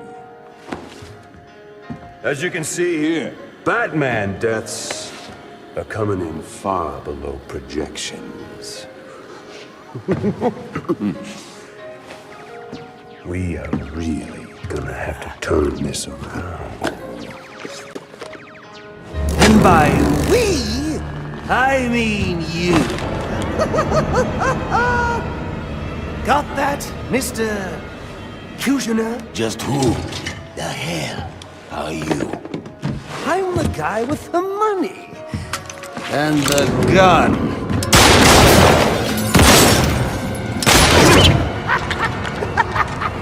So, when I hire you to kill the Batman, you shut the hell up and kill the Batman! So do you have anything else to contribute? I didn't think so.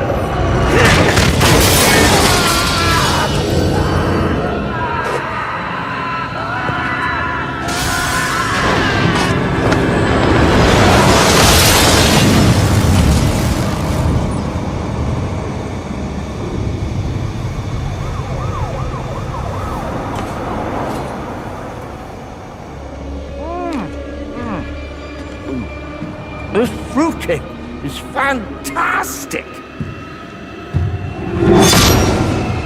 Anyone want a piece? All right, meeting's adjourned. Get out there and kill the bat.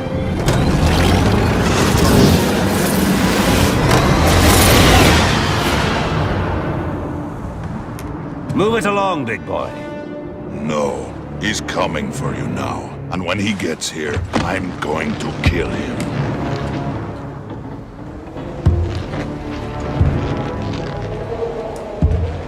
So you wait.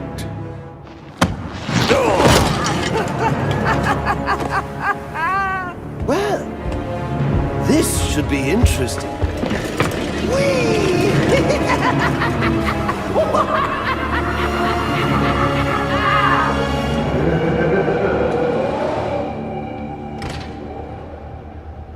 That lift should get me up to the ceiling so I can get out of here. Maybe electrocutioner's shock gloves could restore power to this platform.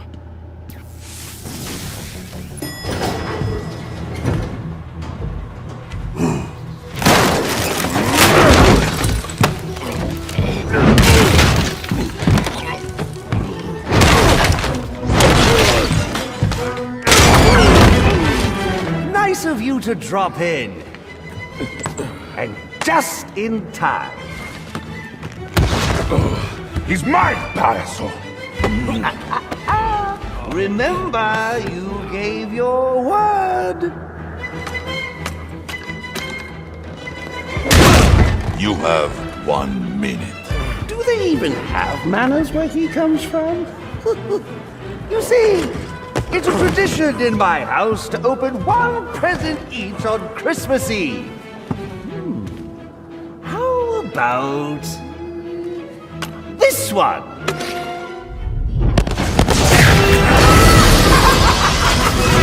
And the party's in a pantry.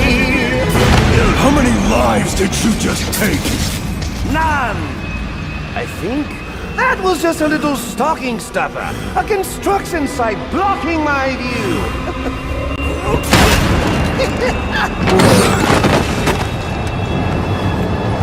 But this one isn't.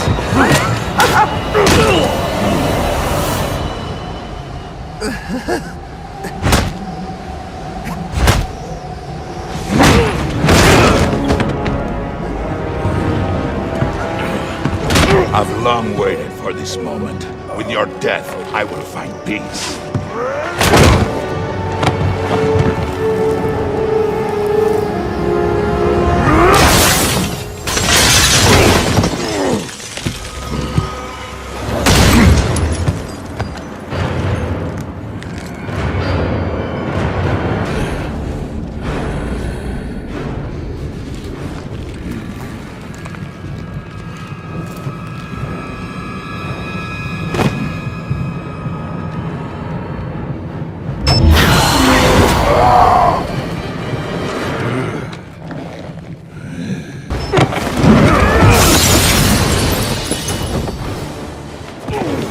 Stand by and watch you kill yourself. I'm calling Captain Gordon.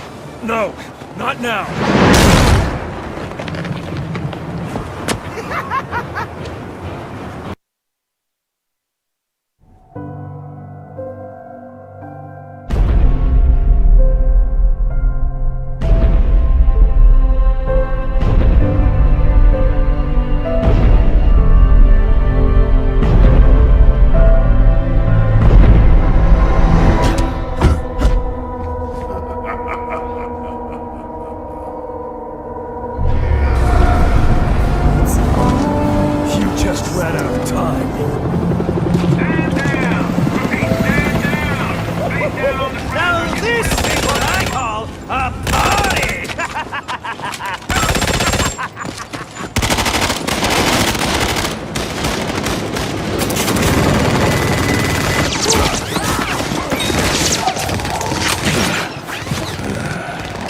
This rooftop's getting too hot.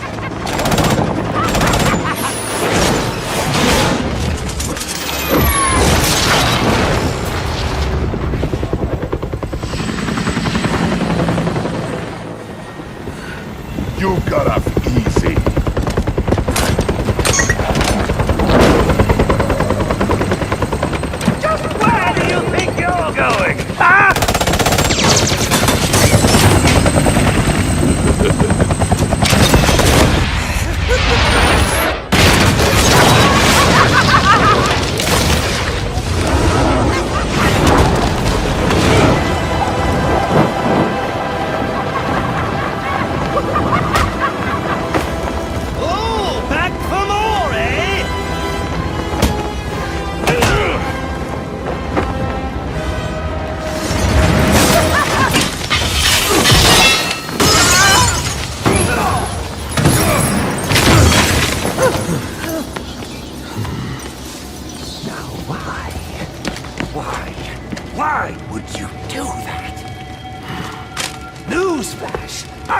was trying to kill you.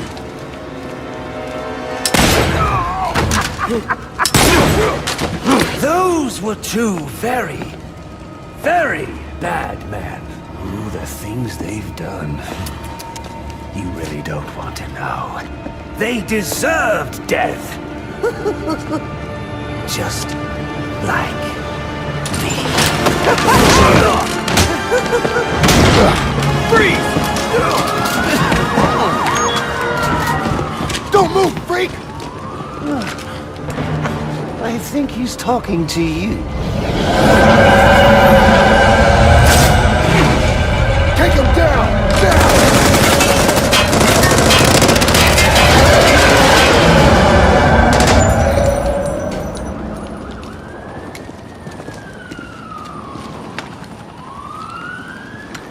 Let me guess.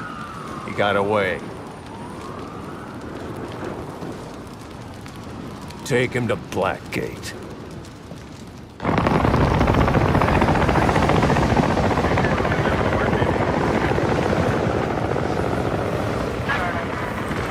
Where'd he go? Huh? The back. The partner. My partner?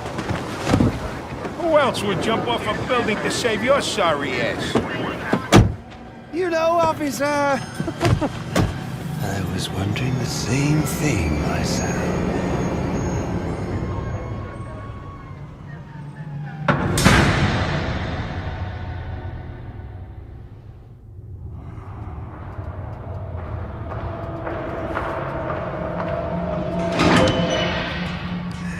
Welcome to Blackgate. We're gonna do a quick psychiatric evaluation.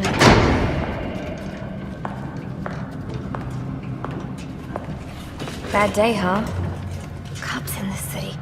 Always beating on the sick and defenseless. Tell me something, dear. Have you ever had a really bad day? And what do you mean by that?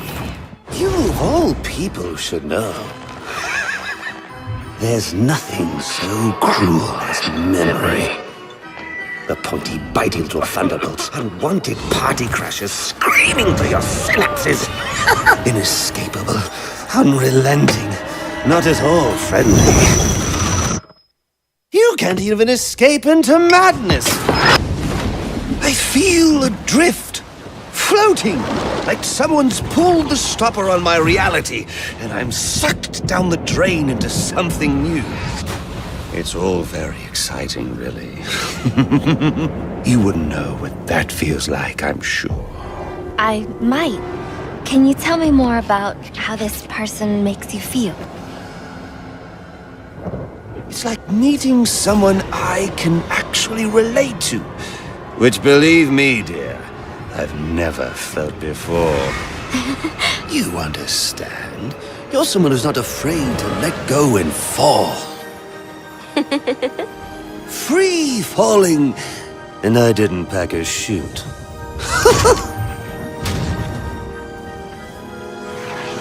Do you know what I mean? Yes. Yes, I do. I figured you would. So, may I ask, who is this person? Oh, someone very, very special. But whose real name I don't even know yet. My name's Harleen. Harleen Quinzel. What a pretty name. Do your friends call you Harley? Oh, I don't have a lot of friends. Well, Harley, you got one now.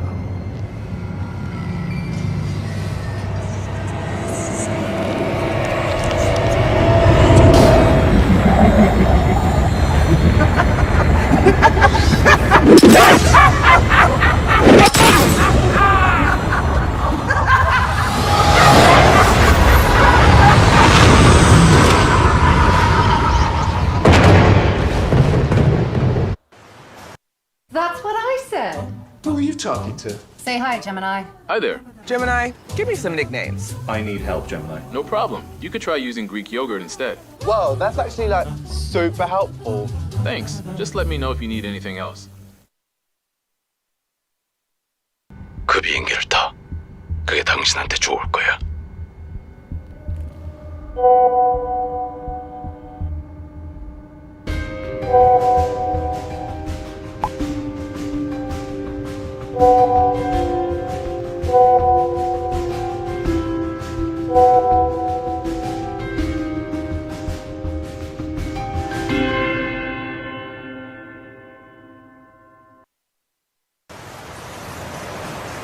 Now why would you do that? Newsflash! I'm the one who's trying to kill you!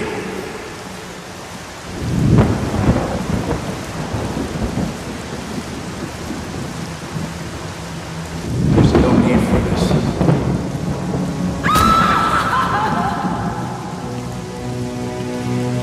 The worst kind of criminal. Wait. Why do you do what you do? Master Bruce, it might be a bit anticlimactic, but I hoped you might finally be ready to celebrate Christmas Eve, now that the Joker's behind bars. Bane is still out there. I've got to locate the signal from the tracker I placed on him. Even you must eat, sir. If you hadn't called the police, he'd already be in custody. Dispatch, this is Delta 47. You know, I made a promise of my own to your parents. No sign of any casualties. Not now, Alfred. The story back at the precinct. Why see that? Found bombs under the foundation. Some kind of hopped-up freak. Must have been 400 pounds of muscle. Took 6 cops to gun that bastard down. Yeah, I saw the body in the morgue. Couldn't believe Sounds like this could be Bane or one of his men. If I hurry to the GCPD morgue, I can inspect the body and the autopsy report. Well, before you leave, I've run some tests on the compound you found at the steel mill. Looks like a match for your globular projectile for non-lethal restraint. You mean the glue grenade? Indeed. The resin has finished curing. It's at your workbench. Master Bruce, stop! Master Bruce. Bruce, Are you... I will not in good conscience allow you to go. You're outmatched by these assassins. What? You're not some hardened vigilante. You're a young man with a trust fund and too much anger. You're in over your head, and I don't want this to be your end. Alfred, who do you see when you look at me? The boy whose shoes you used to tie every morning? The teenager you drove to his first date? While you are here every night, I am out there. The only thing between the innocent and the predator. Be. No, not may be. I am. When the mugger or the thief stops to think twice, that is fear. That is what I am. That is why they hired assassins, because I am the reason the criminals breathe easier when the sun rises. So no, Alfred, I am not in over my head. Tonight will be my end, but it will be theirs.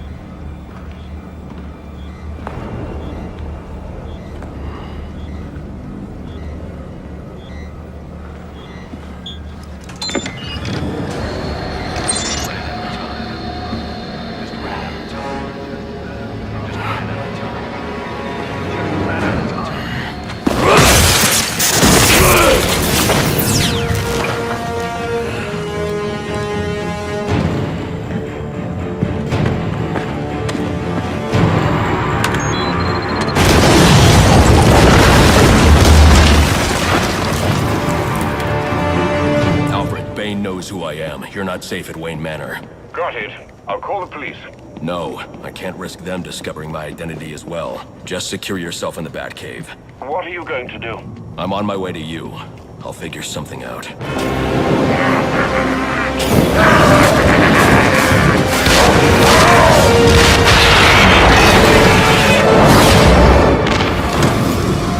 Listen up! The bat is here. It's just one of those stinking pigs. Sets foot on this bridge. Set the timer. We'll blow them all to hell. Don't send in your men. Firefly has the bridge rigged with explosives. Show yourself! You have a go. No! Call them back. If Firefly blows the bridge, there's no telling how many will die. You're the reason those people are in danger. He's doing this for the bounty on your head. Give yourself up! I'm going to bring in Firefly myself. Don't send anyone else in until I tell you it's safe. You'll stay the hell out of this! You hear me? How do you want to die? In the quick, incinerating flash of an explosion? Or nice, slow burn? Joker's behind bars. There's no more prize money. You can give up now or I can make you surrender. Your choice.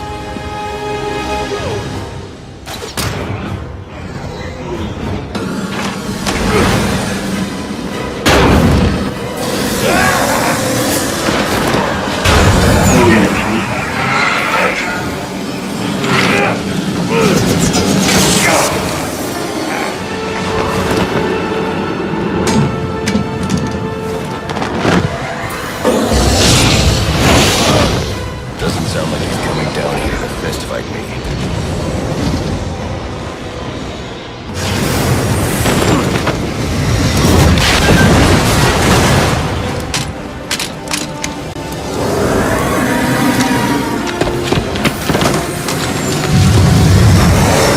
A bat that can't fly. Too bad. Don't!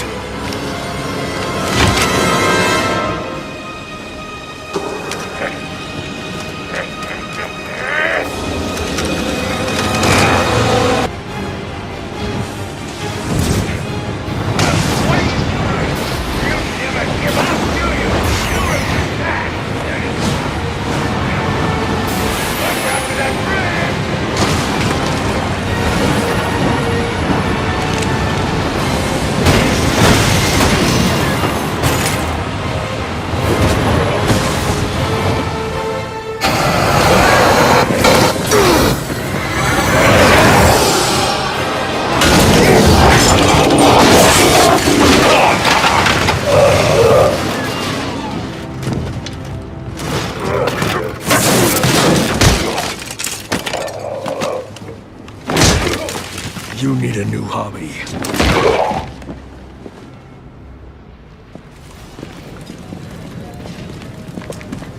He did it.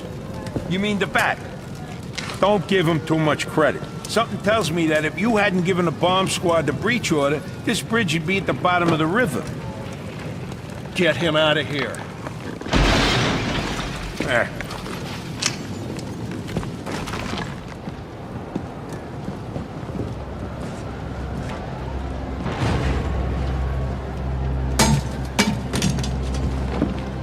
You didn't listen.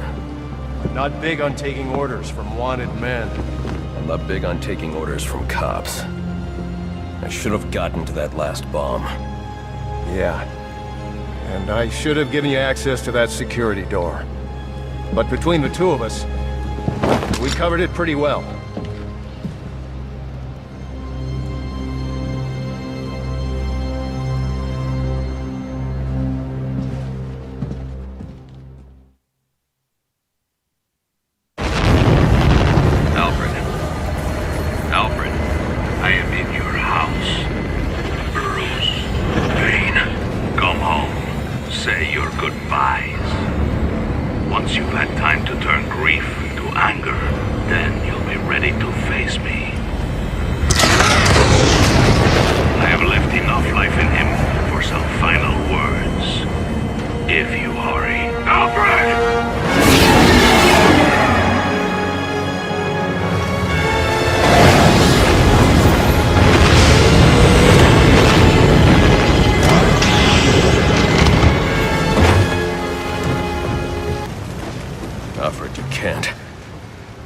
Don't add me to the weight you carry.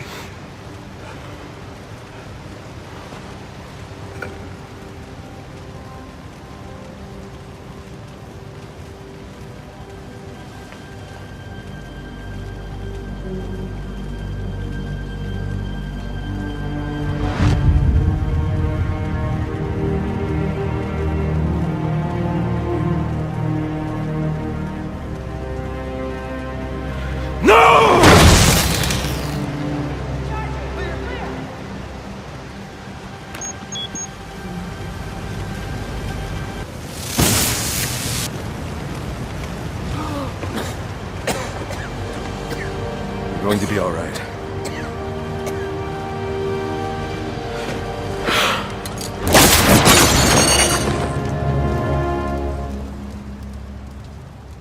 I know I haven't always been supportive of what you do, but I understand now.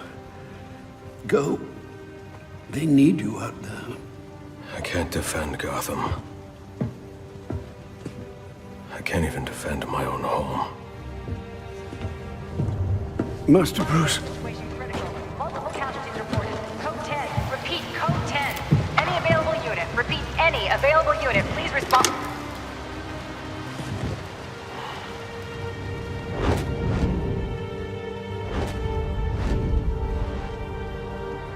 Master Bruce, now is not the time for doubt. I can't do it. I can't stop them. No, you can't. Not on your own, but it's high time you realize that you are a man, not an island. And a man's strength comes not from just brawn and intelligence, but also from his allies. One alert. The Joker has escaped from his cell and is leading the riots at Blackgate. Repeat, the Joker has taken over the entire prison. Multiple casualties. Multiple hostages. Again, we have lost Blackgate. Captain Gordon is calling on anyone. Anyone for assistance. They need you. No. They need us.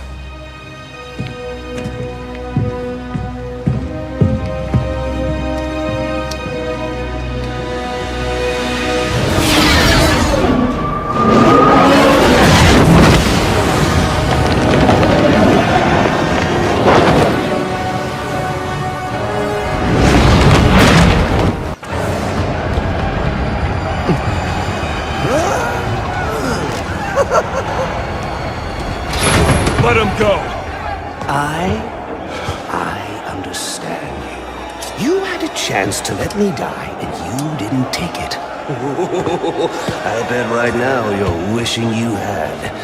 I've killed a lot of people. I brought the city to its knees, crippled the police force, and it's not even time to unwrap our presents. Ship it! Let's do this. Okay. So, what our friend Bane holds in his hand is a heart monitor. Once he clamps it on, every beat of his bacon little heart will charge the battery on this electric chair. And when it's fully charged...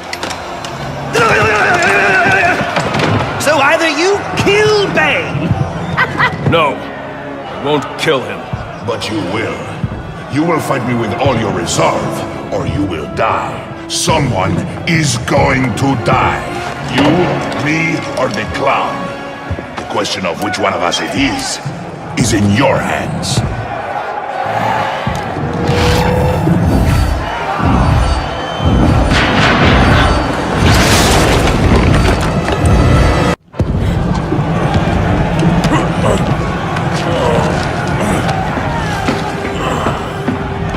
Don't move! Maybe you shouldn't move.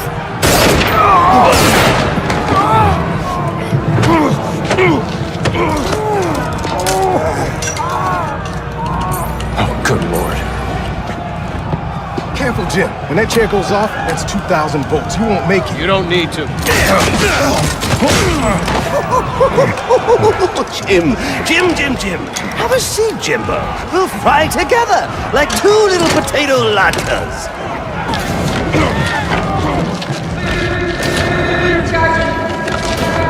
I got a pulse. I'm gonna jumpstart your heart. Kill you again! May you find the peace in death that you did not find in life. I'm not looking for peace.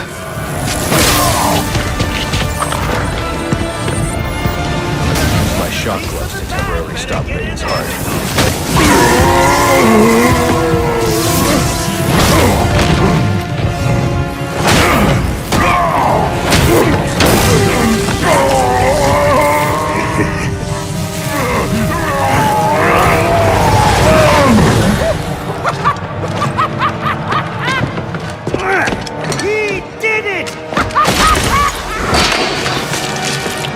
The game is over, Joker. Let Captain Gordon go. Yeah, put the gun down, freak. How about I put you down? Gordon! Well, that's the Christmas spirit. Well, I'd love to stay and celebrate your victory, but I've got stockings to stuff, mistletoe to hang, and about 15 skyscrapers to blow up before sunrise. Ciao!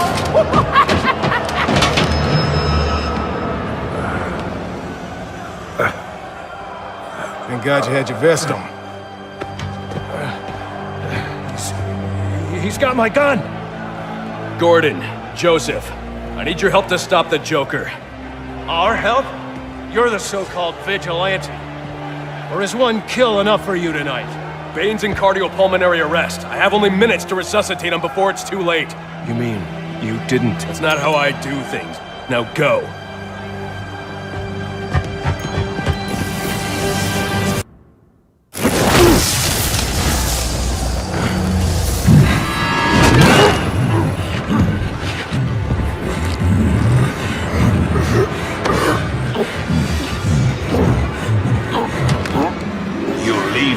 No choice, Mr.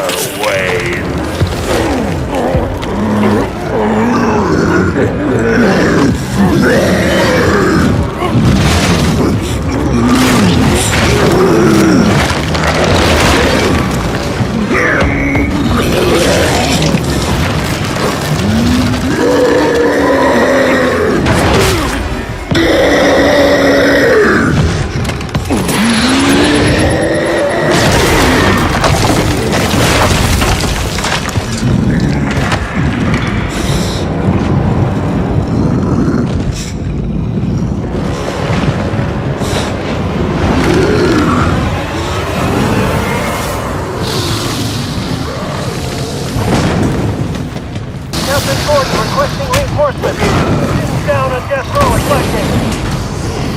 Joker has Gordon pinned down in death row. I need to hurry.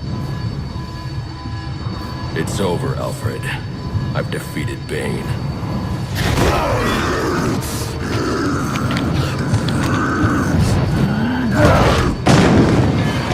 Master Bruce? Master Bruce, are you alright? Since I was a boy, I had this feeling the world moved too slow for me. A batalha é sempre contra o tempo.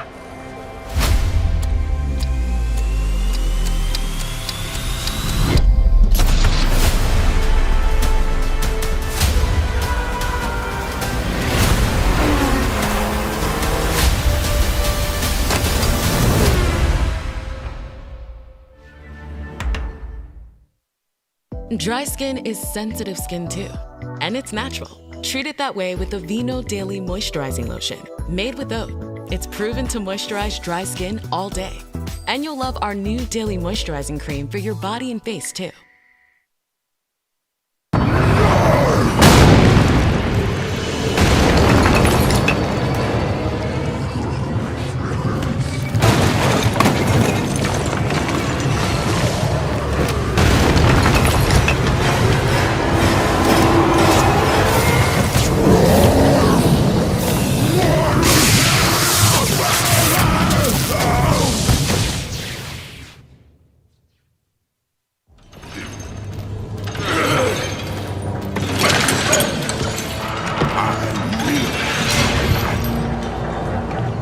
Must find Batman. What was that?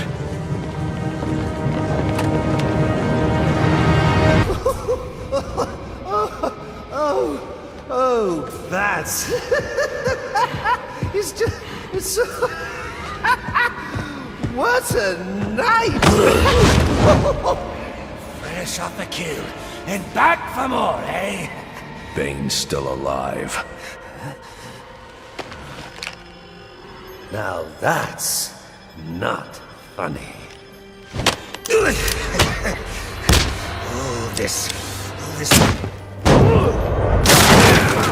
all this for you, or for me? You must know I'm a lost cause, but there's still hope for you.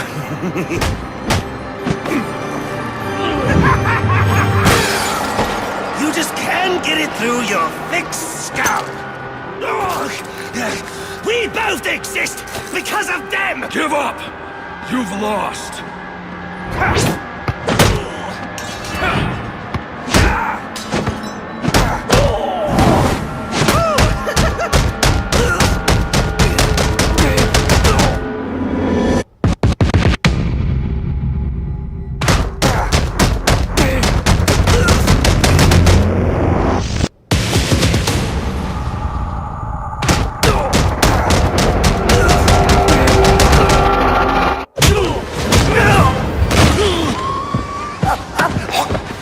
Why you do it, isn't it? You like the way it feels. It's what you need!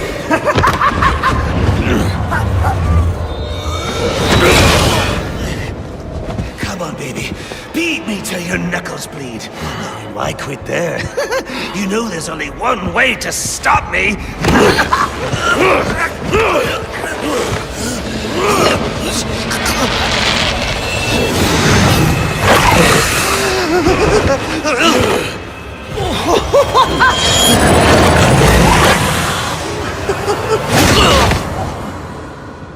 Any one of my guys would have killed him. The city deserves better than that. You know, my daughter thinks you're a hero. But I still have to bring you in. Gordon, come in. What's your 20? I'm in the chapel. We got the Joker. Son of a bitch. You caught him. And how did you do that? I had some help.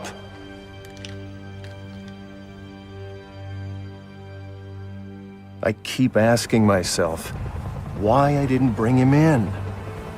And I now know the truth is, I let him go because of you. Because you believe in him. I don't know. They put me in charge of a station full of rotten cops. And I can't change them. Any more than I can change this damn city. Or at least, that's what I used to think.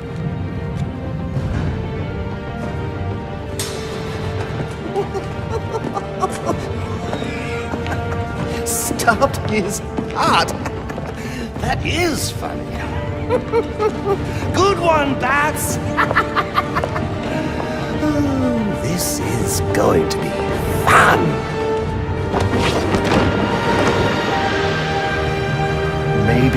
Maybe I can give them something to believe in.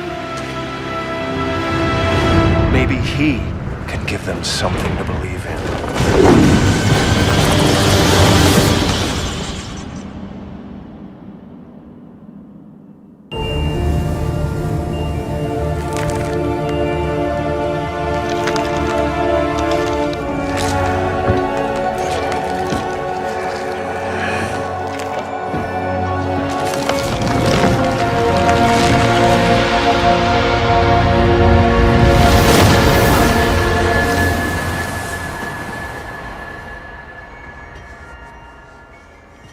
People caring for people. Compassion. That's the foundation Gotham was built on. And I have proudly built Goth Corp on that same foundation. That's why we're called the People Company. Thank you so much. Please. Mr. Boyle seems to be after your title as Gotham's biggest philanthropic industrialist. Gotham needs more people like him. Bruce! Hey. I am blown away by your support. It's well deserved. You're going to change the world, Ferris. Hey, we'll change it together, right? Pardon me, Mr. Boyle. The press is waiting. This way, please. I'd say the future is looking very, very bright for Gotham. Now, it's almost midnight, and you all know what that means. Let's get this New Year's Eve party going with the... Forget to pay your heating bill, Bruce?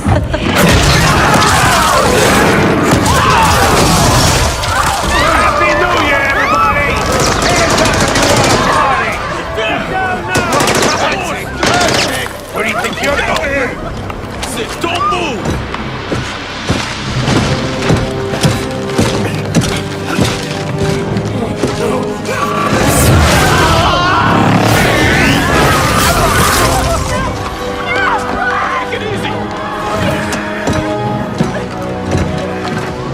me, Ferris Boyle. Alfred, where's Ferris? Alfred. I don't have time to prep the XE suit for deployment. I'll need Alfred to put the finishing touches on it.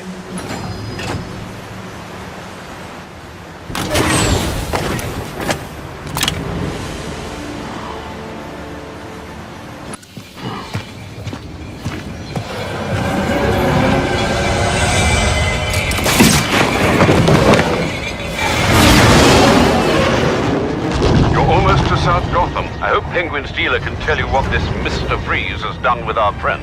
Targeting someone like Ferris Boyle. It's sickening. I know you'll bring him to justice, sir. I'll see this one wheeled into Blackgate on a gurney.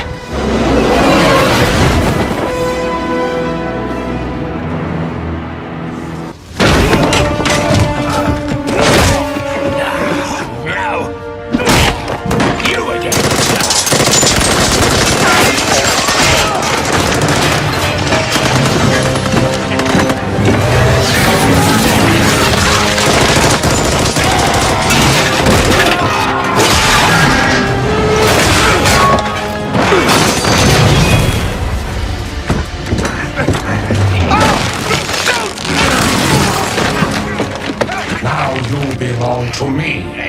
I'll give you one chance to let him go. Threats are meaningless to a man who has lost everything.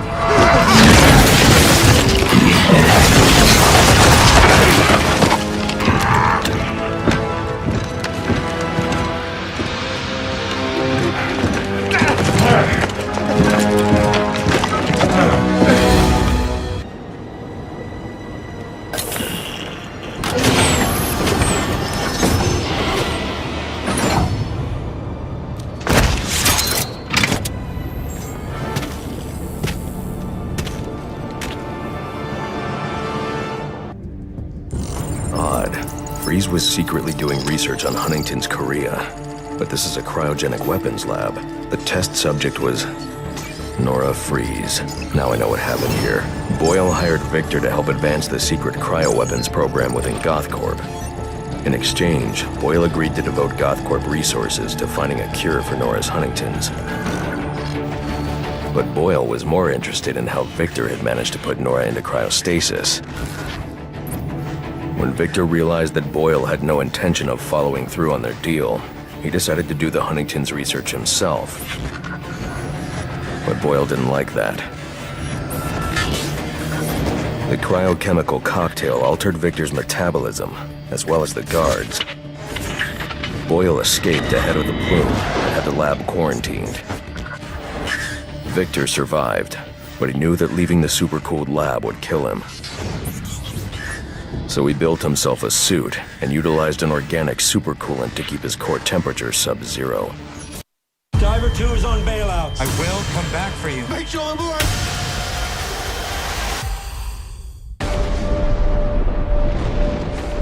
Okay, in you go. Stay safe, brother. Diver, in the water at 300 feet. Bell, do you copy? Comms check. Comms check.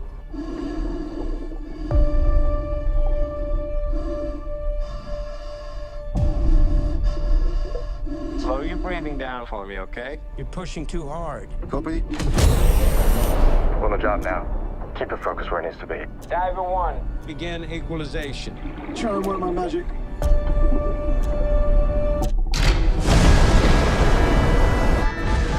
The thrusters have gone offline. How many? All of them. The ship's moving. Get out of there. Right now. Copy that. A snag. There is no more slack. That's everything I've got. The ship's not drifting. Chris has become our anchor. That's never gonna hold. Chris, on me. What happens now? Your umbilical. It's gonna snap. I will come back for you, but you have to get yourself back to the top. I can't rescue you if I can't find you. Understand? Just make sure I'm alive, though.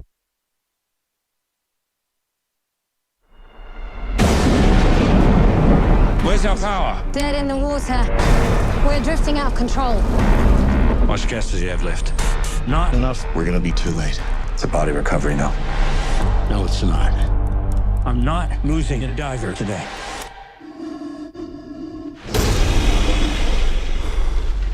Duncan! Dave! I can't see you!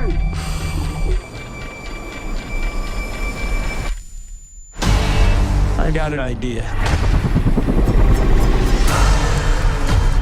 We'll have to take control of the ship manually.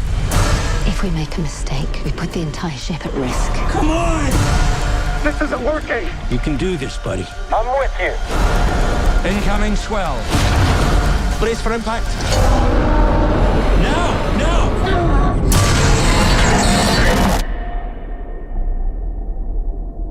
Chris! Diver! Where are you?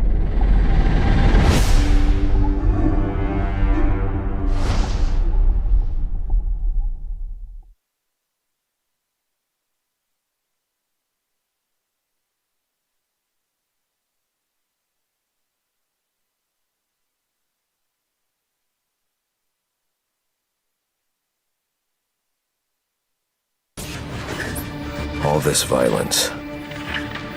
He's just trying to save his dying wife.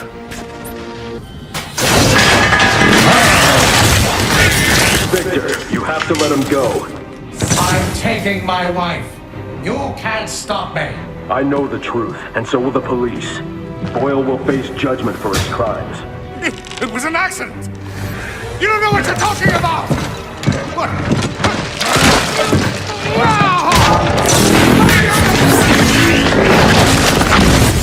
Nothing matters. Do you understand? Nothing but my Nora. You've endangered lives all over this city. Nora would never have wanted this. No. What she wants is to live a long life in the warmth of the sun. Her hand in mine.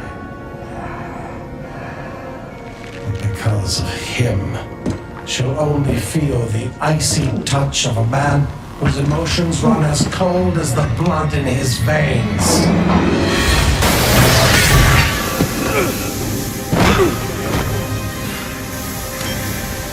Let's see how well you do when the air freezes in your lungs.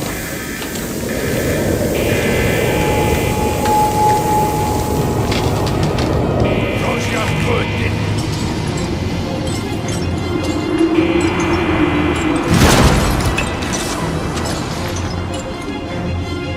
Over here, you are.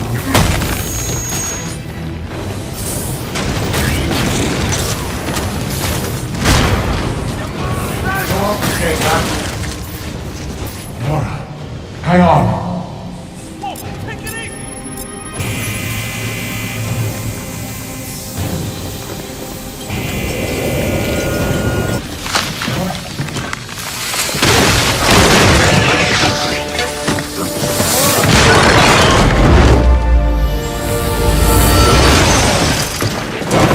Thanks for doing the heavy lifting, man. But you shouldn't have stuck your nose in my business.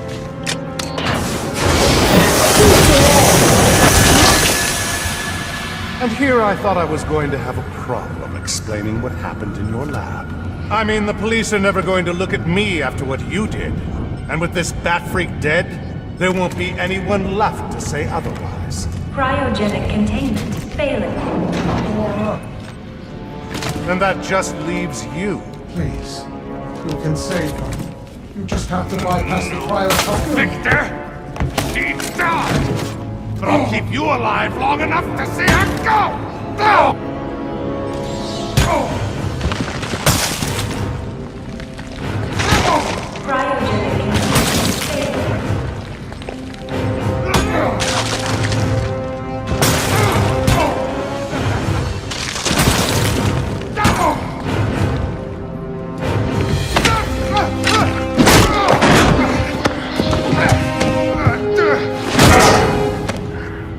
Take a seat, humanitarian.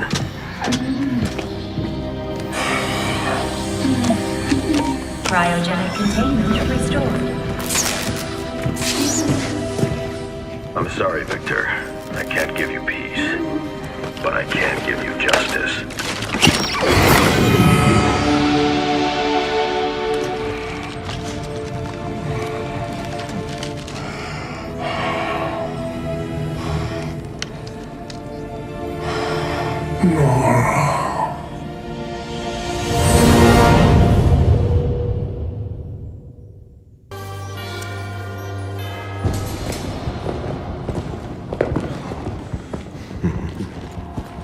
Figured you'd be by.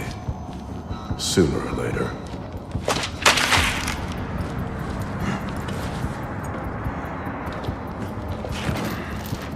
And what happens if I don't sign? You rot in here, or you work for me.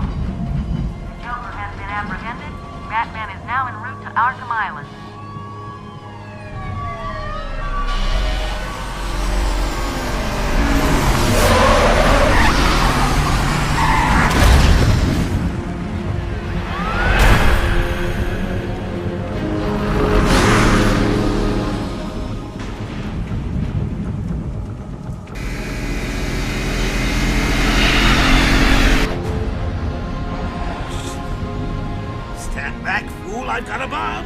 Huh? All right.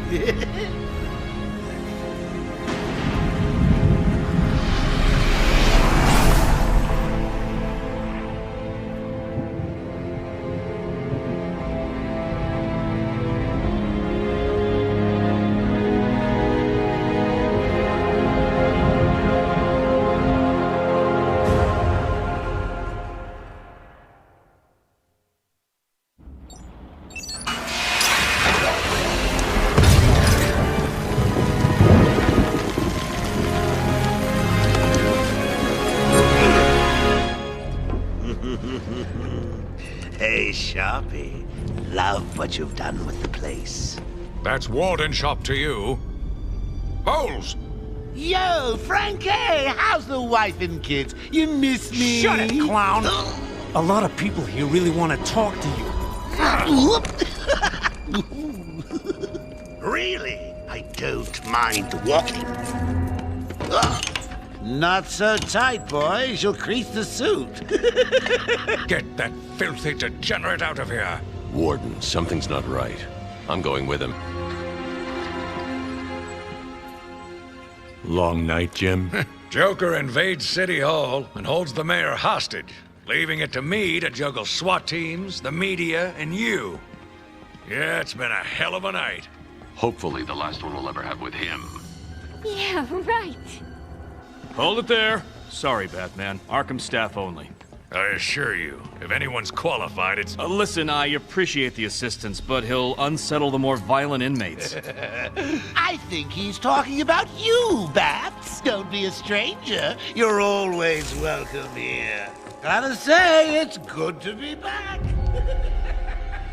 You okay? He surrendered almost without a fight. I don't like it. At least he's back where he belongs.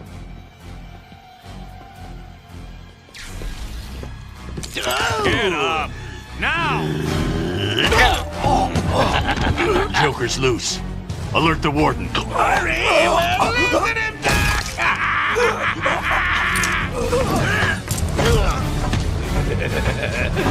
The joke's on you. Ta-da! Honey, I'm home. Come on in.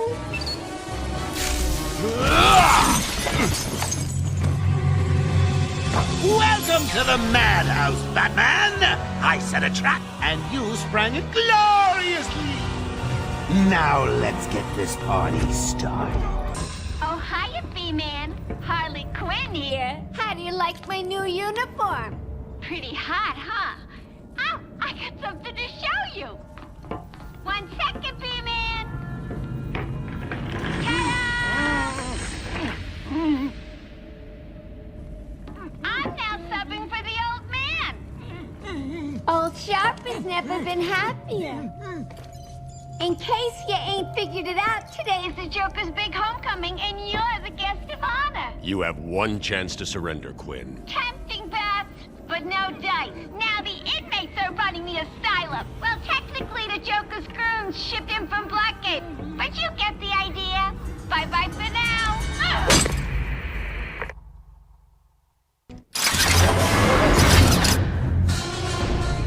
What took you so long?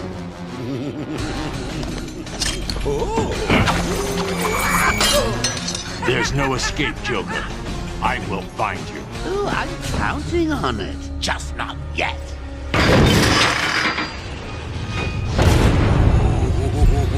He's a big one. Latino families value education freedom and school choice. That's why Republicans are dominating in Florida and Texas. And it's why President Trump is going back to the White House. And there's one issue in particular, actually, that Republicans align closer with Latino voters, or Latino voters align more closely with the Conservative Party, and that's school choice. President Trump and Republicans have a historic opportunity. Expanding school choice will give children and conservatives a brighter future. Are you having any fun? What you getting out of living? Who cares for what you've got if you're not having any fun?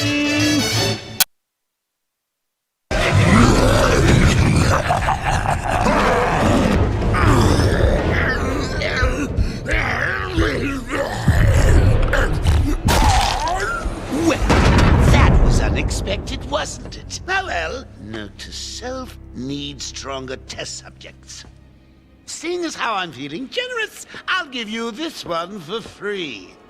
Knock me off, I dare you. End this. Pull the plug. Stop me once and for all.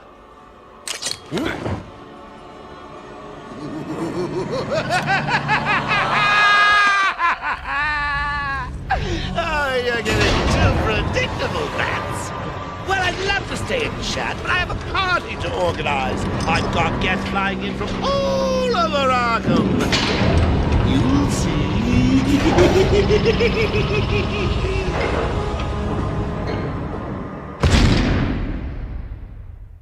Having a little trouble up there? Joker. You were expecting maybe Two-Face? There's no escape, Joker. Silly Bat. I don't want to escape. I'm having way too much fun. Stupid, unreliable. How did Joker get... Be quiet. What's going on?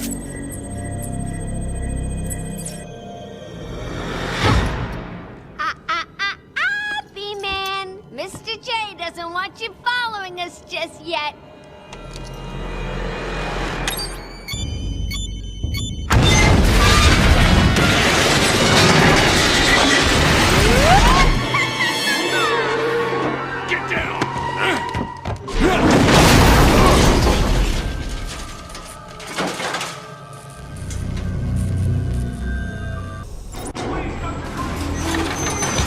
No crane. They're all over me! Only Scarecrow. Get me out of here!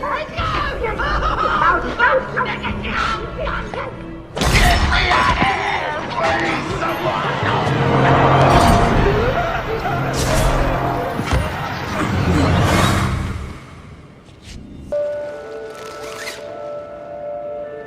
Father. You should have stood up to him, son. Like a man. Mom? Help us, Bruce. Don't let us die.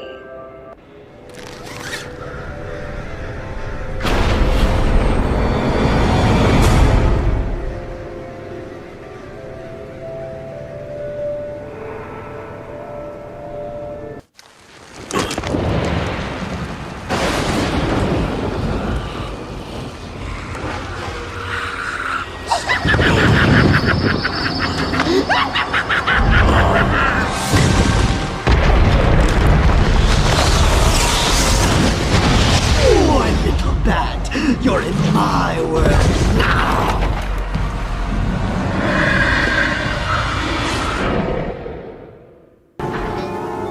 What are you doing?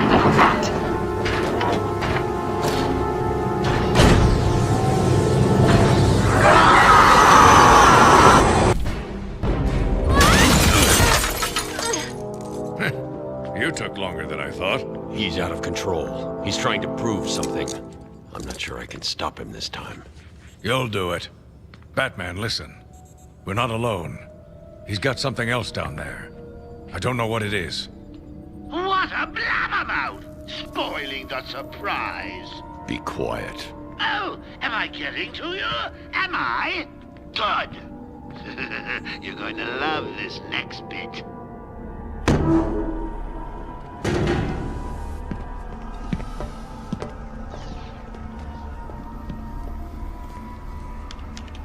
It wants Dr. Young's login. Never mind that. Get behind me, now. Bane.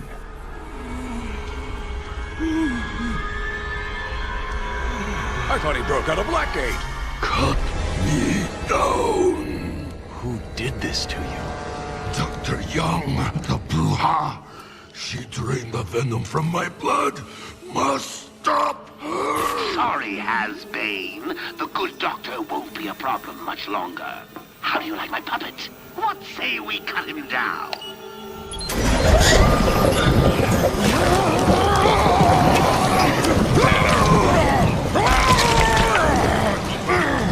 Gordon, run!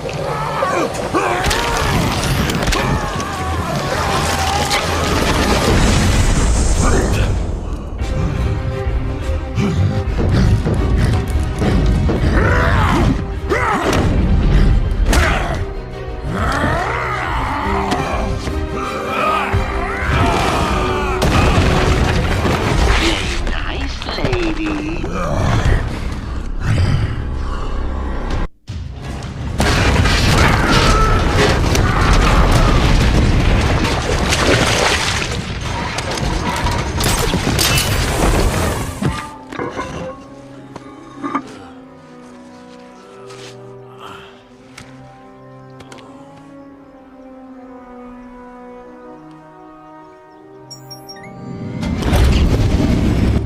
Batman, you okay?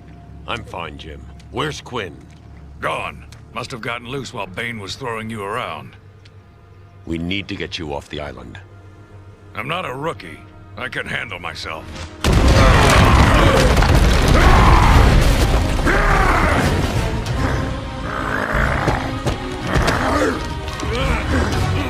I will break you, Batman! Then the Bruja! No, Bane. This time I break you!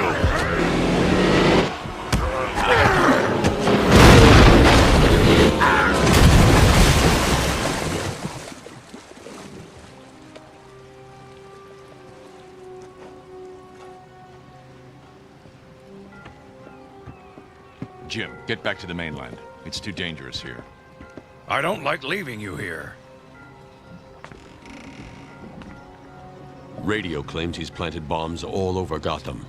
Gotham will panic. You're needed there. We're ready to go now, sir. Bane called Dr. Young Bruja. What does it mean? It's Spanish for witch.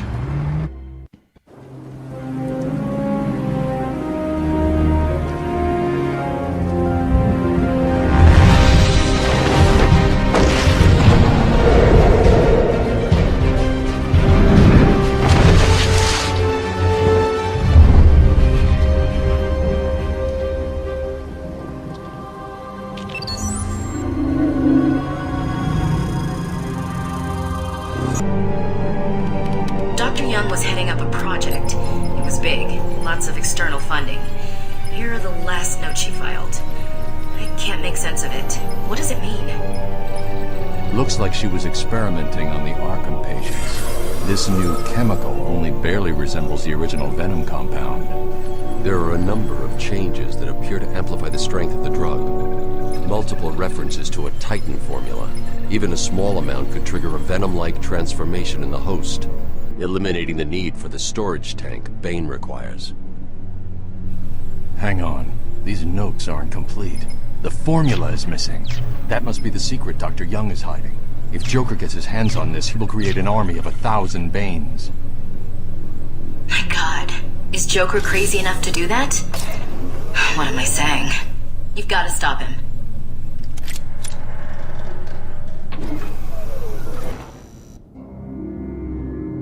someone has already got to the safe. The only question now is, who opened it? No sign of forced entry. Whoever opened it knew the combination.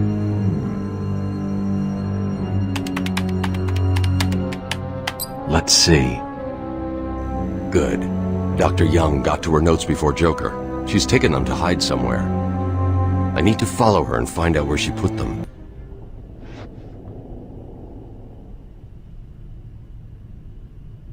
Oracle, I found Dr. Young's formula. Great. So does that mean you've stopped Joker? It's never this simple with him.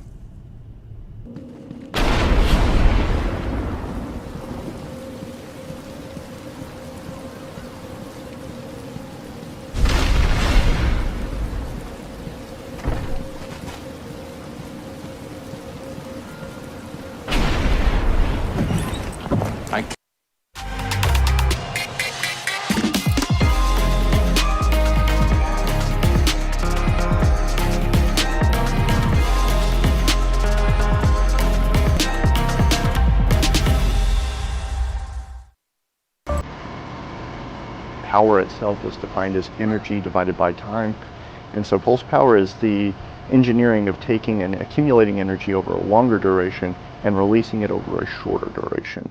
And so if I take a single joule of energy and I discharge that in 1 second, it's 1 watt.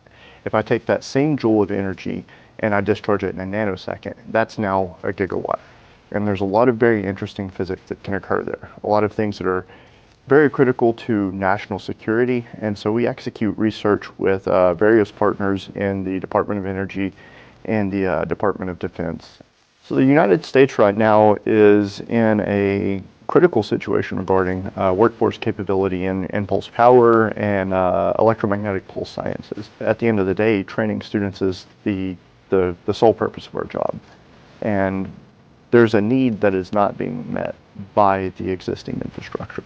So the Huiz Technology Center is very unique in that it's an off-site location. It's a former Air Force base. It has access through active runways and things that would allow Department of Defense partners, private contractors and so on to fly in assets, and we would have the capability to test critical systems and components for their electromagnetic vulnerabilities. We're a very technologically advanced society, and from a DoD perspective, we're a very technologically advanced military force.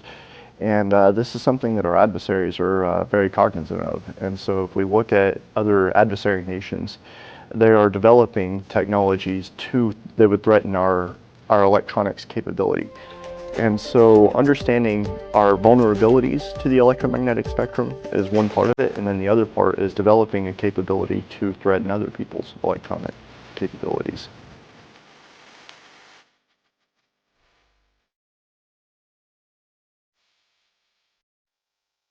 Can't believe you insisted on sitting through that movie again, Bruce.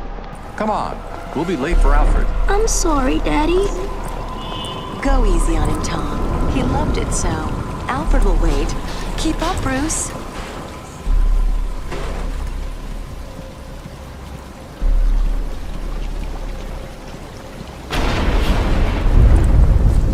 Where are you taking us? We can cut through here. But it's starting to rain. Bruce is tired. Can't we just wait for him here? Come on, keep up. We're nearly there.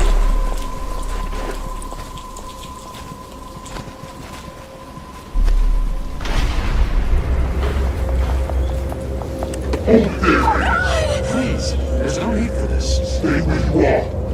I'll give you whatever you want. Tom! Oh God, Tom! Be quiet, lady. Just shut up. Stay away from me! Run! Mommy!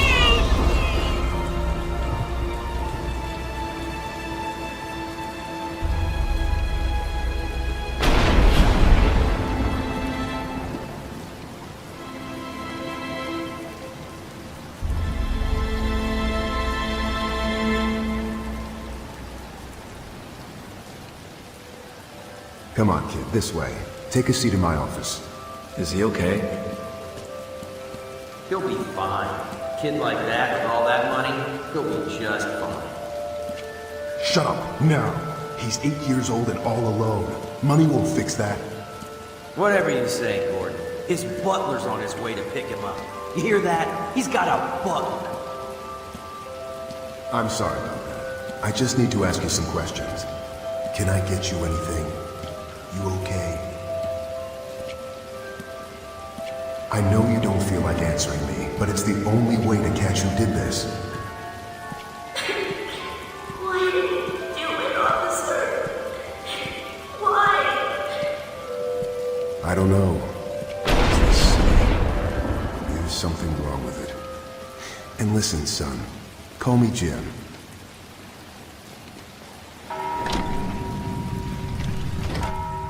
You monster! You evil, evil, evil monster! He's not going anywhere. You can stop now. Sorry. I'm so sorry. I saw Bane. I know. Joker threatened me. I wanted to stop the experiment. I tried to give him his money back. Joker doesn't take no for an answer. He wants an army, a horrible twisted force to destroy Gotham, but he couldn't do it without the formula. I hid it, but... So now he has Venom and your formula. God, he has gallons of the stuff. There's a lab, hidden in the gardens. It's locked off, but the security key codes for the entire island are in the warden's safe.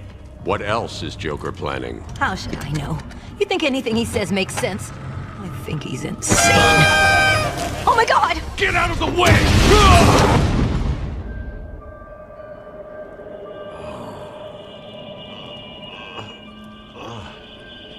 Poor Dr. Young. Still, you know how Mr. J hates a squealer.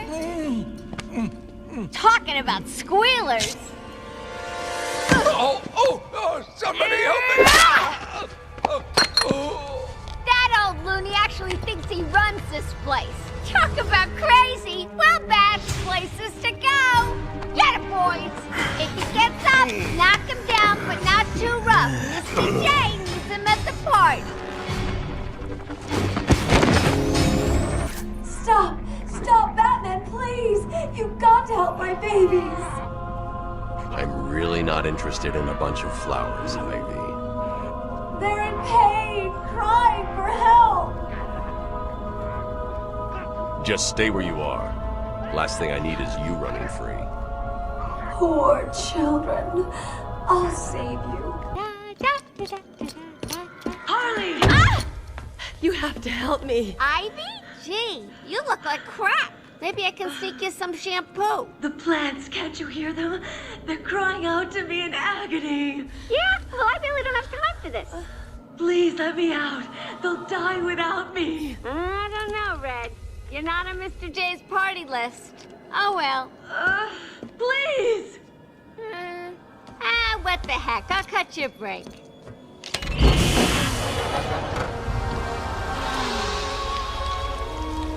That feels so much better.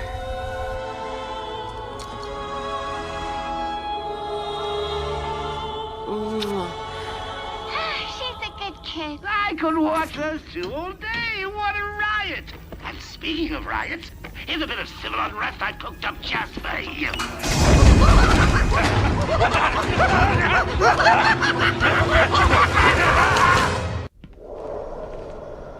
Die, you big ugly bat!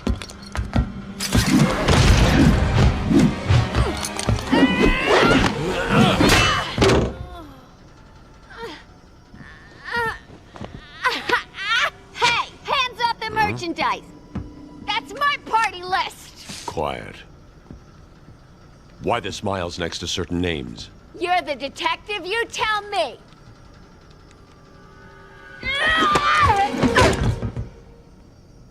Huh?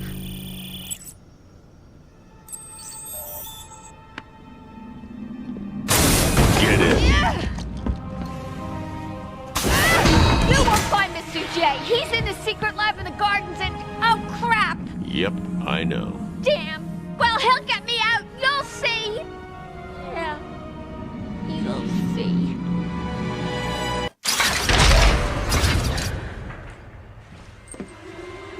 Well, look who's discovered our secret lab. Since you've made it this far, let me show you what I've cooked up.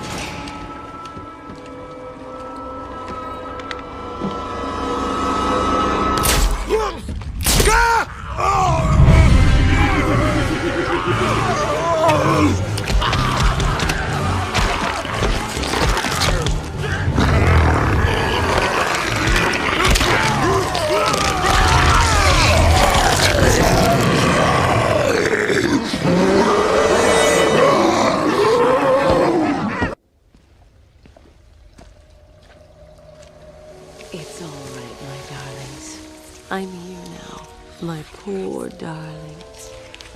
Yes, I know he's found us, but I won't let him hurt you. I'll kill him first. Ivy, I know Dr. Young mutated these plants to produce venom. Yes, and I heard it through the grapevine the evil woman paid the price. I need you to help me create an antidote. Why should I? Let Joker have his fun. I'll enjoy watching you squirm.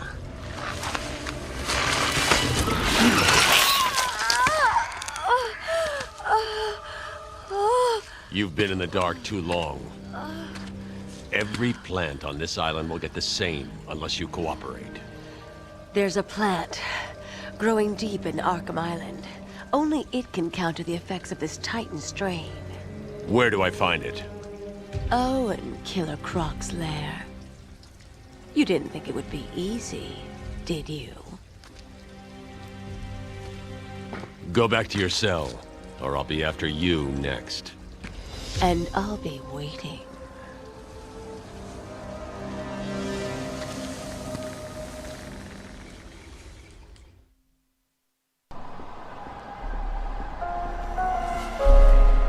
Did anyone catch the game last night?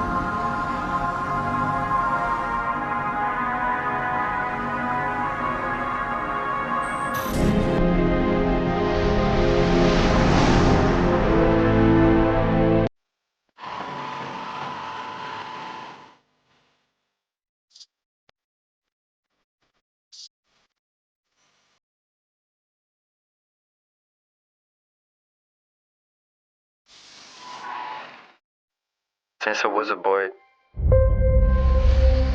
I had this feeling the world moved too slow for me. A batalha é sempre contra o tempo.